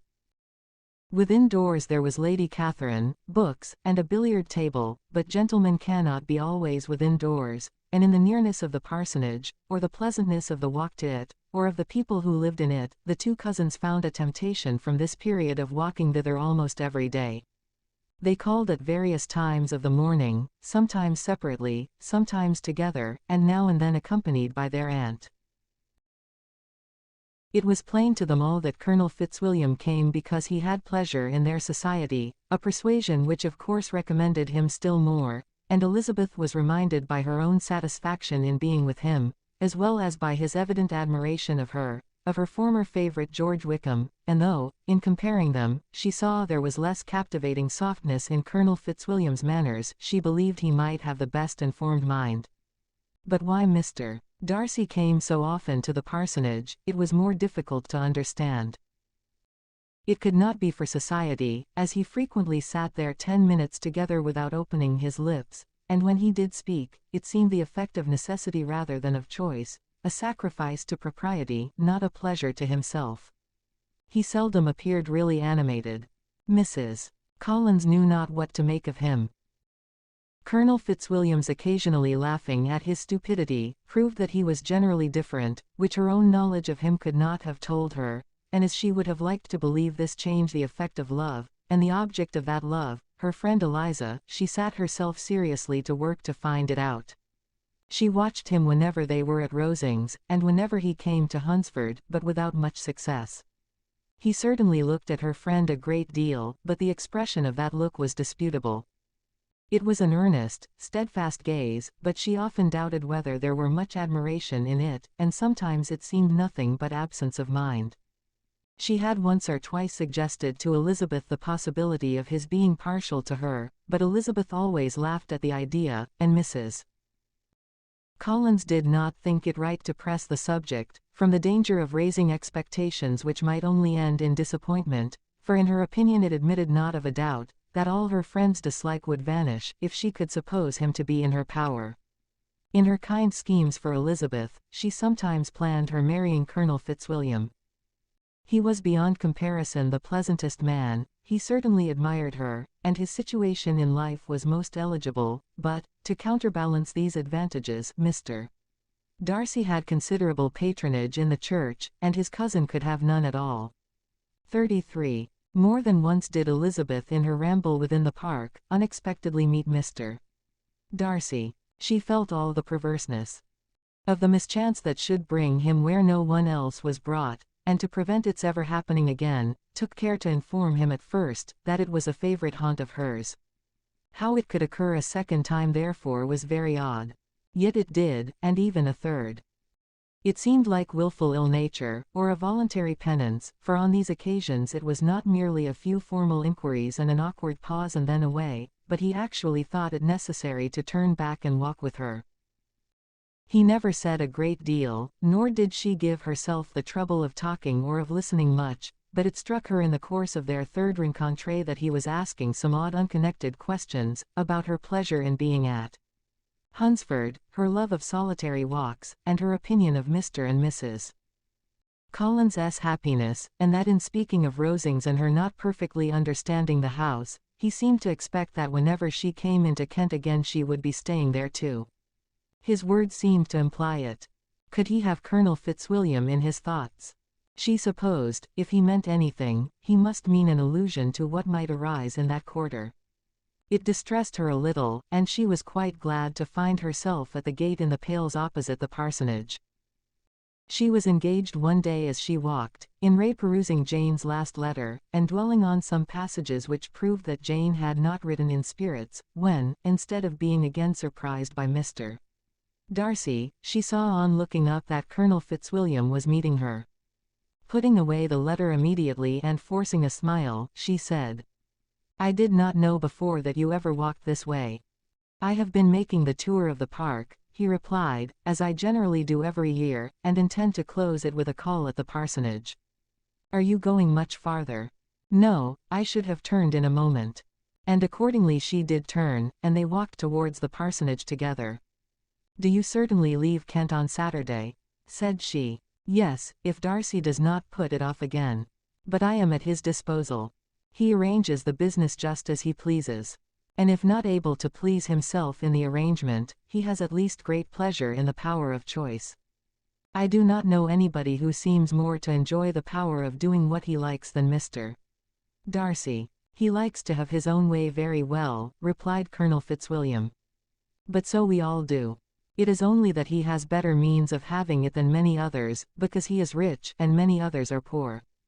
I speak feelingly. A younger son, you know, must be inured to self-denial and dependence. In my opinion, the younger son of an earl can know very little of either. Now, seriously, what have you ever known of self-denial and dependence? When have you been prevented by want of money from going wherever you chose, or procuring anything you had a fancy for? These are home questions, and perhaps I cannot say that I have experienced many hardships of that nature. But in matters of greater weight, I may suffer from the want of money. Younger sons cannot marry where they like, unless where they like women of fortune, which I think they very often do. Our habits of expense make us too dependent, and there are not many in my rank of life who can afford to marry without some attention to money. As this, thought Elizabeth, meant for me. And she colored at the idea, but, recovering herself, said in a lively tone, "And pray, what is the usual price of an earl's younger son?" Unless the elder brother is very sickly, I suppose you would not ask above £50,000. He answered her in the same style, and the subject dropped. To interrupt a silence which might make him fancy her affected with what had passed, she soon afterwards said, "I imagine your cousin brought you down with him chiefly for the sake of having somebody at his disposal. I wonder he does not marry, to secure a lasting convenience of that kind. But, perhaps his sister does as well for the present, and, as she is under his sole care, he may do what he likes with her." "No," said Colonel Fitzwilliam, "that is an advantage which he must divide with me. I am joined with him in the guardianship of Miss Darcy." "Are you, indeed? And pray what sort of guardians do you make? Does your charge give you much trouble? Young ladies of her age are sometimes a little difficult to manage, and if she has the true Darcy spirit, she may like to have her own way." As she spoke, she observed him looking at her earnestly, and the manner in which he immediately asked her why she supposed Miss Darcy likely to give them any uneasiness, convinced her that she had somehow or other got pretty near the truth. She directly replied, "You need not be frightened. I never heard any harm of her, and I dare say she is one of the most tractable creatures in the world. She is a very great favourite with some ladies of my acquaintance, Mrs. Hurst and Miss Bingley. I think I have heard you say that you know them." "I know them a little. Their brother is a pleasant gentleman-like man, he is a great friend of Darcy's." "Oh, yes," said Elizabeth dryly, "Mr. Darcy is uncommonly kind to Mr. Bingley, and takes a prodigious deal of care of him."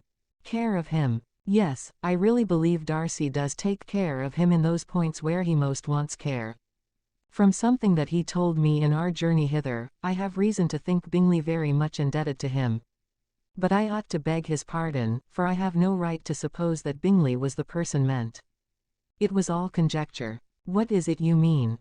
"It is a circumstance which Darcy of course would not wish to be generally known, because if it were to get round to the lady's family, it would be an unpleasant thing. You may depend upon my not mentioning it. And remember that I have not much reason for supposing it to be Bingley. What he told me was merely this, that he congratulated himself on having lately saved a friend from the inconveniences of a most imprudent marriage, but without mentioning names or any other particulars, and I only suspected it to be Bingley from believing him the kind of young man to get into a scrape of that sort, and from knowing them to have been together the whole of last summer." "Did Mr. Darcy give you his reasons for this interference?" "I understood that there were some very strong objections against the lady." "And what arts did he use to separate them?" "He did not talk to me of his own arts," said Fitzwilliam smiling. "He only told me what I have now told you." Elizabeth made no answer, and walked on, her heart swelling with indignation. After watching her a little, Fitzwilliam asked her why she was so thoughtful. "I am thinking of what you have been telling me," said she. "Your cousin's conduct does not suit my feelings. Why was he to be the judge? You were rather disposed to call his interference officious. I do not see what right Mr. Darcy had to decide on the propriety of his friend's inclination, or why, upon his own judgment alone, he was to determine and direct in what manner that friend was to be happy. But," she continued, recollecting herself, "as we know none of the particulars, it is not fair to condemn him. It is not to be supposed that there was much affection in the case." "That is not an unnatural surmise," said Fitzwilliam, "but it is lessening the honor of my cousin's triumph very sadly." This was spoken jestingly, but it appeared to her so just a picture of Mr. Darcy, that she would not trust herself with an answer, and, therefore, abruptly changing the conversation, talked on indifferent matters till they reached the parsonage. There, shut into her own room, as soon as their visitor left them, she could think without interruption of all that she had heard. It was not to be supposed that any other people could be meant than those with whom she was connected. There could not exist in the world two men, over whom Mr. Darcy could have such boundless influence. That he had been concerned in the measures taken to separate Mr. Bingley and Jane, she had never doubted, but she had always attributed to Miss Bingley the principal design and arrangement of them. If his own vanity, however, did not mislead him, he was the cause, his pride and caprice were the cause of all that Jane had suffered, and still continued to suffer. He had ruined for a while every hope of happiness for the most affectionate, generous heart in the world, and no one could say how lasting an evil he might have inflicted. There were some very strong objections against the lady, were Colonel Fitzwilliam's words, and these strong objections probably were, her having one uncle who was a country attorney, and another who was in business in London. To Jane herself, she exclaimed, there could be no possibility of objection. All loveliness and goodness as she is. Her understanding excellent, her mind improved, and her manners captivating. Neither could anything be urged against my father, who, though with some peculiarities, has abilities which Mr. Darcy himself need not disdain, and respectability which he will probably never reach. When she thought of her mother indeed, her confidence gave way a little, but she would not allow that any objections there had material weight with Mr. Darcy, whose pride, she was convinced, would receive a deeper wound from the want of importance in his friends' connections, than from their want of sense, and she was quite decided at last, that he had been partly governed by this worst kind of pride, and partly by the wish of retaining Mr. Bingley for his sister. The agitation and tears which the subject occasioned, brought on a headache, and it grew so much worse towards the evening that, added to her unwillingness to see Mr. Darcy, it determined her not to attend her cousins to Rosings, where they were engaged to drink tea. Mrs. Collins, seeing that she was really unwell, did not press her to go, and as much as possible prevented her husband from pressing her, but Mr. Collins could not conceal his apprehension of Lady Catherine's being rather displeased by her staying at home. 34. When they were gone, Elizabeth, as if intending to exasperate herself as much as possible against Mr. Darcy, chose for her employment the examination of all the letters which Jane had written to her since her being in Kent. They contained no actual complaint, nor was there any revival of past occurrences, or any communication of present suffering. But in all, and in almost every line of each, there was a want of that cheerfulness which had been used to characterize her style, and which, proceeding from the serenity of a mind at ease with itself, and kindly disposed towards everyone, had been scarcely ever clouded. Elizabeth noticed every sentence conveying the idea of uneasiness, with an attention which it had hardly received on the first perusal. Mr. Darcy's shameful boast of what misery he had been able to inflict, gave her a keener sense of her sister's sufferings. It was some consolation to think that his visit to Rosings was to end on the day after the next, and a still greater, that in less than a fortnight she should herself be with Jane again, and enabled to contribute to the recovery of her spirits by all that affection could do. She could not think of Darcy's leaving Kent, without remembering that his cousin was to go with him, but Colonel Fitzwilliam had made it clear that he had no intentions at all, and agreeable as he was, she did not mean to be unhappy about him. While settling this point, she was suddenly roused by the sound of the door-bell, and her spirits were a little fluttered by the idea of its being Colonel Fitzwilliam himself, who had once before called late in the evening, and might now come to inquire particularly after her. But this idea was soon banished, and her spirits were very differently affected, when, to her utter amazement, she saw Mr. Darcy walk into the room. In a hurried manner he immediately began an enquiry after her health, imputing his visit to a wish of hearing that she were better. She answered him with cold civility. He sat down for a few moments, and then getting up walked about the room. Elizabeth was surprised, but said not a word.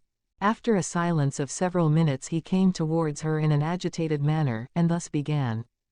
In vain have I struggled. It will not do. My feelings will not be repressed. You must allow me to tell you how ardently I admire and love you. Elizabeth's astonishment was beyond expression. She stared, colored, doubted, and was silent. This he considered sufficient encouragement, and the avowal of all that he felt and had long felt for her, immediately followed. He spoke well, but there were feelings besides those of the heart to be detailed, and he was not more eloquent on the subject of tenderness than of pride. His sense of her inferiority, of its being a degradation, of the family obstacles which judgment had always opposed to inclination, were dwelt on with a warmth which seemed due to the consequence he was wounding, but was very unlikely to recommend his suit.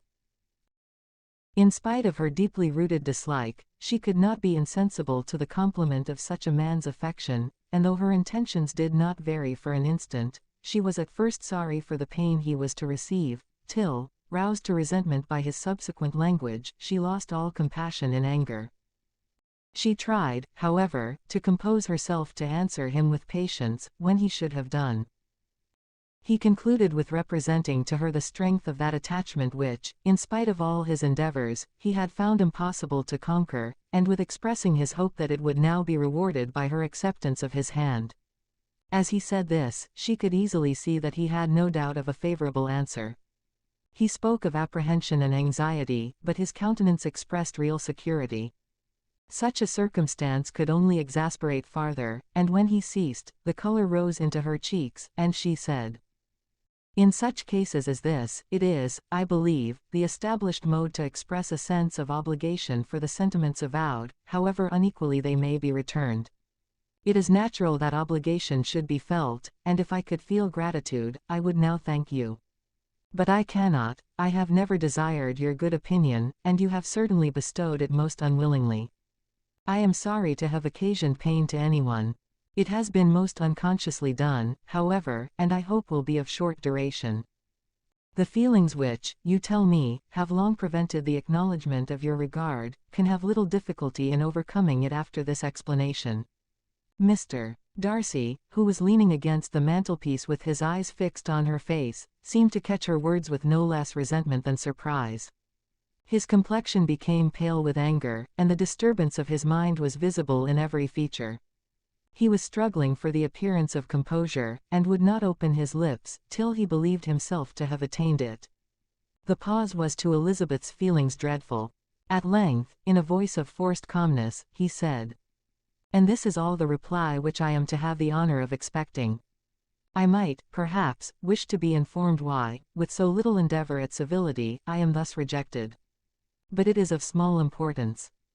"I might as well inquire," replied she, "why with so evident a design of offending and insulting me, you chose to tell me that you liked me against your will, against your reason, and even against your character.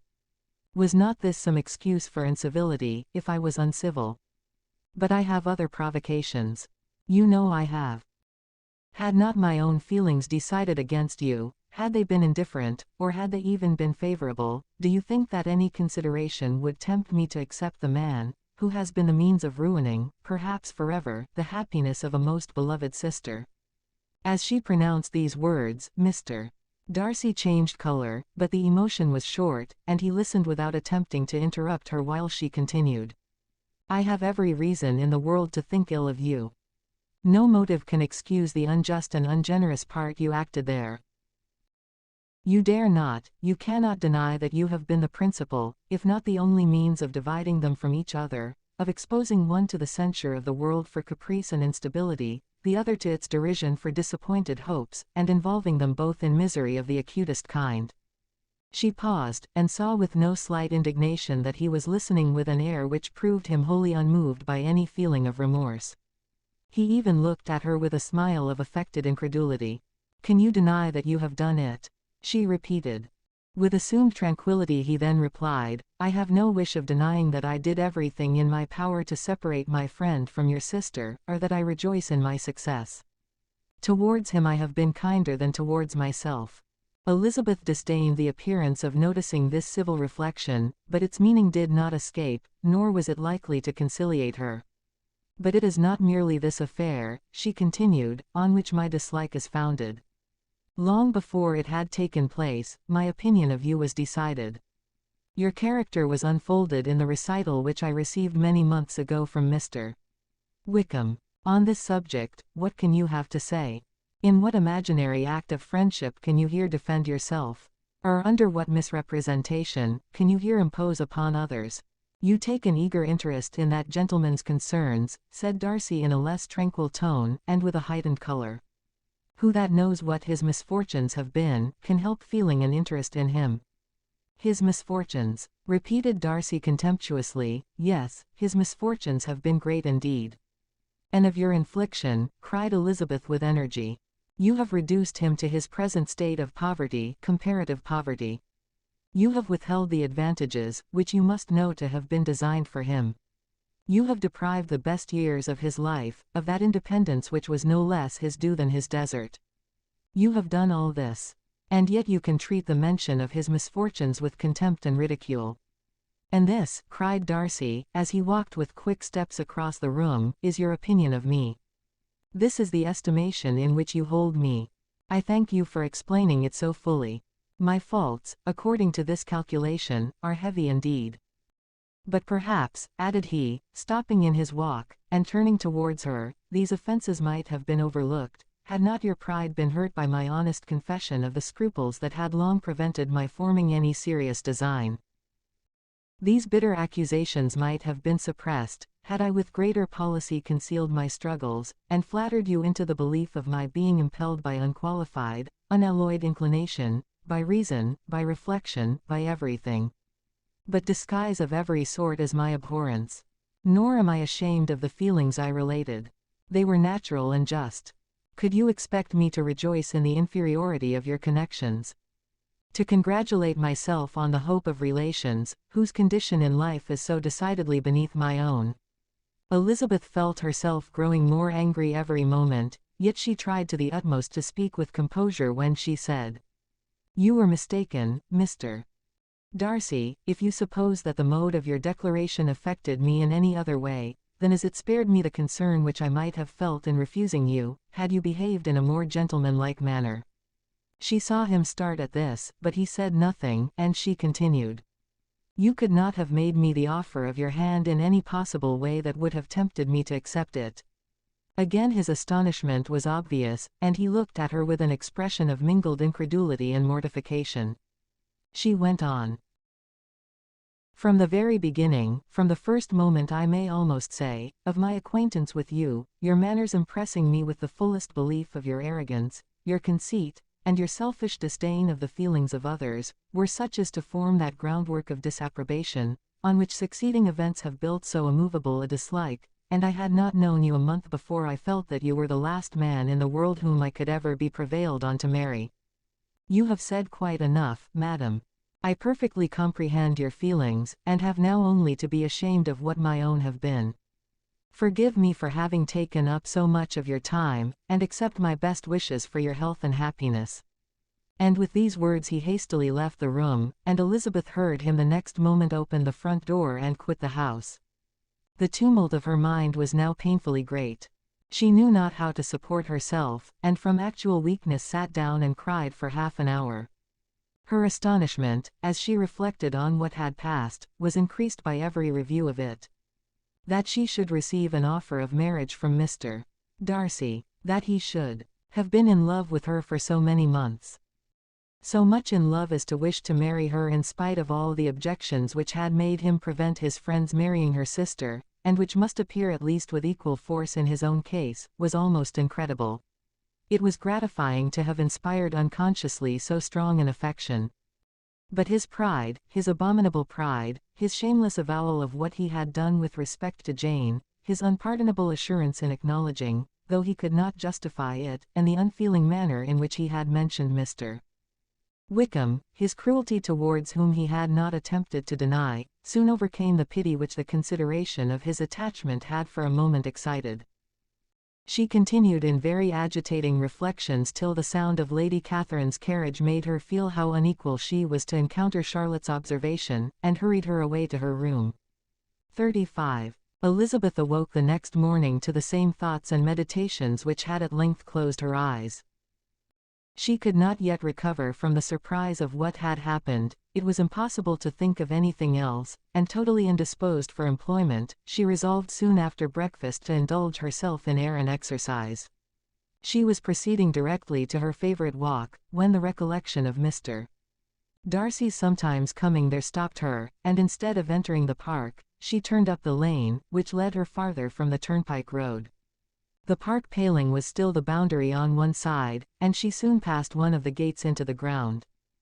After walking 2 or 3 times along that part of the lane, she was tempted, by the pleasantness of the morning, to stop at the gates and look into the park. The 5 weeks which she had now passed in Kent had made a great difference in the country, and every day was adding to the verdure of the early trees. She was on the point of continuing her walk, when she caught a glimpse of a gentleman within the sort of grove which edged the park, he was moving that way, and fearful of its being Mr. Darcy, she was directly retreating. But the person who advanced, was now near enough to see her, and stepping forward with eagerness, pronounced her name. She had turned away, but on hearing herself called, though in a voice which proved it to be Mr. Darcy, she moved again towards the gate. He had by that time reached it also, and holding out a letter, which she instinctively took, said with a look of haughty composure, "I have been walking in the grove some time in the hope of meeting you. Will you do me the honor of reading that letter?" And then, with a slight bow, turned again into the plantation, and was soon out of sight. With no expectation of pleasure, but with the strongest curiosity, Elizabeth opened the letter, and to her still increasing wonder, perceived an envelope containing 2 sheets of letter paper, written quite through, in a very close hand. The envelope itself was likewise full. Pursuing her way along the lane, she then began it.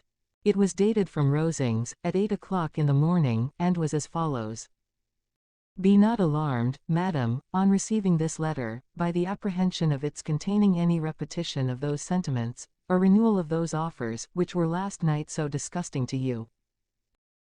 I write without any intention of paining you, or humbling myself, by dwelling on wishes, which, for the happiness of both, cannot be too soon forgotten, and the effort which the formation, and the perusal of this letter must occasion, should have been spared, had not my character required it to be written and read. You must, therefore, pardon the freedom with which I demand your attention. Your feelings, I know, will bestow it unwillingly, but I demand it of your justice. 2 offences of a very different nature, and by no means of equal magnitude, you last night laid to my charge. The first mentioned was, that, regardless of the sentiments of either, I had detached Mr. Bingley from your sister, and the other, that I had, in defiance of various claims, in defiance of honor and humanity, ruined the immediate prosperity, and blasted the prospects of Mr. Wickham. Wilfully and wantonly to have thrown off the companion of my youth, the acknowledged favorite of my father, a young man who had scarcely any other dependence than on our patronage, and who had been brought up to expect its exertion, would be a depravity, to which the separation of 2 young persons, whose affection could be the growth of only a few weeks, could bear no comparison.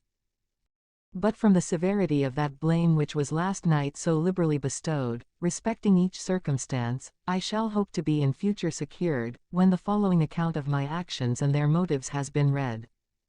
If, in the explanation of them which is due to myself, I am under the necessity of relating feelings which may be offensive to yours, I can only say that I am sorry.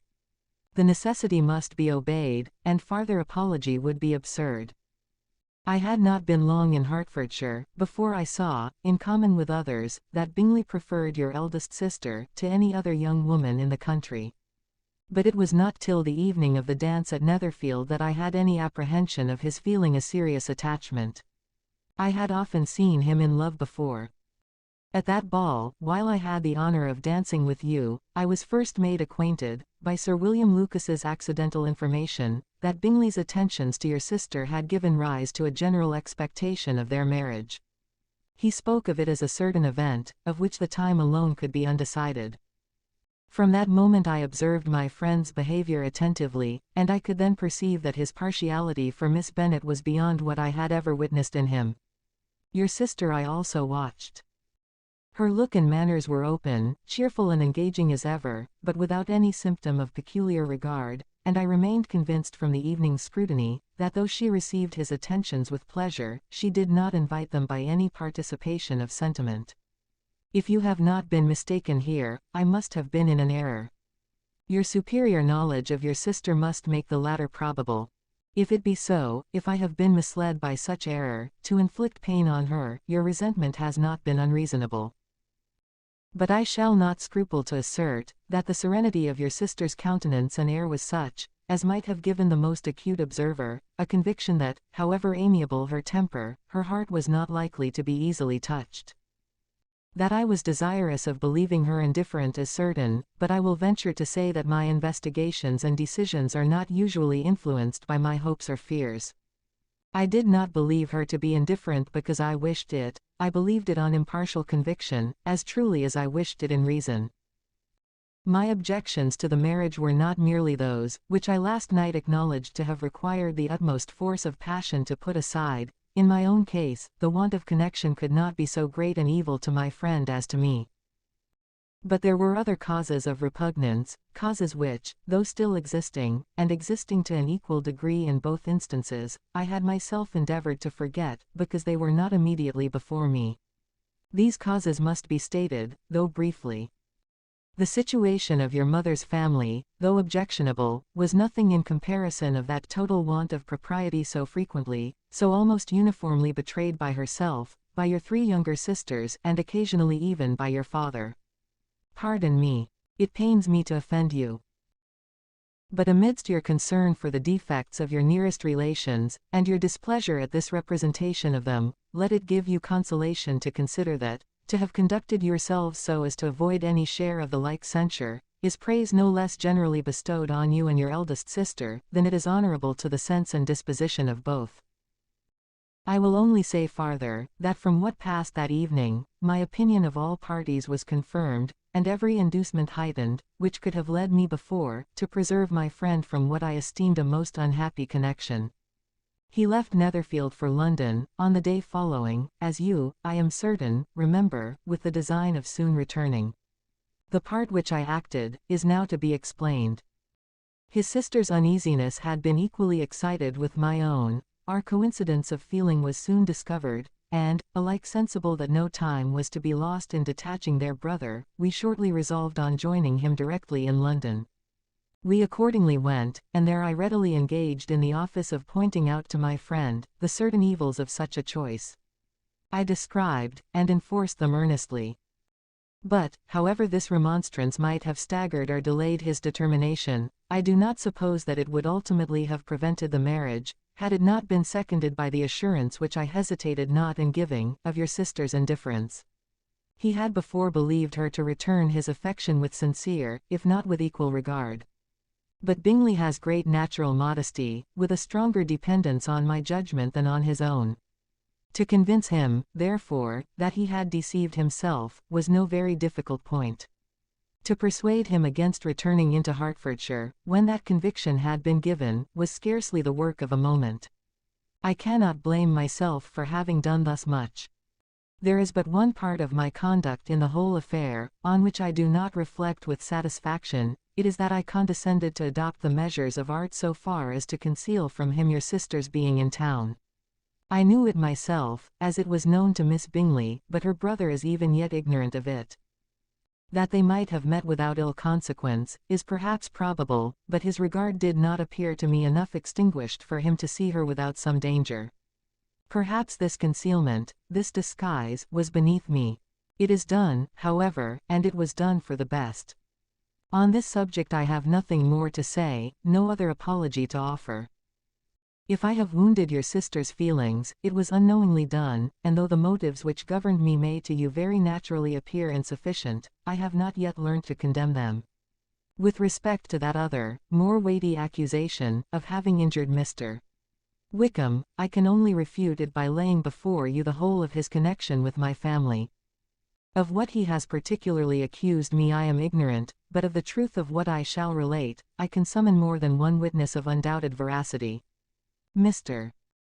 Wickham is the son of a very respectable man, who had for many years the management of all the Pemberley estates, and whose good conduct in the discharge of his trust, naturally inclined my father to be of service to him, and on George Wickham, who was his godson, his kindness was therefore liberally bestowed. My father supported him at school, and afterwards at Cambridge, most important assistance, as his own father, always poor from the extravagance of his wife, would have been unable to give him a gentleman's education. My father was not only fond of this young man's society, whose manners were always engaging, he had also the highest opinion of him, and hoping the church would be his profession, intended to provide for him in it. As for myself, it is many, many years since I first began to think of him in a very different manner. The vicious propensities, the want of principle which he was careful to guard from the knowledge of his best friend, could not escape the observation of a young man of nearly the same age with himself, and who had opportunities of seeing him in unguarded moments, which Mr. Darcy could not have. Here again I shall give you pain, to what degree you only can tell. But whatever may be the sentiments which Mr. Wickham has created, a suspicion of their nature shall not prevent me from unfolding his real character. It adds even another motive. My excellent father died about 5 years ago, and his attachment to Mr.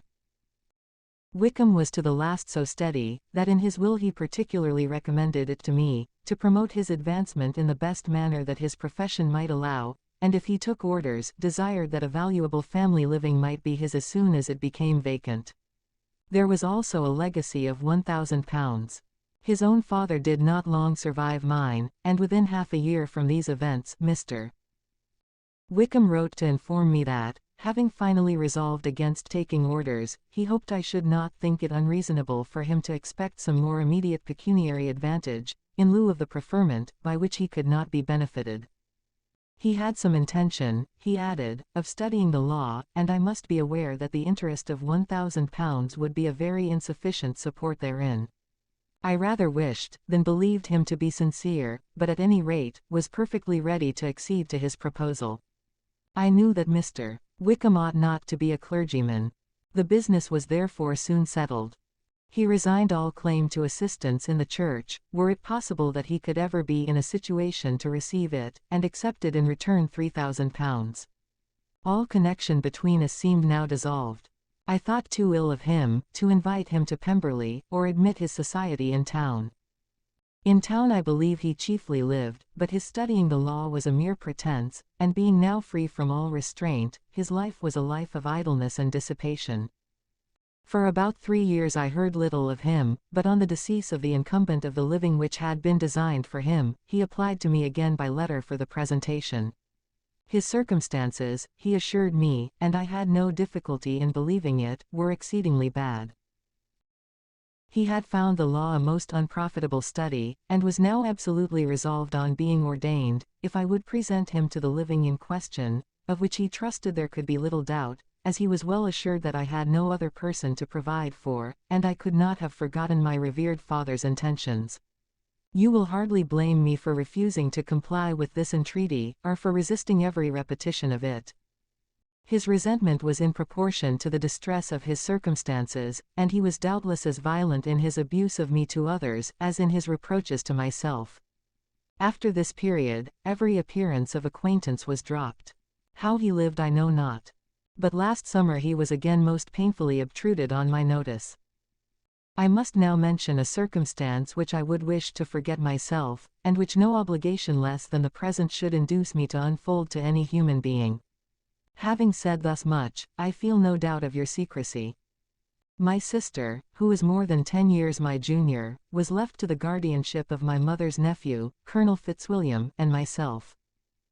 About a year ago, she was taken from school, and an establishment formed for her in London, and last summer she went with the lady who presided over it, to Ramsgate, and thither also went Mr.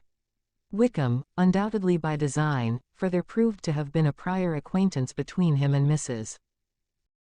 Yonge, in whose character we were most unhappily deceived, and by her connivance and aid, he so far recommended himself to Georgiana, whose affectionate heart retained a strong impression of his kindness to her as a child, that she was persuaded to believe herself in love, and to consent to an elopement. She was then but 15, which must be her excuse, and after stating her imprudence, I am happy to add, that I owed the knowledge of it to herself. I joined them unexpectedly a day or two before the intended elopement, and then Georgiana, unable to support the idea of grieving and offending a brother whom she almost looked up to as a father, acknowledged the whole to me. You may imagine what I felt and how I acted. Regard for my sister's credit and feelings prevented any public exposure, but I wrote to Mr. Wickham, who left the place immediately, and Mrs. Yonge was of course removed from her charge. Mr. Wickham's chief object was unquestionably my sister's fortune, which is £30,000, but I cannot help supposing that the hope of revenging himself on me was a strong inducement. His revenge would have been complete indeed. This, madam, is a faithful narrative of every event in which we have been concerned together, and if you do not absolutely reject it as false, you will, I hope, acquit me henceforth of cruelty towards Mr. Wickham. I know not in what manner, under what form of falsehood he has imposed on you, but his success is not perhaps to be wondered at. Ignorant as you previously were of everything concerning either, detection could not be in your power, and suspicion certainly not in your inclination. You may possibly wonder why all this was not told you last night. But I was not then master enough of myself to know what could or ought to be revealed. For the truth of everything here related, I can appeal more particularly to the testimony of Colonel Fitzwilliam, who from our near relationship and constant intimacy, and still more as one of the executors of my father's will, has been unavoidably acquainted with every particular of these transactions. If your abhorrence of me should make my assertions valueless, you cannot be prevented by the same cause from confiding in my cousin, and that there may be the possibility of consulting him, I shall endeavour to find some opportunity of putting this letter in your hands in the course of the morning. I will only add, God bless you. Fitzwilliam Darcy. 36. If Elizabeth, when Mr. Darcy gave her the letter, did not expect it to contain a renewal of his offers, she had formed no expectation at all of its contents. But such as they were, it may be well supposed how eagerly she went through them, and what a contrariety of emotion they excited. Her feelings as she read were scarcely to be defined. With amazement did she first understand that he believed any apology to be in his power, and steadfastly was she persuaded that he could have no explanation to give, which a just sense of shame would not conceal. With a strong prejudice against everything he might say, she began his account of what had happened at Netherfield. She read, with an eagerness which hardly left her power of comprehension, and from impatience of knowing what the next sentence might bring, was incapable of attending to the sense of the one before her eyes. His belief of her sister's insensibility, she instantly resolved to be false, and his account of the real, the worst objections to the match, made her too angry to have any wish of doing him justice. He expressed no regret for what he had done which satisfied her, his style was not penitent but haughty. It was all pride and insolence. But when this subject was succeeded by his account of Mr. Wickham, when she read with somewhat clearer attention, a relation of events, which, if true, must overthrow every cherished opinion of his worth, and which bore so alarming an affinity to his own history of himself, her feelings were yet more acutely painful and more difficult of definition. Astonishment, apprehension, and even horror, oppressed her. She wished to discredit it entirely, repeatedly exclaiming, "This must be false. This cannot be. This must be the grossest falsehood," and when she had gone through the whole letter, though scarcely knowing anything of the last page or two, put it hastily away, protesting that she would not regard it, that she would never look in it again. In this perturbed state of mind, with thoughts that could rest on nothing, she walked on, but it would not do. In half a minute the letter was unfolded again, and collecting herself as well as she could, she again began the mortifying perusal of all that related to Wickham, and commanded herself so far as to examine the meaning of every sentence. The account of his connection with the Pemberley family was exactly what he had related himself, and the kindness of the late Mr. Darcy, though she had not before known its extent, agreed equally well with his own words. So far each recital confirmed the other, but when she came to the will, the difference was great. What Wickham had said of the living was fresh in her memory, and as she recalled his very words, it was impossible not to feel that there was gross duplicity on one side or the other, and, for a few moments, she flattered herself that her wishes did not err. But when she read, and reread with the closest attention, the particulars immediately following of Wickham's resigning all pretensions to the living, of his receiving in lieu so considerable a sum as £3,000, again was she forced to hesitate. She put down the letter, weighed every circumstance with what she meant to be impartiality, deliberated on the probability of each statement, but with little success. On both sides it was only assertion. Again she read on. But every line proved more clearly that the affair, which she had believed it impossible that any contrivance could so represent, as to render Mr. Darcy's conduct in it less than infamous, was capable of a turn which must make him entirely blameless throughout the whole. The extravagance and general profligacy which he scrupled not to lay to Mr. Wickham's charge, exceedingly shocked her, the more so, as she could bring no proof of its injustice. She had never heard of him before his entrance into the Shire militia, in which he had engaged at the persuasion of the young man, who, on meeting him accidentally in town, had there renewed a slight acquaintance. Of his former way of life, nothing had been known in Hertfordshire but what he told himself. As to his real character, had information been in her power, she had never felt a wish of enquiring. His countenance, voice, and manner, had established him at once in the possession of every virtue. She tried to recollect some instance of goodness, some distinguished trait of integrity or benevolence, that might rescue him from the attacks of Mr. Darcy, or at least, by the predominance of virtue, atone for those casual errors, under which she would endeavour to class what Mr. Darcy had described as the idleness and vice of many years' continuance. But no such recollection befriended her. She could see him instantly before her, in every charm of air and address, but she could remember no more substantial good than the general approbation of the neighbourhood, and the regard which his social powers had gained him in the mess. After pausing on this point a considerable while, she once more continued to read. But, alas! The story which followed of his designs on Miss Darcy, received some confirmation from what had passed between Colonel Fitzwilliam and herself only the morning before, and at last she was referred for the truth of every particular to Colonel Fitzwilliam himself, from whom she had previously received the information of his near concern in all his cousin's affairs, and whose character she had no reason to question.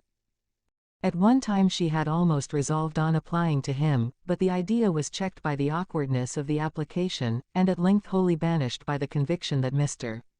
Darcy would never have hazarded such a proposal, if he had not been well assured of his cousin's corroboration. She perfectly remembered everything that had passed in conversation between Wickham and herself, in their first evening at Mr. Phillips's. Many of his expressions were still fresh in her memory. She was now struck with the impropriety of such communications to a stranger, and wondered it had escaped her before. She saw the indelicacy of putting himself forward as he had done, and the inconsistency of his professions with his conduct. She remembered that he had boasted of having no fear of seeing Mr. Darcy, that Mr. Darcy might leave the country, but that he should stand his ground, yet he had avoided the Netherfield ball the very next week. She remembered also, that till the Netherfield family had quitted the country, he had told his story to no one but herself, but that after their removal, it had been everywhere discussed, that he had then no reserves, no scruples in sinking Mr. Darcy's character, though he had assured her that respect for the father would always prevent his exposing the son. How differently did everything now appear in which he was concerned. His attentions to Miss King were now the consequence of views solely and hatefully mercenary, and the mediocrity of her fortune proved no longer the moderation of his wishes but his eagerness to grasp at anything. His behaviour to herself could now have had no tolerable motive. He had either been deceived with regard to her fortune, or had been gratifying his vanity by encouraging the preference which she believed she had most incautiously shown. Every lingering struggle in his favour grew fainter and fainter, and in farther justification of Mr. Darcy, she could not but allow that Mr. Bingley, when questioned by Jane, had long ago asserted his blamelessness in the affair, that proud and repulsive as were his manners, she had never, in the whole course of their acquaintance, an acquaintance which had latterly brought them much together, and given her a sort of intimacy with his ways, seen anything that betrayed him to be unprincipled or unjust, anything that spoke him of irreligious or immoral habits. That among his own connections he was esteemed and valued, that even Wickham had allowed him merit as a brother, and that she had often heard him speak so affectionately of his sister as to prove him capable of some amiable feeling. That had his actions been what Wickham represented them, so gross a violation of everything right could hardly have been concealed from the world, and that friendship between a person capable of it, and such an amiable man as Mr. Bingley, was incomprehensible. She grew absolutely ashamed of herself. Of neither Darcy nor Wickham could she think, without feeling that she had been blind, partial, prejudiced, absurd. "How despicably have I acted!" she cried. "I, who have prided myself on my discernment. I, who have valued myself on my abilities. Who have often disdained the generous candor of my sister, and gratified my vanity in useless or blamable distrust. How humiliating is this discovery! Yet, how just a humiliation! Had I been in love, I could not have been more wretchedly blind. But vanity, not love, has been my folly. Pleased with the preference of one, and offended by the neglect of the other, on the very beginning of our acquaintance, I have courted prepossession and ignorance, and driven reason away, where either were concerned. Till this moment, I never knew myself. From herself to Jane, from Jane to Bingley, her thoughts were in a line which soon brought to her recollection that Mr. Darcy's explanation there had appeared very insufficient, and she read it again. Widely different was the effect of a second perusal. How could she deny that credit to his assertions, in one instance, which she had been obliged to give in the other? He declared himself to have been totally unsuspicious of her sister's attachment, and she could not help remembering what Charlotte's opinion had always been. Neither could she deny the justice of his description of Jane. She felt that Jane's feelings, though fervent, were little displayed, and that there was a constant complacency in her air and manner, not often united with great sensibility.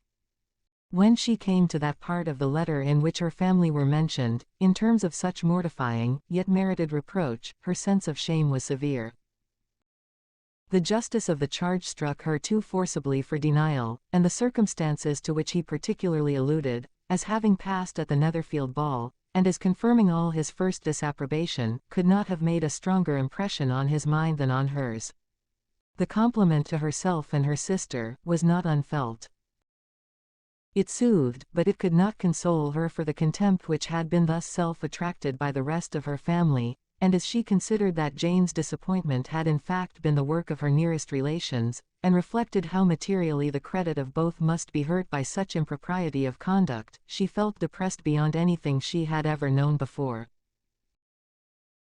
After wandering along the lane for 2 hours, giving way to every variety of thought, reconsidering events, determining probabilities, and reconciling herself as well as she could, to a change so sudden and so important, fatigue, and a recollection of her long absence, made her at length return home, and she entered the house with the wish of appearing cheerful as usual, and the resolution of repressing such reflections as must make her unfit for conversation. She was immediately told that the 2 gentlemen from Rosings had each called during her absence, Mr. Darcy, only for a few minutes to take leave, but that Colonel Fitzwilliam had been sitting with them at least an hour, hoping for her return, and almost resolving to walk after her till she could be found. Elizabeth could but just affect concern in missing him, she really rejoiced at it. Colonel Fitzwilliam was no longer an object. She could think only of her letter. 37. The 2 gentlemen left Rosings the next morning, and Mr. Collins, having been in waiting near the lodges, to make them his parting obeisance, was able to bring home the pleasing intelligence of their appearing in very good health, and in as tolerable spirits as could be expected, after the melancholy scene so lately gone through at Rosings. To Rosings he then hastened to console Lady Catherine, and her daughter, and on his return, brought back, with great satisfaction, a message from her ladyship, importing that she felt herself so dull as to make her very desirous of having them all to dine with her. Elizabeth could not see Lady Catherine without recollecting that had she chosen it, she might by this time have been presented to her, as her future niece, nor could she think, without a smile, of what her ladyship's indignation would have been. What would she have said, how would she have behaved, were questions with which she amused herself. Their first subject was the diminution of the Rosings party. "I assure you, I feel it exceedingly," said Lady Catherine. "I believe nobody feels the loss of friends so much as I do. But I am particularly attached to these young men, and know them to be so much attached to me." They were excessively sorry to go. But so they always are. The dear Colonel rallied his spirits tolerably till just at last, but Darcy seemed to feel it most acutely, more I think than last year. His attachment to Rosings certainly increases. Mr. Collins had a compliment, and an allusion to throw in here, which were kindly smiled on by the mother and daughter. Lady Catherine observed, after dinner, that Miss Bennet seemed out of spirits, and immediately accounting for it herself, by supposing that she did not like to go home again so soon, she added, "But if that is the case, you must write to your mother to beg that you may stay a little longer. Mrs. Collins will be very glad of your company, I am sure." "I am much obliged to your ladyship for your kind invitation," replied Elizabeth, "but it is not in my power to accept it. I must be in town next Saturday." "Why, at that rate, you will have been here only 6 weeks." "I expected you to stay 2 months. I told Mrs. Collins so before you came. There can be no occasion for your going so soon. Mrs. Bennet could certainly spare you for another fortnight. But my father cannot. He wrote last week to hurry my return." "Oh, your father of course may spare you, if your mother can. Daughters are never of so much consequence to a father.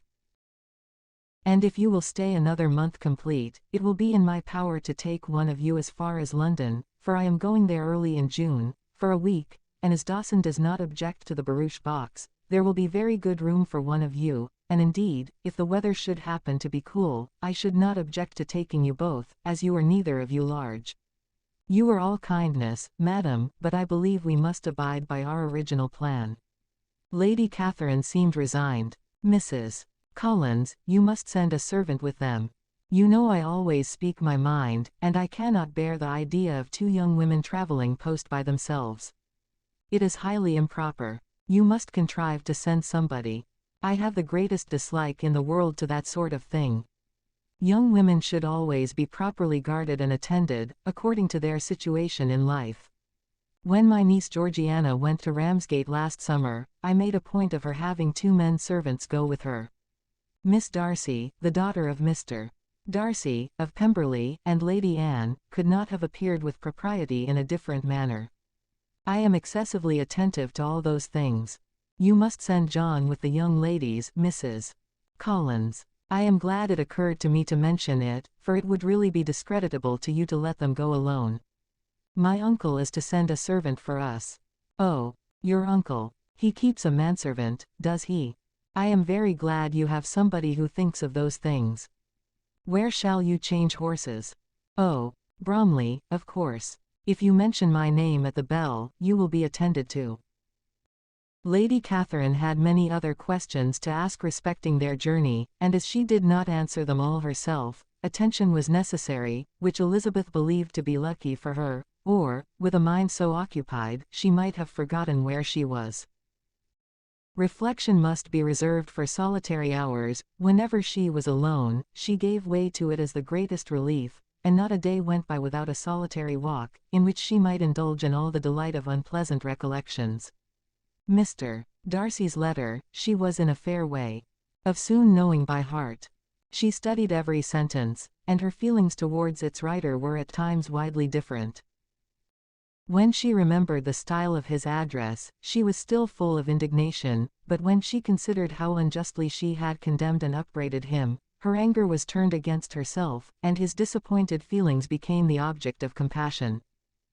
His attachment excited gratitude, his general character respect, but she could not approve him, nor could she for a moment repent her refusal, or feel the slightest inclination ever to see him again.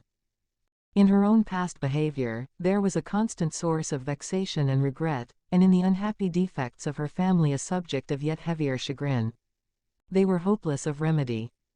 Her father, contented with laughing at them, would never exert himself to restrain the wild giddiness of his youngest daughters, and her mother, with manners so far from right herself, was entirely insensible of the evil. Elizabeth had frequently united with Jane in an endeavour to check the imprudence of Catherine and Lydia, but while they were supported by their mother's indulgence, what chance could there be of improvement? Catherine, weak-spirited, irritable, and completely under Lydia's guidance, had been always affronted by their advice, and Lydia, self-willed and careless, would scarcely give them a hearing. They were ignorant, idle, and vain. While there was an officer in Meryton, they would flirt with him, and while Meryton was within a walk of Longbourn, they would be going there forever. Anxiety on Jane's behalf was another prevailing concern, and Mr. Darcy's explanation, by restoring Bingley to all her former good opinion, heightened the sense of what Jane had lost. His affection was proved to have been sincere, and his conduct cleared of all blame, unless any could attach to the implicitness of his confidence in his friend. How grievous then was the thought that, of a situation so desirable in every respect, so replete with advantage, so promising for happiness, Jane had been deprived, by the folly and indecorum of her own family. When to these recollections was added the development of Wickham's character, it may be easily believed that the happy spirits which had seldom been depressed before, were now so much affected as to make it almost impossible for her to appear tolerably cheerful. Their engagements at Rosings were as frequent during the last week of her stay, as they had been at first. The very last evening was spent there, and her ladyship again inquired minutely into the particulars of their journey, gave them directions as to the best method of packing, and was so urgent on the necessity of placing gowns in the only right way, that Maria thought herself obliged, on her return, to undo all the work of the morning, and pack her trunk afresh. When they parted, Lady Catherine, with great condescension, wished them a good journey, and invited them to come to Hunsford again next year, and Miss de Bourgh exerted herself so far as to curtsy and hold out her hand to both. 38. On Saturday morning Elizabeth and Mr.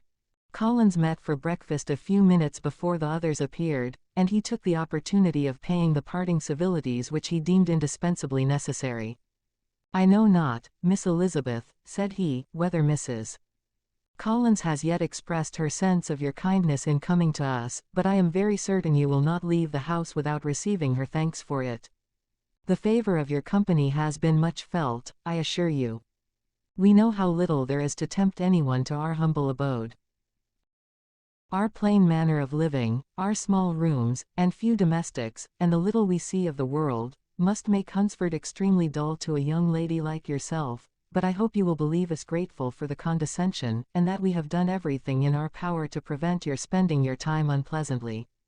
Elizabeth was eager with her thanks and assurances of happiness. She had spent 6 weeks with great enjoyment, and the pleasure of being with Charlotte, and the kind attentions she had received, must make her feel the obliged. Mr. Collins was gratified, and with a more smiling solemnity replied, "It gives me the greatest pleasure to hear that you have passed your time not disagreeably. We have certainly done our best, and most fortunately having it in our power to introduce you to very superior society, and from our connection with Rosings, the frequent means of varying the humble home scene, I think we may flatter ourselves that your Hunsford visit cannot have been entirely irksome. Our situation with regard to Lady Catherine's family is indeed the sort of extraordinary advantage and blessing which few can boast. You see on what a footing we are. You see how continually we are engaged there. In truth I must acknowledge that, with all the disadvantages of this humble parsonage, I should not think anyone abiding in it an object of compassion, while they are sharers of our intimacy at Rosings." Words were insufficient for the elevation of his feelings, and he was obliged to walk about the room, while Elizabeth tried to unite civility and truth in a few short sentences. "You may, in fact, carry a very favorable report of us into Hertfordshire, my dear cousin. I flatter myself at least that you will be able to do so. Lady Catherine's great attentions to Mrs. Collins you have been a daily witness of, and altogether I trust it does not appear that your friend has drawn an unfortunate, but on this point it will be as well to be silent. Only let me assure you, my dear Miss Elizabeth, that I can from my heart most cordially wish you equal felicity in marriage. My dear Charlotte and I have but one mind and one way of thinking. There is in everything a most remarkable resemblance of character and ideas between us. We seem to have been designed for each other." Elizabeth could safely say that it was a great happiness where that was the case, and with equal sincerity could add that she firmly believed and rejoiced in his domestic comforts. She was not sorry, however, to have the recital of them interrupted by the entrance of the lady from whom they sprung. Poor Charlotte, it was melancholy to leave her to such society. But she had chosen it with her eyes open, and though evidently regretting that her visitors were to go, she did not seem to ask for compassion. Her home and her housekeeping, her parish and her poultry, and all their dependent concerns, had not yet lost their charms. At length the chaise arrived, the trunks were fastened on, the parcels placed within, and it was pronounced to be ready. After an affectionate parting between the friends, Elizabeth was attended to the carriage by Mr. Collins, and as they walked down the garden, he was commissioning her with his best respects to all her family, not forgetting his thanks for the kindness he had received at Longbourn in the winter, and his compliments to Mr. and Mrs. Gardener, though unknown. He then handed her in, Maria followed, and the door was on the point of being closed, when he suddenly reminded them, with some consternation, that they had hitherto forgotten to leave any message for the ladies of Rosings. But, he added, you will of course wish to have your humble respects delivered to them, with your grateful thanks for their kindness to you while you have been here. Elizabeth made no objection, the door was then allowed to be shut, and the carriage drove off. Good gracious! Cried Maria, after a few minutes' silence, it seems but a day or two since we first came, and yet how many things have happened. A great many indeed, said her companion with a sigh. We have dined 9 times at Rosings, besides drinking tea there twice. How much I shall have to tell, Elizabeth privately added, and how much I shall have to conceal. Their journey was performed without much conversation, or any alarm, and within 4 hours of their leaving Hunsford, they reached Mr. Gardiner's house, where they were to remain a few days. Jane looked well, and Elizabeth had little opportunity of studying her spirits, amidst the various engagements which the kindness of her aunt had reserved for them. But Jane was to go home with her, and at Longbourn there would be leisure enough for observation. It was not without an effort meanwhile that she could wait even for Longbourn, before she told her sister of Mr. Darcy's proposals. To know that she had the power of revealing what would so exceedingly astonish Jane, and must, at the same time, so highly gratify whatever of her own vanity she had not yet been able to reason away, was such a temptation to openness as nothing could have conquered, but the state of indecision in which she remained, as to the extent of what she should communicate, and her fear, if she once entered on the subject, of being hurried into repeating something of Bingley which might only grieve her sister farther. 39. It was the 2nd week in May, in which the 3 young ladies set out together from Gracechurch Street, for the town of, in Hertfordshire, and, as they drew near the appointed inn where Mr. Bennet's carriage was to meet them, they quickly perceived, in token of the coachman's punctuality, both Kitty and Lydia looking out of a dining-room upstairs. These 2 girls had been above an hour in the place, happily employed in visiting an opposite milliner, watching the sentinel on guard, and dressing a salad and cucumber. After welcoming their sisters, they triumphantly displayed a table set out with such cold meat as an inn larder usually affords, exclaiming, "Is not this nice? Is not this an agreeable surprise? And we mean to treat you all," added Lydia, "but you must lend us the money, for we have just spent ours at the shop out there." Then showing her purchases, "Look here, I have bought this bonnet. I do not think it is very pretty, but I thought I might as well buy it as not. I shall pull it to pieces as soon as I get home, and see if I can make it up any better." And when her sisters abused it as ugly, she added, with perfect unconcern, "Oh, but there were 2 or 3 much uglier in the shop, and when I have bought some prettier colored satin to trim it with fresh, I think it will be very tolerable.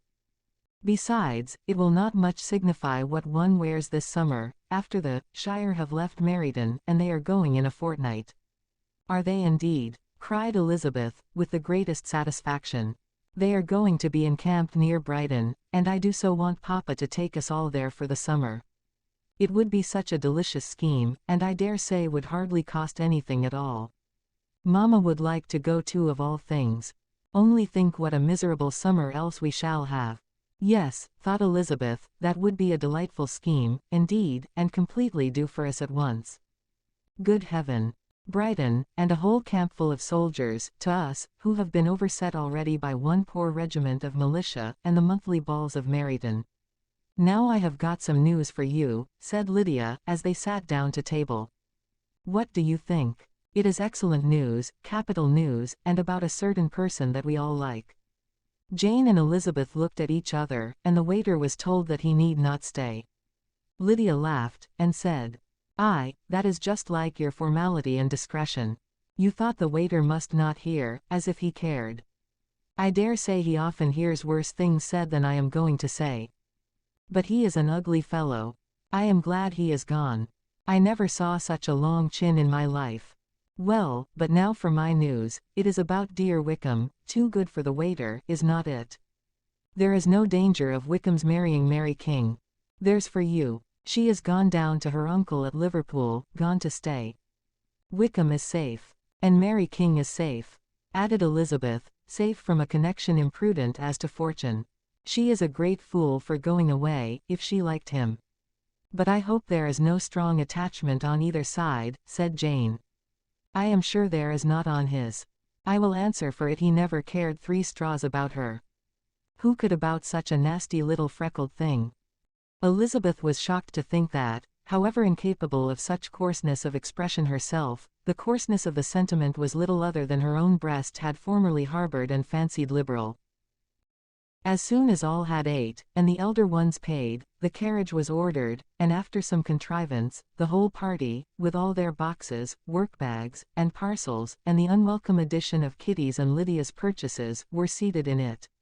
How nicely we are crammed in, cried Lydia. I am glad I bought my bonnet, if it is only for the fun of having another bandbox.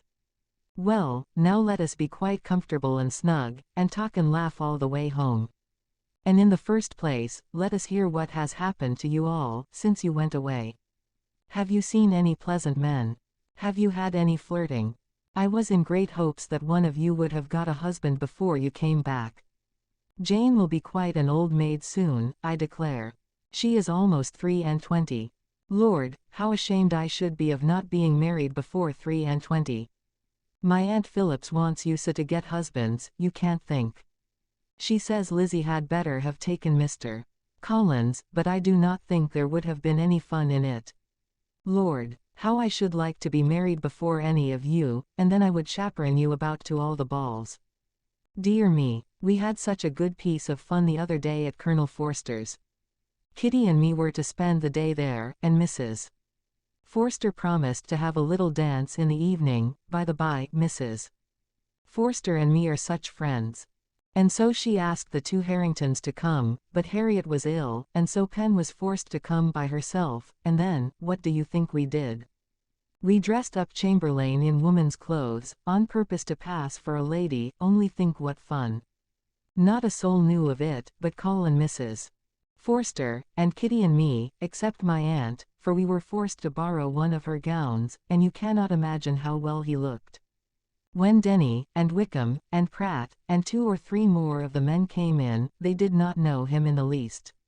Lord, how I laughed, and so did Mrs. Forster. I thought I should have died. And that made the men suspect something, and then they soon found out what was the matter.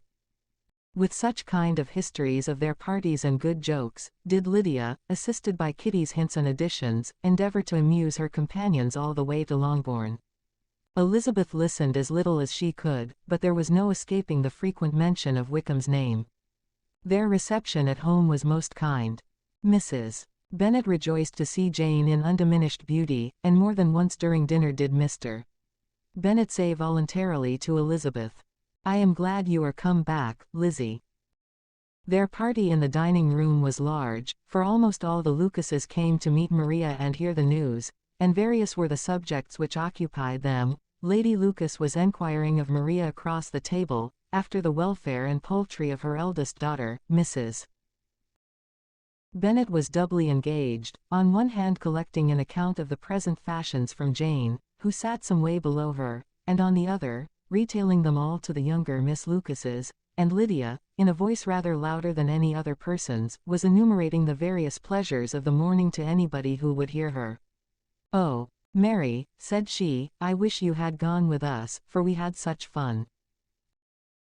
As we went along, Kitty and me drew up all the blinds, and pretended there was nobody in the coach, and I should have gone so all the way, if Kitty had not been sick, and when we got to the George, I do think we behaved very handsomely, for we treated the other 3 with the nicest cold luncheon in the world, and if you would have gone, we would have treated you too. And then when we came away it was such fun. I thought we never should have got into the coach. I was ready to die of laughter. And then we were so merry all the way home. We talked and laughed so loud, that anybody might have heard us 10 miles off. To this, Mary very gravely replied, Far be it from me, my dear sister, to depreciate such pleasures. They would doubtless be congenial with the generality of female minds. But I confess they would have no charms for me. I should infinitely prefer a book. But of this answer Lydia heard not a word. She seldom listened to anybody for more than half a minute, and never attended to Mary at all. In the afternoon Lydia was urgent with the rest of the girls to walk to Meryton and see how everybody went on, but Elizabeth steadily opposed the scheme. It should not be said that the Miss Bennets could not be at home half a day before they were in pursuit of the officers. There was another reason too for her opposition. She dreaded seeing Wickham again, and was resolved to avoid it as long as possible. The comfort to her, of the regiment's approaching removal, was indeed beyond expression. In a fortnight they were to go, and once gone, she hoped there could be nothing more to plague her on his account. She had not been many hours at home, before she found that the Brighton scheme, of which Lydia had given them a hint at the inn, was under frequent discussion between her parents. Elizabeth saw directly that her father had not the smallest intention of yielding, but his answers were at the same time so vague and equivocal, that her mother, though often disheartened, had never yet despaired of succeeding at last. XL. Elizabeth's impatience to acquaint Jane with what had happened could no longer be overcome, and at length resolving to suppress every particular in which her sister was concerned, and preparing her to be surprised, she related to her the next morning the chief of the scene between Mr. Darcy and herself. Miss Bennet's astonishment was soon lessened by the strong sisterly partiality which made any admiration of Elizabeth appear perfectly natural, and all surprise was shortly lost in other feelings. She was sorry that Mr. Darcy should have delivered his sentiments in a manner so little suited to recommend them, but still more was she grieved for the unhappiness which her sister's refusal must have given him. His being so sure of succeeding was wrong, said she, and certainly ought not to have appeared, but consider how much it must increase his disappointment. Indeed, replied Elizabeth, I am heartily sorry for him, but he has other feelings which will probably soon drive away his regard for me. You do not blame me, however, for refusing him. Blame you? Oh, no. But you blame me for having spoken so warmly of Wickham. No, I do not know that you were wrong in saying what you did. But you will know it, when I have told you what happened the very next day. She then spoke of the letter, repeating the whole of its contents as far as they concerned George Wickham. What a stroke was this for poor Jane, who would willingly have gone through the world without believing that so much wickedness existed in the whole race of mankind, as was here collected in one individual. Nor was Darcy's vindication, though grateful to her feelings, capable of consoling her for such discovery. Most earnestly did she labor to prove the probability of error, and seek to clear one, without involving the other. This will not do, said Elizabeth. You never will be able to make both of them good for anything. Take your choice, but you must be satisfied with only one. There is but such a quantity of merit between them, just enough to make one good sort of man, and of late it has been shifting about pretty much. For my part, I am inclined to believe it all Mr. Darcy's, but you shall do as you choose. It was some time, however, before a smile could be extorted from Jane. I do not know when I have been more shocked, said she. Wickham so very bad. It is almost past belief. And poor Mr. Darcy, dear Lizzie, only consider what he must have suffered. Such a disappointment, and with the knowledge of your ill opinion too, and having to relate such a thing of his sister. It is really too distressing. I am sure you must feel it so. Oh, no, my regret and compassion are all done away by seeing you so full of both. I know you will do him such ample justice, that I am growing every moment more unconcerned and indifferent. Your profusion makes me saving, and if you lament over him much longer, my heart will be as light as a feather. Poor Wickham, there is such an expression of goodness in his countenance, such an openness and gentleness in his manner. There certainly was some great mismanagement in the education of those two young men. One has got all the goodness, and the other all the appearance of it. I never thought Mr. Darcy so deficient in the appearance of it as you used to do. And yet I meant to be uncommonly clever in taking so decided a dislike to him, without any reason. It is such a spur to one's genius, such an opening for wit to have a dislike of that kind. One may be continually abusive without saying anything just, but one cannot be always laughing at a man without now and then stumbling on something witty. Lizzie, when you first read that letter, I am sure you could not treat the matter as you do now. Indeed I could not. I was uncomfortable enough. I was very uncomfortable, I may say unhappy. And with no one to speak to, of what I felt, no Jane to comfort me and say that I had not been so very weak and vain and nonsensical as I knew I had. Oh, how I wanted you! How unfortunate that you should have used such very strong expressions in speaking of Wickham to Mr. Darcy, for now they do appear wholly undeserved. Certainly. But the misfortune of speaking with bitterness is a most natural consequence of the prejudices I had been encouraging. There is one point on which I want your advice. I want to be told whether I ought, or ought not to make our acquaintance in general understand Wickham's character. Miss Bennet paused a little and then replied, surely there can be no occasion for exposing him so dreadfully. What is your own opinion? That it ought not to be attempted. Mr. Darcy has not authorized me to make his communication public. On the contrary, every particular relative to his sister was meant to be kept as much as possible to myself, and if I endeavor to undeceive people as to the rest of his conduct, who will believe me? The general prejudice against Mr. Darcy is so violent, that it would be the death of half the good people in Meryton to attempt to place him in an amiable light. I am not equal to it. Wickham will soon be gone, and therefore it will not signify to anybody here what he really is. Some time hence it will be all found out, and then we may laugh at their stupidity in not knowing it before. At present I will say nothing about it. You were quite right. To have his errors made public might ruin him forever. He is now perhaps sorry for what he has done, and anxious to re-establish a character. We must not make him desperate. The tumult of Elizabeth's mind was allayed by this conversation. She had got rid of two of the secrets which had weighed on her for a fortnight, and was certain of a willing listener in Jane, whenever she might wish to talk again of either. But there was still something lurking behind, of which prudence forbade the disclosure. She dared not relate the other half of Mr. Darcy's letter, nor explain to her sister how sincerely she had been valued by his friend. Here was knowledge in which no one could partake, and she was sensible that nothing less than a perfect understanding between the parties could justify her in throwing off this last encumbrance of mystery. And then, said she, if that very improbable event should ever take place, I shall merely be able to tell what Bingley may tell in a much more agreeable manner himself. The liberty of communication cannot be mine till it has lost all its value. She was now, on being settled at home, at leisure to observe the real state of her sister's spirits. Jane was not happy. She still cherished a very tender affection for Bingley.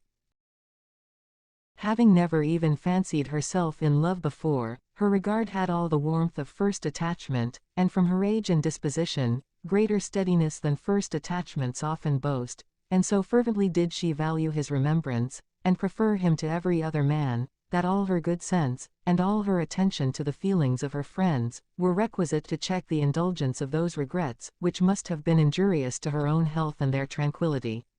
Well, Lizzie, said Mrs. Bennet one day, what is your opinion now of this sad business of Jane's? For my part, I am determined never to speak of it again to anybody. I told my sister Phillips so the other day. But I cannot find out that Jane saw anything of him in London. Well, he is a very undeserving young man, and I do not suppose there is the least chance in the world of her ever getting him now. There is no talk of his coming to Netherfield again in the summer, and I have inquired of everybody too, who is likely to know. I do not believe that he will ever live at Netherfield any more. Oh, well, it is just as he chooses. Nobody wants him to come. Though I shall always say that he used my daughter extremely ill, and if I was her, I would not have put up with it. Well, my comfort is, I am sure Jane will die of a broken heart, and then he will be sorry for what he has done. But as Elizabeth could not receive comfort from any such expectation, she made no answer. Well, Lizzie, continued her mother soon afterwards, and so the Collinses live very comfortable, do they? Well, well, I only hope it will last. And what sort of table do they keep? Charlotte is an excellent manager, I dare say. If she is half as sharp as her mother, she is saving enough. There is nothing extravagant in their housekeeping, I dare say. No, nothing at all. A great deal of good management, depend upon it. Yes, yes. They will take care not to outrun their income. They will never be distressed for money. Well, much good may it do them. And so, I suppose, they often talk of having Longbourn when your father is dead. They look upon it quite as their own, I dare say, whenever that happens. It was a subject which they could not mention before me. No, it would have been strange if they had. But I make no doubt, they often talk of it between themselves. Well, if they can be easy with an estate that is not lawfully their own, so much the better. I should be ashamed of having one that was only entailed on me. XLI. The first week of their return was soon gone. The second began. It was the last of the regiment's stay in Meryton, and all the young ladies in the neighbourhood were drooping apace. The dejection was almost universal. The elder Miss Bennets alone were still able to eat, drink, and sleep, and pursue the usual course of their employments. Very frequently were they reproached for this insensibility by Kitty and Lydia, whose own misery was extreme, and who could not comprehend such hard-heartedness in any of the family. Good heaven! What is to become of us? What are we to do? Would they often exclaim in the bitterness of woe. How can you be smiling so, Lizzie? Their affectionate mother shared all their grief. She remembered what she had herself endured on a similar occasion, 25 years ago. I am sure, said she, I cried for 2 days together when Colonel Miller's regiment went away. I thought I should have broke my heart.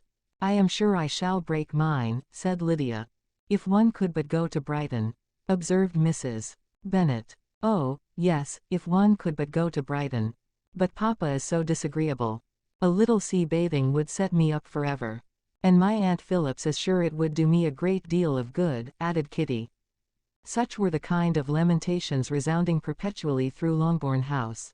Elizabeth tried to be diverted by them, but all sense of pleasure was lost in shame. She felt anew the justice of Mr.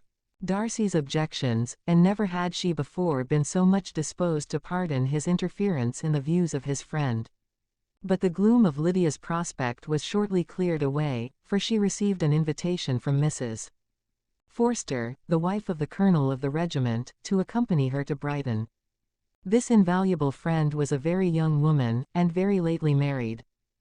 A resemblance in good humor and good spirits had recommended her and Lydia to each other, and out of their 3 months' acquaintance they had been intimate too.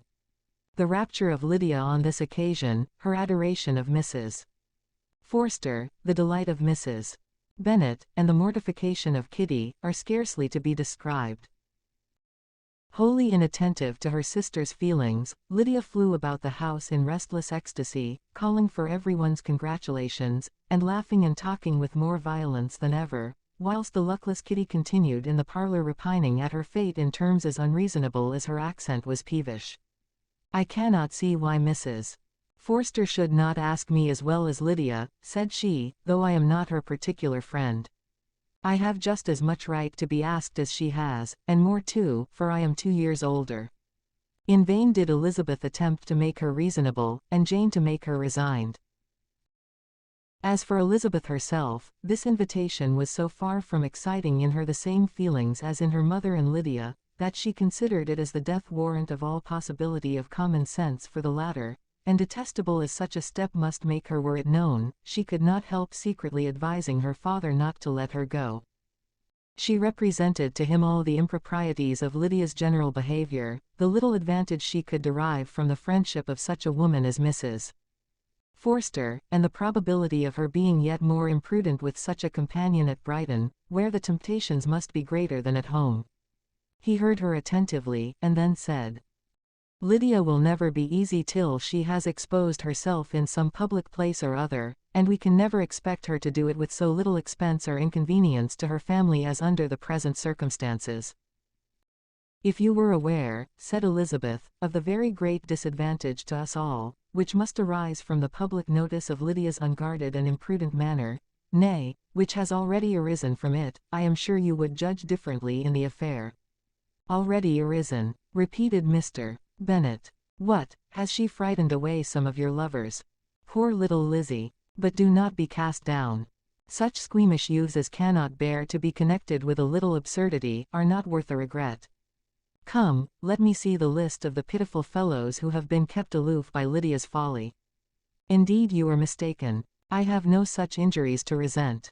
It is not of peculiar, but of general evils, which I am now complaining. Our importance, our respectability in the world, must be affected by the wild volatility, the assurance and disdain of all restraint which mark Lydia's character. Excuse me, for I must speak plainly. If you, my dear father, will not take the trouble of checking her exuberant spirits, and of teaching her that her present pursuits are not to be the business of her life, she will soon be beyond the reach of amendment. Her character will be fixed, and she will, at 16, be the most determined flirt that ever made herself and her family ridiculous.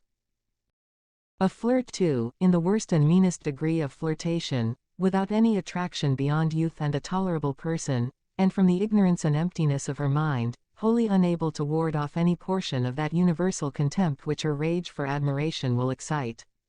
In this danger Kitty is also comprehended. She will follow wherever Lydia leads. Vain, ignorant, idle, and absolutely uncontrolled. Oh, my dear father, can you suppose it possible that they will not be censured and despised wherever they are known, and that their sisters will not be often involved in the disgrace? Mr. Bennet saw that her whole heart was in the subject, and affectionately taking her hand, said in reply, "Do not make yourself uneasy, my love. Wherever you and Jane are known, you must be respected and valued, and you will not appear to less advantage for having a couple of, or I may say, 3 very silly sisters. We shall have no peace at Longbourn if Lydia does not go to Brighton. Let her go then. Colonel Forster is a sensible man, and will keep her out of any real mischief, and she is luckily too poor to be an object of prey to anybody. At Brighton she will be of less importance even as a common flirt than she has been here. The officers will find women better worth their notice. Let us hope, therefore, that her being there may teach her her own insignificance. At any rate, she cannot grow many degrees worse, without authorizing us to lock her up for the rest of her life." With this answer Elizabeth was forced to be content, but her own opinion continued the same, and she left him disappointed and sorry. It was not in her nature, however, to increase her vexations, by dwelling on them. She was confident of having performed her duty, and to fret over unavoidable evils, or augment them by anxiety, was no part of her disposition. Had Lydia and her mother known the substance of her conference with her father, their indignation would hardly have found expression in their united volubility. In Lydia's imagination, a visit to Brighton comprised every possibility of earthly happiness. She saw with the creative eye of fancy, the streets of that gay bathing place covered with officers. She saw herself the object of attention, to tens and to scores of them at present unknown. She saw all the glories of the camp, its tents stretched forth in beauteous uniformity of lines, crowded with the young and the gay, and dazzling with scarlet, and to complete the view, she saw herself seated beneath a tent, tenderly flirting with at least 6 officers at once. Had she known that her sister sought to tear her from such prospects and such realities as these, what would have been her sensations? They could have been understood only by her mother, who might have felt nearly the same. Lydia's going to Brighton was all that consoled her for the melancholy conviction of her husband's never intending to go there himself. But they were entirely ignorant of what had passed, and their raptures continued with little intermission to the very day of Lydia's leaving home. Elizabeth was now to see Mr. Wickham for the last time. Having been frequently in company with him since her return, agitation was pretty well over, the agitations of former partiality entirely so.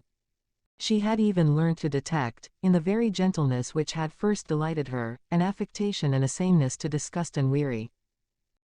In his present behavior to herself, moreover, she had a fresh source of displeasure, for the inclination he soon testified of renewing those attentions which had marked the early part of their acquaintance, could only serve, after what had since passed, to provoke her.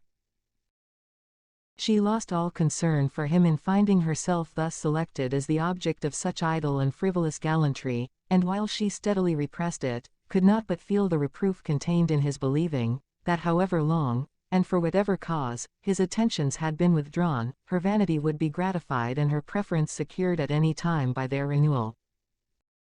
On the very last day of the regiment's remaining in Meryton, he dined with others of the officers at Longbourn, and so little was Elizabeth disposed to part from him in good humour, that on his making some enquiry as to the manner in which her time had passed at Hunsford, she mentioned Colonel Fitzwilliams and Mr. Darcy's having both spent 3 weeks at Rosings, and asked him if he were acquainted with the former. He looked surprised, displeased, alarmed, but with a moment's recollection and a returning smile, replied, that he had formerly seen him often, and after observing that he was a very gentleman-like man, asked her how she had liked him. Her answer was warmly in his favour. With an air of indifference he soon afterwards added, "How long did you say that he was at Rosings?" "Nearly 3 weeks. And you saw him frequently?" "Yes, almost every day." "His manners are very different from his cousin's." "Yes, very different. But I think Mr. Darcy improves on acquaintance." "Indeed," cried Wickham with a look which did not escape her. "And pray may I ask—" But checking himself, he added in a gayer tone, "Is it an address that he improves? Has he deigned to add aught of civility to his ordinary style? For I dare not hope," he continued in a lower and more serious tone, "that he has improved in essentials." "Oh, no," said Elizabeth. "In essentials, I believe, he is very much what he ever was."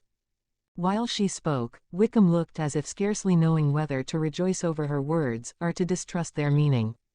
There was a something in her countenance which made him listen with an apprehensive and anxious attention, while she added, "When I said that he improved on acquaintance, I did not mean that either his mind or manners were in a state of improvement, but that from knowing him better, his disposition was better understood."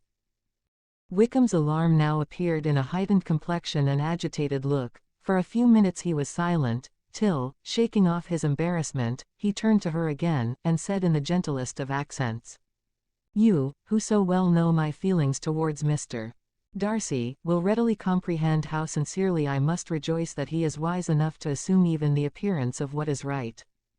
His pride, in that direction, may be of service, if not to himself, to many others, for it must deter him from such foul misconduct as I have suffered by.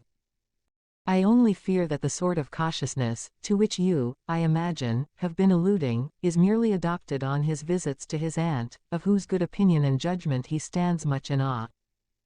His fear of her has always operated, I know, when they were together, and a good deal is to be imputed to his wish of forwarding the match with Miss de Bourgh, which I am certain he has very much at heart." Elizabeth could not repress a smile at this, but she answered only by a slight inclination of the head. She saw that he wanted to engage her on the old subject of his grievances, and she was in no humor to indulge him. The rest of the evening passed with the appearance, on his side, of usual cheerfulness, but with no farther attempt to distinguish Elizabeth, and they parted at last with mutual civility, and possibly a mutual desire of never meeting again. When the party broke up, Lydia returned with Mrs. Forster to Meryton, from whence they were to set out early the next morning. The separation between her and her family was rather noisy than pathetic. Kitty was the only one who shed tears, but she did weep from vexation and envy. Mrs. Bennet was diffuse in her good wishes for the felicity of her daughter, and impressive in her injunctions that she would not miss the opportunity of enjoying herself as much as possible, advice, which there was every reason to believe would be attended to, and in the clamorous happiness of Lydia herself in bidding farewell, the more gentle adieus of her sisters were uttered without being heard. XLII. Had Elizabeth's opinion been all drawn from her own family, she could not have formed a very pleasing picture of conjugal felicity or domestic comfort. Her father, captivated by youth and beauty, and that appearance of good humor which youth and beauty generally give, had married a woman whose weak understanding and a liberal mind, had very early in their marriage put an end to all real affection for her. Respect, esteem, and confidence had vanished forever, and all his views of domestic happiness were overthrown. But Mr. Bennet was not of a disposition to seek comfort for the disappointment which his own imprudence had brought on, in any of those pleasures which too often console the unfortunate for their folly or their vice. He was fond of the country and of books, and from these tastes had arisen his principal enjoyments. To his wife he was very little otherwise indebted, than as her ignorance and folly had contributed to his amusement. This is not the sort of happiness which a man would in general wish to owe to his wife, but where other powers of entertainment are wanting, the true philosopher will derive benefit from such as are given. Elizabeth, however, had never been blind to the impropriety of her father's behavior as a husband. She had always seen it with pain, but respecting his abilities, and grateful for his affectionate treatment of herself, she endeavored to forget what she could not overlook, and to banish from her thoughts that continual breach of conjugal obligation and decorum which, in exposing his wife to the contempt of her own children, was so highly reprehensible. But she had never felt so strongly as now the disadvantages which must attend the children of so unsuitable a marriage, nor ever been so fully aware of the evils arising from so ill-judged a direction of talents which rightly used, might at least have preserved the respectability of his daughters, even if incapable of enlarging the mind of his wife. When Elizabeth had rejoiced over Wickham's departure, she found little other cause for satisfaction in the loss of the regiment. Their parties abroad were less varied than before, and at home she had a mother and sister whose constant repinings at the dullness of everything around them, threw a real gloom over their domestic circle, and, though Kitty might in time regain her natural degree of sense, since the disturbers of her brain were removed, her other sister, from whose disposition greater evil might be apprehended, was likely to be hardened in all her folly and assurance, by a situation of such double danger as a watering place and a camp. Upon the whole, therefore, she found, what has been sometimes found before, that an event to which she had looked forward with impatient desire did not, in taking place, bring all the satisfaction she had promised herself. It was consequently necessary to name some other period for the commencement of actual felicity, to have some other point on which her wishes and hopes might be fixed, and by again enjoying the pleasure of anticipation, console herself for the present, and prepare for another disappointment. Her tour to the lakes was now the object of her happiest thoughts. It was her best consolation for all the uncomfortable hours, which the discontentedness of her mother and Kitty made inevitable, and could she have included Jane in the scheme, every part of it would have been perfect. But it is fortunate, thought she, that I have something to wish for. Were the whole arrangement complete, my disappointment would be certain. But here, by carrying with me one ceaseless source of regret in my sister's absence, I may reasonably hope to have all my expectations of pleasure realized. A scheme of which every part promises delight, can never be successful, and general disappointment is only warded off by the defense of some little peculiar vexation. When Lydia went away, she promised to write very often and very minutely to her mother and Kitty, but her letters were always long expected, and always very short. Those to her mother contained little else than that they were just returned from the library, where such and such officers had attended them, and where she had seen such beautiful ornaments as made her quite wild, that she had a new gown, or a new parasol, which she would have described more fully, but was obliged to leave off in a violent hurry, as Mrs. Forster called her, and they were going to the camp, and from her correspondence with her sister, there was still less to be learnt, for her letters to Kitty, though rather longer, were much too full of lines under the words to be made public. After the first fortnight or 3 weeks of her absence, health, good humor and cheerfulness began to reappear at Longbourn. Everything wore a happier aspect. The families who had been in town for the winter came back again, and summer finery and summer engagements arose. Mrs. Bennet was restored to her usual querulous serenity, and by the middle of June Kitty was so much recovered as to be able to enter Meryton without tears, an event of such happy promise as to make Elizabeth hope, that by the following Christmas, she might be so tolerably reasonable as not to mention an officer above once a day, unless by some cruel and malicious arrangement at the War Office, another regiment should be quartered in Meryton.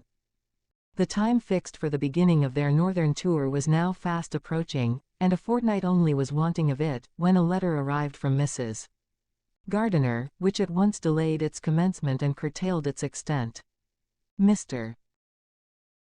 Gardiner would be prevented by business from setting out till a fortnight later in July, and must be in London again within a month, and is that left too short a period for them to go so far, and see so much as they had proposed, or at least to see it with the leisure and comfort they had built on, they were obliged to give up the lakes, and substitute a more contracted tour, and, according to the present plan, were to go no farther northward than Derbyshire. In that county, there was enough to be seen, to occupy the chief of their 3 weeks, and to Mrs. Gardiner it had a peculiarly strong attraction. The town where she had formerly passed some years of her life, and where they were now to spend a few days, was probably as great an object of her curiosity as all the celebrated beauties of Matlock, Chatsworth, Dovedale, or the Peak. Elizabeth was excessively disappointed. She had set her heart on seeing the lakes, and still thought there might have been time enough. But it was her business to be satisfied, and certainly her temper to be happy, and all was soon right again. With the mention of Derbyshire, there were many ideas connected. It was impossible for her to see the word without thinking of Pemberley and its owner. But surely, said she, I may enter his county with impunity, and rob it of a few petrified spars without his perceiving me. The period of expectation was now doubled. 4 weeks were to pass away before her uncle and aunt's arrival. But they did pass away, and Mr. and Mrs. Gardiner, with their 4 children, did at length appear at Longbourn. The children, 2 girls of 6 and 8 years old, and 2 younger boys, were to be left under the particular care of their cousin Jane, who was the general favorite, and whose steady sense and sweetness of temper exactly adapted her for attending to them in every way, teaching them, playing with them, and loving them. The Gardiners stayed only one night at Longbourn, and set off the next morning with Elizabeth in pursuit of novelty and amusement. One enjoyment was certain, that of suitableness as companions, a suitableness which comprehended health and temper to bear inconveniences, cheerfulness to enhance every pleasure, and affection and intelligence, which might supply it among themselves if there were disappointments abroad.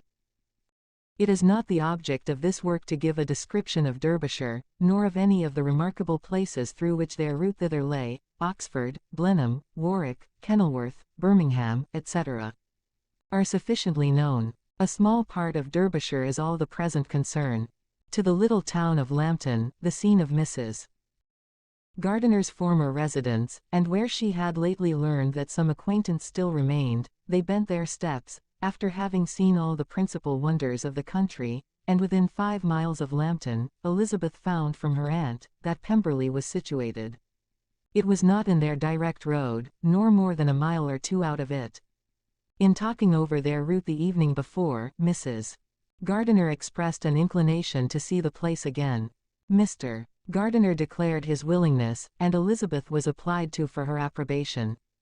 "My love, should not you like to see a place of which you have heard so much?" said her aunt. "A place, too, with which so many of your acquaintance are connected. Wickham passed all his youth there, you know." Elizabeth was distressed. She felt that she had no business at Pemberley, and was obliged to assume a disinclination for seeing it. She must own that she was tired of great houses. After going over so many, she really had no pleasure in fine carpets or satin curtains. Mrs. Gardiner abused her stupidity. "If it were merely a fine house richly furnished," said she, "I should not care about it myself, but the grounds are delightful. They have some of the finest woods in the country." Elizabeth said no more, but her mind could not acquiesce. The possibility of meeting Mr. Darcy, while viewing the place, instantly occurred. It would be dreadful. She blushed at the very idea, and thought it would be better to speak openly to her aunt, than to run such a risk. But against this, there were objections, and she finally resolved that it could be the last resource, if her private inquiries as to the absence of the family were unfavorably answered. Accordingly, when she retired at night, she asked the chambermaid whether Pemberley were not a very fine place, what was the name of its proprietor, and with no little alarm, whether the family were down for the summer. A most welcome negative followed the last question, and her alarms being now removed, she was at leisure to feel a great deal of curiosity to see the house herself, and when the subject was revived the next morning, and she was again applied to, could readily answer, and with a proper air of indifference, that she had not really any dislike to the scheme. To Pemberley, therefore, they were to go. XLIII. Elizabeth, as they drove along, watched for the first appearance of Pemberley Woods with some perturbation, and when at length they turned in at the lodge, her spirits were in a high flutter. The park was very large, and contained great variety of ground. They entered it in one of its lowest points, and drove for some time through a beautiful wood, stretching over a wide extent. Elizabeth's mind was too full for conversation, but she saw and admired every remarkable spot and point of view. They gradually ascended for half a mile, and then found themselves at the top of a considerable eminence, where the wood ceased, and the eye was instantly caught by Pemberley House, situated on the opposite side of a valley, into which the road with some abruptness wound. It was a large, handsome, stone building, standing well on rising ground, and backed by a ridge of high woody hills, and in front, a stream of some natural importance was swelled into greater, but without any artificial appearance. Its banks were neither formal, nor falsely adorned. Elizabeth was delighted. She had never seen a place for which nature had done more, or where natural beauty had been so little counteracted by an awkward taste. They were all of them warm in their admiration, and at that moment she felt that to be mistress of Pemberley might be something.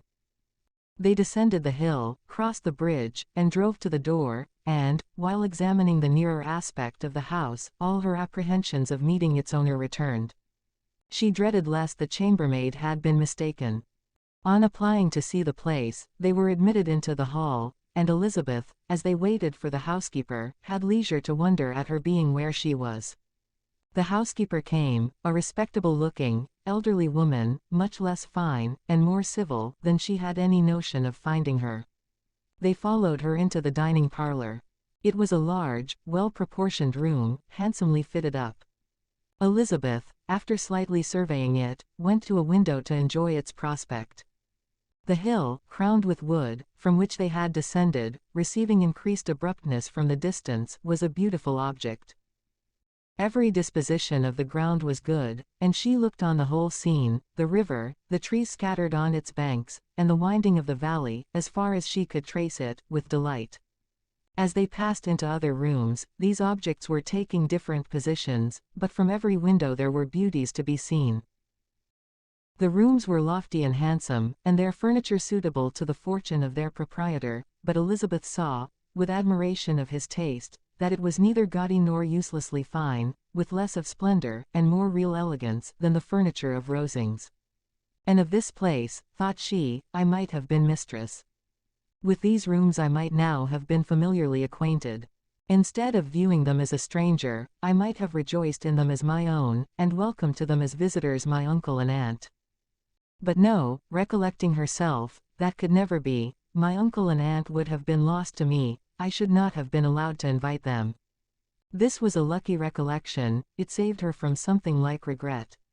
She longed to inquire of the housekeeper, whether her master were really absent, but had not courage for it. At length, however, the question was asked by her uncle, and she turned away with alarm, while Mrs. Reynolds replied, that he was, adding, but we expect him tomorrow, with a large party of friends. How rejoiced was Elizabeth that their own journey had not by any circumstance been delayed a day. Her aunt now called her to look at a picture. She approached, and saw the likeness of Mr. Wickham suspended, amongst several other miniatures, over the mantelpiece. Her aunt asked her, smilingly, how she liked it. The housekeeper came forward, and told them it was the picture of a young gentleman, the son of her late master's steward, who had been brought up by him at his own expense. He is now gone into the army, she added, but I am afraid he has turned out very wild. Mrs. Gardiner looked at her niece with a smile, but Elizabeth could not return it. And that, said Mrs. Reynolds, pointing to another of the miniatures, is my master, and very like him. It was drawn at the same time as the other, about 8 years ago. I have heard much of your master's fine person, said Mrs.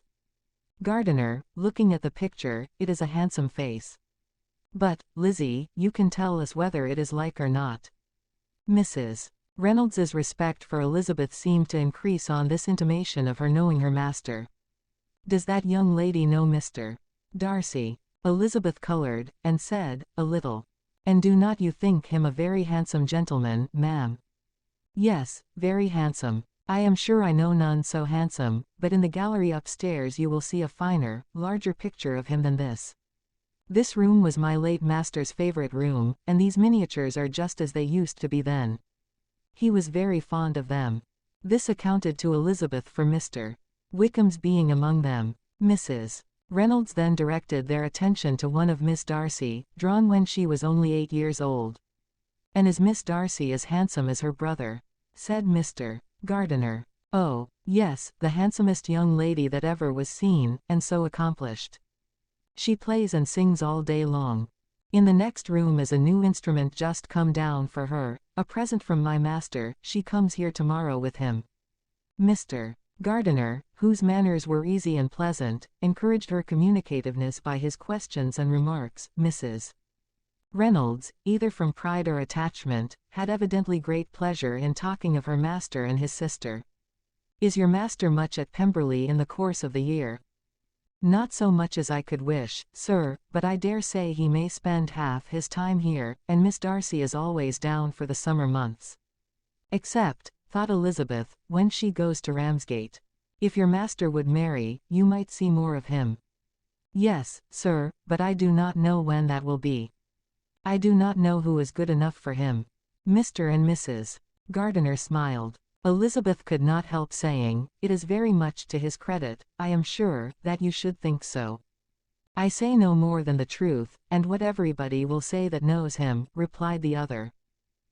Elizabeth thought this was going pretty far, and she listened with increasing astonishment as the housekeeper added, "I have never had a cross word from him in my life, and I have known him ever since he was 4 years old."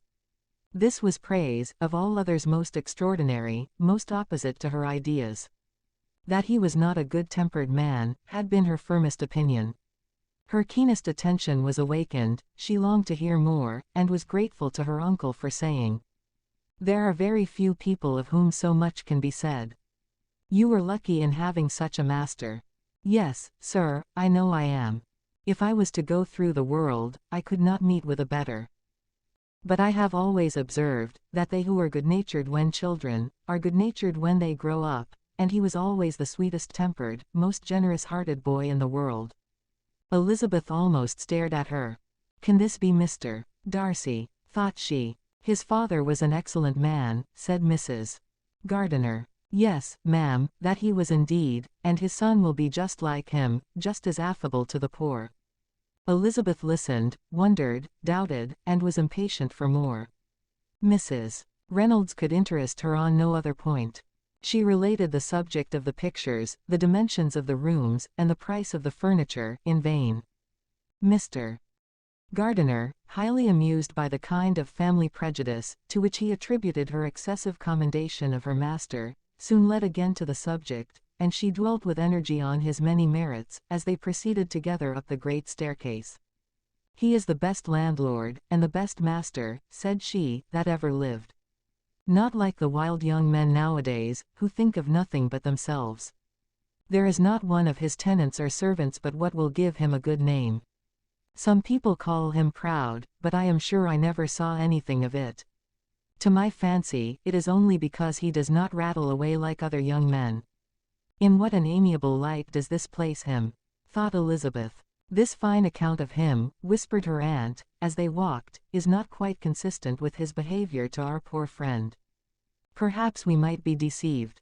That is not very likely, our authority was too good." On reaching the spacious lobby above, they were shown into a very pretty sitting room, lately fitted up with greater elegance and lightness than the apartments below, and were informed that it was but just done, to give pleasure to Miss Darcy, who had taken a liking to the room, when last at Pemberley. "He is certainly a good brother," said Elizabeth, as she walked towards one of the windows. Mrs. Reynolds anticipated Miss Darcy's delight, when she should enter the room. "And this is always the way with him," she added. "Whatever can give his sister any pleasure, is sure to be done in a moment. There is nothing he would not do for her." The picture gallery, and 2 or 3 of the principal bedrooms, were all that remained to be shown. In the former were many good paintings, but Elizabeth knew nothing of the art, and from such as had been already visible below, she had willingly turned to look at some drawings of Miss Darcy's, in crayons, whose subjects were usually more interesting, and also more intelligible. In the gallery there were many family portraits, but they could have little to fix the attention of a stranger. Elizabeth walked on in quest of the only face whose features would be known to her. At last it arrested her, and she beheld a striking resemblance of Mr. Darcy, with such a smile over the face, as she remembered to have sometimes seen, when he looked at her. She stood several minutes before the picture in earnest contemplation, and returned to it again before they quitted the gallery. Mrs. Reynolds informed them that it had been taken in his father's lifetime. There was certainly at this moment, in Elizabeth's mind, a more gentle sensation towards the original than she had ever felt in the height of their acquaintance. The commendation bestowed on him by Mrs.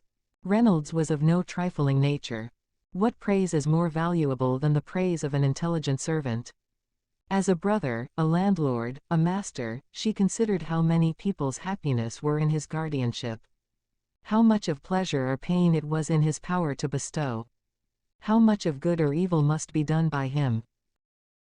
Every idea that had been brought forward by the housekeeper was favorable to his character, and as she stood before the canvas, on which he was represented, and fixed his eyes upon herself, she thought of his regard with a deeper sentiment of gratitude than it had ever raised before. She remembered its warmth, and softened its impropriety of expression.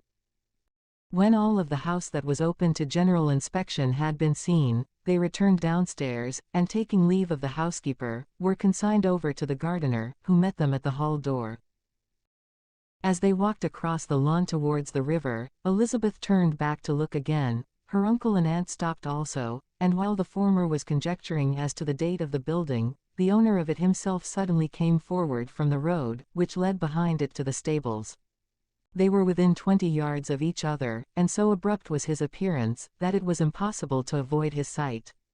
Their eyes instantly met, and the cheeks of each were overspread with the deepest blush. He absolutely started, and for a moment seemed immovable from surprise, but shortly recovering himself, advanced towards the party, and spoke to Elizabeth, if not in terms of perfect composure, at least of perfect civility. She had instinctively turned away, but, stopping on his approach, received his compliments with an embarrassment impossible to be overcome. Had his first appearance, or his resemblance to the picture they had just been examining, been insufficient to assure the other two that they now saw Mr. Darcy, the gardener's expression of surprise, on beholding his master, must immediately have told it. They stood a little aloof while he was talking to their niece, who, astonished and confused, scarcely dared lift her eyes to his face, and knew not what answer she returned to his civil inquiries after her family. Amazed at the alteration in his manner since they last parted, every sentence that he uttered was increasing her embarrassment, and every idea of the impropriety of her being found there, recurring to her mind. The few minutes in which they continued together, were some of the most uncomfortable of her life. Nor did he seem much more at ease. When he spoke, his accent had none of its usual sedateness, and he repeated his inquiries as to the time of her having left Longbourn, and of her stay in Derbyshire, so often, and in so hurried a way, as plainly spoke the distraction of his thoughts. At length, every idea seemed to fail him, and, after standing a few moments without saying a word, he suddenly recollected himself, and took leave. The others then joined her, and expressed their admiration of his figure, but Elizabeth heard not a word, and, wholly engrossed by her own feelings, followed them in silence. She was overpowered by shame and vexation. Her coming there was the most unfortunate, the most ill-judged thing in the world. How strange must it appear to him! In what a disgraceful light might it not strike so vain a man! It might seem as if she had purposely thrown herself in his way again. Oh, why did she come? Or, why did he thus come a day before he was expected? Had they been only 10 minutes sooner, they should have been beyond the reach of his discrimination, for it was plain that he was that moment arrived, that moment alighted from his horse or his carriage. She blushed again and again over the perverseness of the meeting. And his behavior, so strikingly altered, what could it mean? That he should even speak to her was amazing, but to speak with such civility, to inquire after her family. Never in her life had she seen his manners so little dignified, never had he spoken with such gentleness as on this unexpected meeting. What a contrast did it offer to his last address in Rosings Park, when he put his letter into her hand. She knew not what to think, nor how to account for it. They had now entered a beautiful walk by the side of the water, and every step was bringing forward a nobler fall of ground, or a finer reach of the woods to which they were approaching, but it was some time before Elizabeth was sensible of any of it, and, though she answered mechanically to the repeated appeals of her uncle and aunt, and seemed to direct her eyes to such objects as they pointed out, she distinguished no part of the scene. Her thoughts were all fixed on that one spot of Pemberley House, whichever it might be, where Mr. Darcy then was. She longed to know what at that moment was passing in his mind, in what manner he thought of her, and whether, in defiance of everything, she was still dear to him. Perhaps he had been civil, only because he felt himself at ease, yet there had been that in his voice which was not like ease. Whether he had felt more of pain or of pleasure in seeing her, she could not tell, but he certainly had not seen her with composure. At length, however, the remarks of her companions on her absence of mind roused her, and she felt the necessity of appearing more like herself. They entered the woods, and bidding adieu to the river for a while, ascended some of the higher grounds, whence, in spots where the opening of the trees gave the eye power to wander, were many charming views of the valley, the opposite hills, with the long range of woods overspreading many and occasionally part of the stream. Mr. Gardiner expressed a wish of going round the whole park, but feared it might be beyond a walk. With a triumphant smile, they were told that it was 10 miles round. It settled the matter, and they pursued the accustomed circuit, which brought them again, after some time, in a descent among hanging woods, to the edge of the water, in one of its narrowest parts. They crossed it by a simple bridge, in character with the general air of the scene. It was a spot less adorned than any they had yet visited, and the valley, here contracted into a glen, allowed room only for the stream, and a narrow walk amidst the rough coppice wood which bordered it. Elizabeth longed to explore its windings, but when they had crossed the bridge, and perceived their distance from the house, Mrs. Gardiner, who was not a great walker, could go no farther, and thought only of returning to the carriage as quickly as possible. Her niece was, therefore, obliged to submit, and they took their way towards the house on the opposite side of the river, in the nearest direction, but their progress was slow, for Mr. Gardiner, though seldom able to indulge the taste, was very fond of fishing, and was so much engaged in watching the occasional appearance of some trout in the water, and talking to the man about them, that he advanced but little. Whilst wandering on in this slow manner, they were again surprised, and Elizabeth's astonishment was quite equal to what it had been at first, by the sight of Mr. Darcy approaching them, and at no great distance. The walk being here less sheltered than on the other side, allowed them to see him before they met. Elizabeth, however astonished, was at least more prepared for an interview than before, and resolved to appear and to speak with calmness, if he really intended to meet them. For a few moments, indeed, she felt that he would probably strike into some other path.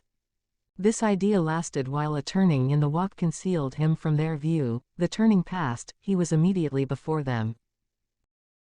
With a glance she saw that he had lost none of his recent civility, and, to imitate his politeness, she began, as they met, to admire the beauty of the place, but she had not got beyond the words, delightful, and charming, when some unlucky recollections obtruded, and she fancied that praise of Pemberley from her might be mischievously construed. Her color changed, and she said no more. Mrs. Gardiner was standing a little behind, and on her pausing, he asked her if she would do him the honor of introducing him to her friends. This was a stroke of civility for which she was quite unprepared, and she could hardly suppress a smile, at his being now seeking the acquaintance of some of those very people, against whom his pride had revolted, in his offer to herself. What will be his surprise, thought she, when he knows who they are? He takes them now for people of fashion.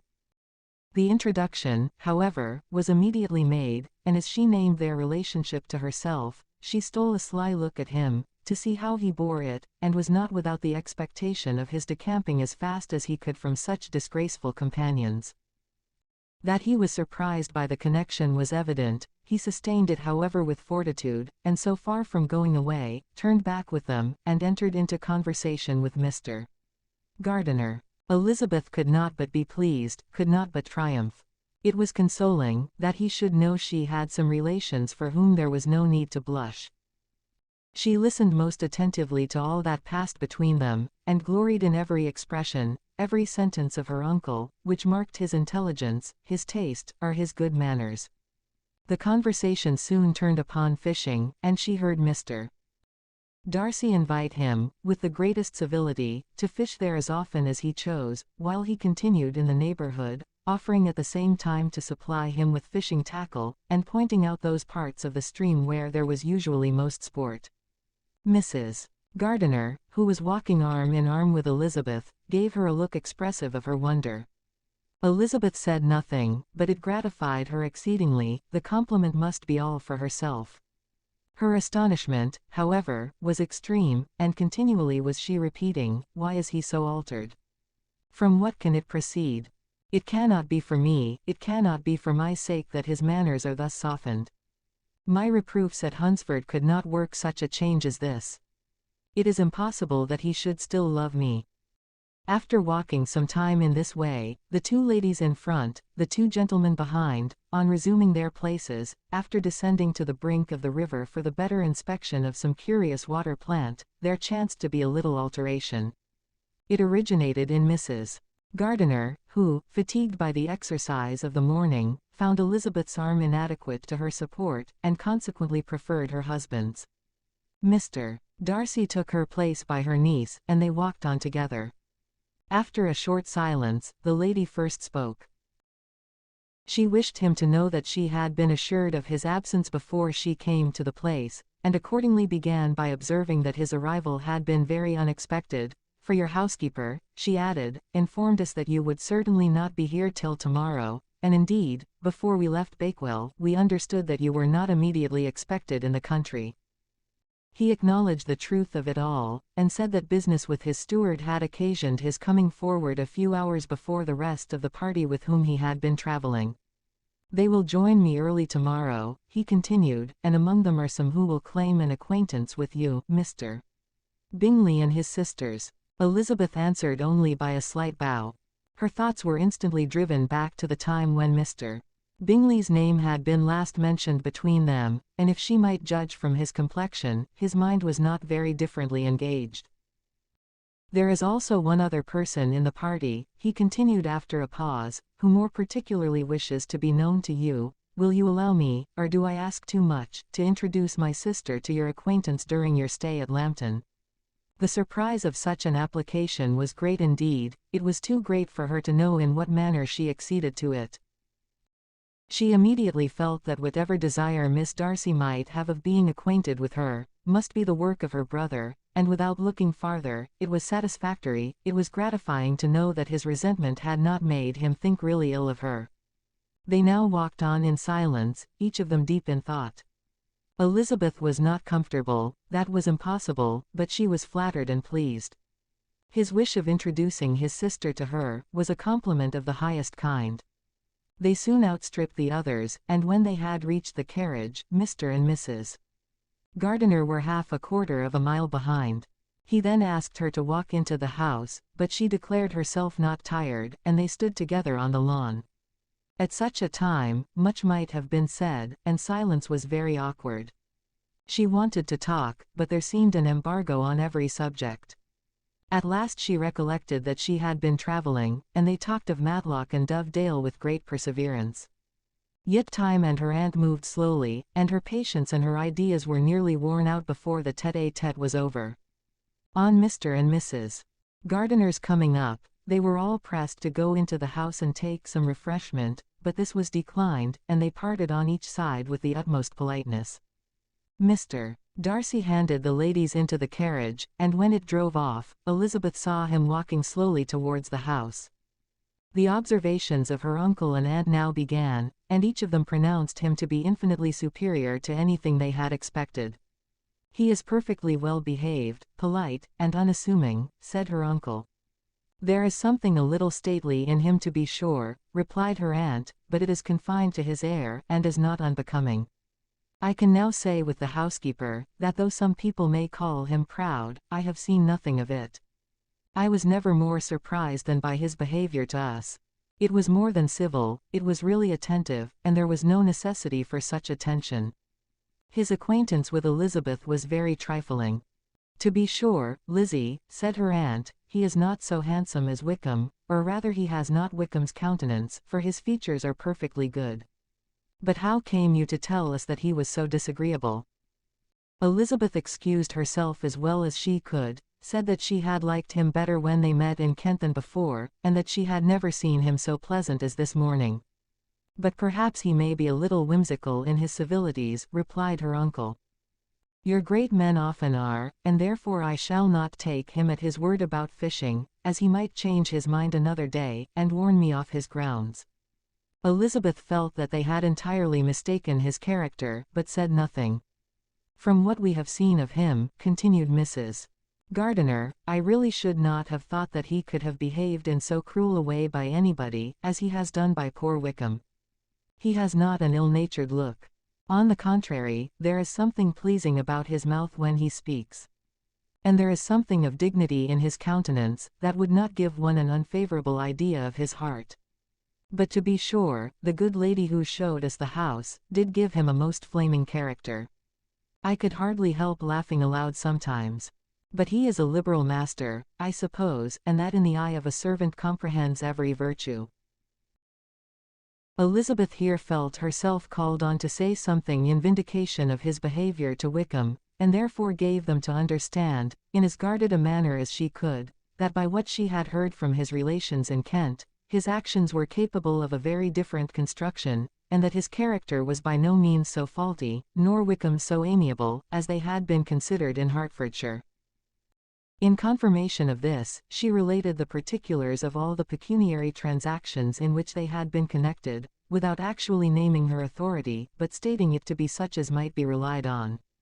Mrs.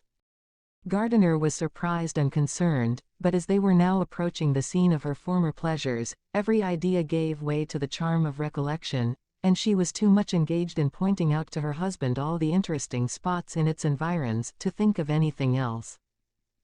Fatigued as she had been by the morning's walk, they had no sooner dined than she set off again in quest of her former acquaintance, and the evening was spent in the satisfactions of an intercourse renewed after many years' discontinuance. The occurrences of the day were too full of interest to leave Elizabeth much attention for any of these new friends, and she could do nothing but think, and think with wonder, of Mr. Darcy's civility, and above all, of his wishing her to be acquainted with his sister. XLIV. Elizabeth had settled it that Mr. Darcy would bring his sister to visit her, the very day after her reaching Pemberley, and was consequently resolved not to be out of sight of the inn the whole of that morning. But her conclusion was false, for on the very morning after their own arrival at Lambton, these visitors came. They had been walking about the place with some of their new friends, and were just returned to the inn to dress themselves for dining with the same family, when the sound of a carriage drew them to a window, and they saw a gentleman and lady in a curricle, driving up the street. Elizabeth, immediately recognizing the livery, guessed what it meant, and imparted no small degree of surprise to her relations, by acquainting them with the honor which she expected. Her uncle and aunt were all amazement, and the embarrassment of her manner as she spoke, joined to the circumstance itself, and many of the circumstances of the preceding day, opened to them a new idea on the business. Nothing had ever suggested it before, but they now felt that there was no other way of accounting for such attentions from such a quarter, than by supposing a partiality for their niece. While these newly born notions were passing in their heads, the perturbation of Elizabeth's feelings was every moment increasing. She was quite amazed at her own discomposure, but amongst other causes of disquiet, she dreaded lest the partiality of the brother should have said too much in her favor, and more than commonly anxious to please, she naturally suspected that every power of pleasing would fail her.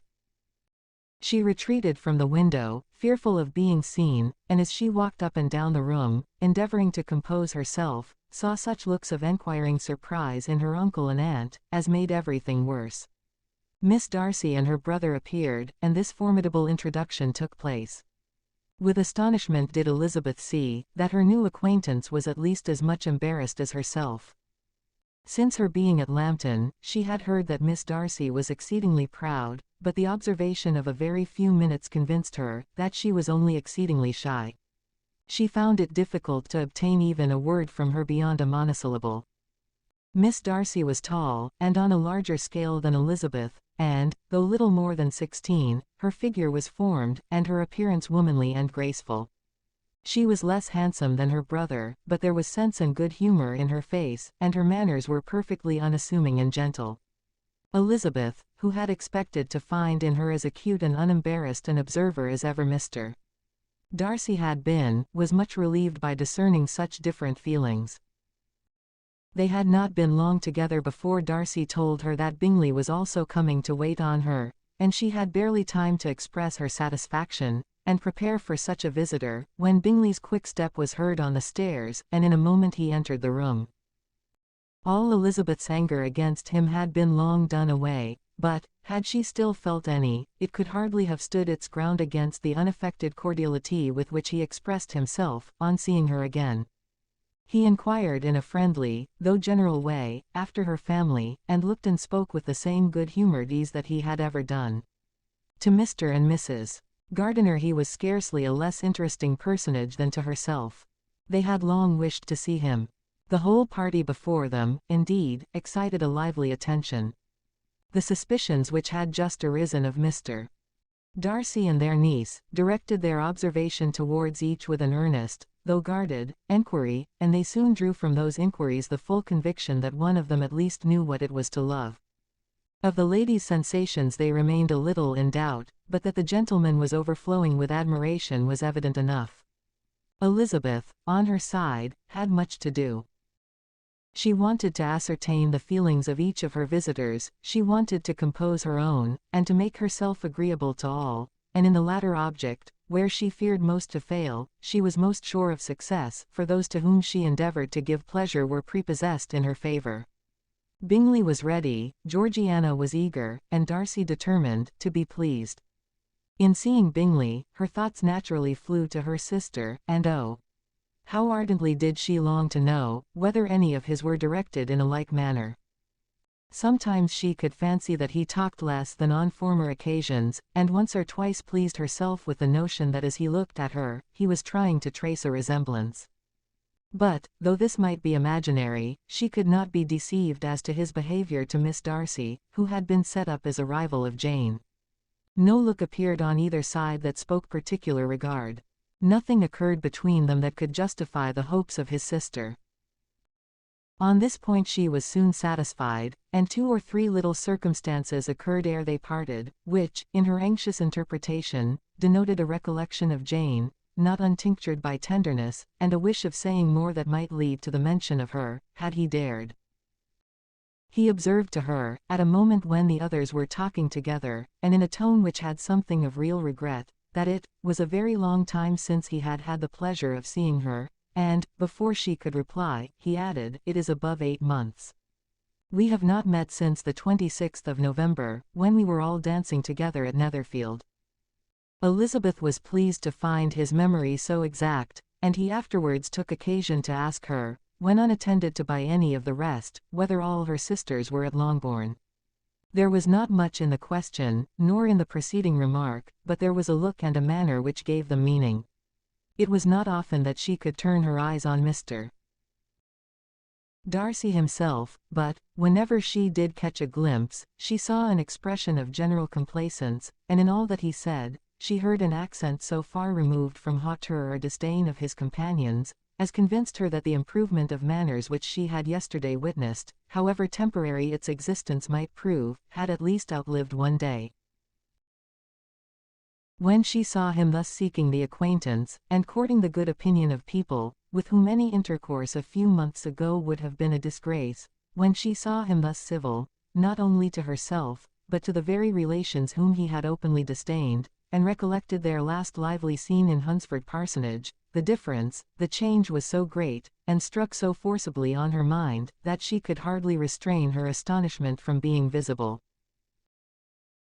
Never, even in the company of his dear friends at Netherfield, or his dignified relations at Rosings, had she seen him so desirous to please, so free from self-consequence, or unbending reserve as now, when no importance could result from the success of his endeavours, and when even the acquaintance of those to whom his attentions were addressed, would draw down the ridicule and censure of the ladies both of Netherfield and Rosings. Their visitors stayed with them above half an hour, and when they arose to depart, Mr. Darcy called on his sister to join him in expressing their wish of seeing Mr. and Mrs. Gardiner, and Miss Bennet, to dinner at Pemberley, before they left the country. Miss Darcy, though with a diffidence which marked her little in the habit of giving invitations, readily obeyed. Mrs. Gardiner looked at her niece, desirous of knowing how she, whom the invitation most concerned, felt disposed as to its acceptance, but Elizabeth had turned away her head.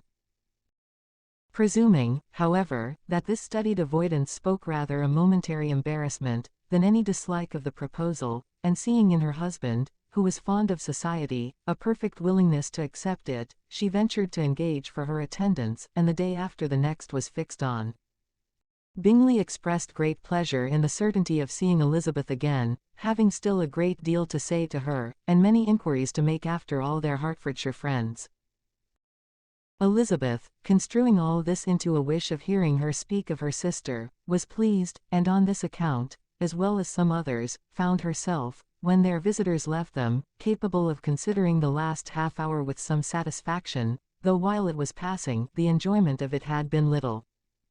Eager to be alone, and fearful of inquiries or hints from her uncle and aunt, she stayed with them only long enough to hear their favourable opinion of Bingley, and then hurried away to dress. But she had no reason to fear Mr. and Mrs. Gardiner's curiosity. It was not their wish to force her communication. It was evident that she was much better acquainted with Mr. Darcy than they had before any idea of. It was evident that he was very much in love with her. They saw much to interest, but nothing to justify enquiry. Of Mr. Darcy it was now a matter of anxiety to think well, and, as far as their acquaintance reached, there was no fault to find. They could not be untouched by his politeness, and had they drawn his character from their own feelings, and his servant's report, without any reference to any other account, the circle in Hertfordshire to which he was known, would not have recognized it for Mr. Darcy. There was now an interest, however, in believing the housekeeper, and they soon became sensible, that the authority of a servant who had known him since he was 4 years old, and whose own manners indicated respectability, was not to be hastily rejected. Neither had anything occurred in the intelligence of their Lambton friends, that could materially lessen its weight. They had nothing to accuse him of but pride. Pride he probably had, and if not, it would certainly be imputed by the inhabitants of a small market town, where the family did not visit. It was acknowledged, however, that he was a liberal man, and did much good among the poor. With respect to Wickham, the travellers soon found that he was not held there in much estimation, for though the chief of his concerns, with the son of his patron, were imperfectly understood, it was yet a well-known fact that, on his quitting Derbyshire, he had left many debts behind him, which Mr. Darcy afterwards discharged.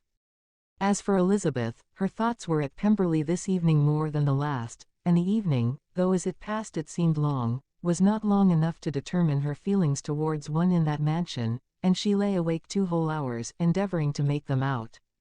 She certainly did not hate him. No, hatred had vanished long ago, and she had almost as long been ashamed of ever feeling a dislike against him, that could be so called. The respect created by the conviction of his valuable qualities, though at first unwillingly admitted, had for some time ceased to be repugnant to her feelings, and it was now heightened into somewhat of a friendlier nature, by the testimony so highly in his favour, and bringing forward his disposition in so amiable a light, which yesterday had produced. But above all, above respect and esteem, there was a motive within her of goodwill which could not be overlooked. It was gratitude. Gratitude, not merely for having once loved her, but for loving her still well enough to forgive all the petulance and acrimony of her manner in rejecting him, and all the unjust accusations accompanying her rejection. He who, she had been persuaded, would avoid her as his greatest enemy, seemed, on this accidental meeting, most eager to preserve the acquaintance, and without any indelicate display of regard, or any peculiarity of manner, where their 2 selves only were concerned, was soliciting the good opinion of her friends, and bent on making her known to his sister. Such a change in a man of so much pride, excited not only astonishment but gratitude, for to love, ardent love, it must be attributed, and as such its impression on her was of a sort to be encouraged, as by no means unpleasing, though it could not be exactly defined. She respected, she esteemed, she was grateful to him, she felt a real interest in his welfare, and she only wanted to know how far she wished that welfare to depend upon herself, and how far it would be for the happiness of both that she should employ the power, which her fancy told her she still possessed, of bringing on the renewal of his addresses. It had been settled in the evening, between the aunt and niece, that such a striking civility as Miss Darcy's, in coming to them on the very day of her arrival at Pemberley, for she had reached it only to a late breakfast, ought to be imitated, though it could not be equalled, by some exertion of politeness on their side, and, consequently, that it would be highly expedient to wait on her at Pemberley the following morning. They were, therefore, to go. Elizabeth was pleased, though, when she asked herself the reason, she had very little to say in reply. Mr. Gardiner left them soon after breakfast. The fishing scheme had been renewed the day before, and a positive engagement made of his meeting some of the gentlemen at Pemberley by noon. XLV. Convinced as Elizabeth now was that Miss Bingley's dislike of her had originated in jealousy, she could not help feeling how very unwelcome her appearance at Pemberley must be to her, and was curious to know with how much civility on that lady's side the acquaintance would now be renewed. On reaching the house, they were shown through the hall into the saloon, whose northern aspect rendered it delightful for summer. Its windows opening to the ground, admitted a most refreshing view of the high woody hills behind the house, and of the beautiful oaks and Spanish chestnuts which were scattered over the intermediate lawn. In this room they were received by Miss Darcy, who was sitting there with Mrs. Hurst and Miss Bingley, and the lady with whom she lived in London. Georgiana's reception of them was very civil, but attended with all that embarrassment which, though proceeding from shyness and the fear of doing wrong, would easily give to those who felt themselves inferior the belief of her being proud and reserved. Mrs. Gardiner and her niece, however, did her justice, and pitied her. By Mrs. Hurst and Miss Bingley, they were noticed only by a curtsy, and on their being seated, a pause, awkward as such pauses must always be, succeeded for a few moments. It was first broken by Mrs. Annesley, a genteel, agreeable-looking woman, whose endeavour to introduce some kind of discourse proved her to be more truly well-bred than either of the others, and between her and Mrs. Gardiner, with occasional help from Elizabeth, the conversation was carried on. Miss Darcy looked as if she wished for courage enough to join in it, and sometimes did venture a short sentence, when there was least danger of its being heard. Elizabeth soon saw that she was herself closely watched by Miss Bingley, and that she could not speak a word, especially to Miss Darcy, without calling her attention. This observation would not have prevented her from trying to talk to the latter, had they not been seated at an inconvenient distance, but she was not sorry to be spared the necessity of saying much. Her own thoughts were employing her. She expected every moment that some of the gentlemen would enter the room. She wished, she feared that the master of the house might be amongst them, and whether she wished or feared it most, she could scarcely determine. After sitting in this manner a quarter of an hour, without hearing Miss Bingley's voice, Elizabeth was roused by receiving from her a cold enquiry after the health of her family. She answered with equal indifference and brevity, and the other said no more. The next variation which their visit afforded was produced by the entrance of servants with cold meat, cake, and a variety of all the finest fruits in season, but this did not take place till after many a significant look and smile from Mrs. Annesley to Miss Darcy had been given, to remind her of her post. There was now employment for the whole party, for though they could not all talk, they could all eat, and the beautiful pyramids of grapes, nectarines, and peaches, soon collected them round the table. While thus engaged, Elizabeth had a fair opportunity of deciding whether she most feared or wished for the appearance of Mr. Darcy, by the feelings which prevailed on his entering the room, and then, though but a moment before she had believed her wishes to predominate, she began to regret that he came. He had been some time with Mr. Gardiner, who, with 2 or 3 other gentlemen from the house, was engaged by the river, and had left him only on learning that the ladies of the family intended a visit to Georgiana that morning. No sooner did he appear, than Elizabeth wisely resolved to be perfectly easy and unembarrassed, a resolution the more necessary to be made, but perhaps not the more easily kept, because she saw that the suspicions of the whole party were awakened against them, and that there was scarcely an eye which did not watch his behavior when he first came into the room. In no countenance was attentive curiosity so strongly marked as in Miss Bingley's, in spite of the smiles which overspread her face whenever she spoke to one of its objects, for jealousy had not yet made her desperate, and her attentions to Mr. Darcy were by no means over.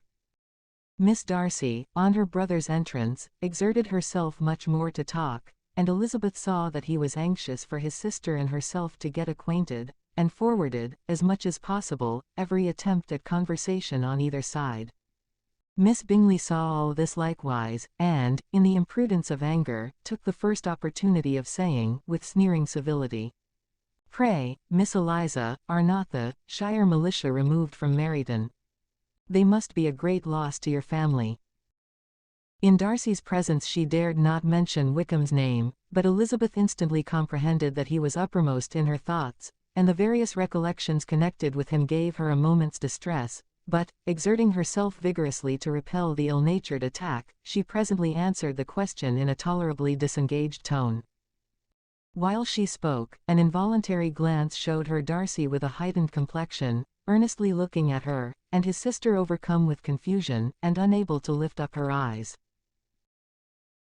Had Miss Bingley known what pain she was then giving her beloved friend, she undoubtedly would have refrained from the hint, but she had merely intended to discompose Elizabeth, by bringing forward the idea of a man to whom she believed her partial, to make her betray a sensibility which might injure her in Darcy's opinion, and perhaps to remind the latter of all the follies and absurdities by which some part of her family were connected with that corps. Not a syllable had ever reached her of Miss Darcy's meditated elopement. To no creature had it been revealed, where secrecy was possible, except to Elizabeth, and from all Bingley's connections her brother was particularly anxious to conceal it, from that very wish which Elizabeth had long ago attributed to him, of their becoming hereafter her own. He had certainly formed such a plan, and without meaning that it should affect his endeavour to separate him from Miss Bennet, it is probable that it might add something to his lively concern for the welfare of his friend. Elizabeth's collected behaviour, however, soon quieted his emotion, and as Miss Bingley, vexed and disappointed, dared not approach nearer to Wickham, Georgiana also recovered in time, though not enough to be able to speak any more. Her brother, whose eye she feared to meet, scarcely recollected her interest in the affair, and the very circumstance which had been designed to turn his thoughts from Elizabeth, seemed to have fixed them on her more and more cheerfully. Their visit did not continue long after the question and answer above mentioned, and while Mr. Darcy was attending them to their carriage, Miss Bingley was venting her feelings in criticisms on Elizabeth's person, behaviour, and dress. But Georgiana would not join her. Her brother's recommendation was enough to ensure her favour. His judgment could not err, and he had spoken in such terms of Elizabeth, as to leave Georgiana without the power of finding her otherwise than lovely and amiable. When Darcy returned to the saloon, Miss Bingley could not help repeating to him some part of what she had been saying to his sister. "How very ill Eliza Bennet looks this morning, Mr. Darcy," she cried. "I never in my life saw anyone so much altered as she is since the winter. She is grown so brown and coarse. Louisa and I were agreeing that we should not have known her again." However little Mr. Darcy might have liked such an address, he contented himself with coolly replying, that he perceived no other alteration than her being rather tanned, no miraculous consequence of travelling in the summer. "For my own part," she rejoined, "I must confess that I never could see any beauty in her. Her face is too thin, her complexion has no brilliancy, and her features are not at all handsome. Her nose wants character, there is nothing marked in its lines. Her teeth are tolerable, but not out of the common way, and as for her eyes, which have sometimes been called so fine, I never could perceive anything extraordinary in them. They have a sharp, shrewish look, which I do not like at all, and in her air altogether, there is a self-sufficiency without fashion, which is intolerable." Persuaded as Miss Bingley was that Darcy admired Elizabeth, this was not the best method of recommending herself, but angry people are not always wise, and in seeing him at last look somewhat nettled, she had all the success she expected. He was resolutely silent however, and, from a determination of making him speak, she continued. I remember, when we first knew her in Hertfordshire, how amazed we all were to find that she was a reputed beauty, and I particularly recollect your saying one night, after they had been dining at Netherfield, she a beauty. I should as soon call her mother a wit. But afterwards she seemed to improve on you, and I believe you thought her rather pretty at one time. Yes, replied Darcy, who could contain himself no longer, but that was only when I first knew her, for it is many months since I have considered her as one of the handsomest women of my acquaintance. He then went away, and Miss Bingley was left to all the satisfaction of having forced him to say what gave no one any pain but herself. Mrs. Gardiner and Elizabeth talked of all that had occurred, during their visit, as they returned, except what had particularly interested them both. The looks and behavior of everybody they had seen were discussed, except of the person who had mostly engaged their attention. They talked of his sister, his friends, his house, his fruit, of everything but himself, yet Elizabeth was longing to know what Mrs. Gardiner thought of him, and Mrs. Gardiner would have been highly gratified by her niece's beginning the subject. XLVI. Elizabeth had been a good deal disappointed in not finding a letter from Jane, on their first arrival at Lambton, and this disappointment had been renewed on each of the mornings that had now been spent there, but on the third, her repining was over, and her sister justified by the receipt of 2 letters from her at once, on one of which was marked that it had been missent elsewhere. Elizabeth was not surprised at it, as Jane had written the direction remarkably ill. They had just been preparing to walk as the letters came in, and her uncle and aunt, leaving her to enjoy them in quiet, set off by themselves. The one missent must be first attended to, it had been written 5 days ago. The beginning contained an account of all their little parties and engagements, with such news as the country afforded, but the latter half, which was dated a day later, and written in evident agitation, gave more important intelligence. It was to this effect. Since writing the above, dearest Lizzie, something has occurred of a most unexpected and serious nature, but I am afraid of alarming you. Be assured that we are all well. What I have to say relates to poor Lydia. An express came at 12 last night, just as we were all gone to bed, from Colonel Forster, to inform us that she was gone off to Scotland with one of his officers, to own the truth, with Wickham. Imagine our surprise. To Kitty, however, it does not seem so wholly unexpected. I am very, very sorry. So imprudent a match on both sides. But I am willing to hope the best, and that his character has been misunderstood. Thoughtless and indiscreet I can easily believe him, but this step, and let us rejoice over it, marks nothing bad at heart. His choice is disinterested at least, for he must know my father can give her nothing. Our poor mother is sadly grieved. My father bears it better. How thankful am I, that we never let them know what has been said against him. We must forget it ourselves. They were off Saturday night about 12, as is conjectured, but were not missed till yesterday morning at 8.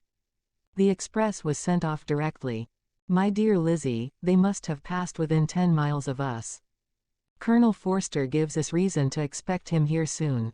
Lydia left a few lines for his wife, informing her of their intention.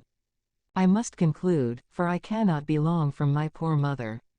I am afraid you will not be able to make it out, but I hardly know what I have written.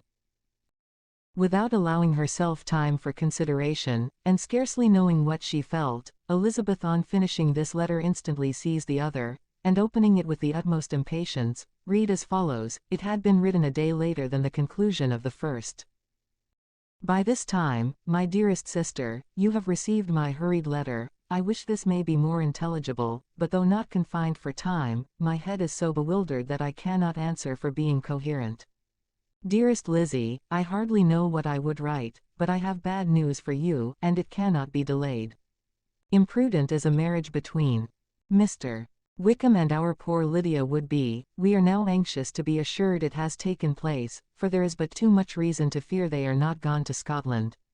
Colonel Forster came yesterday, having left Brighton the day before, not many hours after the express. Though Lydia's short letter to Mrs. F. gave them to understand that they were going to Gretna Green, something was dropped by Denny expressing his belief that W. never intended to go there, are to marry Lydia at all, which was repeated to Colonel F, who, instantly taking the alarm, set off from B, intending to trace their route. He did trace them easily to Clapham, but no farther, for on entering that place they removed into a hackney coach and dismissed the chaise that brought them from Epsom. All that is known after this is, that they were seen to continue the London road. I know not what to think. After making every possible enquiry on that side London, Colonel F came on into Hertfordshire, anxiously renewing them at all the turnpikes, and at the inns in Barnet and Hatfield, but without any success. No such people had been seen to pass through. With the kindest concern he came on to Longbourn, and broke his apprehensions to us in a manner most creditable to his heart. I am sincerely grieved for him and Mrs. F, but no one can throw any blame on them. Our distress, my dear Lizzie, is very great. My father and mother believe the worst, but I cannot think so ill of him.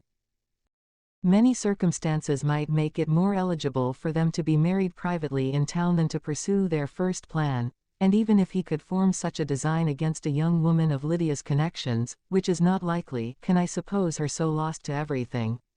Impossible.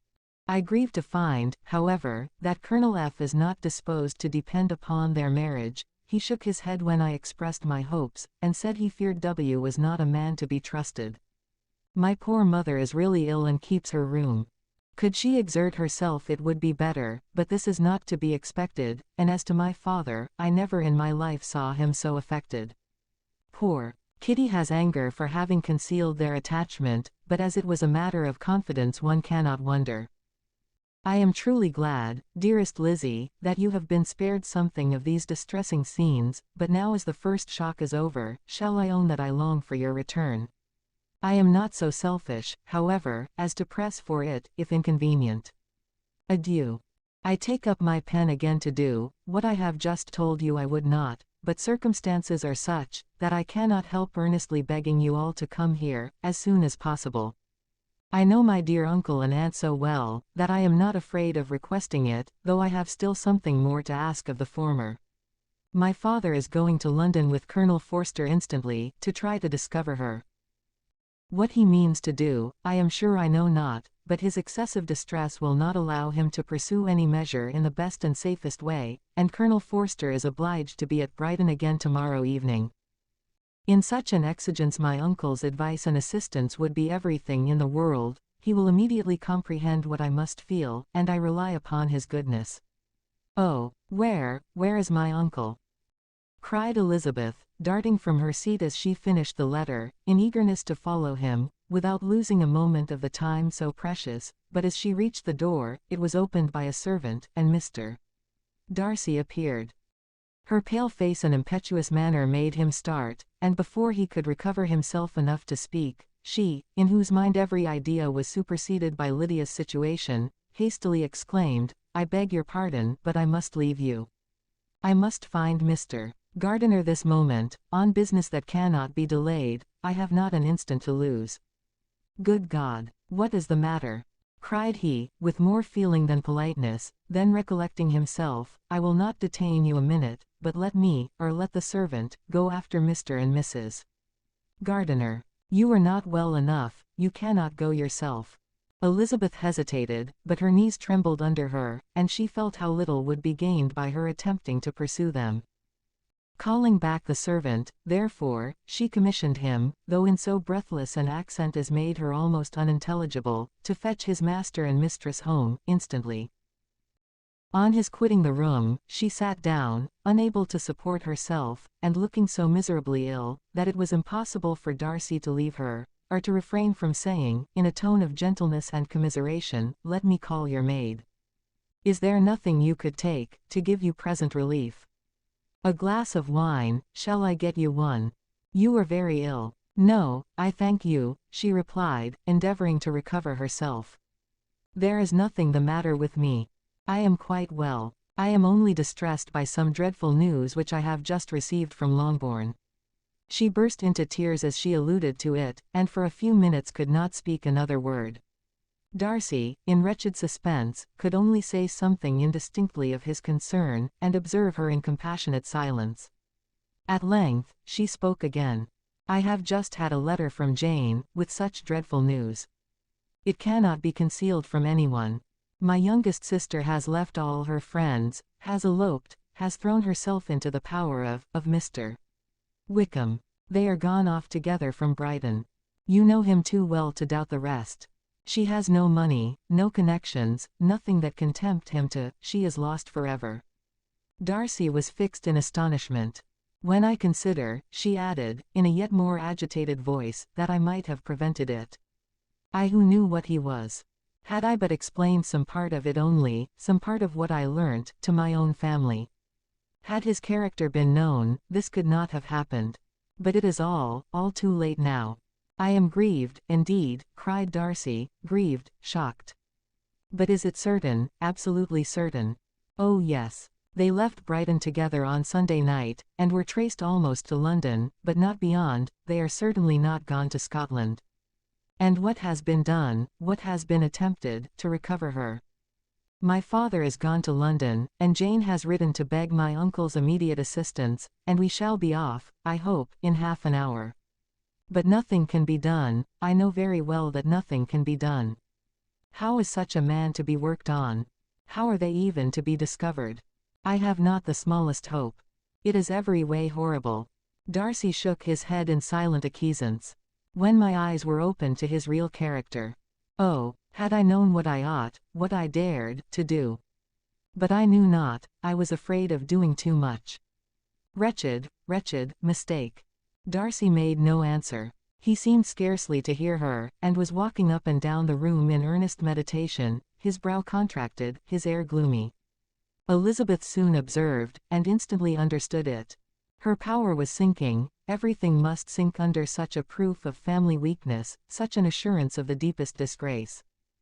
She could neither wonder nor condemn, but the belief of his self-conquest brought nothing consolatory to her bosom, afforded no palliation of her distress. It was, on the contrary, exactly calculated to make her understand her own wishes, and never had she so honestly felt that she could have loved him, as now, when all love must be vain. But self, though it would intrude, could not engross her. Lydia, the humiliation, the misery, she was bringing on them all, soon swallowed up every private care, and covering her face with her handkerchief, Elizabeth was soon lost to everything else, and, after a pause of several minutes, was only recalled to a sense of her situation by the voice of her companion, who, in a manner, which though it spoke compassion, spoke likewise restraint, said, I am afraid you have been long desiring my absence, nor have I anything to plead in excuse of my stay, but real, though unavailing, concern. Would to heaven that anything could be either said or done on my part, that might offer consolation to such distress. But I will not torment you with vain wishes, which may seem purposely to ask for your thanks. This unfortunate affair will, I fear, prevent my sister's having the pleasure of seeing you at Pemberley today. Oh, yes. Be so kind as to apologize for us to Miss Darcy. Say that urgent business calls us home immediately. Conceal the unhappy truth as long as it is possible. I know it cannot be long. He readily assured her of his secrecy, again expressed his sorrow for her distress, wished it a happier conclusion than there was at present reason to hope, and leaving his compliments for her relations, with only one serious, parting, look, went away. As he quitted the room, Elizabeth felt how improbable it was that they should ever see each other again on such terms of cordiality as had marked their several meetings in Derbyshire, and as she threw a retrospective glance over the whole of their acquaintance, so full of contradictions and varieties, sighed at the perverseness of those feelings which would now have promoted its continuance, and would formerly have rejoiced in its termination. If gratitude and esteem are good foundations of affection, Elizabeth's change of sentiment will be neither improbable nor faulty.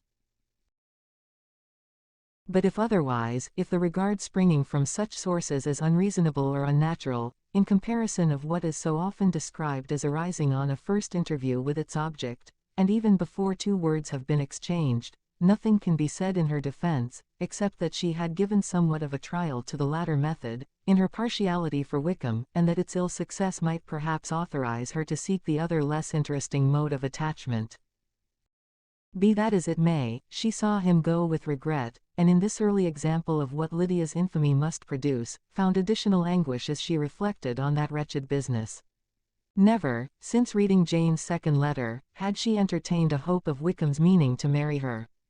No one but Jane, she thought, could flatter herself with such an expectation. Surprise was the least of her feelings on this development. While the contents of the first letter remained on her mind, she was all surprise, all astonishment that Wickham should marry a girl, whom it was impossible he could marry for money, and how Lydia could ever have attached him, had appeared incomprehensible. But now it was all too natural.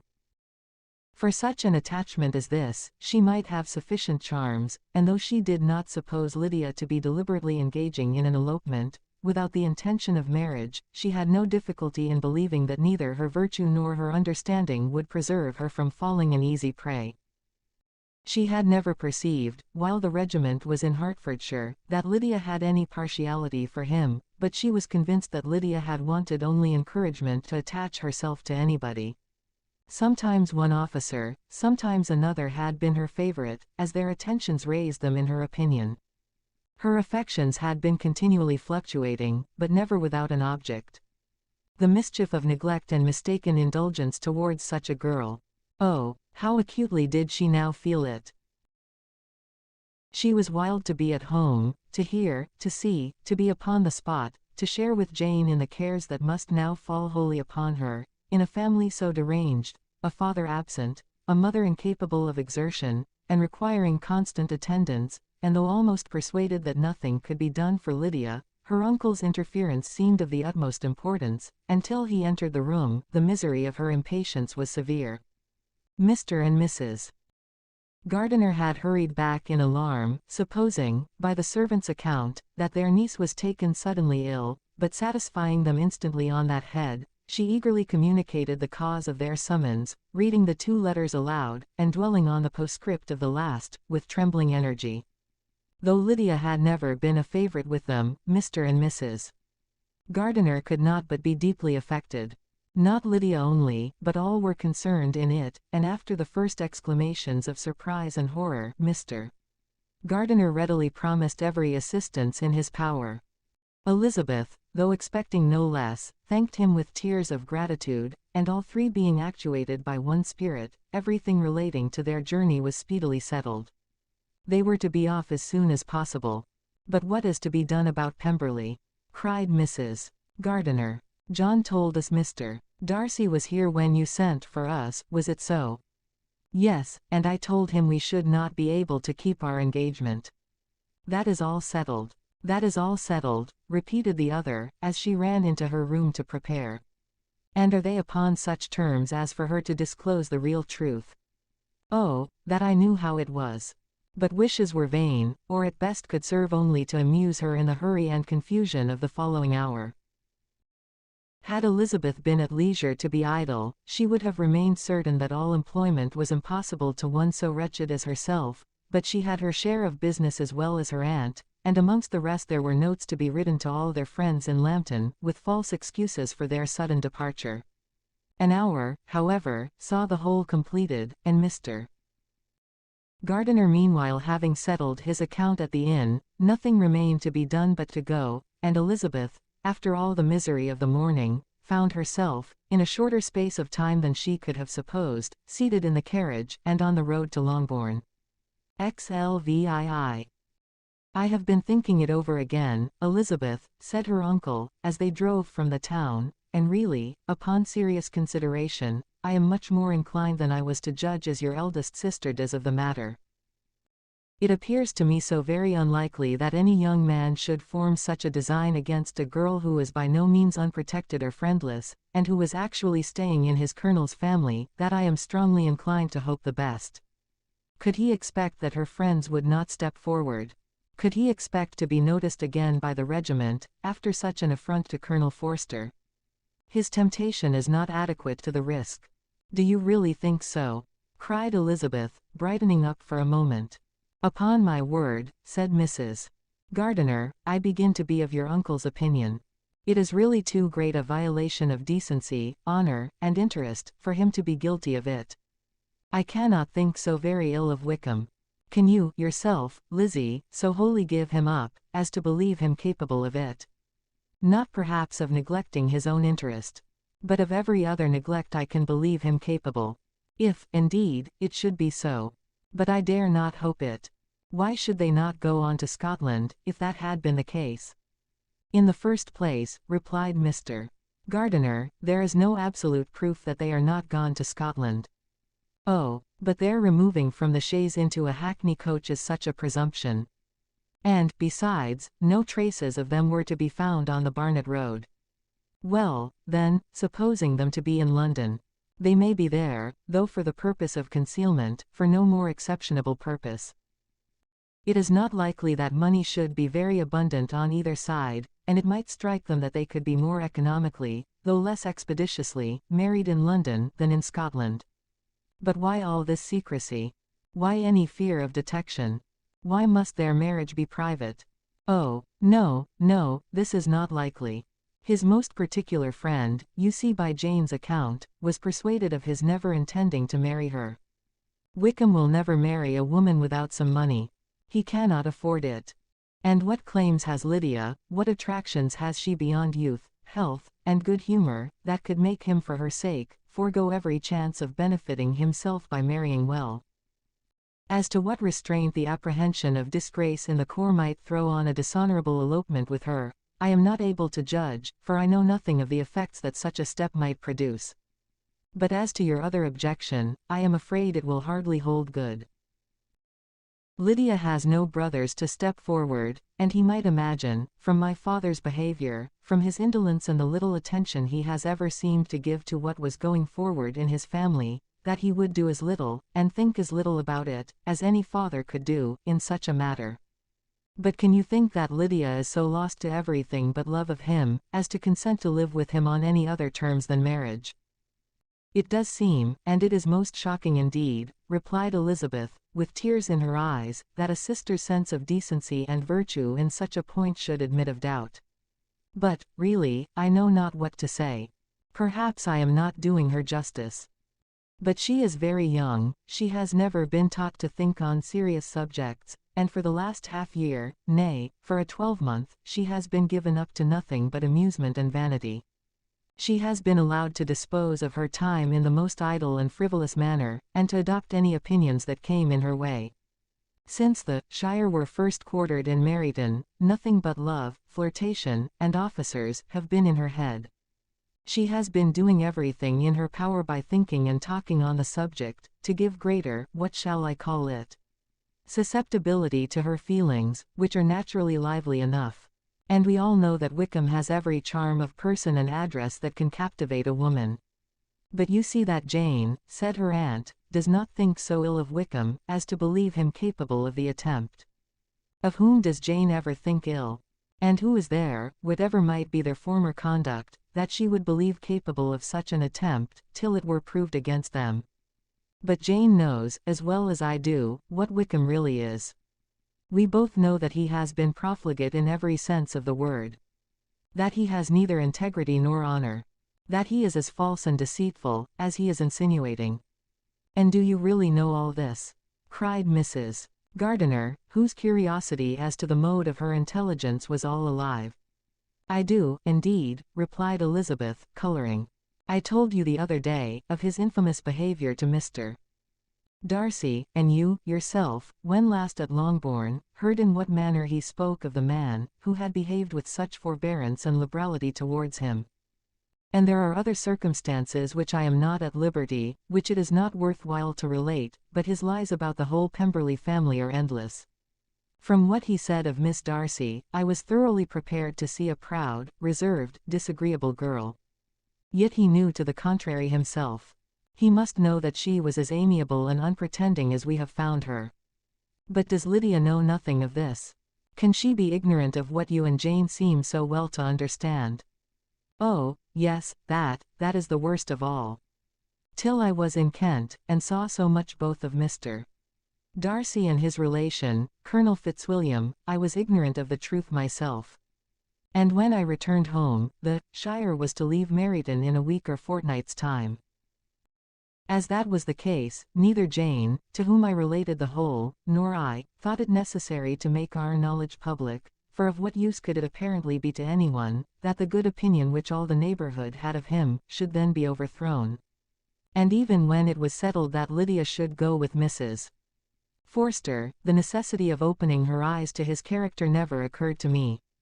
That she could be in any danger from the deception never entered my head. That such a consequence as this should ensue, you may easily believe was far enough from my thoughts. When they all removed to Brighton, therefore, you had no reason, I suppose, to believe them fond of each other. Not the slightest. I can remember no symptom of affection on either side, and had anything of the kind been perceptible, you must be aware that ours is not a family on which it could be thrown away. When first he entered the corps, she was ready enough to admire him, but so we all were. Every girl in, or near Meryton, was out of her senses about him for the first 2 months, but he never distinguished her by any particular attention, and, consequently, after a moderate period of extravagant and wild admiration, her fancy for him gave way, and others of the regiment, who treated her with more distinction, again became her favourites. It may be easily believed, that however little of novelty could be added to their fears, hopes, and conjectures, on this interesting subject, by its repeated discussion, no other could detain them from it long, during the whole of the journey. From Elizabeth's thoughts it was never absent. Fixed there by the keenest of all anguish, self-reproach, she could find no interval of ease or forgetfulness. They travelled as expeditiously as possible, and sleeping one night on the road, reached Longbourn by dinner-time the next day. It was a comfort to Elizabeth to consider that Jane could not have been wearied by long expectations. The little gardeners, attracted by the sight of a chaise, were standing on the steps of the house, as they entered the paddock, and when the carriage drove up to the door, the joyful surprise that lighted up their faces, and displayed itself over their whole bodies, in a variety of capers and frisks, was the first pleasing earnest of their welcome. Elizabeth jumped out, and, after giving each of them a hasty kiss, hurried into the vestibule, where Jane, who came running downstairs from her mother's apartment, immediately met her. Elizabeth, as she affectionately embraced her, whilst tears filled the eyes of both, lost not a moment in asking whether anything had been heard of the fugitives.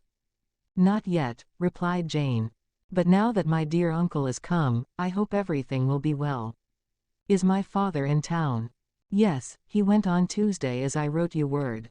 "And have you heard from him often?" "We have heard only once. He wrote me a few lines on Wednesday, to say that he had arrived in safety, and to give me his directions, which I particularly begged him to do. He merely added that he should not write again till he had something of importance to mention." "And my mother, how is she?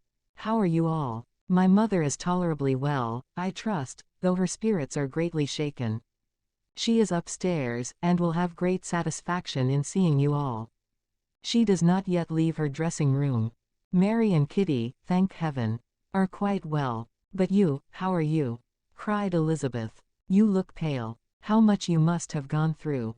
Her sister, however, assured her of her being perfectly well, and their conversation, which had been passing while Mr. and Mrs. Gardiner were engaged with their children, was now put an end to, by the approach of the whole party. Jane ran to her uncle and aunt, and welcomed and thanked them both, with alternate smiles and tears. When they were all in the drawing-room, the questions which Elizabeth had already asked, were of course repeated by the others, and they soon found that Jane had no intelligence to give. The sanguine hope of good, however, which the benevolence of her heart suggested, had not yet deserted her. She still expected that it would all end well, and that every morning would bring some letter, either from Lydia or her father, to explain their proceedings, and perhaps announce the marriage. Mrs.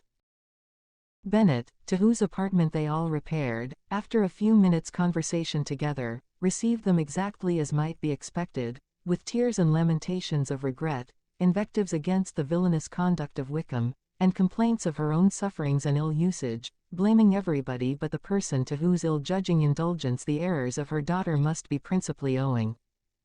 "If I had been able," said she, "to carry my point of going to Brighton, with all my family, this would not have happened, but poor dear Lydia had nobody to take care of her. Why did the Forsters ever let her go out of their sight? I am sure there was some great neglect or other on their side, for she is not the kind of girl to do such a thing if she had been well looked after.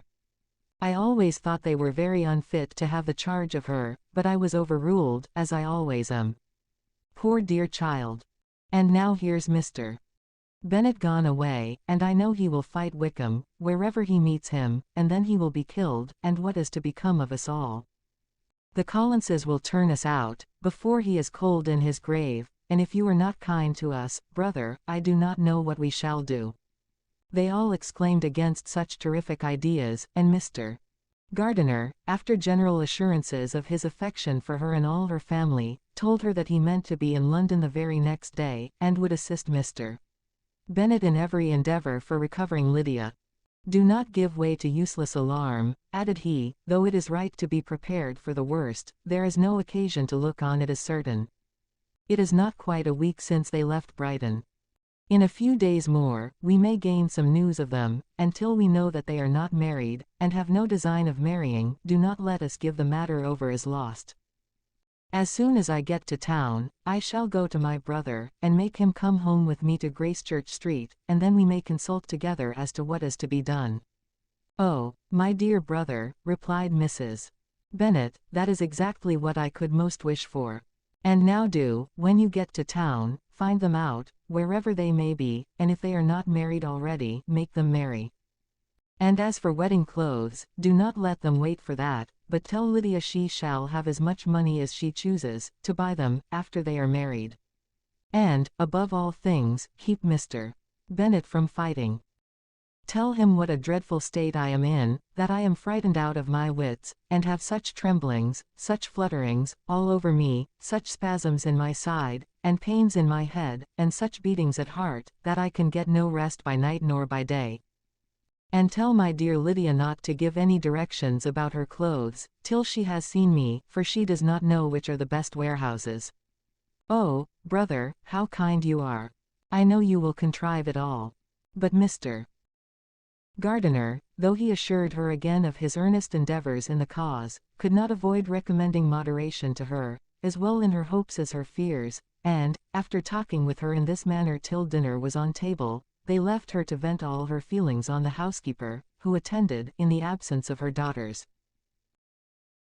Though her brother and sister were persuaded that there was no real occasion for such a seclusion from the family, they did not attempt to oppose it, for they knew that she had not prudence enough to hold her tongue before the servants, while they waited at table, and judged it better that one only of the household, and the one whom they could most trust, should comprehend all her fears and solicitude on the subject.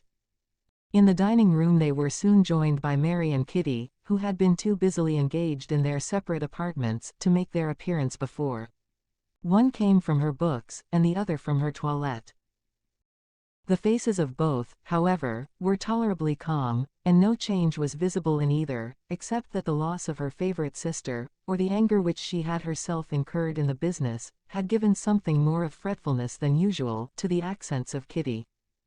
As for Mary, she was mistress enough of herself to whisper to Elizabeth with a countenance of grave reflection, soon after they were seated at table.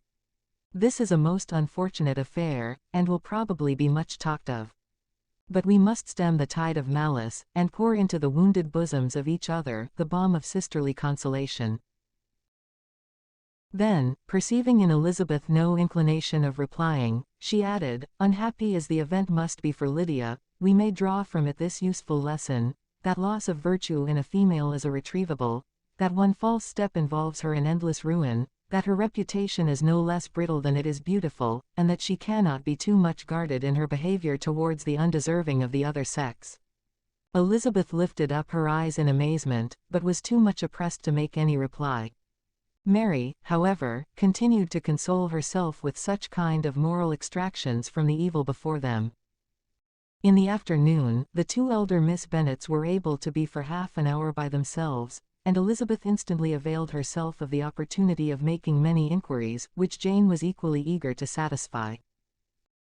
After joining in general lamentations over the dreadful sequel of this event, which Elizabeth considered as all but certain, and Miss Bennet could not assert to be wholly impossible, the former continued the subject, by saying, "But tell me all and everything about it, which I have not already heard. Give me farther particulars." What did Colonel Forster say? Had they no apprehension of anything before the elopement took place? They must have seen them together forever. Colonel Forster did own that he had often suspected some partiality, especially on Lydia's side, but nothing to give him any alarm. I am so grieved for him. His behavior was attentive and kind to the utmost. He was coming to us, in order to assure us of his concern, before he had any idea of their not being gone to Scotland. When that apprehension first got abroad, it hastened his journey. And was Denny convinced that Wickham would not marry? Did he know of their intending to go off? Had Colonel Forster seen Denny himself? Yes, but when questioned by him, Denny denied knowing anything of their plan, and would not give his real opinion about it. He did not repeat his persuasion of their not marrying, and from that, I am inclined to hope, he might have been misunderstood before. Until Colonel Forster came himself, not one of you entertained a doubt, I suppose, of their being really married.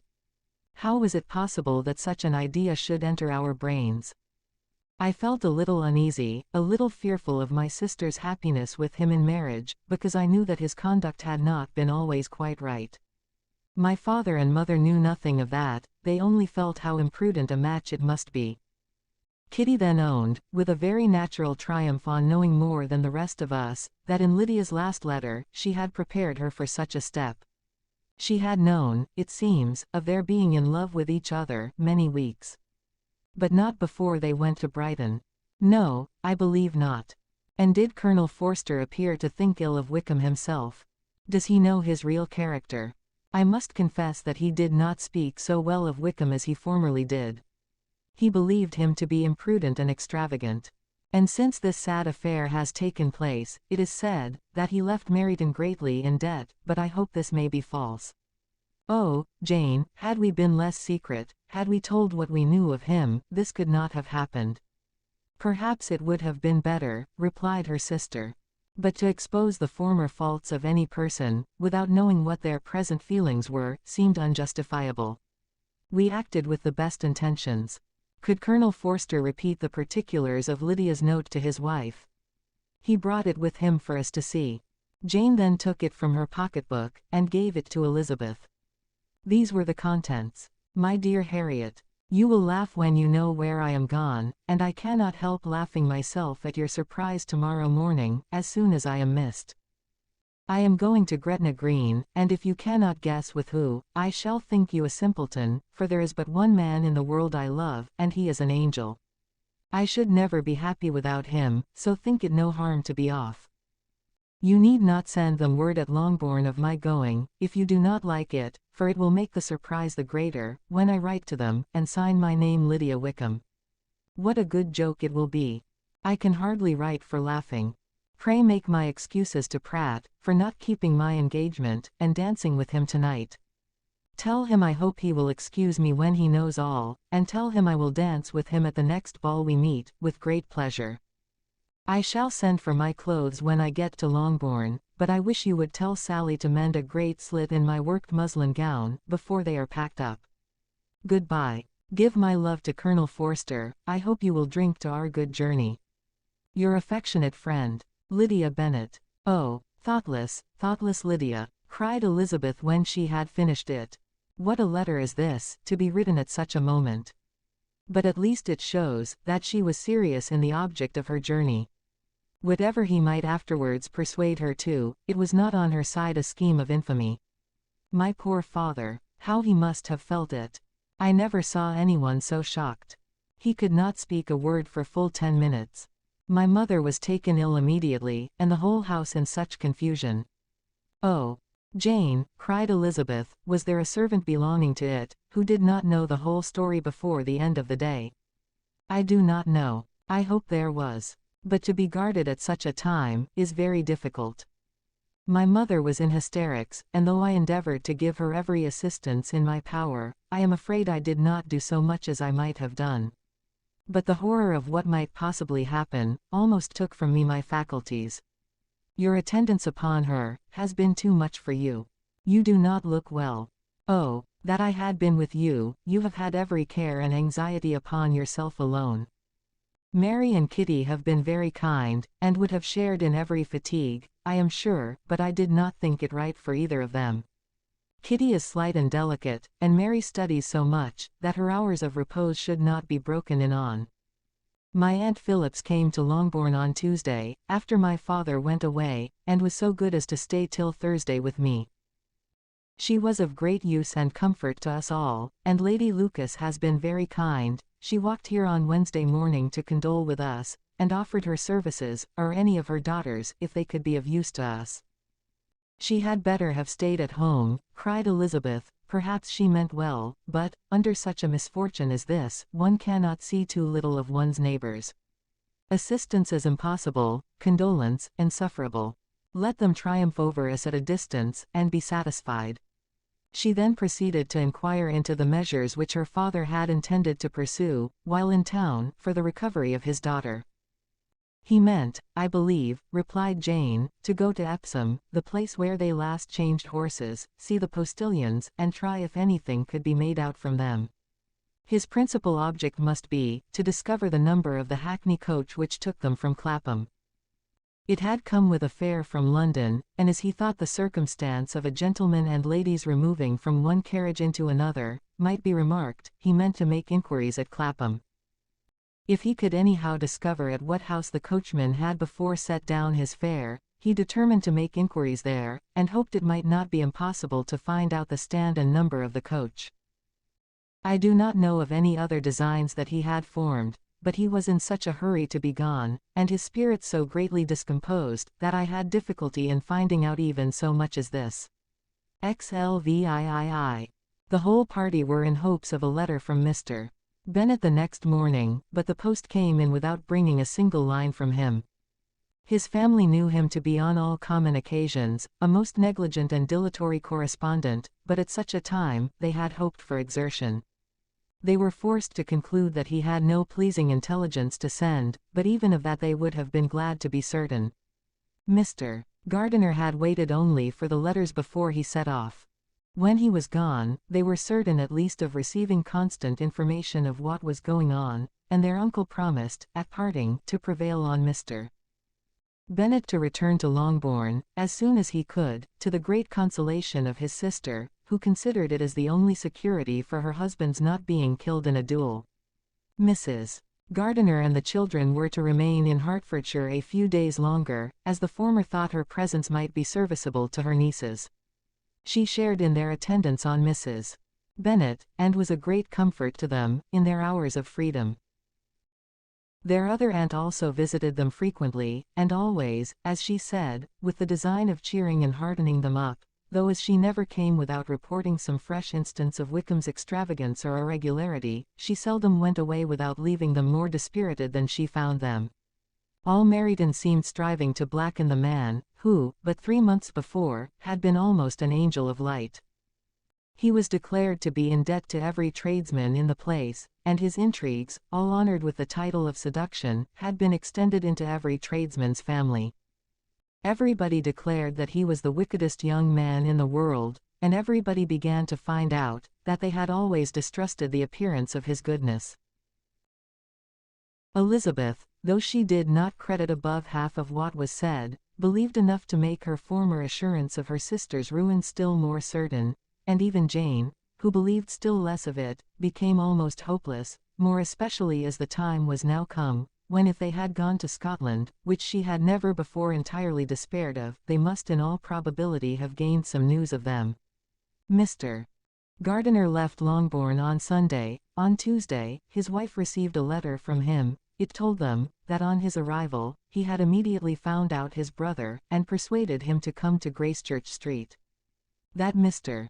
Bennet had been to Epsom and Clapham, before his arrival, but without gaining any satisfactory information, and that he was now determined to inquire at all the principal hotels in town, as Mr. Bennet thought it possible they might have gone to one of them, on their first coming to London, before they procured lodgings. Mr. Gardiner himself did not expect any success from this measure, but as his brother was eager in it, he meant to assist him in pursuing it.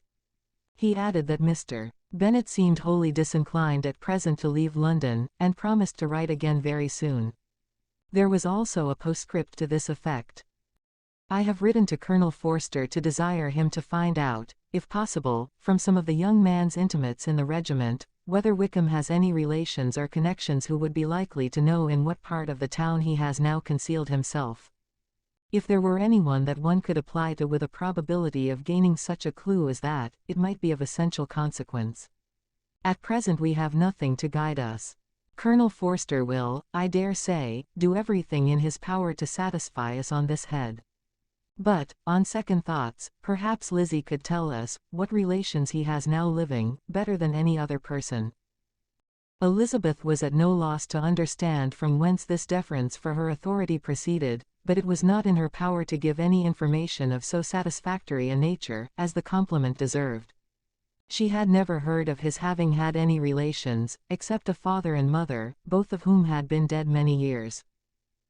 It was possible, however, that some of his companions in the shire might be able to give more information, and, though she was not very sanguine in expecting it, the application was a something to look forward to. Every day at Longbourn was now a day of anxiety, but the most anxious part of each was when the post was expected.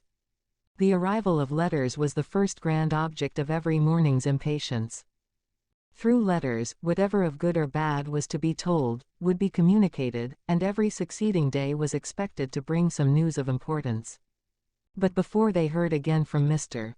Gardiner, a letter arrived for their father, from a different quarter, from Mr. Collins, which, as Jane had received directions to open all that came for him in his absence, she accordingly read, and Elizabeth, who knew what curiosities his letters always were, looked over her, and read it likewise. It was as follows: My dear Sir, I feel myself called upon, by our relationship, and my situation in life, to condole with you on the grievous affliction you are now suffering under, of which we were yesterday informed by a letter from Hertfordshire. Be assured, my dear Sir, that Mrs. Collins and myself sincerely sympathize with you, and all your respectable family, in your present distress, which must be of the bitterest kind, because proceeding from a cause which no time can remove. No arguments shall be wanting on my part, that can alleviate so severe a misfortune, or that may comfort you, under a circumstance that must be of all others most afflicting to a parent's mind. The death of your daughter would have been a blessing in comparison of this. And it is the more to be lamented, because there is reason to suppose, as my dear Charlotte informs me, that this licentiousness of behavior in your daughter has proceeded from a faulty degree of indulgence, though, at the same time, for the consolation of yourself and Mrs. Bennet, I am inclined to think that her own disposition must be naturally bad, or she could not be guilty of such an enormity at so early an age. Howsoever that may be, you are grievously to be pitied, in which opinion I am not only joined by Mrs. Collins, but likewise by Lady Catherine and her daughter, to whom I have related the affair. They agree with me in apprehending that this false step in one daughter will be injurious to the fortunes of all the others, for who, as Lady Catherine herself condescendingly says, will connect themselves with such a family. And this consideration leads me moreover to reflect with augmented satisfaction on a certain event of last November, for had it been otherwise, I must have been involved in all your sorrow and disgrace. Let me advise you then, my dear Sir, to console yourself as much as possible, to throw off your unworthy child from your affection forever, and leave her to reap the fruits of her own heinous offense. I am, dear Sir, etc. etc. Mr. Gardiner did not write again till he had received an answer from Colonel Forster, and then he had nothing of a pleasant nature to send. It was not known that Wickham had a single relation, with whom he kept up any connection, and it was certain that he had no near one living. His former acquaintance had been numerous, but since he had been in the militia, it did not appear that he was on terms of particular friendship with any of them.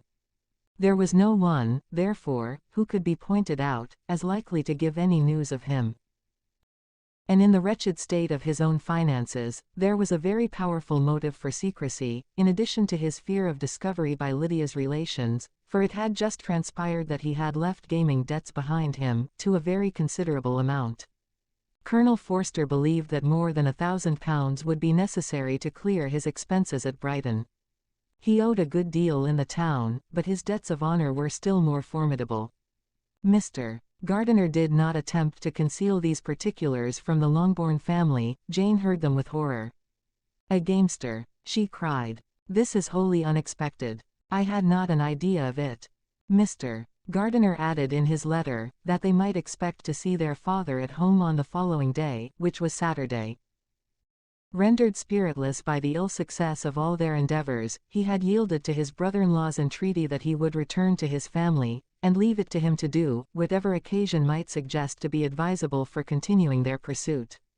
When Mrs. Bennet was told of this, she did not express so much satisfaction as her children expected, considering what her anxiety for his life had been before. "What, is he coming home, and without poor Lydia?" she cried. "Sure he will not leave London before he has found them. Who is to fight Wickham, and make him marry her, if he comes away?" As Mrs. Gardiner began to wish to be at home, it was settled that she and her children should go to London, at the same time that Mr. Bennet came from it. The coach, therefore, took them the first stage of their journey, and brought its master back to Longbourn. Mrs. Gardiner went away in all the perplexity about Elizabeth and her Derbyshire friend, that had attended her from that part of the world. His name had never been voluntarily mentioned before them by her niece, and the kind of half-expectation which Mrs. Gardiner had formed, of their being followed by a letter from him, had ended in nothing. Elizabeth had received none since her return, that could come from Pemberley.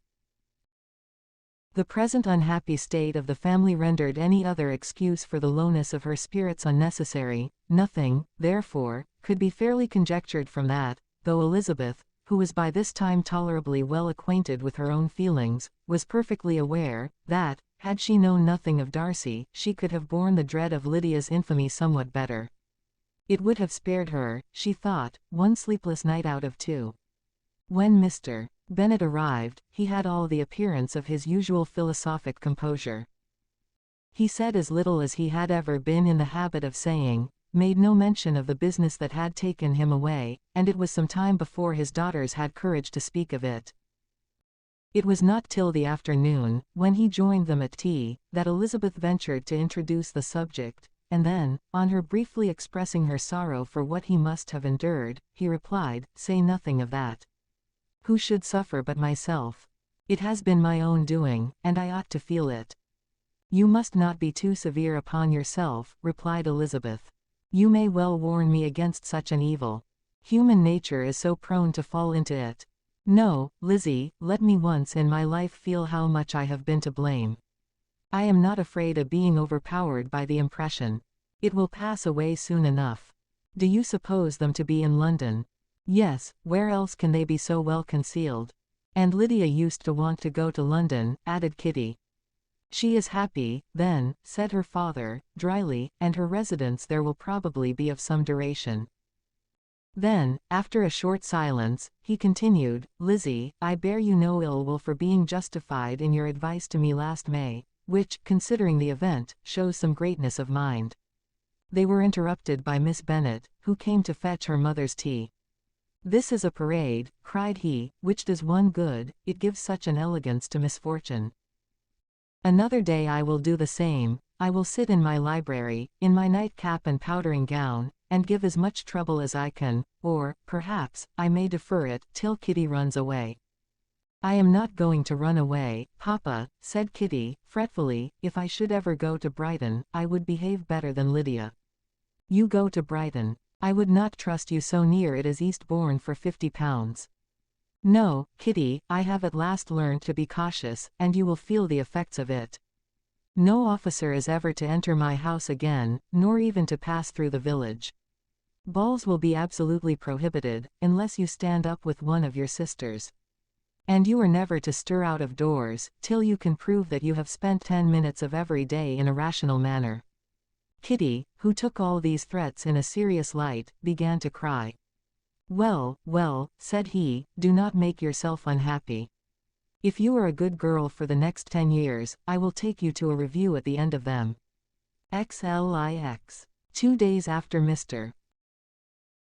Bennet's return, as Jane and Elizabeth were walking together in the shrubbery behind the house, they saw the housekeeper coming towards them, and, concluding that she came to call them to their mother, went forward to meet her, but, instead of the expected summons, when they approached her, she said to Miss Bennet, "I beg your pardon, madam, for interrupting you, but I was in hopes you might have got some good news from town, so I took the liberty of coming to ask." "What do you mean, Hill? We have heard nothing from town." "Dear madam," cried Mrs. Hill, in great astonishment, "don't you know there is an express come for master from Mr. Gardiner? He has been here this half hour, and master has had a letter." Away ran the girls, too eager to get in to have time for speech. They ran through the vestibule into the breakfast room, from thence to the library. Their father was in neither, and they were on the point of seeking him upstairs with their mother, when they were met by the butler, who said, "If you were looking for my master, ma'am, he is walking towards the little copse." Upon this information, they instantly passed through the hall once more, and ran across the lawn after their father, who was deliberately pursuing his way towards a small wood on one side of the paddock. Jane, who was not so light, nor so much in the habit of running as Elizabeth, soon lagged behind, while her sister, panting for breath, came up with him, and eagerly cried out, "Oh, papa, what news? What news? Have you heard from my uncle?" "Yes, I have had a letter from him by express." "Well, and what news does it bring? Good or bad?" "What is there of good to be expected?" said he, taking the letter from his pocket, "but perhaps you would like to read it." Elizabeth impatiently caught it from his hand. Jane now came up. "Read it aloud," said their father, "for I hardly know myself what it is about." Gracechurch Street, Monday, August 2nd. My dear brother, at last I am able to send you some tidings of my niece, and such as, upon the whole, I hope will give you satisfaction. Soon after you left me on Saturday, I was fortunate enough to find out in what part of London they were. The particulars, I reserve till we meet. It is enough to know they are discovered. I have seen them both. Then it is, as I always hoped, cried Jane, they are married. Elizabeth read on. I have seen them both. They are not married, nor can I find there was any intention of being so, but if you are willing to perform the engagements which I have ventured to make on your side, I hope it will not be long before they are. All that is required of you is, to assure to your daughter, by settlement, her equal share of the £5,000, secured among your children after the decease of yourself and my sister, and, moreover, to enter into an engagement of allowing her, during your life, £100 per annum. These are conditions, which, considering everything, I had no hesitation in complying with, as far as I thought myself privileged, for you. I shall send this by express, that no time may be lost in bringing me your answer. You will easily comprehend, from these particulars, that Mr. Wickham's circumstances are not so hopeless as they are generally believed to be. The world has been deceived in that respect, and I am happy to say, there will be some little money, even when all his debts are discharged, to settle on my niece, in addition to her own fortune. If, as I conclude will be the case, you send me full powers to act in your name, throughout the whole of this business, I will immediately give directions to Haggerston for preparing a proper settlement. There will not be the smallest occasion for your coming to town again, therefore, stay quietly at Longbourn, and depend on my diligence and care. Send back your answer as soon as you can, and be careful to write explicitly. We have judged it best, that my niece should be married from this house, of which I hope you will approve. She comes to us today. I shall write again as soon as anything more is determined on. Yours, etc. E.D.W. Gardiner. Is it possible, cried Elizabeth, when she had finished. Can it be possible that he will marry her? Wickham is not so undeserving, then, as we have thought him, said her sister. My dear father, I congratulate you. And have you answered the letter? Said Elizabeth. No, but it must be done soon. Most earnestly did she then entreat him to lose no more time before he wrote. Oh, my dear father, she cried, come back, and write immediately. Consider how important every moment is, in such a case. Let me write for you, said Jane, if you dislike the trouble yourself. I dislike it very much, he replied, but it must be done. And so saying, he turned back with them, and walked towards the house. And may I ask, said Elizabeth, but the terms, I suppose, must be complied with. Complied with. I am only ashamed of his asking so little. And they must marry. Yet he is such a man. Yes, yes, they must marry. There is nothing else to be done. But there are two things that I want very much to know. One is, how much money your uncle has laid down, to bring it about, and the other, how I am ever to pay him. Money, my uncle, cried Jane, what do you mean, sir? I mean, that no man in his senses would marry Lydia on so slight a temptation as 100 a year during my life, and 50 after I am gone. That is very true, said Elizabeth, though it had not occurred to me before. His debts to be discharged, and something still to remain. Oh, it must be my uncle's doings. Generous, good man, I am afraid he has distressed himself. A small sum could not do all this. No, said her father, Wickham's a fool, if he takes her with a farthing less than £10,000. I should be sorry to think so ill of him, in the very beginning of our relationship. £10,000. Heaven forbid. How is half such a sum to be repaid? Mr. Bennet made no answer, and each of them, deep in thought, continued silent till they reached the house. Their father then went to the library to write, and the girls walked into the breakfast room. And they are really to be married, cried Elizabeth, as soon as they were by themselves. How strange this is, and for this we are to be thankful. That they should marry, small as is their chance of happiness, and wretched as is his character, we are forced to rejoice. Oh, Lydia, I comfort myself with thinking, replied Jane, that he certainly would not marry Lydia, if he had not a real regard for her. Though our kind uncle has done something towards clearing him, I cannot believe that £10,000, or anything like it, has been advanced.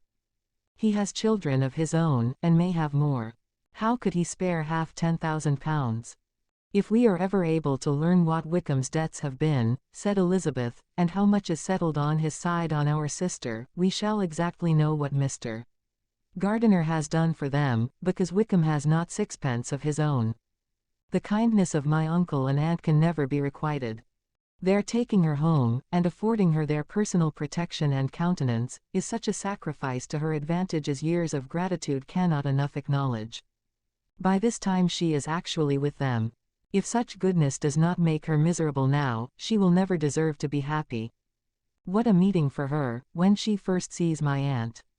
We must endeavour to forget all that has passed on either side, said Jane. I hope and trust they will yet be happy. His consenting to marry her is a proof, I will believe, that he has come to a right way of thinking. Their mutual affection will steady them, and I flatter myself they will settle so quietly, and live in so rational a manner, as may in time make their past imprudence forgotten.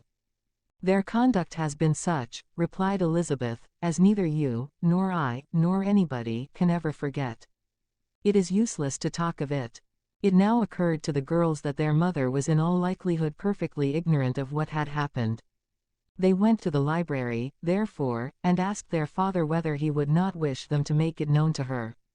He was writing, and, without raising his head, coolly replied, "Just as you please. May we take my uncle's letter to read to her?" "Take whatever you like, and get away." Elizabeth took the letter from his writing table, and they went upstairs together. Mary and Kitty were both with Mrs. Bennet. One communication would, therefore, do for all. After a slight preparation for good news, the letter was read aloud. Mrs. Bennet could hardly contain herself. As soon as Jane had read Mr. Gardiner's hope of Lydia's being soon married, her joy burst forth, and every following sentence added to its exuberance. She was now in an irritation as violent from delight, as she had ever been fidgety from alarm and vexation. To know that her daughter would be married was enough. She was disturbed by no fear for her felicity, nor humbled by any remembrance of her misconduct. "My dear, dear Lydia," she cried, "this is delightful indeed. She will be married. I shall see her again. She will be married at 16. My good, kind brother. I knew how it would be, I knew he would manage everything. How I long to see her. And to see dear Wickham too. But the clothes, the wedding clothes. I will write to my sister Gardiner about them directly. Lizzie, my dear, run down to your father, and ask him how much he will give her. Stay, I will go myself. Ring the bell, Kitty, for Hill." I will put on my things in a moment. My dear, dear Lydia. How merry we shall be together when we meet." Her eldest daughter endeavored to give some relief to the violence of these transports, by leading her thoughts to the obligations which Mr. Gardiner's behavior laid them all under. "For we must attribute this happy conclusion," she added, "in a great measure, to his kindness. We are persuaded that he has pledged himself to assist Mr. Wickham with money." "Well," cried her mother, "it is all very right, who should do it but her own uncle? If he had not had a family of his own, I and my children must have had all his money, you know, and it is the first time we have ever had anything from him, except a few presents. Well, I am so happy. In a short time, I shall have a daughter married. Mrs. Wickham. How well it sounds. And she was only 16 last June. My dear Jane, I am in such a flutter, that I am sure I can't write, so I will dictate, and you write for me. We will settle with your father about the money afterwards, but the things should be ordered immediately." She was then proceeding to all the particulars of calico, muslin, and cambric, and would shortly have dictated some very plentiful orders, had not Jane, though with some difficulty, persuaded her to wait, till her father was at leisure to be consulted. One day's delay, she observed, would be of small importance, and her mother was too happy to be quite so obstinate as usual. Other schemes too came into her head. "I will go to Meryton," said she, "as soon as I am dressed, and tell the good news to my sister Phillips. And as I come back, I can call on Lady Lucas and Mrs. Long. Kitty, run down and order the carriage. An airing would do me a great deal of good, I am sure. Girls, can I do anything for you in Meryton? Oh, here comes Hill. My dear Hill, have you heard the good news? Miss Lydia is going to be married, and you shall all have a bowl of punch, to make merry at her wedding." Mrs. Hill began instantly to express her joy. Elizabeth received her congratulations amongst the rest, and then, sick of this folly, took refuge in her own room, that she might think with freedom. Poor Lydia's situation must, at best, be bad enough, but that it was no worse, she had need to be thankful. She felt it so, and though, in looking forward, neither rational happiness nor worldly prosperity could be justly expected for her sister, in looking back to what they had feared, only 2 hours ago, she felt all the advantages of what they had gained. Mr. Bennet had very often wished, before this period of his life, that, instead of spending his whole income, he had laid by an annual sum, for the better provision of his children, and of his wife, if she survived him. He now wished it more than ever. Had he done his duty in that respect, Lydia need not have been indebted to her uncle, for whatever of honor or credit could now be purchased for her. The satisfaction of prevailing on one of the most worthless young men in Great Britain to be her husband might then have rested in its proper place. He was seriously concerned, that a cause of so little advantage to anyone, should be forwarded at the sole expense of his brother-in-law, and he was determined, if possible, to find out the extent of his assistance, and to discharge the obligation as soon as he could. When first Mr. Bennet had married, economy was held to be perfectly useless, for, of course, they were to have a son. This son was to join in cutting off the entail, as soon as he should be of age, and the widow and younger children would by that means be provided for. 5 daughters successively entered the world, but yet the son was to come, and Mrs. Bennet, for many years after Lydia's birth, had been certain that he would. This event had at last been despaired of, but it was then too late to be saving. Mrs. Bennet had no turn for economy, and her husband's love of independence had alone prevented their exceeding their income. £5,000 was settled by marriage articles on Mrs. Bennet and the children, but in what proportions it should be divided amongst the latter, depended on the will of the parents. This was one point, with regard to Lydia at least, which was now to be settled, and Mr. Bennet could have no hesitation in acceding to the proposal before him. In terms of grateful acknowledgment for the kindness of his brother, though expressed most concisely, he then delivered on paper his perfect approbation of all that was done, and his willingness to fulfill the engagements that had been made for him. He had never before supposed that, could Wickham be prevailed on to marry his daughter, it would be done with so little inconvenience to himself, as by the present arrangement. He would scarcely be £10 a year the loser, by the hundred that was to be paid them, for, what with her board and pocket allowance, and the continual presents in money, which passed to her, through her mother's hands, Lydia's expenses had been very little within that sum. That it would be done with such trifling exertion on his side, too, was another very welcome surprise, for his chief wish at present was to have as little trouble in the business as possible. When the first transports of rage which had produced his activity in seeking her were over, he naturally returned to all his former indolence. His letter was soon dispatched, for though dilatory in undertaking business, he was quick in its execution. He begged to know farther particulars of what he was indebted to his brother, but was too angry with Lydia to send any message to her. The good news quickly spread through the house, and with proportionate speed through the neighbourhood. It was borne in the latter with decent philosophy. To be sure it would have been more for the advantage of conversation, had Miss Lydia Bennet come upon the town, or, as the happiest alternative, been secluded from the world, in some distant farmhouse. But there was much to be talked of, in marrying her, and the good-natured wishes for her well-doing, which had proceeded before, from all the spiteful old ladies in Meryton, lost but little of their spirit in this change of circumstances, because with such a husband, her misery was considered certain. It was a fortnight since Mrs. Bennet had been downstairs, but on this happy day, she again took her seat at the head of her table, and in spirits oppressively high. No sentiment of shame gave a damp to her triumph. The marriage of a daughter, which had been the first object of her wishes since Jane was 16, was now on the point of accomplishment, and her thoughts and her words ran wholly on those attendants of elegant nuptials, fine muslins, new carriages, and servants. She was busily searching through the neighbourhood for a proper situation for her daughter, and, without knowing or considering what their income might be, rejected many as deficient in size and importance.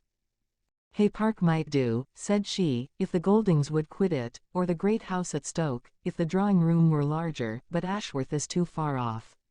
I could not bear to have her 10 miles from me, and as for Purvis Lodge, the attics are dreadful. Her husband allowed her to talk on without interruption, while the servants remained. But when they had withdrawn, he said to her, Mrs. Bennet, before you take any, or all of these houses, for your son and daughter, let us come to a right understanding.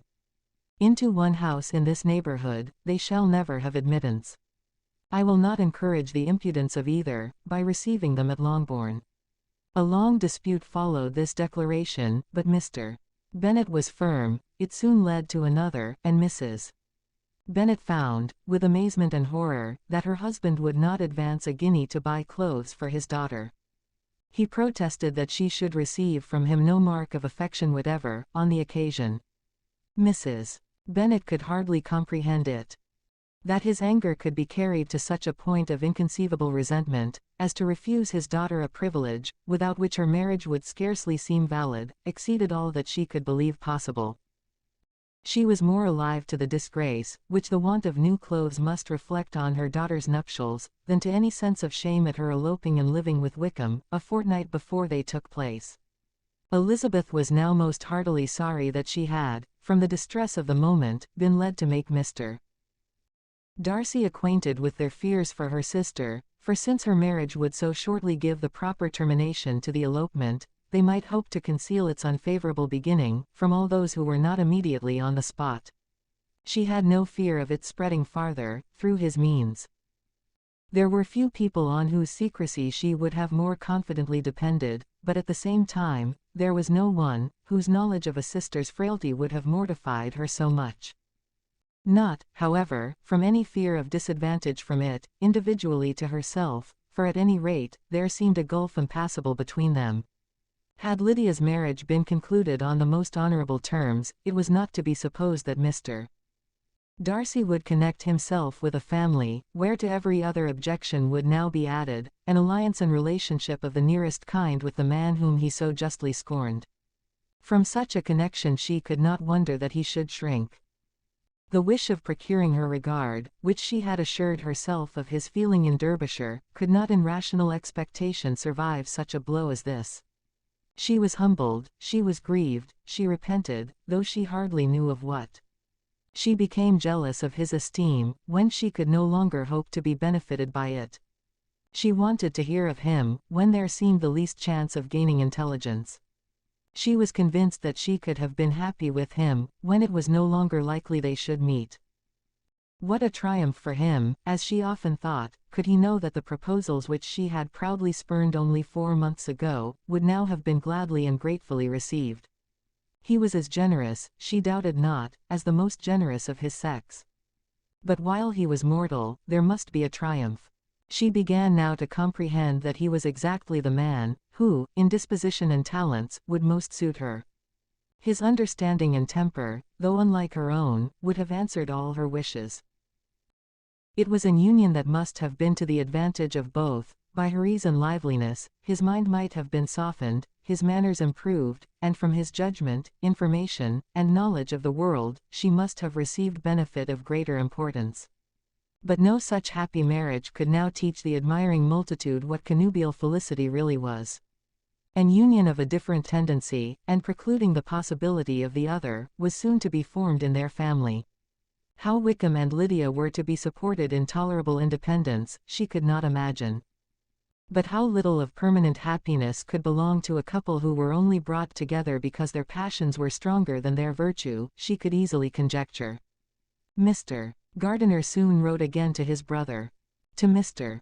Bennet's acknowledgments he briefly replied, with assurances of his eagerness to promote the welfare of any of his family, and concluded with entreaties that the subject might never be mentioned to him again. The principal purport of his letter was to inform them that Mr. Wickham had resolved on quitting the militia.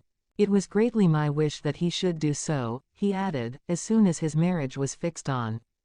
And I think you will agree with me, in considering a removal from that corps as highly advisable, both on his account and my niece's.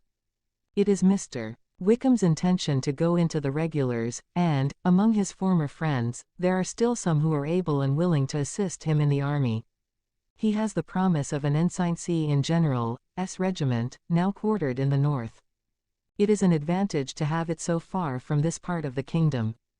He promises fairly, and I hope among different people, where they may each have a character to preserve, they will both be more prudent.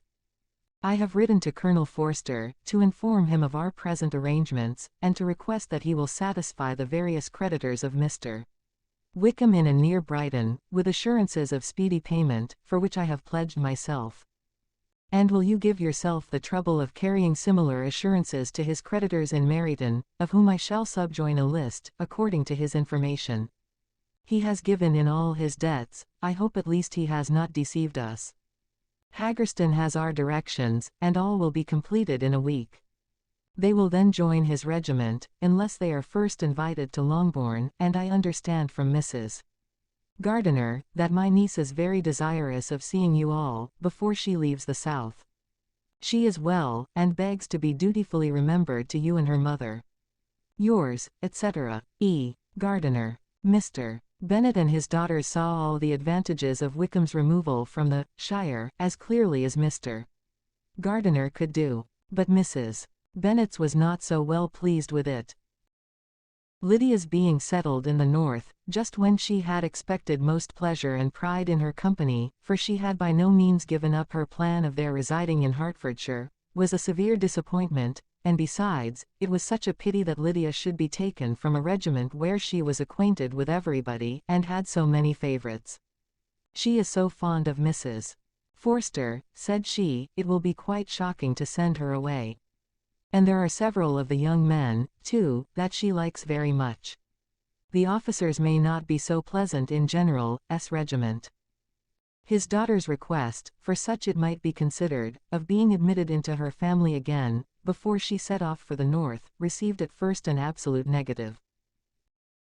But Jane and Elizabeth, who agreed in wishing, for the sake of their sister's feelings and consequence, that she should be noticed on her marriage by her parents, urged him so earnestly, yet so rationally and so mildly, to receive her and her husband at Longbourn, as soon as they were married, that he was prevailed on to think as they thought, and act as they wished. And their mother had the satisfaction of knowing that she should be able to show her married daughter in the neighbourhood, before she was banished to the north. When Mr. Bennet wrote again To his brother, therefore, he sent his permission for them to come, and it was settled, that as soon as the ceremony was over, they should proceed to Longbourn. Elizabeth was surprised, however, that Wickham should consent to such a scheme, and, had she consulted only her own inclination, any meeting with him would have been the last object of her wishes. Their sister's wedding day arrived, and Jane and Elizabeth felt for her probably more than she felt for herself. The carriage was sent to meet them and they were to return in it, by dinner-time. Their arrival was dreaded by the elder Miss Bennets, and Jane more especially, who gave Lydia the feelings which would have attended herself, had she been the culprit, was wretched in the thought of what her sister must endure. They came. The family were assembled in the breakfast-room to receive them. Smiles decked the face of Mrs. Bennet, as the carriage drove up to the door. Her husband looked impenetrably grave, her daughters, alarmed, anxious, uneasy. Lydia's voice was heard in the vestibule, the door was thrown open, and she ran into the room. Her mother stepped forwards, embraced her, and welcomed her with rapture, gave her hand with an affectionate smile to Wickham, who followed his lady, and wished them both joy, with an alacrity which showed no doubt of their happiness. Their reception from Mr. Bennet, to whom they then turned, was not quite so cordial. His countenance rather gained in austerity, and he scarcely opened his lips. The easy assurance of the young couple, indeed, was enough to provoke him. Elizabeth was disgusted, and even Miss Bennet was shocked. Lydia was Lydia still, untamed, unabashed, wild, noisy, and fearless. She turned from sister to sister, demanding their congratulations, and when at length they all sat down, looked eagerly round the room, took notice of some little alteration in it, and observed, with a laugh, that it was a great while since she had been there. Wickham was not at all more distressed than herself, but his manners were always so pleasing, that had his character and his marriage been exactly what they ought, his smiles and his easy address, while he claimed their relationship, would have delighted them all. Elizabeth had not before believed him quite equal to such assurance, but she sat down, resolving within herself, to draw no limits in future to the impudence of an impudent man. She blushed, and Jane blushed, but the cheeks of the two who caused their confusion, suffered no variation of color. There was no want of discourse. The bride and her mother could neither of them talk fast enough, and Wickham, who happened to sit near Elizabeth, began enquiring after his acquaintance in that neighbourhood, with a good-humoured ease which she felt very unable to equal in her replies. They seemed each of them to have the happiest memories in the world. Nothing of the past was recollected with pain, and Lydia led voluntarily to subjects, which her sisters would not have alluded to for the world. "Only think of its being 3 months, she cried, since I went away. It seems but a fortnight, I declare, and yet there have been things enough happened in the time. Good gracious! When I went away, I am sure I had no more idea of being married till I came back again. Though I thought it would be very good fun if I was." Her father lifted up his eyes.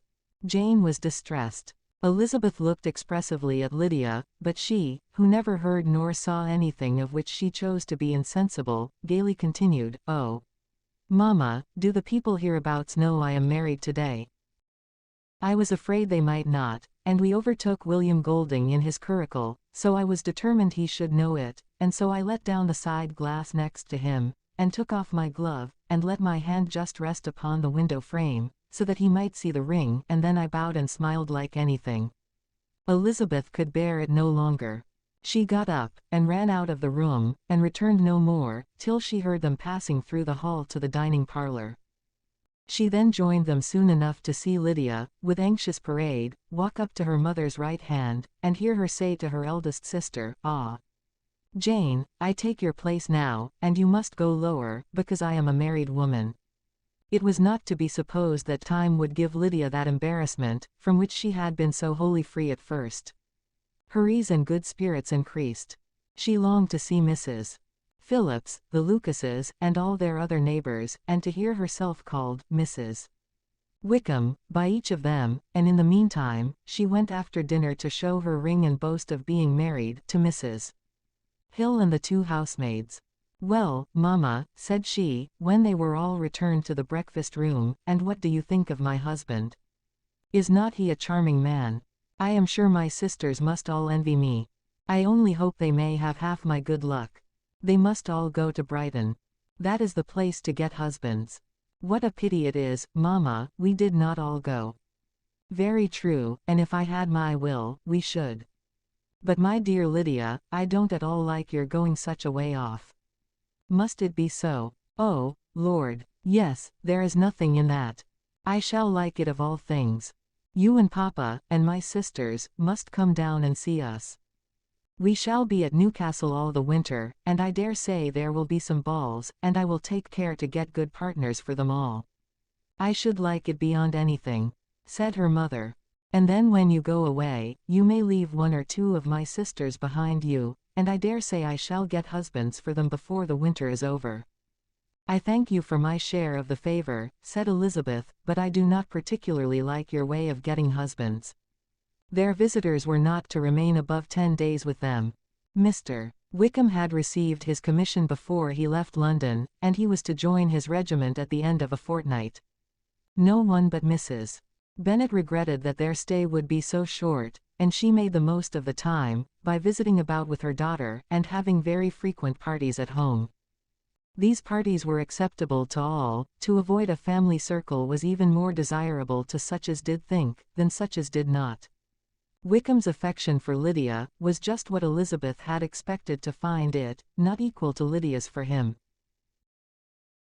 She had scarcely needed her present observation to be satisfied, from the reason of things, that their elopement had been brought on by the strength of her love, rather than by his, and she would have wondered why, without violently caring for her, he chose to elope with her at all, had she not felt certain that his flight was rendered necessary by distress of circumstances, and if that were the case, he was not the young man to resist an opportunity of having a companion. Lydia was exceedingly fond of him. He was her dear Wickham on every occasion, no one was to be put in competition with him. He did everything best in the world, and she was sure he would kill more birds on the 1st of September than anybody else in the country. One morning, soon after their arrival, as she was sitting with her 2 elder sisters, she said to Elizabeth, "Lizzie, I never gave you an account of my wedding, I believe. You were not by, when I told Mamma, and the others, all about it. Are not you curious to hear how it was managed?" "No, really," replied Elizabeth, "I think there cannot be too little said on the subject. You are so strange. But I must tell you how it went off. We were married, you know, at St. Clement's, because Wickham's lodgings were in that parish. And it was settled that we should all be there by 11 o'clock. My uncle and aunt and I were to go together, and the others were to meet us at the church. Well, Monday morning came, and I was in such a fuss. I was so afraid, you know, that something would happen to put it off, and then I should have gone quite distracted. And there was my aunt, all the time I was dressing, preaching and talking away just as if she was reading a sermon. However, I did not hear above 1 word in 10, for I was thinking, you may suppose, of my dear Wickham. I longed to know whether he would be married in his blue coat.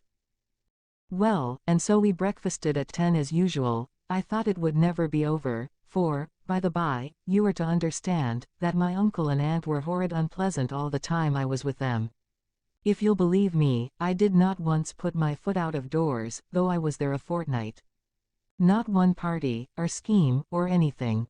To be sure London was rather thin, but however the little theatre was open. Well, and so just as the carriage came to the door, my uncle was called away upon business to that horrid man Mr. Stone. And then, you know, when once they get together, there is no end of it. Well, I was so frightened I did not know what to do, for my uncle was to give me away, and if we were beyond the hour, we could not be married all day.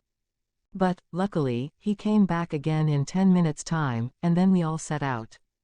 However, I recollected afterwards, that if he had been prevented going, the wedding need not be put off, for Mr.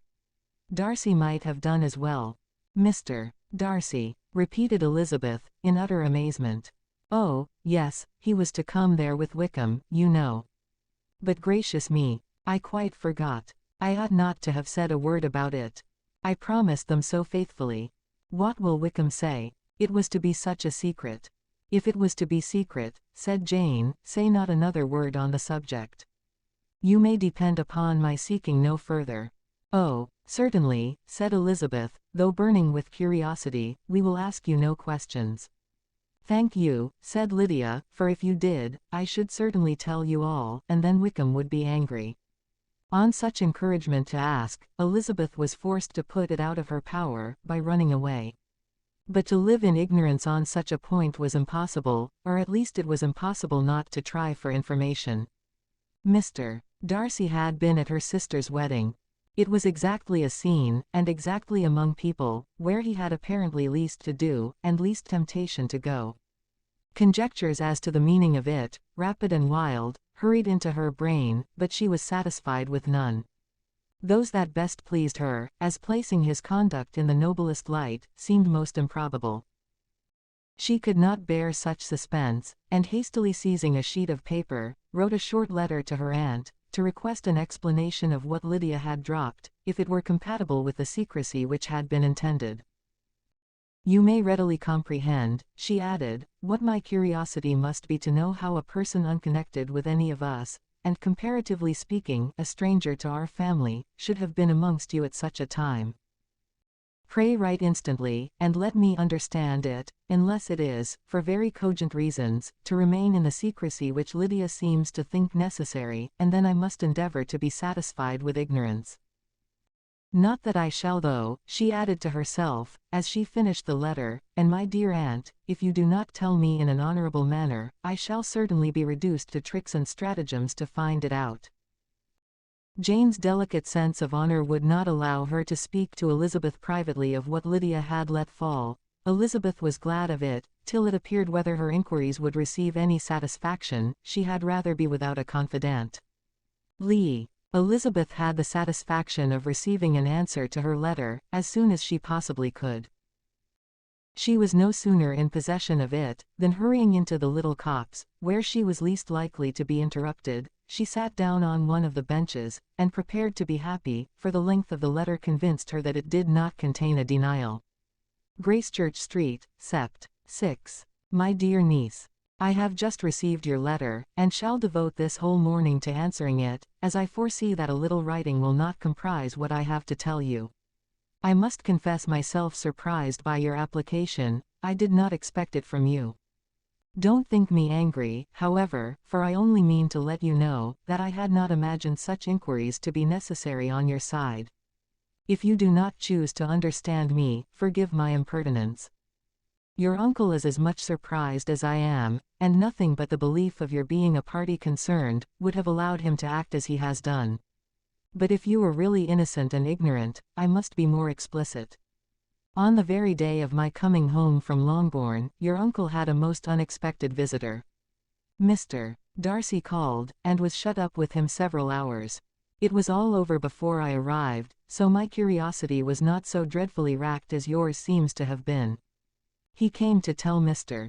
Gardiner that he had found out where your sister and Mr. Wickham were, and that he had seen and talked with them both, Wickham repeatedly, Lydia once. From what I can collect, he left Derbyshire only one day after ourselves, and came to town with the resolution of hunting for them. The motive professed was his conviction of its being owing to himself that Wickham's worthlessness had not been so well known, as to make it impossible for any young woman of character to love or confide in him. He generously imputed the whole to his mistaken pride, and confessed that he had before thought it beneath him to lay his private actions open to the world. His character was to speak for itself. He called it, therefore, his duty to step forward, and endeavour to remedy an evil which had been brought on by himself. If he had another motive, I am sure it would never disgrace him.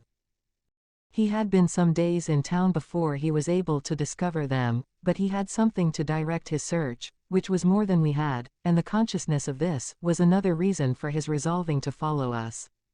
There is a lady, it seems, a Mrs. Yonge, who was some time ago governess to Miss Darcy, and was dismissed from her charge on some cause of disapprobation, though he did not say what. She then took a large house in Edward Street, and has since maintained herself by letting lodgings. This Mrs. Yonge was, he knew, intimately acquainted with Wickham, and he went to her for intelligence of him, as soon as he got to town. But it was 2 or 3 days before he could get from her what he wanted. She would not betray her trust, I suppose, without bribery and corruption, for she really did know where her friend was to be found.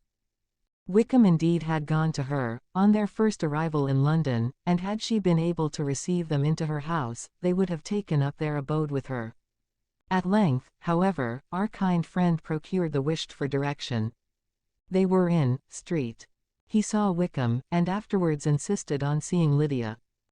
His first object with her, he acknowledged, had been to persuade her to quit her present disgraceful situation, and return to her friends as soon as they could be prevailed on to receive her, offering his assistance, as far as it would go. But he found Lydia absolutely resolved on remaining where she was. She cared for none of her friends, she wanted no help of his, she would not hear of leaving Wickham. She was sure they should be married some time or other, and it did not much signify when. Since such were her feelings, it only remained, he thought, to secure and expedite a marriage, which, in his very first conversation with Wickham, he easily learnt, had never been his design. He confessed himself obliged to leave the regiment, on account of some debts of honour, which were very pressing, and scrupled not to lay all the ill consequences of Lydia's flight, on her own folly alone. He meant to resign his commission immediately, and as to his future situation, he could conjecture very little about it. He must go somewhere, but he did not know where, and he knew he should have nothing to live on. Mr. Darcy asked him why he had not married your sister at once. Though Mr. Bennet was not imagined to be very rich, he would have been able to do something for him, and his situation must have been benefited by marriage. But he found, in reply to this question, that Wickham still cherished the hope of more effectually making his fortune by marriage, in some other country. Under such circumstances, however, he was not likely to be proof against the temptation of immediate relief. They met several times, for there was much to be discussed. Wickham of course wanted more than he could get, but at length was reduced to be reasonable. Everything being settled between them, Mr. Darcy's next step was to make your uncle acquainted with it, and he first called in Gracechurch Street the evening before I came home. But Mr. Gardiner could not be seen, and Mr. Darcy found, on further enquiry, that your father was still with him, but would quit town the next morning. He did not judge your father to be a person whom he could so properly consult as your uncle, and therefore readily postponed seeing him, till after the departure of the former. He did not leave his name, and till the next day, it was only known that a gentleman had called on business. On Saturday he came again. Your father was gone, your uncle at home, and, as I said before, they had a great deal of talk together. They met again on Sunday, and then I saw him too. It was not all settled before Monday. As soon as it was, the express was sent off to Longbourn. But our visitor was very obstinate. I fancy, Lizzie, that obstinacy is the real defect of his character after all. He has been accused of many faults at different times, but this is the true one. Nothing was to be done that he did not do himself, though I am sure, and I do not speak it to be thanked, therefore say nothing about it, your uncle would most readily have settled the whole. They battled it together for a long time, which was more than either the gentleman or lady concerned in it deserved. But at last your uncle was forced to yield, and instead of being allowed to be of use to his niece, was forced to put up with only having the probable credit of it, which went sorely against the grain, and I really believe your letter this morning gave him great pleasure, because it required an explanation that would rob him of his borrowed feathers, and give the praise where it was due. But, Lizzie, this must go no farther than yourself, or Jane at most. You know pretty well, I suppose, what has been done for the young people. His debts are to be paid, amounting, I believe, to considerably more than £1,000, another 1,000 in addition to her own settled upon her, and his commission purchased. The reason why all this was to be done by him alone, was such as I have given above. It was owing to him, to his reserve, and want of proper consideration, that Wickham's character had been so misunderstood, and consequently that he had been received and noticed as he was. Perhaps there was some truth in this, though I doubt whether his reserve, or anybody's reserve, can be answerable for the event. But in spite of all this fine talking, my dear Lizzie, you may rest perfectly assured that your uncle would never have yielded if we had not given him credit for another interest in the affair. When all this was resolved on, he returned again to his friends, who were still staying at Pemberley, but it was agreed that he should be in London once more when the wedding took place, and all money matters were then to receive the last finish. I believe I have now told you everything. It is a relation which you tell me is to give you great surprise. I hope at least it will not afford you any displeasure. Lydia came to us, and Wickham had constant admission to the house. He was exactly what he had been when I knew him in Hertfordshire, but I would not tell you how little I was satisfied with her behaviour while she stayed with us, if I had not perceived, by Jane's letter last Wednesday, that her conduct on coming home was exactly of a piece with it, and therefore what I now tell you can give you no fresh pain. I talked to her repeatedly in the most serious manner, representing to her all the wickedness of what she had done, and all the unhappiness she had brought on her family. If she heard me, it was by good luck, for I am sure she did not listen. I was sometimes quite provoked, but then I recollected my dear Elizabeth and Jane, and for their sakes had patience with her. Mr. Darcy was punctual in his return, and as Lydia informed you, attended the wedding. He dined with us the next day, and was to leave town again on Wednesday or Thursday. Will you be very angry with me, my dear Lizzie, if I take this opportunity of saying what I was never bold enough to say before, how much I like him? His behaviour to us has, in every respect, been as pleasing as when we were in Derbyshire. His understanding and opinions all please me. He wants nothing but a little more liveliness, and that, if he marry prudently, his wife may teach him. I thought him very sly. He hardly ever mentioned your name. But slyness seems the fashion. Pray forgive me, if I have been very presuming, or at least do not punish me so far, as to exclude me from P. I shall never be quite happy till I have been all round the park. A low phaeton, with a nice little pair of ponies, would be the very thing. But I must write no more. The children have been wanting me this half hour. Yours, very sincerely, M. Gardiner. The contents of this letter threw Elizabeth into a flutter of spirits, in which it was difficult to determine whether pleasure or pain bore the greatest share. The vague and unsettled suspicions which uncertainty had produced of what Mr. Darcy might have been doing to forward her sister's match, which she had feared to encourage, as an exertion of goodness too great to be probable, and at the same time dreaded to be just, from the pain of obligation, were proved beyond their greatest extent to be true. He had followed them purposely to town, he had taken on himself all the trouble and mortification attendant on such a research, in which supplication had been necessary to a woman whom he must abominate and despise, and where he was reduced to meet, frequently meet, reason with, persuade, and finally bribe, the man whom he always most wished to avoid, and whose very name it was punishment to him to pronounce. He had done all this for a girl whom he could neither regard nor esteem. Her heart did whisper that he had done it for her. But it was a hope shortly checked by other considerations, and she soon felt that even her vanity was insufficient, when required to depend on his affection for her, for a woman who had already refused him, as able to overcome a sentiment so natural as abhorrence against relationship with Wickham. Brother-in-law of Wickham. Every kind of pride must revolt from the connection. He had to be sure done much. She was ashamed to think how much. But he had given a reason for his interference, which asked no extraordinary stretch of belief. It was reasonable that he should feel he had been wrong. He had liberality, and he had the means of exercising it, and though she would not place herself as his principal inducement, she could, perhaps, believe that remaining partiality for her might assist his endeavors in a cause where her peace of mind must be materially concerned. It was painful, exceedingly painful, to know that they were under obligations to a person who could never receive a return. They owed the restoration of Lydia, her character, everything to him. Oh, how heartily did she grieve over every ungracious sensation she had ever encouraged, every saucy speech she had ever directed towards him. For herself she was humbled, but she was proud of him. Proud that in a cause of compassion and honor, he had been able to get the better of himself. She read over her aunt's commendation of him again and again. It was hardly enough, but it pleased her. She was even sensible of some pleasure, though mixed with regret, on finding how steadfastly both she and her uncle had been persuaded that affection and confidence subsisted between Mr. Darcy and herself. She was roused from her seat, and her reflections, by someone's approach, and before she could strike into another path, she was overtaken by Wickham. "I am afraid I interrupt your solitary ramble, my dear sister," said he, as he joined her.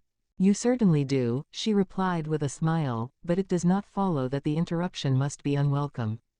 I should be sorry indeed, if it were. We were always good friends, and now we are better." "True. Are the others coming out?" "I do not know. Mrs. Bennet and Lydia are going in the carriage to Meryton. And so, my dear sister, I find from our uncle and aunt, that you have actually seen Pemberley." She replied in the affirmative. "I almost envy you the pleasure, and yet I believe it would be too much for me, or else I could take it in my way to Newcastle. And you saw the old housekeeper, I suppose? Poor Reynolds, she was always very fond of me. But of course she did not mention my name to you." "Yes, she did. And what did she say?" "That you were gone into the army, and she was afraid had not turned out well. At such a distance as that, you know, things are strangely misrepresented." "Certainly," he replied, biting his lips. Elizabeth hoped she had silenced him, but he soon afterwards said, "I was surprised to see Darcy in town last month. We passed each other several times. I wonder what he can be doing there." "Perhaps preparing for his marriage with Miss de Bourgh," said Elizabeth. "It must be something particular, to take him there at this time of year." "Undoubtedly. Did you see him while you were at Lambton? I thought I understood from the gardeners that you had." "Yes, he introduced us to his sister." "And do you like her?" "Very much. I have heard, indeed, that she is uncommonly improved within this year or two. When I last saw her, she was not very promising. I am very glad you liked her. I hope she will turn out well." "I dare say she will, she has got over the most trying age." "Did you go by the village of Kimpton?" "I do not recollect that we did. I mention it, because it is the living which I ought to have had. A most delightful place. Excellent parsonage house. It would have suited me in every respect." "How should you have liked making sermons?" "Exceedingly well. I should have considered it as part of my duty, and the exertion would soon have been nothing. One ought not to repine, but, to be sure, it would have been such a thing for me. The quiet, the retirement of such a life, would have answered all my ideas of happiness. But it was not to be. Did you ever hear Darcy mention the circumstance, when you were in Kent?" "I have heard from authority, which I thought as good, that it was left you conditionally only, and at the will of the present patron." "You have?" "Yes, there was something in that. I told you so from the first, you may remember. I did hear, too, that there was a time, when sermon-making was not so palatable to you as it seems to be at present, that you actually declared your resolution of never taking orders, and that the business had been compromised accordingly." "You did. And it was not wholly without foundation. You may remember what I told you on that point, when first we talked of it." They were now almost at the door of the house, for she had walked fast to get rid of him, and unwilling for her sister's sake, to provoke him, she only said in reply, with a good-humoured smile, "Come, Mr. Wickham, we are brother and sister, you know. Do not let us quarrel about the past. In future, I hope we shall be always of one mind." She held out her hand, he kissed it with affectionate gallantry, though he hardly knew how to look, and they entered the house. Mr. Wickham was so perfectly satisfied with this conversation, that he never again distressed himself, or provoked his dear sister Elizabeth, by introducing the subject of it, and she was pleased to find that she had said enough to keep him quiet. The day of his and Lydia's departure soon came, and Mrs.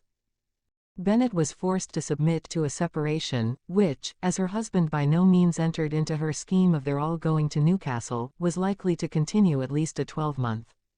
"Oh, my dear Lydia," she cried, "when shall we meet again?" "Oh, Lord, I don't know. Not these 2 or 3 years perhaps. Write to me very often, my dear. As often as I can. But you know married women have never much time for writing. My sisters may write to me. They will have nothing else to do. Mr. Wickham's adieus were much more affectionate than his wife's. He smiled, looked handsome, and said many pretty things. "He is as fine a fellow," said Mr. Bennet, as soon as they were out of the house, "as ever I saw. He simpers, and smirks, and makes love to us all. I am prodigiously proud of him. I defy even Sir William Lucas himself to produce a more valuable son-in-law." The loss of her daughter made Mrs. Bennet very dull for several days.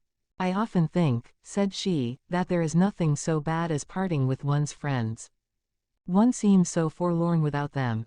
"This is the consequence, you see, madam, of marrying a daughter," said Elizabeth. "It must make you better satisfied that your other 4 are single." "It is no such thing. Lydia does not leave me because she is married, but only because her husband's regiment happens to be so far off. If that had been nearer, she would not have gone so soon." But the spiritless condition which this event threw her into was shortly relieved, and her mind opened again to the agitation of hope by an article of news, which then began to be in circulation. The housekeeper at Netherfield had received orders to prepare for the arrival of her master, who was coming down in a day or two, to shoot there for several weeks. Mrs. Bennet was quite in the fidgets. She looked at Jane, and smiled, and shook her head by turns. "Well, well, and so Mr. Bingley is coming down, sister," for Mrs. Phillips first brought her the news. "Well, so much the better. Not that I care about it, though. He is nothing to us, you know, and I am sure I never want to see him again. But, however, he is very welcome to come to Netherfield, if he likes it. And who knows what may happen? But that is nothing to us. You know, sister, we agreed long ago never to mention a word about it. And so, is it quite certain he is coming?" "You may depend on it," replied the other, for Mrs. Nichols was in Meryton last night. I saw her passing by, and went out myself on purpose to know the truth of it, and she told me that it was certain true. He comes down on Thursday at the latest, very likely on Wednesday. She was going to the butcher's, she told me, on purpose to order in some meat on Wednesday, and she has got 3 couple of ducks, just fit to be killed." Miss Bennet had not been able to hear of his coming, without changing color. It was many months since she had mentioned his name to Elizabeth, but now, as soon as they were alone together, she said, "I saw you look at me today, Lizzie, when my aunt told us of the present report, and I know I appeared distressed. But don't imagine it was from any silly cause. I was only confused for the moment, because I felt that I should be looked at. I do assure you, that the news does not affect me either with pleasure or pain. I am glad of one thing, that he comes alone, because we shall see the less of him. Not that I am afraid of myself, but I dread other people's remarks." Elizabeth did not know what to make of it. Had she not seen him in Derbyshire, she might have supposed him capable of coming there, with no other view than what was acknowledged, but she still thought him partial to Jane, and she wavered as to the greater probability of his coming there with his friend's permission, or being bold enough to come without it. Yet it is hard, she sometimes thought, that this poor man cannot come to a house, which he has legally hired, without raising all this speculation. "I will leave him to himself." In spite of what her sister declared, and really believed to be her feelings, in the expectation of his arrival, Elizabeth could easily perceive that her spirits were affected by it. They were more disturbed, more unequal, than she had often seen them. The subject which had been so warmly canvassed between their parents, about a 12-month ago, was now brought forward again. "As soon as ever Mr. Bingley comes, my dear," said Mrs. Bennet, "you will wait on him of course." "No, no. You forced me into visiting him last year, and promised if I went to see him, he should marry one of my daughters. But it ended in nothing, and I will not be sent on a fool's errand again." His wife represented to him how absolutely necessary such an attention would be from all the neighbouring gentlemen, on his returning to Netherfield. "'Tis an etiquette I despise," said he. "If he wants our society, let him seek it. He knows where we live. I will not spend my hours in running after my neighbors every time they go away, and come back again. Well, all I know is, that it will be abominably rude if you do not wait on him. But, however, that shan't prevent my asking him to dine here, I am determined." We must have Mrs. Long and the Goldings soon. That will make 13 with ourselves, so there will be just room at table for him. Consoled by this resolution, she was the better able to bear her husband's incivility, though it was very mortifying to know that her neighbours might all see Mr. Bingley in consequence of it, before they did. As the day of his arrival drew near, I begin to be sorry that he comes at all, said Jane to her sister. It would be nothing, I could see him with perfect indifference, but I can hardly bear to hear it thus perpetually talked of. My mother means well, but she does not know, no one can know how much I suffer from what she says. Happy shall I be when his stay at Netherfield is over. I wish I could say anything to comfort you, replied Elizabeth, but it is wholly out of my power. You must feel it, and the usual satisfaction of preaching patience to a sufferer is denied me, because you have always so much. Mr. Bingley arrived. Mrs. Bennet, through the assistance of servants, contrived to have the earliest tidings of it, that the period of anxiety and fretfulness on her side might be as long as it could. She counted the days that must intervene before their invitation could be sent, hopeless of seeing him before. But on the third morning after his arrival in Hertfordshire, she saw him from her dressing-room window, enter the paddock, and ride towards the house. Her daughters were eagerly called to partake of her joy.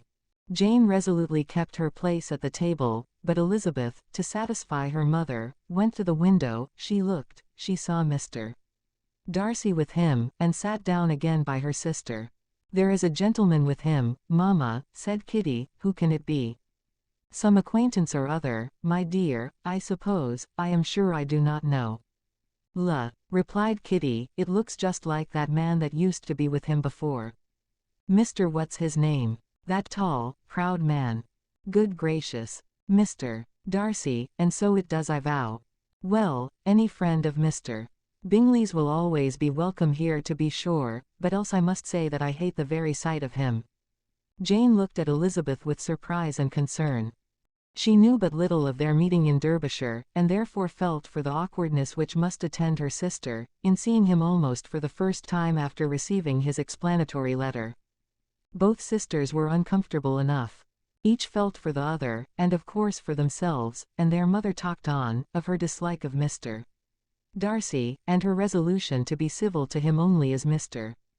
Bingley's friend, without being heard by either of them. But Elizabeth had sources of uneasiness which could not be suspected by Jane, to whom she had never yet had courage to show Mrs.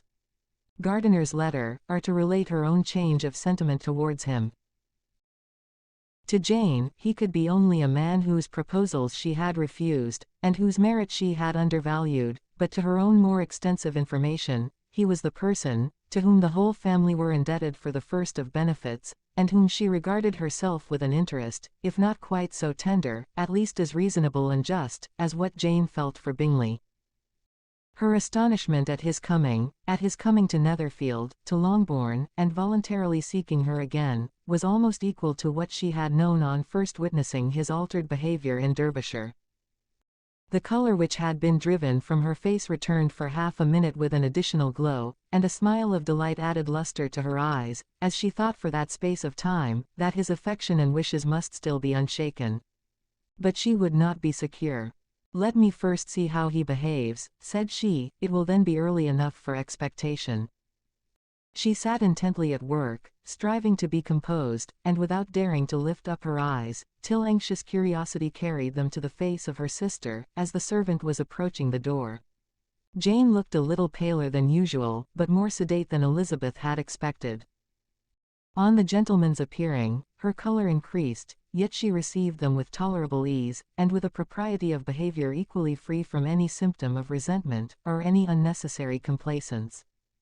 Elizabeth said as little to either as civility would allow, and sat down again to her work, with an eagerness which it did not often command. She had ventured only one glance at Darcy. He looked serious as usual, and she thought, more as he had been used to look in Hertfordshire, than as she had seen him at Pemberley. But, perhaps he could not in her mother's presence be what he was before her uncle and aunt. It was a painful, but not an improbable, conjecture. Bingley, she had likewise seen for an instant, and in that short period saw him looking both pleased and embarrassed. He was received by Mrs. Bennet with a degree of civility, which made her two daughters ashamed, especially when contrasted with the cold and ceremonious politeness of her curtsy and address to his friend. Elizabeth particularly, who knew that her mother owed to the latter the preservation of her favourite daughter from irremediable infamy, was hurt and distressed to a most painful degree by a distinction so ill applied. Darcy, after enquiring of her how Mr. and Mrs. Gardiner did, a question which she could not answer without confusion, said scarcely anything. He was not seated by her, perhaps that was the reason of his silence, but it had not been so in Derbyshire. There he had talked to her friends, when he could not to herself. But now several minutes elapsed, without bringing the sound of his voice, and when occasionally, unable to resist the impulse of curiosity, she raised her eyes to his face, she as often found him looking at Jane, as at herself, and frequently on no object but the ground. More thoughtfulness, and less anxiety to please than when they last met, were plainly expressed. She was disappointed, and angry with herself for being so. "Could I expect it to be otherwise?" said she. "Yet why did he come?" She was in no humor for conversation with anyone but himself, and to him she had hardly courage to speak. She inquired after his sister, but could do no more. "It is a long time, Mr. Bingley, since you went away," said Mrs. Bennet. He readily agreed to it. "I began to be afraid you would never come back again.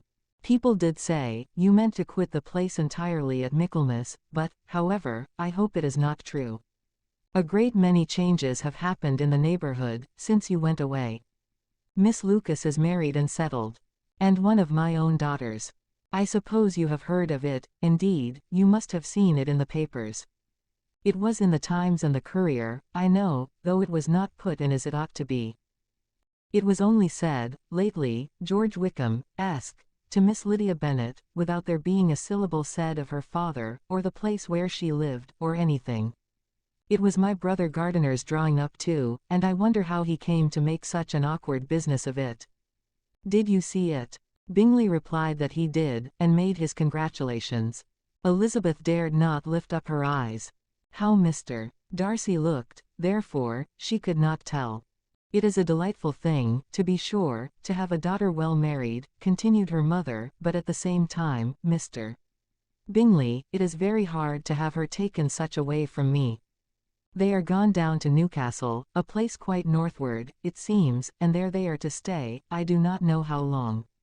His regiment is there, for I suppose you have heard of his leaving the shire, and of his being gone into the regulars. Thank heaven, he has some friends, though perhaps not so many as he deserves." Elizabeth, who knew this to be levelled at Mr.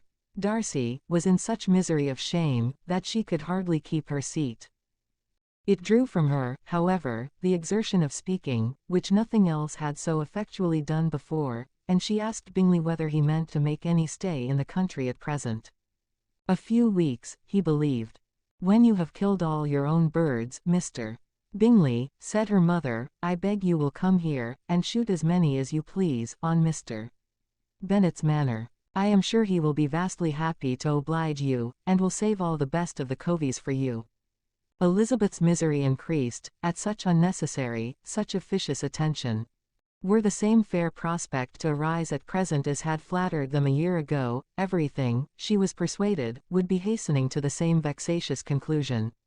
At that instant she felt that years of happiness could not make Jane or herself amends for moments of such painful confusion.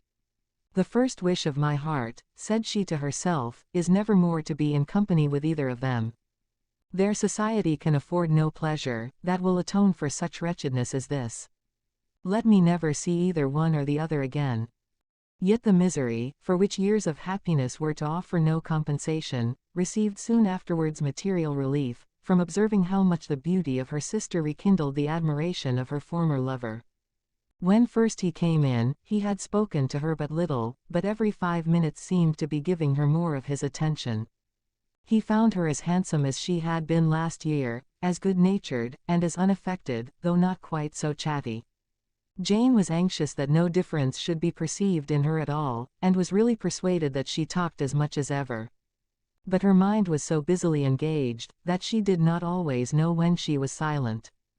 When the gentlemen rose to go away, Mrs. Bennet was mindful of her intended civility, and they were invited and engaged to dine at Longbourn in a few days' time. "You were quite a visit in my debt, Mr. Bingley," she added, "for when you went to town last winter, you promised to take a family dinner with us, as soon as you returned.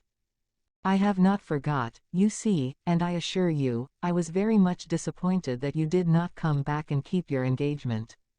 Bingley looked a little silly at this reflection, and said something of his concern at having been prevented by business.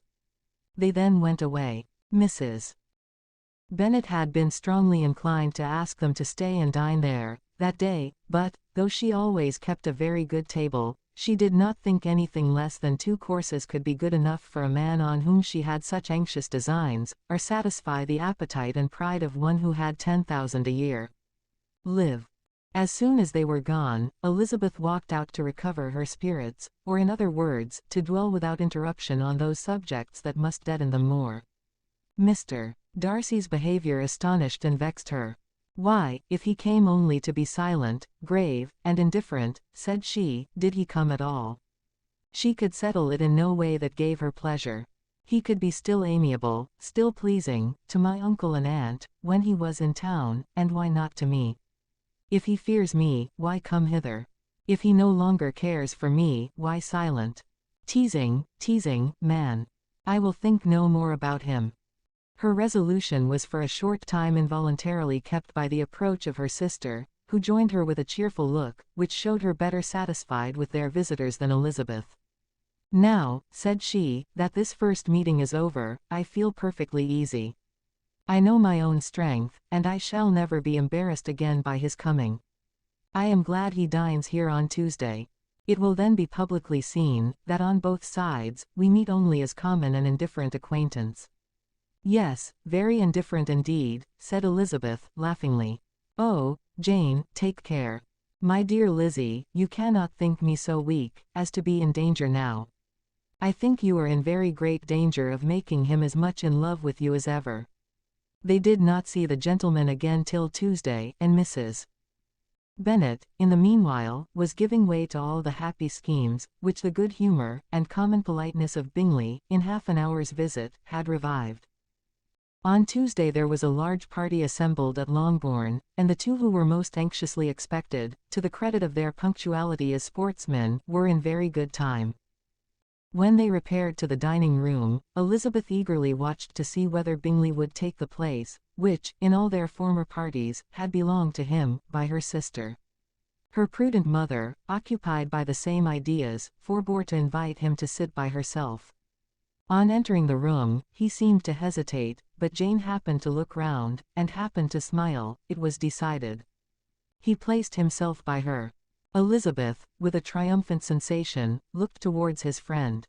He bore it with noble indifference, and she would have imagined that Bingley had received his sanction to be happy, had she not seen his eyes likewise turned towards Mr. Darcy, with an expression of half-laughing alarm. His behaviour to her sister was such during dinner time, as showed an admiration of her, which, though more guarded than formerly, persuaded Elizabeth that if left wholly to himself, Jane's happiness, and his own, would be speedily secured. Though she dared not depend upon the consequence, she yet received pleasure from observing his behaviour. It gave her all the animation that her spirits could boast, for she was in no cheerful humour. Mr. Darcy was almost as far from her, as the table could divide them. He was on one side of her mother. She knew how little such a situation would give pleasure to either, or make either appear to advantage. She was not near enough to hear any of their discourse, but she could see how seldom they spoke to each other, and how formal and cold was their manner, whenever they did. Her mother's ungraciousness made the sense of what they owed him more painful to Elizabeth's mind, and she would, at times, have given anything to be privileged to tell him that his kindness was neither unknown nor unfelt by the whole of the family. She was in hopes that the evening would afford some opportunity of bringing them together, that the whole of the visit would not pass away without enabling them to enter into something more of conversation than the mere ceremonious salutation attending his entrance. Anxious and uneasy, the period which passed in the drawing-room, before the gentlemen came, was wearisome and dull to a degree that almost made her uncivil. She looked forward to their entrance, as the point on which all her chance of pleasure for the evening must depend. "If he does not come to me, then," said she, "I shall give him up forever." The gentleman came, and she thought he looked as if he would have answered her hopes, but, alas! The ladies had crowded round the table, where Miss Bennet was making tea, and Elizabeth pouring out the coffee, in so close a confederacy that there was not a single vacancy near her which would admit of a chair. And on the gentleman's approaching, one of the girls moved closer to her than ever, and said, in a whisper, "The men shan't come and part us, I am determined. We want none of them, do we?"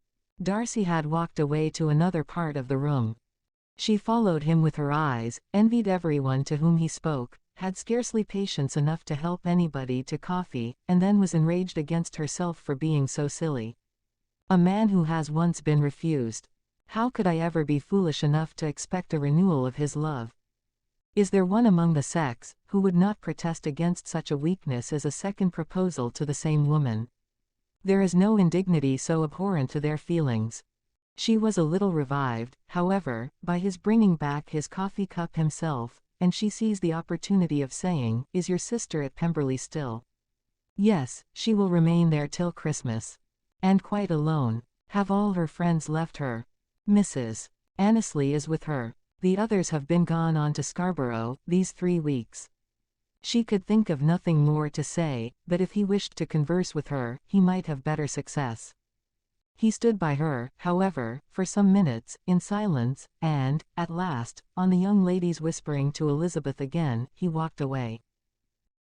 When the tea things were removed, and the card tables placed, the ladies all rose, and Elizabeth was then hoping to be soon joined by him, when all her views were overthrown by seeing him fall a victim to her mother's rapacity for whist players, and in a few moments after seated with the rest of the party.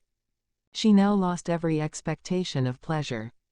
They were confined for the evening at different tables, and she had nothing to hope but that his eyes were so often turned towards her side of the room, as to make him play as unsuccessfully as herself. Mrs. Bennet had designed to keep the 2 Netherfield gentlemen to supper, but their carriage was unluckily ordered before any of the others, and she had no opportunity of detaining them. "Well, girls," said she, as soon as they were left to themselves, "what say you to the day? I think everything has passed off uncommonly well, I assure you. The dinner was as well dressed as any I ever saw. The venison was roasted to a turn, and everybody said they never saw so fat a haunch. The soup was 50 times better than what we had at the Lucases last week, and even Mr. Darcy acknowledged that the partridges were remarkably well done, and I suppose he has 2 or 3 French cooks at least. And, my dear Jane, I never saw you look in greater beauty. Mrs. Long said so too, for I asked her whether you did not. And what do you think she said besides? Ah, Mrs. Bennet, we shall have her at Netherfield at last. She did indeed. I do think Mrs. Long is as good a creature as ever lived, and her nieces are very pretty behaved girls, and not at all handsome. I like them prodigiously." Mrs. Bennet, in short, was in very great spirits. She had seen enough of Bingley's behaviour to Jane, to be convinced that she would get him at last, and her expectations of advantage to her family, when in a happy humour, were so far beyond reason, that she was quite disappointed at not seeing him there again the next day, to make his proposals. "It has been a very agreeable day," said Miss Bennet to Elizabeth. "The party seemed so well selected, so suitable one with the other. I hope we may often meet again." Elizabeth smiled. "Lizzie, you must not do so. You must not suspect me. It mortifies me. I assure you that I have now learned to enjoy his conversation as an agreeable and sensible young man, without having a wish beyond it. I am perfectly satisfied from what his manners now are, that he never had any design of engaging my affection. It is only that he is blessed with greater sweetness of address, and a stronger desire of generally pleasing than any other man." "You are very cruel," said her sister, "you will not let me smile, and are provoking me to it every moment. How hard it is in some cases to be believed, and how impossible in others. But why should you wish to persuade me that I feel more than I acknowledge? That is a question which I hardly know how to answer. We all love to instruct, though we can teach only what is not worth knowing. Forgive me, and if you persist in indifference, do not make me your confidant. L.V. A few days after this visit, Mr. Bingley called again, and alone. His friend had left him that morning for London, but was to return home in 10 days' time. He sat with them above an hour, and was in remarkably good spirits. Mrs. Bennet invited him to dine with them, but, with many expressions of concern, he confessed himself engaged elsewhere. "Next time you call," said she, "I hope we shall be more lucky. He should be particularly happy at any time," etc., etc., and if she would give him leave, would take an early opportunity of waiting on them. "Can you come tomorrow?" Yes, he had no engagement at all for tomorrow, and her invitation was accepted with alacrity. He came, and in such very good time, that the ladies were none of them dressed. In ran Mrs. Bennet to her daughter's room, in her dressing gown, and with her hair half finished, crying out, "My dear Jane, make haste and hurry down. He is come, Mr. Bingley is come. He is, indeed. Make haste, make haste. Here, Sarah, come to Miss Bennet this moment, and help her on with her gown. Never mind Miss Lizzie's hair. We will be down as soon as we can," said Jane, "but I dare say Kitty is forwarder than either of us, for she went upstairs half an hour ago." "Oh, hang Kitty, what has she to do with it? Come, be quick, be quick. Where is your sash, my dear?" But when her mother was gone, Jane would not be prevailed on to go down without one of her sisters. The same anxiety to get them by themselves was visible again in the evening. After tea, Mr. Bennet retired to the library, as was his custom, and Mary went upstairs to her instrument. 2 obstacles of the 5 being thus removed, Mrs. Bennet sat looking and winking at Elizabeth and Catherine for a considerable time, without making any impression on them. Elizabeth would not observe her, and when at last Kitty did, she very innocently said, "What is the matter, mamma? What do you keep winking at me for? What am I to do?" "Nothing, child, nothing. I did not wink at you." She then sat still 5 minutes longer, but unable to waste such a precious occasion, she suddenly got up, and saying to Kitty, "Come here, my love, I want to speak to you," took her out of the room. Jane instantly gave a look at Elizabeth, which spoke her distress at such premeditation, and her entreaty that she would not give in to it. In a few minutes, Mrs. Bennet half opened the door and called out, "Lizzie, my dear, I want to speak with you." Elizabeth was forced to go. "We may as well leave them by themselves, you know," said her mother as soon as she was in the hall. "Kitty and I are going upstairs to sit in my dressing room." Elizabeth made no attempt to reason with her mother, but remained quietly in the hall, till she and Kitty were out of sight, then returned into the drawing room. Mrs. Bennet's schemes for this day were ineffectual. Bingley was everything that was charming, except the professed lover of her daughter. His ease and cheerfulness rendered him a most agreeable addition to their evening party, and he bore with the ill-judged officiousness of the mother, and heard all her silly remarks with a forbearance and command of countenance, particularly grateful to the daughter. He scarcely needed an invitation to stay supper, and before he went away, an engagement was formed, chiefly through his own and Mrs. Bennet's means, for his coming next morning to shoot with her husband. After this day, Jane said no more of her indifference. Not a word passed between the sisters concerning Bingley, but Elizabeth went to bed in the happy belief that all must speedily be concluded, unless Mr. Darcy returned within the stated time. Seriously, however, she felt tolerably persuaded that all this must have taken place with that gentleman's concurrence. Bingley was punctual to his appointment, and he and Mr. Bennet spent the morning together, as had been agreed on. The latter was much more agreeable than his companion expected. There was nothing of presumption or folly in Bingley that could provoke his ridicule, or disgust him into silence, and he was more communicative, and less eccentric than the other had ever seen him. Bingley of course returned with him to dinner, and in the evening Mrs. Bennet's invention was again at work to get everybody away from him and her daughter.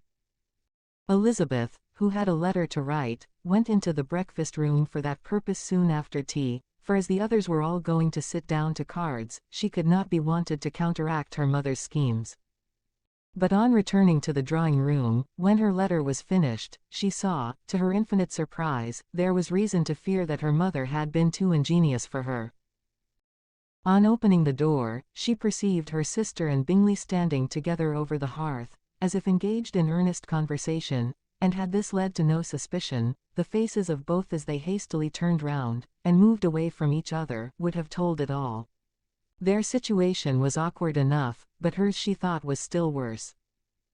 Not a syllable was uttered by either, and Elizabeth was on the point of going away again, when Bingley, who as well as the other had sat down, suddenly rose, and whispering a few words to her sister, ran out of the room. Jane could have no reserves from Elizabeth, where confidence would give pleasure, and instantly embracing her, acknowledged, with the liveliest emotion, that she was the happiest creature in the world. "'Tis too much," she added, "by far too much. I do not deserve it. Oh, why is not everybody as happy?" Elizabeth's congratulations were given with a sincerity, a warmth, a delight, which words could but poorly express. Every sentence of kindness was a fresh source of happiness to Jane. But she would not allow herself to stay with her sister, or say half that remained to be said, for the present. "I must go instantly to my mother," she cried. "I would not on any account trifle with her affectionate solicitude, or allow her to hear it from anyone but myself. He is gone to my father already. Oh, Lizzie, to know that what I have to relate will give such pleasure to all my dear family. How shall I bear so much happiness?" She then hastened away to her mother, who had purposely broken up the card party, and was sitting upstairs with Kitty. Elizabeth, who was left by herself, now smiled at the rapidity and ease with which an affair was finally settled, that had given them so many previous months of suspense and vexation. "And this," said she, "is the end of all his friend's anxious circumspection. Of all his sister's falsehood and contrivance. The happiest, wisest, most reasonable end." In a few minutes she was joined by Bingley, whose conference with her father had been short and to the purpose. "Where is your sister?" said he hastily, as he opened the door. "With my mother upstairs. She will be down in a moment, I dare say." He then shut the door, and coming up to her, claimed the good wishes and affection of a sister. Elizabeth honestly and heartily expressed her delight in the prospect of their relationship. They shook hands with great cordiality, and then till her sister came down, she had to listen to all he had to say, of his own happiness, and of Jane's perfections, and in spite of his being a lover, Elizabeth really believed all his expectations of felicity to be rationally founded, because they had for basis the excellent understanding, and super-excellent disposition of Jane, and a general similarity of feeling and taste between her and himself. It was an evening of no common delight to them all. The satisfaction of Miss Bennet's mind gave a glow of such sweet animation to her face, as made her look handsomer than ever. Kitty simpered and smiled, and hoped her turn was coming soon. Mrs. Bennet could not give her consent, or speak her approbation in terms warm enough to satisfy her feelings, though she talked to Bingley of nothing else, for half an hour, and when Mr. Bennet joined them at supper, his voice and manner plainly showed how really happy he was.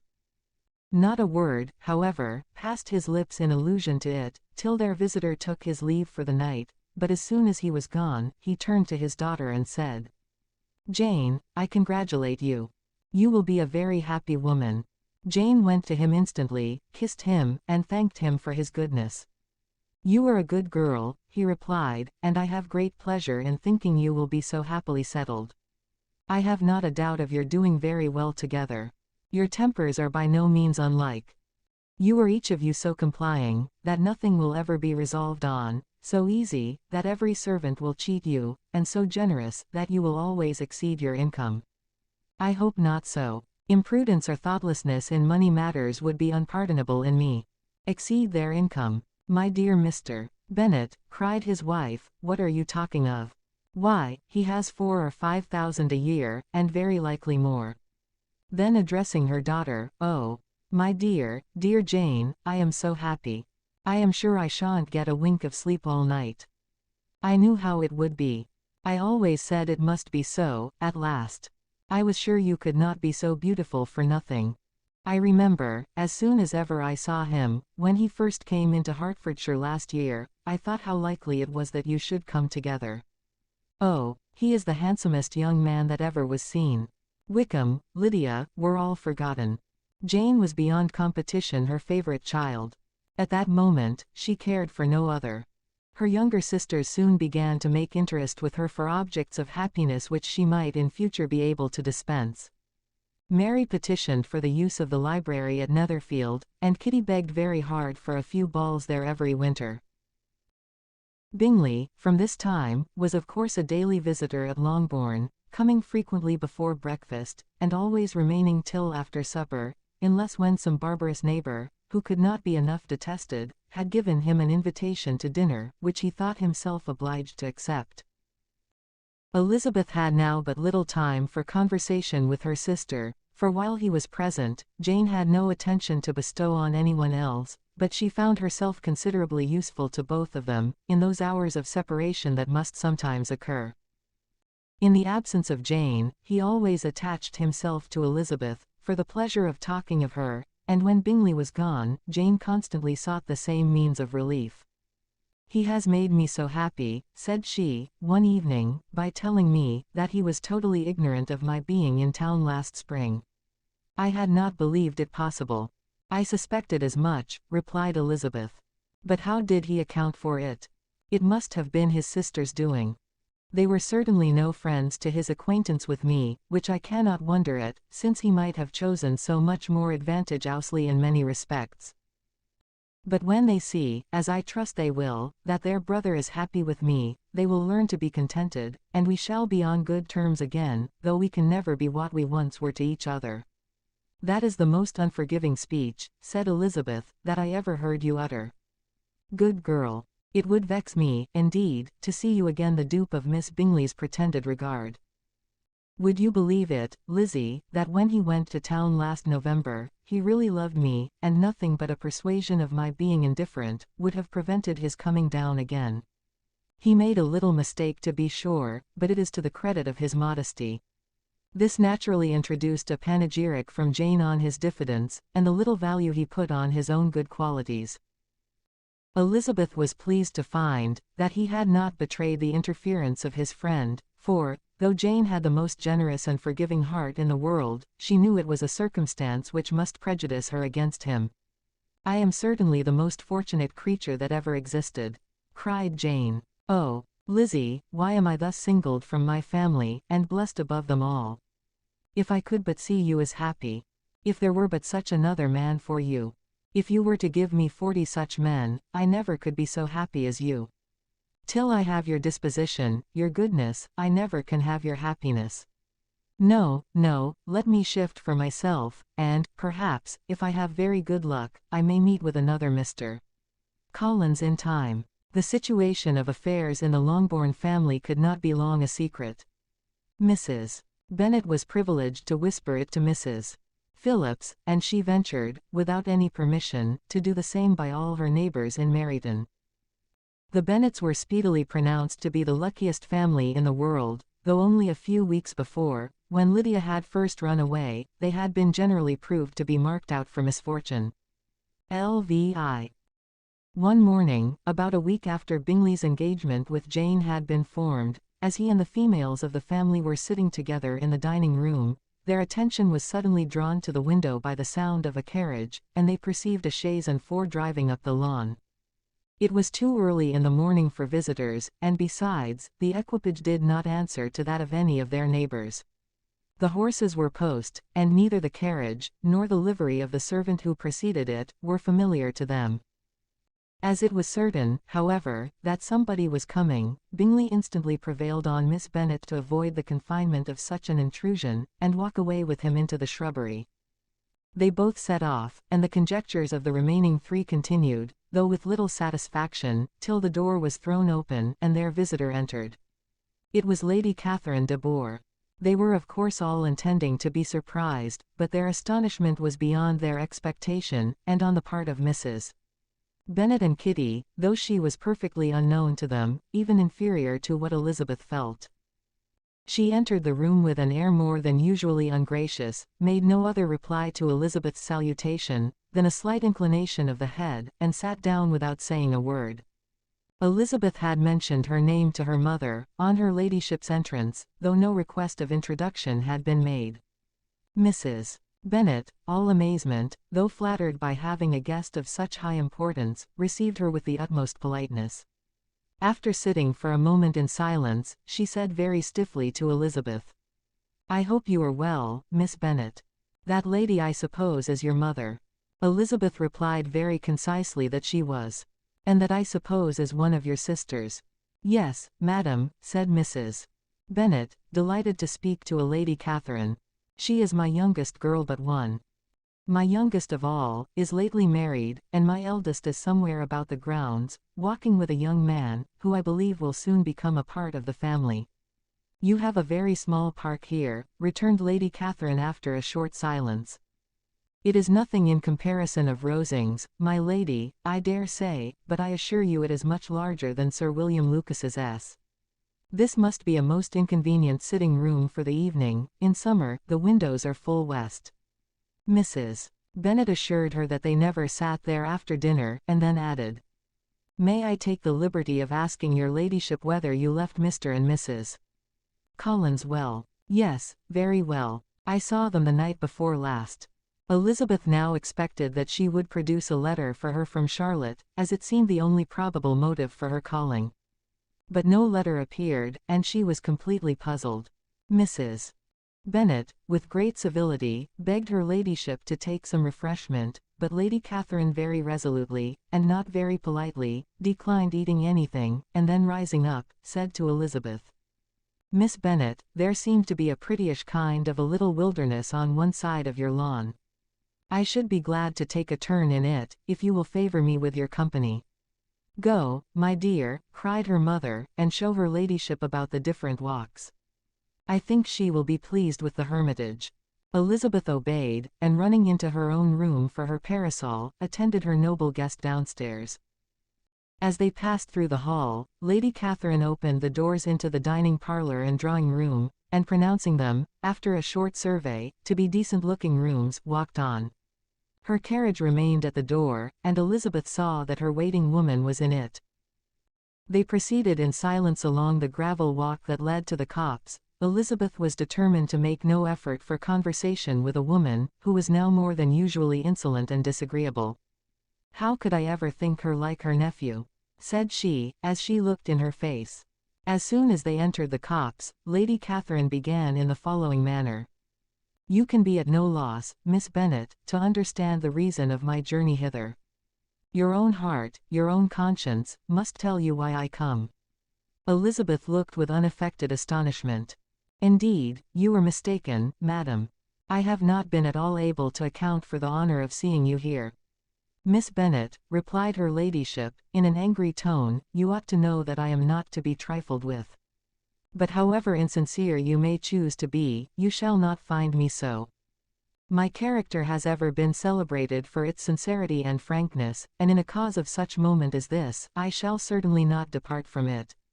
A report of a most alarming nature reached me 2 days ago. I was told that not only your sister was on the point of being most advantageously married, but that you, that Miss Elizabeth Bennet, would, in all likelihood, be soon afterwards united to my nephew, my own nephew, Mr. Darcy. Though I know it must be a scandalous falsehood, though I would not injure him so much as to suppose the truth of it possible, I instantly resolved on setting off for this place, that I might make my sentiments known to you." "If you believed it impossible to be true," said Elizabeth, coloring with astonishment and disdain, "I wonder you took the trouble of coming so far. What could your ladyship propose by it? At once to insist upon having such a report universally contradicted." "Your coming to Longbourn, to see me and my family," said Elizabeth, coolly, "will be rather a confirmation of it, if, indeed, such a report is in existence." "If, do you then pretend to be ignorant of it? Has it not been industriously circulated by yourselves? Do you not know that such a report is spread abroad? I never heard that it was. And can you likewise declare, that there is no foundation for it? I do not pretend to possess equal frankness with your ladyship. You may ask questions, which I shall not choose to answer. This is not to be borne. Miss Bennet, I insist on being satisfied. Has my nephew, made you an offer of marriage? Your ladyship has declared it to be impossible. It ought to be so, it must be so, while he retains the use of his reason. But your arts and allurements may, in a moment of infatuation, have made him forget what he owes to himself and to all his family. You may have drawn him in. If I have, I shall be the last person to confess it. Miss Bennet, do you know who I am? I have not been accustomed to such language as this. I am almost the nearest relation he has in the world, and am entitled to know all his dearest concerns. But you are not entitled to know mine, nor will such behavior as this ever induce me to be explicit. Let me be rightly understood. This match, to which you have the presumption to aspire, can never take place. No, never. Mr. Darcy is engaged to my daughter. Now what have you to say? Only this, that if he is so, you can have no reason to suppose he will make an offer to me. Lady Catherine hesitated for a moment, and then replied. The engagement between them is of a peculiar kind.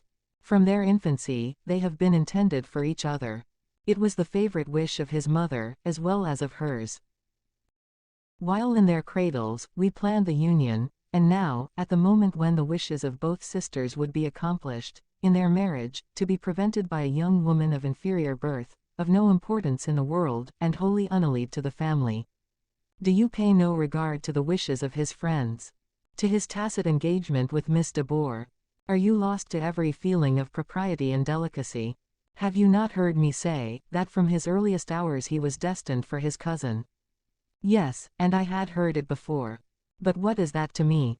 If there is no other objection to my marrying your nephew, I shall certainly not be kept from it, by knowing that his mother and aunt wished him to marry Miss de Bourgh. You both did as much as you could, in planning the marriage. Its completion depended on others. If Mr. Darcy is neither by honor nor inclination confined to his cousin, why is not he to make another choice? And if I am that choice, why may not I accept him? Because honor, decorum, prudence, nay, interest, forbid it. Yes, Miss Bennet, interest, for do not expect to be noticed by his family or friends, if you wilfully act against the inclinations of all. You will be censured, slighted, and despised, by every one connected with him. Your alliance will be a disgrace, your name will never even be mentioned by any of us. These are heavy misfortunes, replied Elizabeth. But the wife of Mr. Darcy must have such extraordinary sources of happiness necessarily attached to her situation, that she could, upon the whole, have no cause to repine. Obstinate, headstrong girl, I am ashamed of you. Is this your gratitude for my attentions to you last spring? Is nothing due to me on that score? Let us sit down. You are to understand, Miss Bennet, that I came here with the determined resolution of carrying my purpose, nor will I be dissuaded from it. I have not been used to submit to any person's whims. I have not been in the habit of brooking disappointment. That will make your ladyship's situation at present more pitiable, but it will have no effect on me. I will not be interrupted. Hear me in silence. My daughter and my nephew are formed for each other. They are descended on the maternal side, from the same noble line, and, on the father's, from respectable, honorable, and ancient, though untitled families. Their fortune on both sides is splendid. They are destined for each other by the voice of every member of their respective houses, and what is to divide them? The upstart pretensions of a young woman without family, connections, or fortune. Is this to be endured? But it must not, shall not be. If you were sensible of your own good, you would not wish to quit the sphere in which you have been brought up. In marrying your nephew, I should not consider myself as quitting that sphere. He is a gentleman, I am a gentleman's daughter, so far we are equal. True, you were a gentleman's daughter. But who was your mother? Who were your uncles and aunts? Do not imagine me ignorant of their condition. Whatever my connections may be, said Elizabeth, if your nephew does not object to them, they can be nothing to you. Tell me once for all, are you engaged to him? Though Elizabeth would not, for the mere purpose of obliging Lady Catherine, have answered this question, she could not but say, after a moment's deliberation, I am not. Lady Catherine seemed pleased. And will you promise me never to enter into such an engagement? I will make no promise of the kind. Miss Bennet, I am shocked and astonished. I expected to find a more reasonable young woman. But do not deceive yourself into a belief that I will ever recede. I shall not go away, till you have given me the assurance I require. And I certainly never shall give it. I am not to be intimidated into anything so wholly unreasonable. Your ladyship wants Mr. Darcy to marry your daughter, but would my giving you the wished-for promise make their marriage at all more probable? Supposing him to be attached to me, would my refusing to accept his hand make him wish to bestow it on his cousin? Allow me to say, Lady Catherine, that the arguments with which you have supported this extraordinary application have been as frivolous as the application was ill-judged. You have widely mistaken my character, if you think I can be worked on by such persuasions as these. How far your nephew might approve of your interference in his affairs, I cannot tell, but you have certainly no right to concern yourself in mine. I must beg, therefore, to be importuned no farther on the subject. Not so hasty, if you please. I have by no means done. To all the objections I have already urged, I have still another to add. I am no stranger to the particulars of your youngest sister's infamous elopement. I know it all, that the young man's marrying her was a patched-up business, at the expense of your father and uncles. And is such a girl to be my nephew's sister? Is her husband, is the son of his late father's steward, to be his brother? Heaven and earth, of what are you thinking? Are the shades of Pemberley to be thus polluted? You can now have nothing farther to say, she resentfully answered. You have insulted me, in every possible method. I must beg to return to the house. And she rose as she spoke. Lady Catherine rose also, and they turned back. Her ladyship was highly incensed. You have no regard, then, for the honor and credit of my nephew.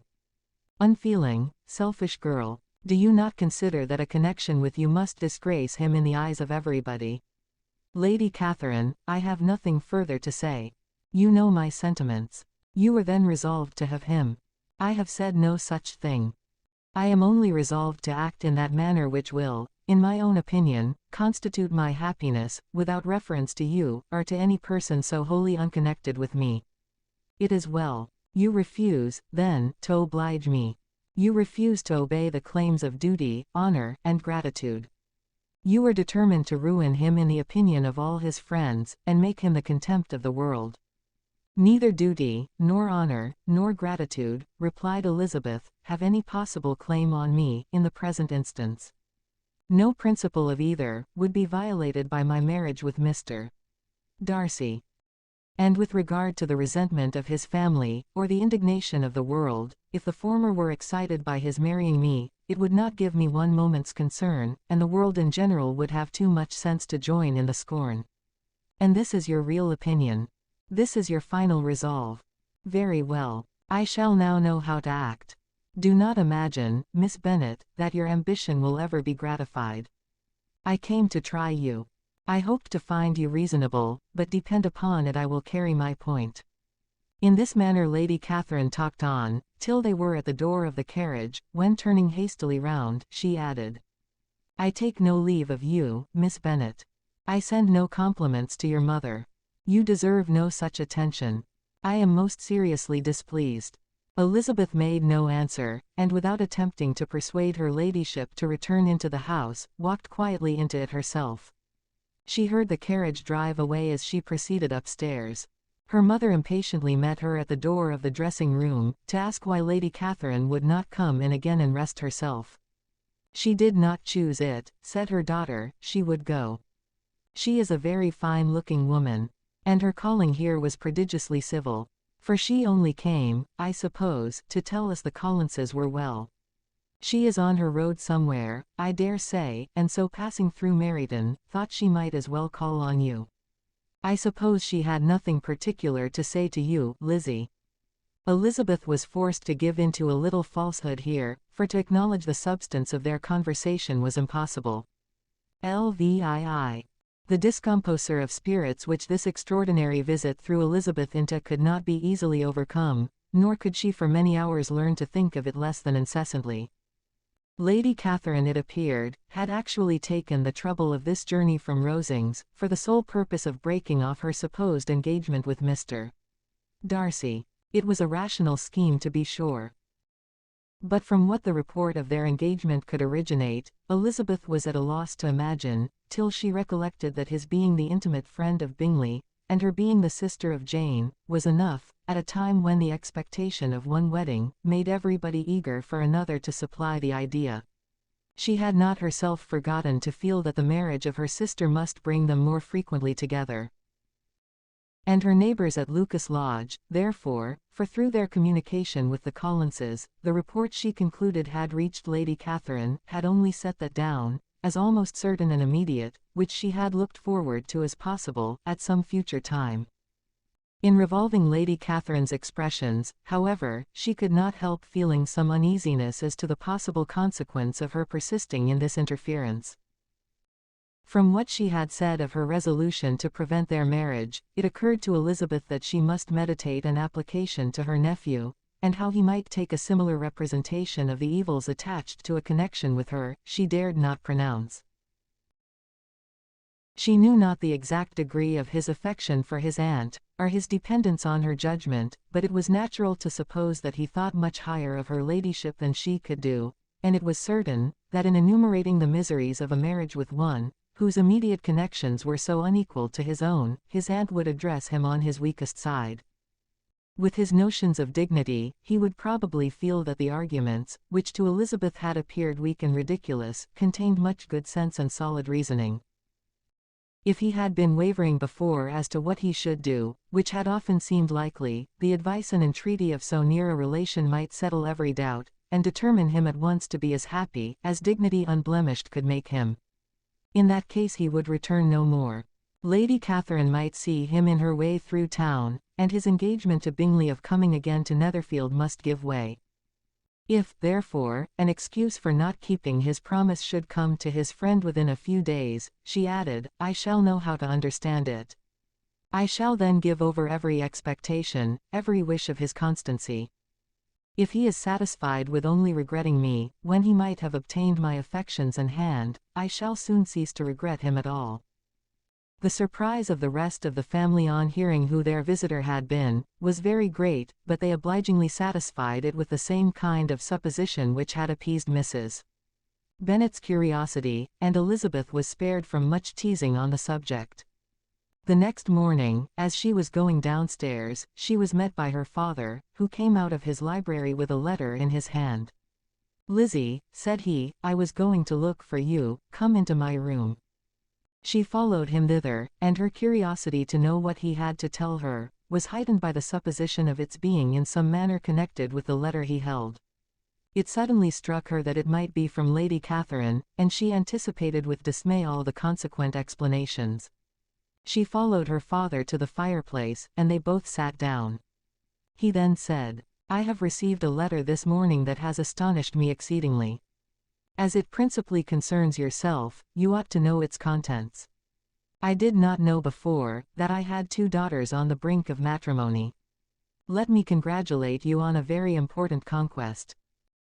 The color now rushed into Elizabeth's cheeks in the instantaneous conviction of its being a letter from the nephew, instead of the aunt, and she was undetermined whether most to be pleased that he explained himself at all, or offended that his letter was not rather addressed to herself, when her father continued.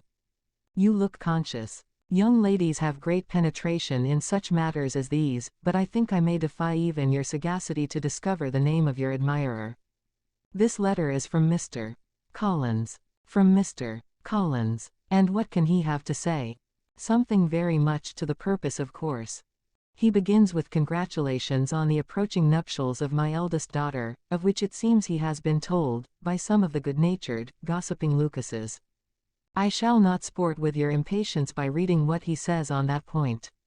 What relates to yourself, is as follows, having thus offered you the sincere congratulations of Mrs. Collins and myself on this happy event, let me now add a short hint on the subject of another, of which we have been advertised by the same authority.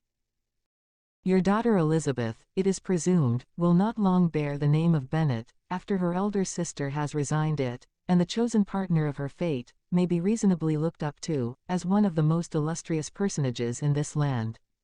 Can you possibly guess, Lizzie, who is meant by this?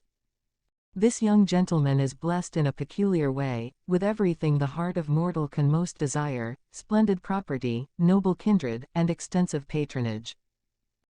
Yet in spite of all these temptations, let me warn my cousin Elizabeth, and yourself, of what evils you may incur, by a precipitate closure with this gentleman's proposals, which, of course, you will be inclined to take immediate advantage of.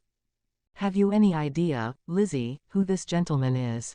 But now it comes out. My motive for cautioning you is as follows. We have reason to imagine that his aunt, Lady Catherine de Bourgh, does not look on the match with a friendly eye. Mr. Darcy, you see, is the man. Now, Lizzie, I think I have surprised you. Could he, or the Lucases, have pitched on any man within the circle of our acquaintance, whose name would have given the lie more effectually to what they related? Mr. Darcy, who never looks at any woman but to see a blemish, and who probably never looked at you in his life. It is admirable. Elizabeth tried to join in her father's pleasantry, but could only force one most reluctant smile. Never had his wit been directed in a manner so little agreeable to her. Are you not diverted? Oh, yes. Pray read on. After mentioning the likelihood of this marriage to her ladyship last night, she immediately, with her usual condescension, expressed what she felt on the occasion, when it became apparent, that on the score of some family objections on the part of my cousin, she would never give her consent to what she termed so disgraceful a match. I thought it my duty to give the speediest intelligence of this to my cousin, that she and her noble admirer may be aware of what they are about, and not run hastily into a marriage which has not been properly sanctioned. Mr. Collins, moreover, adds, I am truly rejoiced that my cousin Lydia's sad business has been so well hushed up, and am only concerned that their living together before the marriage took place, should be so generally known. I must not, however, neglect the duties of my station, or refrain from declaring my amazement, at hearing that you received the young couple into your house as soon as they were married. It was an encouragement of vice, and had I been the rector of Longbourn, I should very strenuously have opposed it. You ought certainly to forgive them as a Christian, but never to admit them in your sight, or allow their names to be mentioned in your hearing. That is his notion of Christian forgiveness. The rest of his letter is only about his dear Charlotte's situation, and his expectation of a young olive branch. But, Lizzie, you look as if you did not enjoy it. You are not going to be missish, I hope, and pretend to be affronted at an idle report. For what do we live but to make sport for our neighbors, and laugh at them in our turn? Oh, cried Elizabeth, I am excessively diverted. But it is so strange. Yes, that is what makes it amusing. Had they fixed on any other man it would have been nothing, but his perfect indifference, and your pointed dislike, make it so delightfully absurd. Much as I abominate writing, I would not give up Mr. Collins's correspondence for any consideration. Nay, when I read a letter of his, I cannot help giving him the preference even over Wickham, much as I value the impudence and hypocrisy of my son-in-law. And pray, Lizzie, what said Lady Catherine about this report? Did she call to refuse her consent? To this question his daughter replied only with a laugh, and as it had been asked without the least suspicion, she was not distressed by his repeating it. Elizabeth had never been more at a loss to make her feelings appear what they were not. It was necessary to laugh, when she would rather have cried. Her father had most cruelly mortified her, by what he said of Mr. Darcy's indifference, and she could do nothing but wonder at such a want of penetration, or fear that perhaps, instead of his seeing too little, she might have fancied too much. LVIII. Instead of receiving any such letter of excuse from his friend, as Elizabeth half expected Mr. Bingley to do, he was able to bring Darcy with him to Longbourn before many days had passed after Lady Catherine's visit. The gentlemen arrived early, and, before Mrs. Bennet had time to tell him of their having seen his aunt, of which her daughter sat in momentary dread, Bingley, who wanted to be alone with Jane, proposed their all walking out. It was agreed to. Mrs. Bennet was not in the habit of walking, Mary could never spare time, but the remaining 5 set off together. Bingley and Jane, however, soon allowed the others to outstrip them. They lagged behind, while Elizabeth, Kitty, and Darcy were to entertain each other. Very little was said by either. Kitty was too much afraid of him to talk. Elizabeth was secretly forming a desperate resolution, and perhaps he might be doing the same. They walked towards the Lucases, because Kitty wished to call upon Maria, and as Elizabeth saw no occasion for making it a general concern, when Kitty left them, she went boldly on with him alone. Now was the moment for her resolution to be executed, and, while her courage was high, she immediately said, "Mr. Darcy, I am a very selfish creature, and, for the sake of giving relief to my own feelings, care not how much I may be wounding yours. I can no longer help thanking you for your unexampled kindness to my poor sister. Ever since I have known it, I have been most anxious to acknowledge to you how gratefully I feel it. Were it known to the rest of my family, I should not have merely my own gratitude to express." "I am sorry, exceedingly sorry," replied Darcy, in a tone of surprise and emotion, "that you have ever been informed of what may, in a mistaken light, have given you uneasiness. I did not think Mrs. Gardiner was so little to be trusted. You must not blame my aunt. Lydia's thoughtlessness first betrayed to me that you had been concerned in the matter, and, of course, I could not rest till I knew the particulars. Let me thank you again and again, in the name of all my family, for that generous compassion which induced you to take so much trouble, and bear so many mortifications, for the sake of discovering them. If you will thank me," he replied, "let it be for yourself alone. That the wish of giving happiness to you might add force to the other inducements which led me on, I shall not attempt to deny. But your family owe me nothing. Much as I respect them, I believe I thought only of you." Elizabeth was too much embarrassed to say a word. After a short pause, her companion added, "You are too generous to trifle with me. If your feelings are still what they were last April, tell me so at once. My affections and wishes are unchanged, but one word from you will silence me on this subject forever." Elizabeth, feeling all the more than common awkwardness and anxiety of his situation, now forced herself to speak, and immediately, though not very fluently, gave him to understand that her sentiments had undergone so material a change since the period to which he alluded, as to make her receive with gratitude and pleasure his present assurances. The happiness which this reply produced was such as he had probably never felt before, and he expressed himself on the occasion as sensibly and as warmly as a man violently in love can be supposed to do. Had Elizabeth been able to encounter his eye, she might have seen how well the expression of heartfelt delight, diffused over his face, became him, but, though she could not look, she could listen, and he told her of feelings, which, in proving of what importance she was to him, made his affection every moment more valuable. They walked on, without knowing in what direction. There was too much to be thought, and felt, and said, for attention to any other objects. She soon learnt that they were indebted for their present good understanding to the efforts of his aunt, who did call on him in her return through London, and they relate her journey to Longbourn, its motive, and the substance of her conversation with Elizabeth, dwelling emphatically on every expression of the latter, which, in her ladyship's apprehension, peculiarly denoted her perverseness and assurance, in the belief that such a relation must assist her endeavours to obtain that promise from her nephew, which she had refused to give. But, unluckily for her ladyship, its effect had been exactly contrariwise. "It taught me to hope," said he, "as I had scarcely ever allowed myself to hope before. I knew enough of your disposition to be certain that, had you been absolutely, irrevocably decided against me, you would have acknowledged it to Lady Catherine, frankly and openly." Elizabeth colored and laughed as she replied, "Yes, you know enough of my frankness to believe me capable of that. After abusing you so abominably to your face, I could have no scruple in abusing you to all your relations. What did you say of me, that I did not deserve? For though your accusations were ill-founded, formed on mistaken premises, my behavior to you at the time had merited the severest reproof.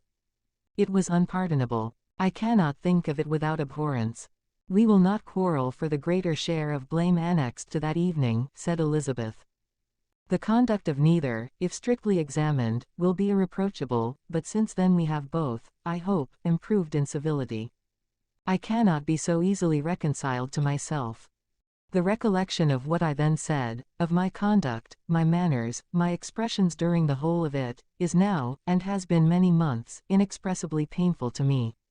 Your reproof, so well applied, I shall never forget, had you behaved in a more gentlemanlike manner. Those were your words. You know not, you can scarcely conceive, how they have tortured me, though it was some time, I confess, before I was reasonable enough to allow their justice. I was certainly very far from expecting them to make so strong an impression. I had not the smallest idea of their being ever felt in such a way. I can easily believe it. You thought me then devoid of every proper feeling, I am sure you did. The turn of your countenance I shall never forget, as you said that I could not have addressed you in any possible way that would induce you to accept me. Oh, do not repeat what I then said. These recollections will not do at all. I assure you, that I have long been most heartily ashamed of it. Darcy mentioned his letter. Did it, said he, did it soon make you think better of me? Did you, on reading it, give any credit to its contents? She explained what its effect on her had been, and how gradually all her former prejudices had been removed. I knew, said he, that what I wrote must give you pain, but it was necessary. I hope you have destroyed the letter. There was one part especially, the opening of it, which I should dread your having the power of reading again. I can remember some expressions which might justly make you hate me. The letter shall certainly be burnt, if you believe it essential to the preservation of my regard, but, though we have both reason to think my opinions not entirely unalterable, they are not, I hope, quite so easily changed as that implies. When I wrote that letter, replied Darcy, I believed myself perfectly calm and cool, but I am since convinced that it was written in a dreadful bitterness of spirit. The letter, perhaps, began in bitterness, but it did not end so. The adieu is charity itself. But think no more of the letter. The feelings of the person who wrote, and the person who received it, are now so widely different from what they were then, that every unpleasant circumstance attending it ought to be forgotten. You must learn some of my philosophy. Think only of the past as its remembrance gives you pleasure. I cannot give you credit for any philosophy of the kind. Your retrospections must be so totally void of reproach, that the contentment arising from them, is not of philosophy, but what is much better, of ignorance. But with me, it is not so. Painful recollections will intrude, which cannot, which ought not to be repelled. I have been a selfish being all my life, in practice, though not in principle. As a child I was taught what was right, but I was not taught to correct my temper. I was given good principles, but left to follow them in pride and conceit. Unfortunately an only son, for many years an only child, I was spoilt by my parents, who though good themselves, my father particularly, all that was benevolent and amiable allowed, encouraged, almost taught me to be selfish and overbearing, to care for none beyond my own family circle, to think meanly of all the rest of the world, to wish at least to think meanly of their sense and worth compared with my own. Such I was, from 8 to 28, and such I might still have been but for you, dearest, loveliest Elizabeth. What do I not owe you? You taught me a lesson, hard indeed at first, but most advantageous. By you, I was properly humbled. I came to you without a doubt of my reception. You showed me how insufficient were all my pretensions to please a woman worthy of being pleased. Had you then persuaded yourself that I should? Indeed I had. What will you think of my vanity? I believed you to be wishing, expecting my addresses. My manners must have been in fault, but not intentionally I assure you. I never meant to deceive you, but my spirits might often lead me wrong. How you must have hated me after that evening. Hate you. I was angry perhaps at first, but my anger soon began to take a proper direction. I am almost afraid of asking what you thought of me, when we met at Pemberley. You blamed me for coming. No indeed, I felt nothing but surprise. Your surprise could not be greater than mine in being noticed by you. My conscience told me that I deserved no extraordinary politeness, and I confess that I did not expect to receive more than my due. My object then, replied Darcy, was to show you, by every civility in my power, that I was not so mean as to resent the past, and I hoped to obtain your forgiveness, to lessen your ill opinion, by letting you see that your reproofs had been attended to.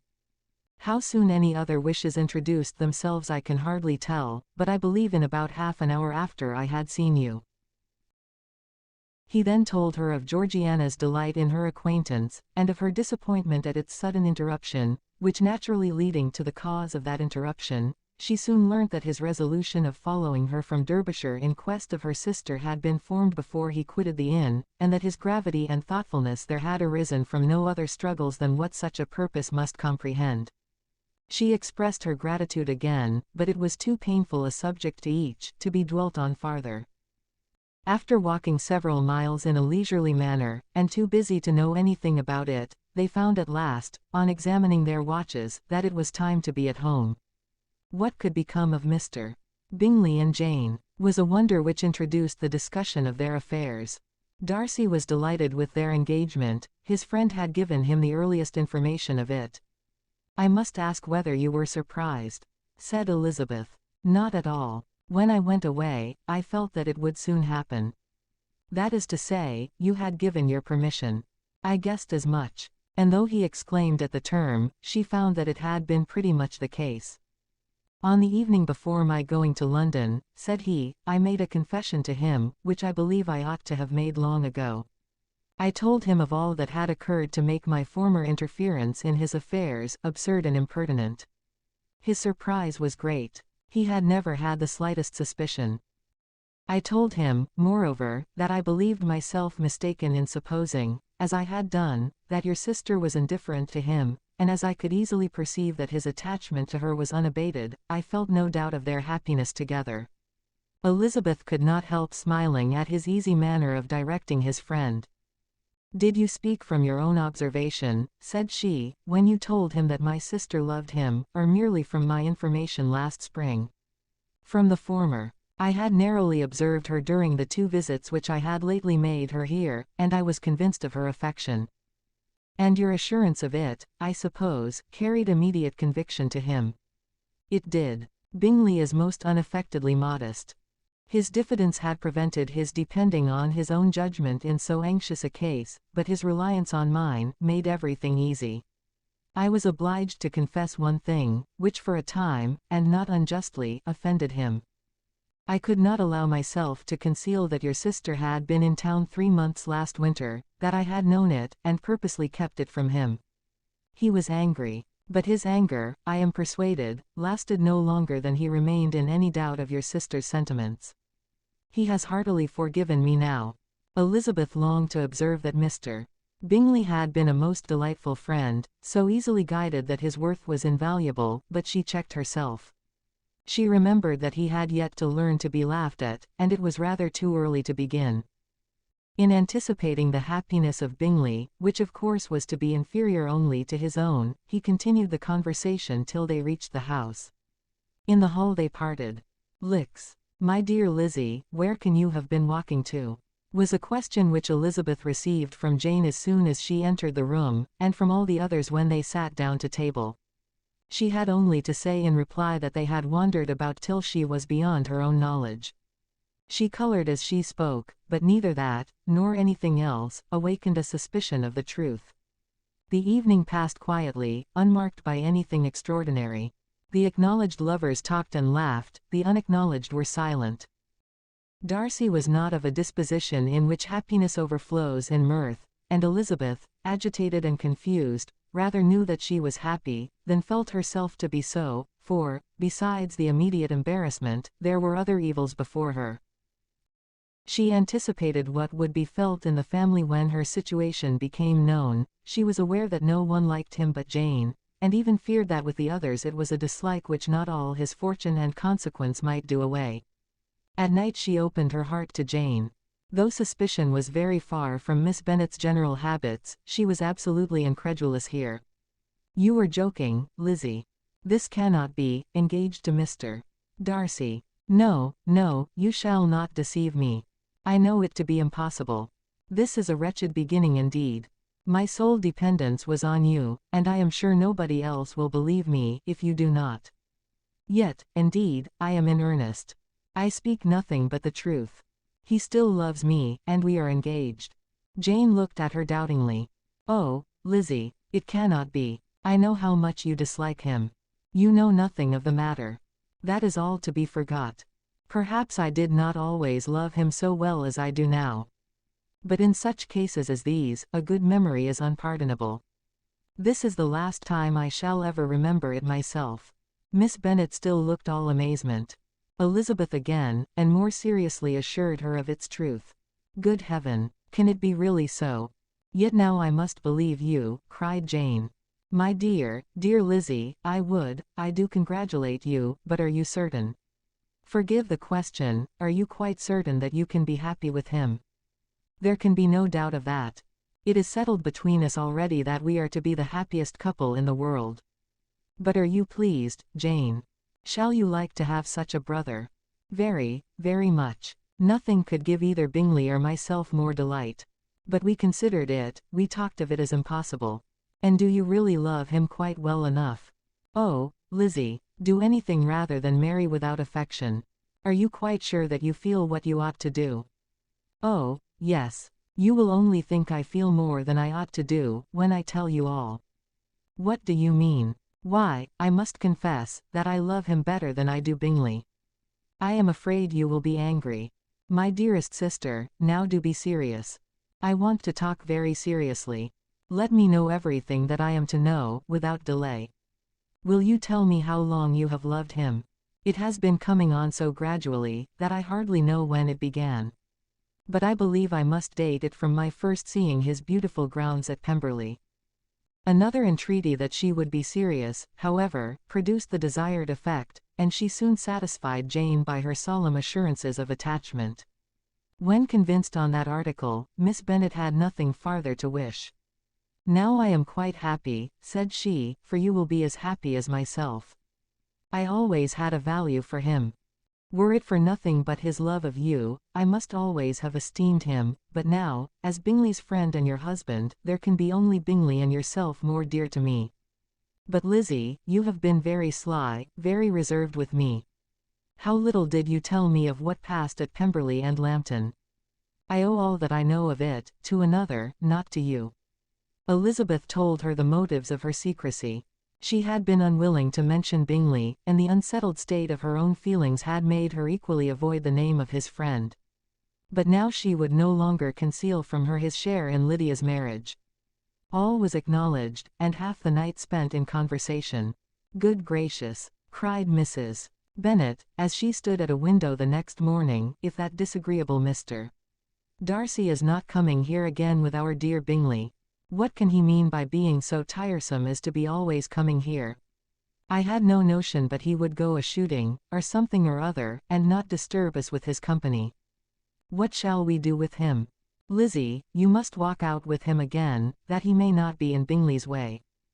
Elizabeth could hardly help laughing at so convenient a proposal, yet was really vexed that her mother should be always giving him such an epithet. As soon as they entered, Bingley looked at her so expressively, and shook hands with such warmth, as left no doubt of his good information, and he soon afterwards said aloud, "Mr. Bennet, have you no more lanes hereabouts in which Lizzie may lose her way again today?"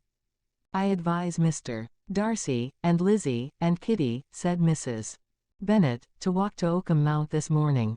It is a nice long walk, and Mr. Darcy has never seen the view." "It may do very well for the others," replied Mr. Bingley, "but I am sure it will be too much for Kitty." "Won't it, Kitty?" Kitty owned that she had rather stay at home. Darcy professed a great curiosity to see the view from the mount, and Elizabeth silently consented. As she went upstairs to get ready, Mrs. Bennet followed her, saying, "I am quite sorry, Lizzie, that you should be forced to have that disagreeable man all to yourself.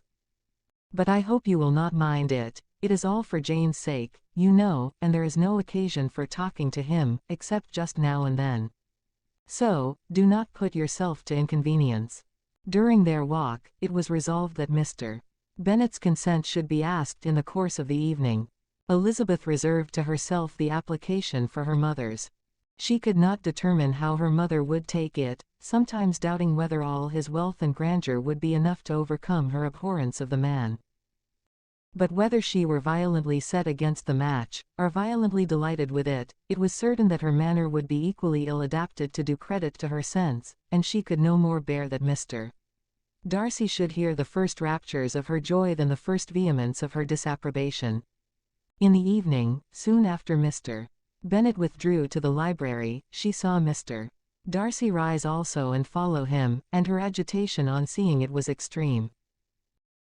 She did not fear her father's opposition, but he was going to be made unhappy, and that it should be through her means, that she, his favourite child, should be distressing him by her choice, should be filling him with fears and regrets in disposing of her, was a wretched reflection, and she sat in misery till Mr. Darcy appeared again, when, looking at him, she was a little relieved by his smile. In a few minutes he approached the table where she was sitting with Kitty, and, while pretending to admire her work, said in a whisper, "Go to your father, he wants you in the library." She was gone directly. Her father was walking about the room, looking grave and anxious. "Lizzie," said he, "what are you doing? Are you out of your senses, to be accepting this man? Have not you always hated him?" How earnestly did she then wish that her former opinions had been more reasonable, her expressions more moderate.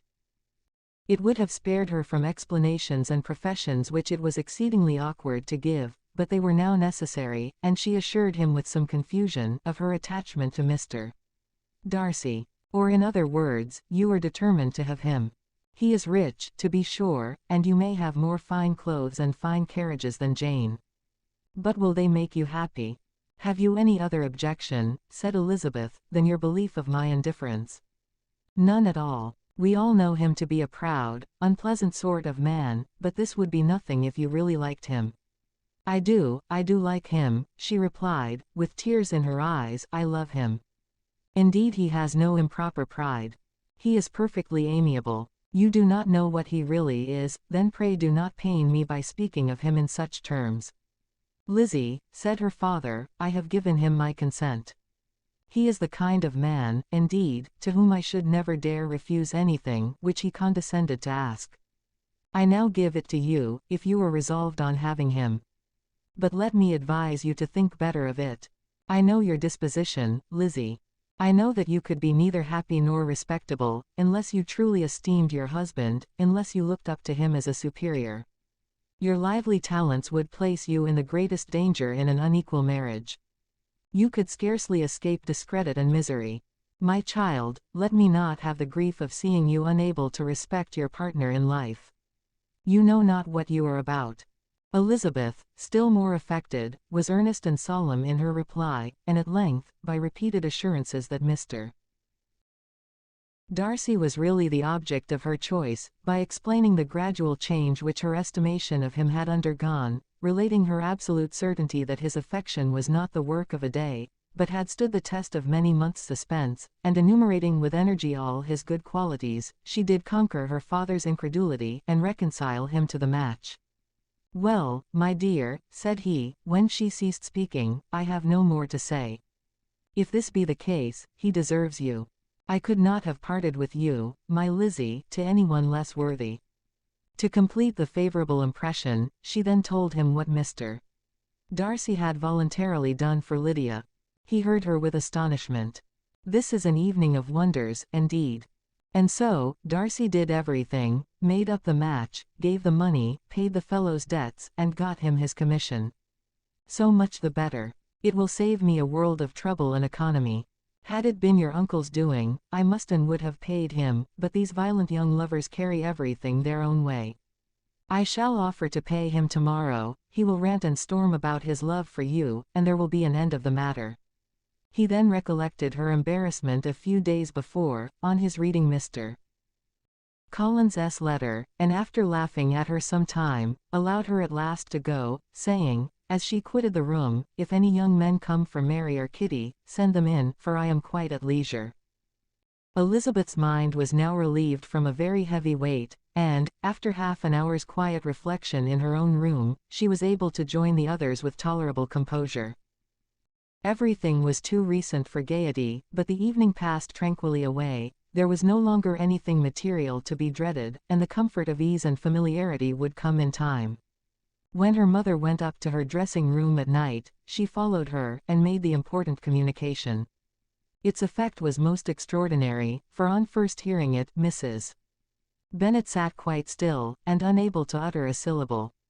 Nor was it under many, many minutes, that she could comprehend what she heard, though not in general backward to credit what was for the advantage of her family, or that came in the shape of a lover to any of them.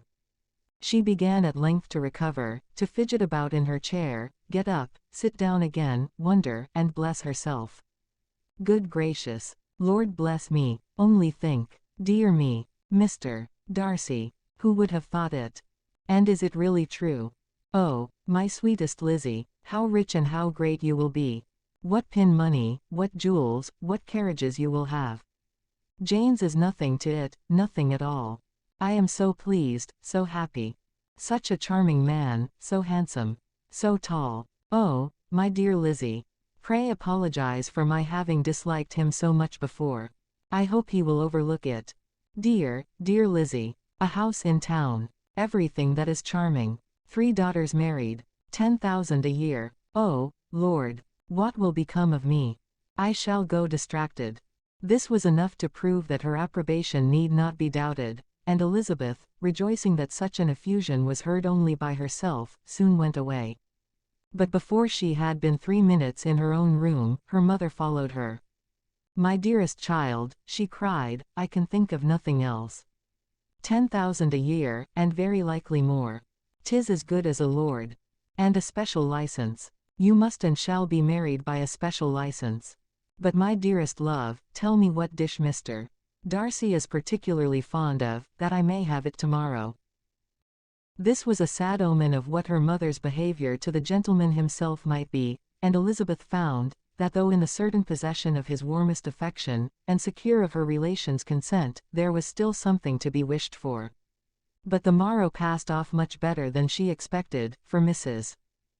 Bennet luckily stood in such awe of her intended son-in-law that she ventured not to speak to him, unless it was in her power to offer him any attention, or mark her deference for his opinion. Elizabeth had the satisfaction of seeing her father taking pains to get acquainted with him, and Mr. Bennet soon assured her that he was rising every hour in his esteem. I admire all my 3 sons-in-law highly, said he. Wickham, perhaps, is my favorite, but I think I shall like your husband quite as well as Jane's. LX. Elizabeth's spirits soon rising to playfulness again, she wanted Mr. Darcy to account for his having ever fallen in love with her. How could you begin? Said she. I can comprehend your going on charmingly, when you had once made a beginning, but what could set you off in the first place? I cannot fix on the hour, or the spot, or the look, or the words, which laid the foundation. It is too long ago. I was in the middle before I knew that I had begun. My beauty you had early withstood, and as for my manners, my behavior to you was at least always bordering on the uncivil, and I never spoke to you without rather wishing to give you pain than not. Now be sincere, did you admire me for my impertinence? For the liveliness of your mind, I did. You may as well call it impertinence at once. It was very little less. The fact is, that you were sick of civility, of deference, of officious attention. You were disgusted with the women who were always speaking and looking, and thinking for your approbation alone. I roused, and interested you, because I was so unlike them. Had you not been really amiable you would have hated me for it, but in spite of the pains you took to disguise yourself, your feelings were always noble and just, and in your heart, you thoroughly despised the persons who so assiduously courted you. There, I have saved you the trouble of accounting for it, and really, all things considered, I begin to think it perfectly reasonable. To be sure, you knew no actual good of me, but nobody thinks of that when they fall in love. Was there no good in your affectionate behavior to Jane, while she was ill at Netherfield? Dearest Jane, who could have done less for her? But make a virtue of it by all means.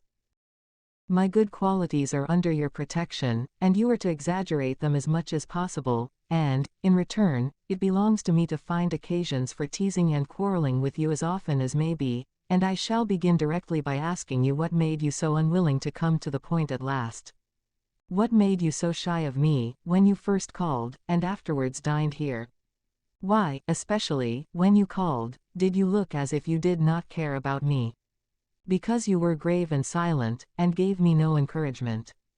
But I was embarrassed. And so was I. You might have talked to me more when you came to dinner. A man who had felt less, might. How unlucky that you should have a reasonable answer to give, and that I should be so reasonable as to admit it. But I wonder how long you would have gone on, if you had been left to yourself. I wonder when you would have spoken, if I had not asked you. My resolution of thanking you for your kindness to Lydia had certainly great effect. Too much, I am afraid, for what becomes of the moral, if our comfort springs from a breach of promise, for I ought not to have mentioned the subject. This will never do. You need not distress yourself. The moral will be perfectly fair. Lady Catherine's unjustifiable endeavours to separate us were the means of removing all my doubts. I am not indebted for my present happiness to your eager desire of expressing your gratitude.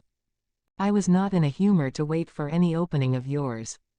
My aunt's intelligence had given me hope, and I was determined at once to know everything.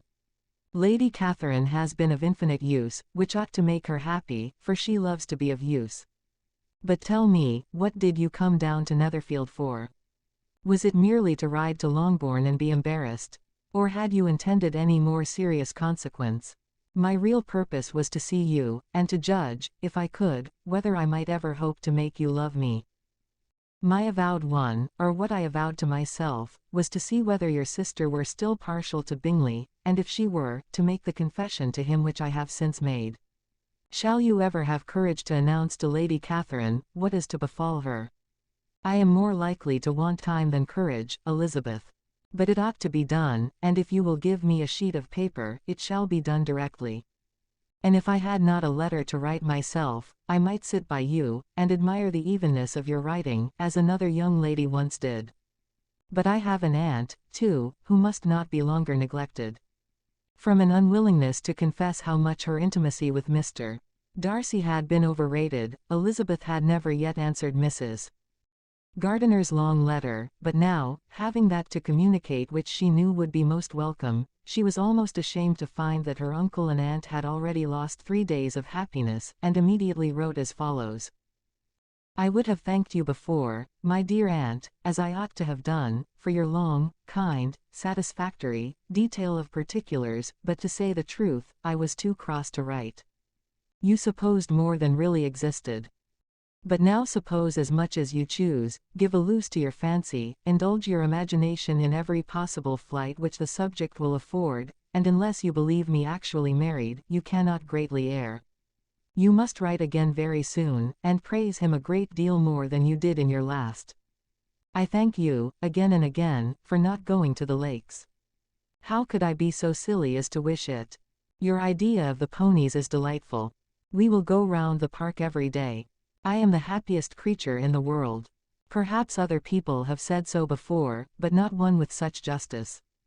I am happier even than Jane, she only smiles, I laugh.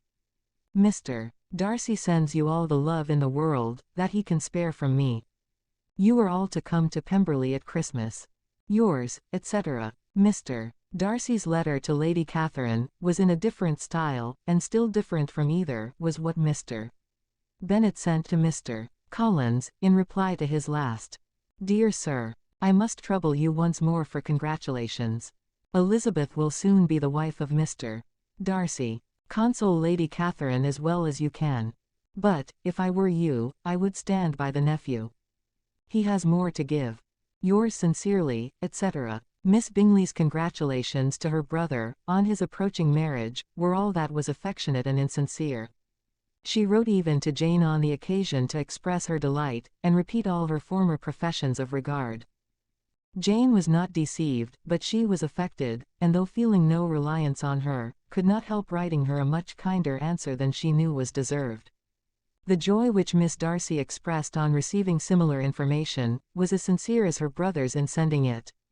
4 sides of paper were insufficient to contain all her delight, and all her earnest desire of being loved by her sister.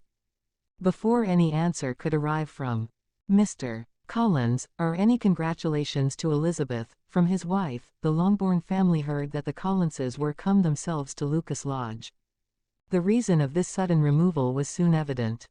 Lady Catherine had been rendered so exceedingly angry by the contents of her nephew's letter that Charlotte, really rejoicing in the match, was anxious to get away till the storm was blown over.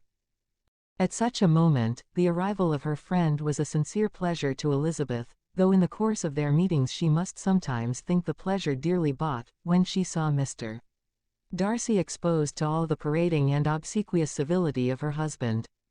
He bore it, however, with admirable calmness. He could even listen to Sir William Lucas when he complimented him on carrying away the brightest jewel of the country, and expressed his hopes of their all meeting frequently at St. James's, with very decent composure. If he did shrug his shoulders, it was not till Sir William was out of sight.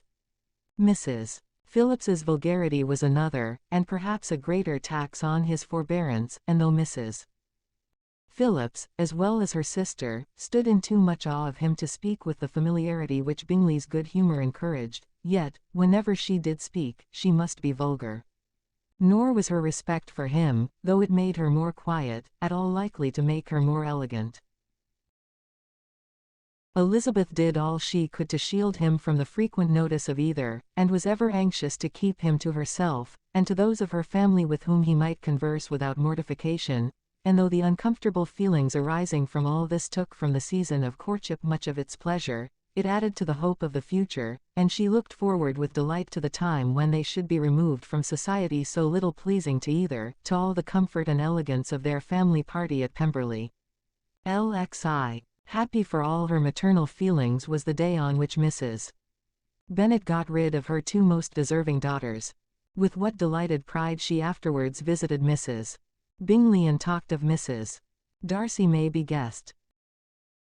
I wish I could say, for the sake of her family, that the accomplishment of her earnest desire in the establishment of so many of her children, produced so happy an effect as to make her a sensible, amiable, well-informed woman for the rest of her life, though perhaps it was lucky for her husband, who might not have relished domestic felicity in so unusual a form, that she still was occasionally nervous and invariably silly. Mr. Bennet missed his second daughter exceedingly. His affection for her drew him oftener from home than anything else could do. He delighted in going to Pemberley, especially when he was least expected. Mr. Bingley and Jane remained at Netherfield only a 12-month. So near a vicinity to her mother and Meryton relations was not desirable even to his easy temper, or her affectionate heart. The darling wish of his sisters was then gratified. He bought an estate in a neighbouring county to Derbyshire, and Jane and Elizabeth, in addition to every other source of happiness, were within 30 miles of each other. Kitty, to her very material advantage, spent the chief of her time with her two elder sisters. In society so superior to what she had generally known, her improvement was great. She was not of so ungovernable a temper as Lydia, and, removed from the influence of Lydia's example, she became, by proper attention and management, less irritable, less ignorant, and less insipid. From the farther disadvantage of Lydia's society she was of course carefully kept, and though Mrs. Wickham frequently invited her to come and stay with her, with the promise of balls and young men, her father would never consent to her going. Mary was the only daughter who remained at home, and she was necessarily drawn from the pursuit of accomplishments by Mrs. Bennet's being quite unable to sit alone. Mary was obliged to mix more with the world, but she could still moralize over every morning visit, and as she was no longer mortified by comparisons between her sister's beauty and her own, it was suspected by her father that she submitted to the change without much reluctance. As for Wickham and Lydia, their characters suffered no revolution from the marriage of her sisters.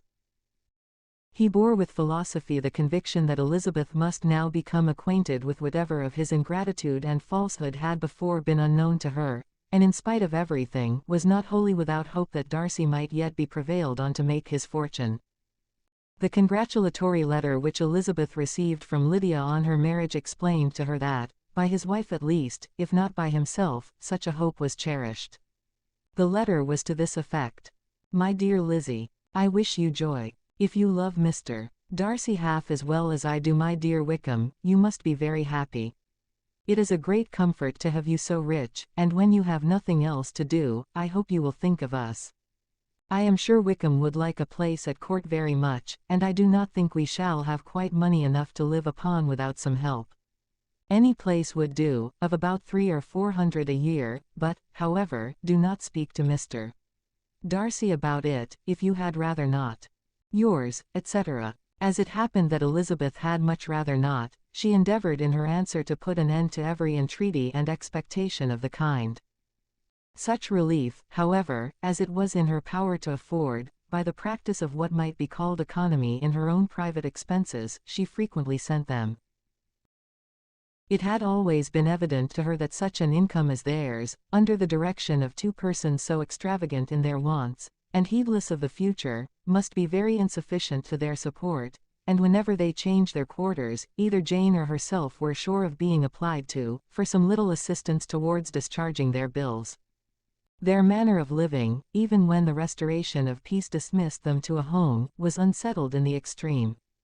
They were always moving from place to place in quest of a cheap situation, and always spending more than they ought. His affection for her soon sunk into indifference, hers lasted a little longer, and in spite of her youth and her manners, she retained all the claims to reputation which her marriage had given her.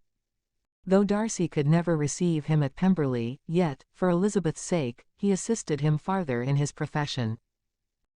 Lydia was occasionally a visitor there, when her husband was gone to enjoy himself in London or Bath, and with the Bingleys they both of them frequently stayed so long, that even Bingley's good humour was overcome, and he proceeded so far as to talk of giving them a hint to be gone.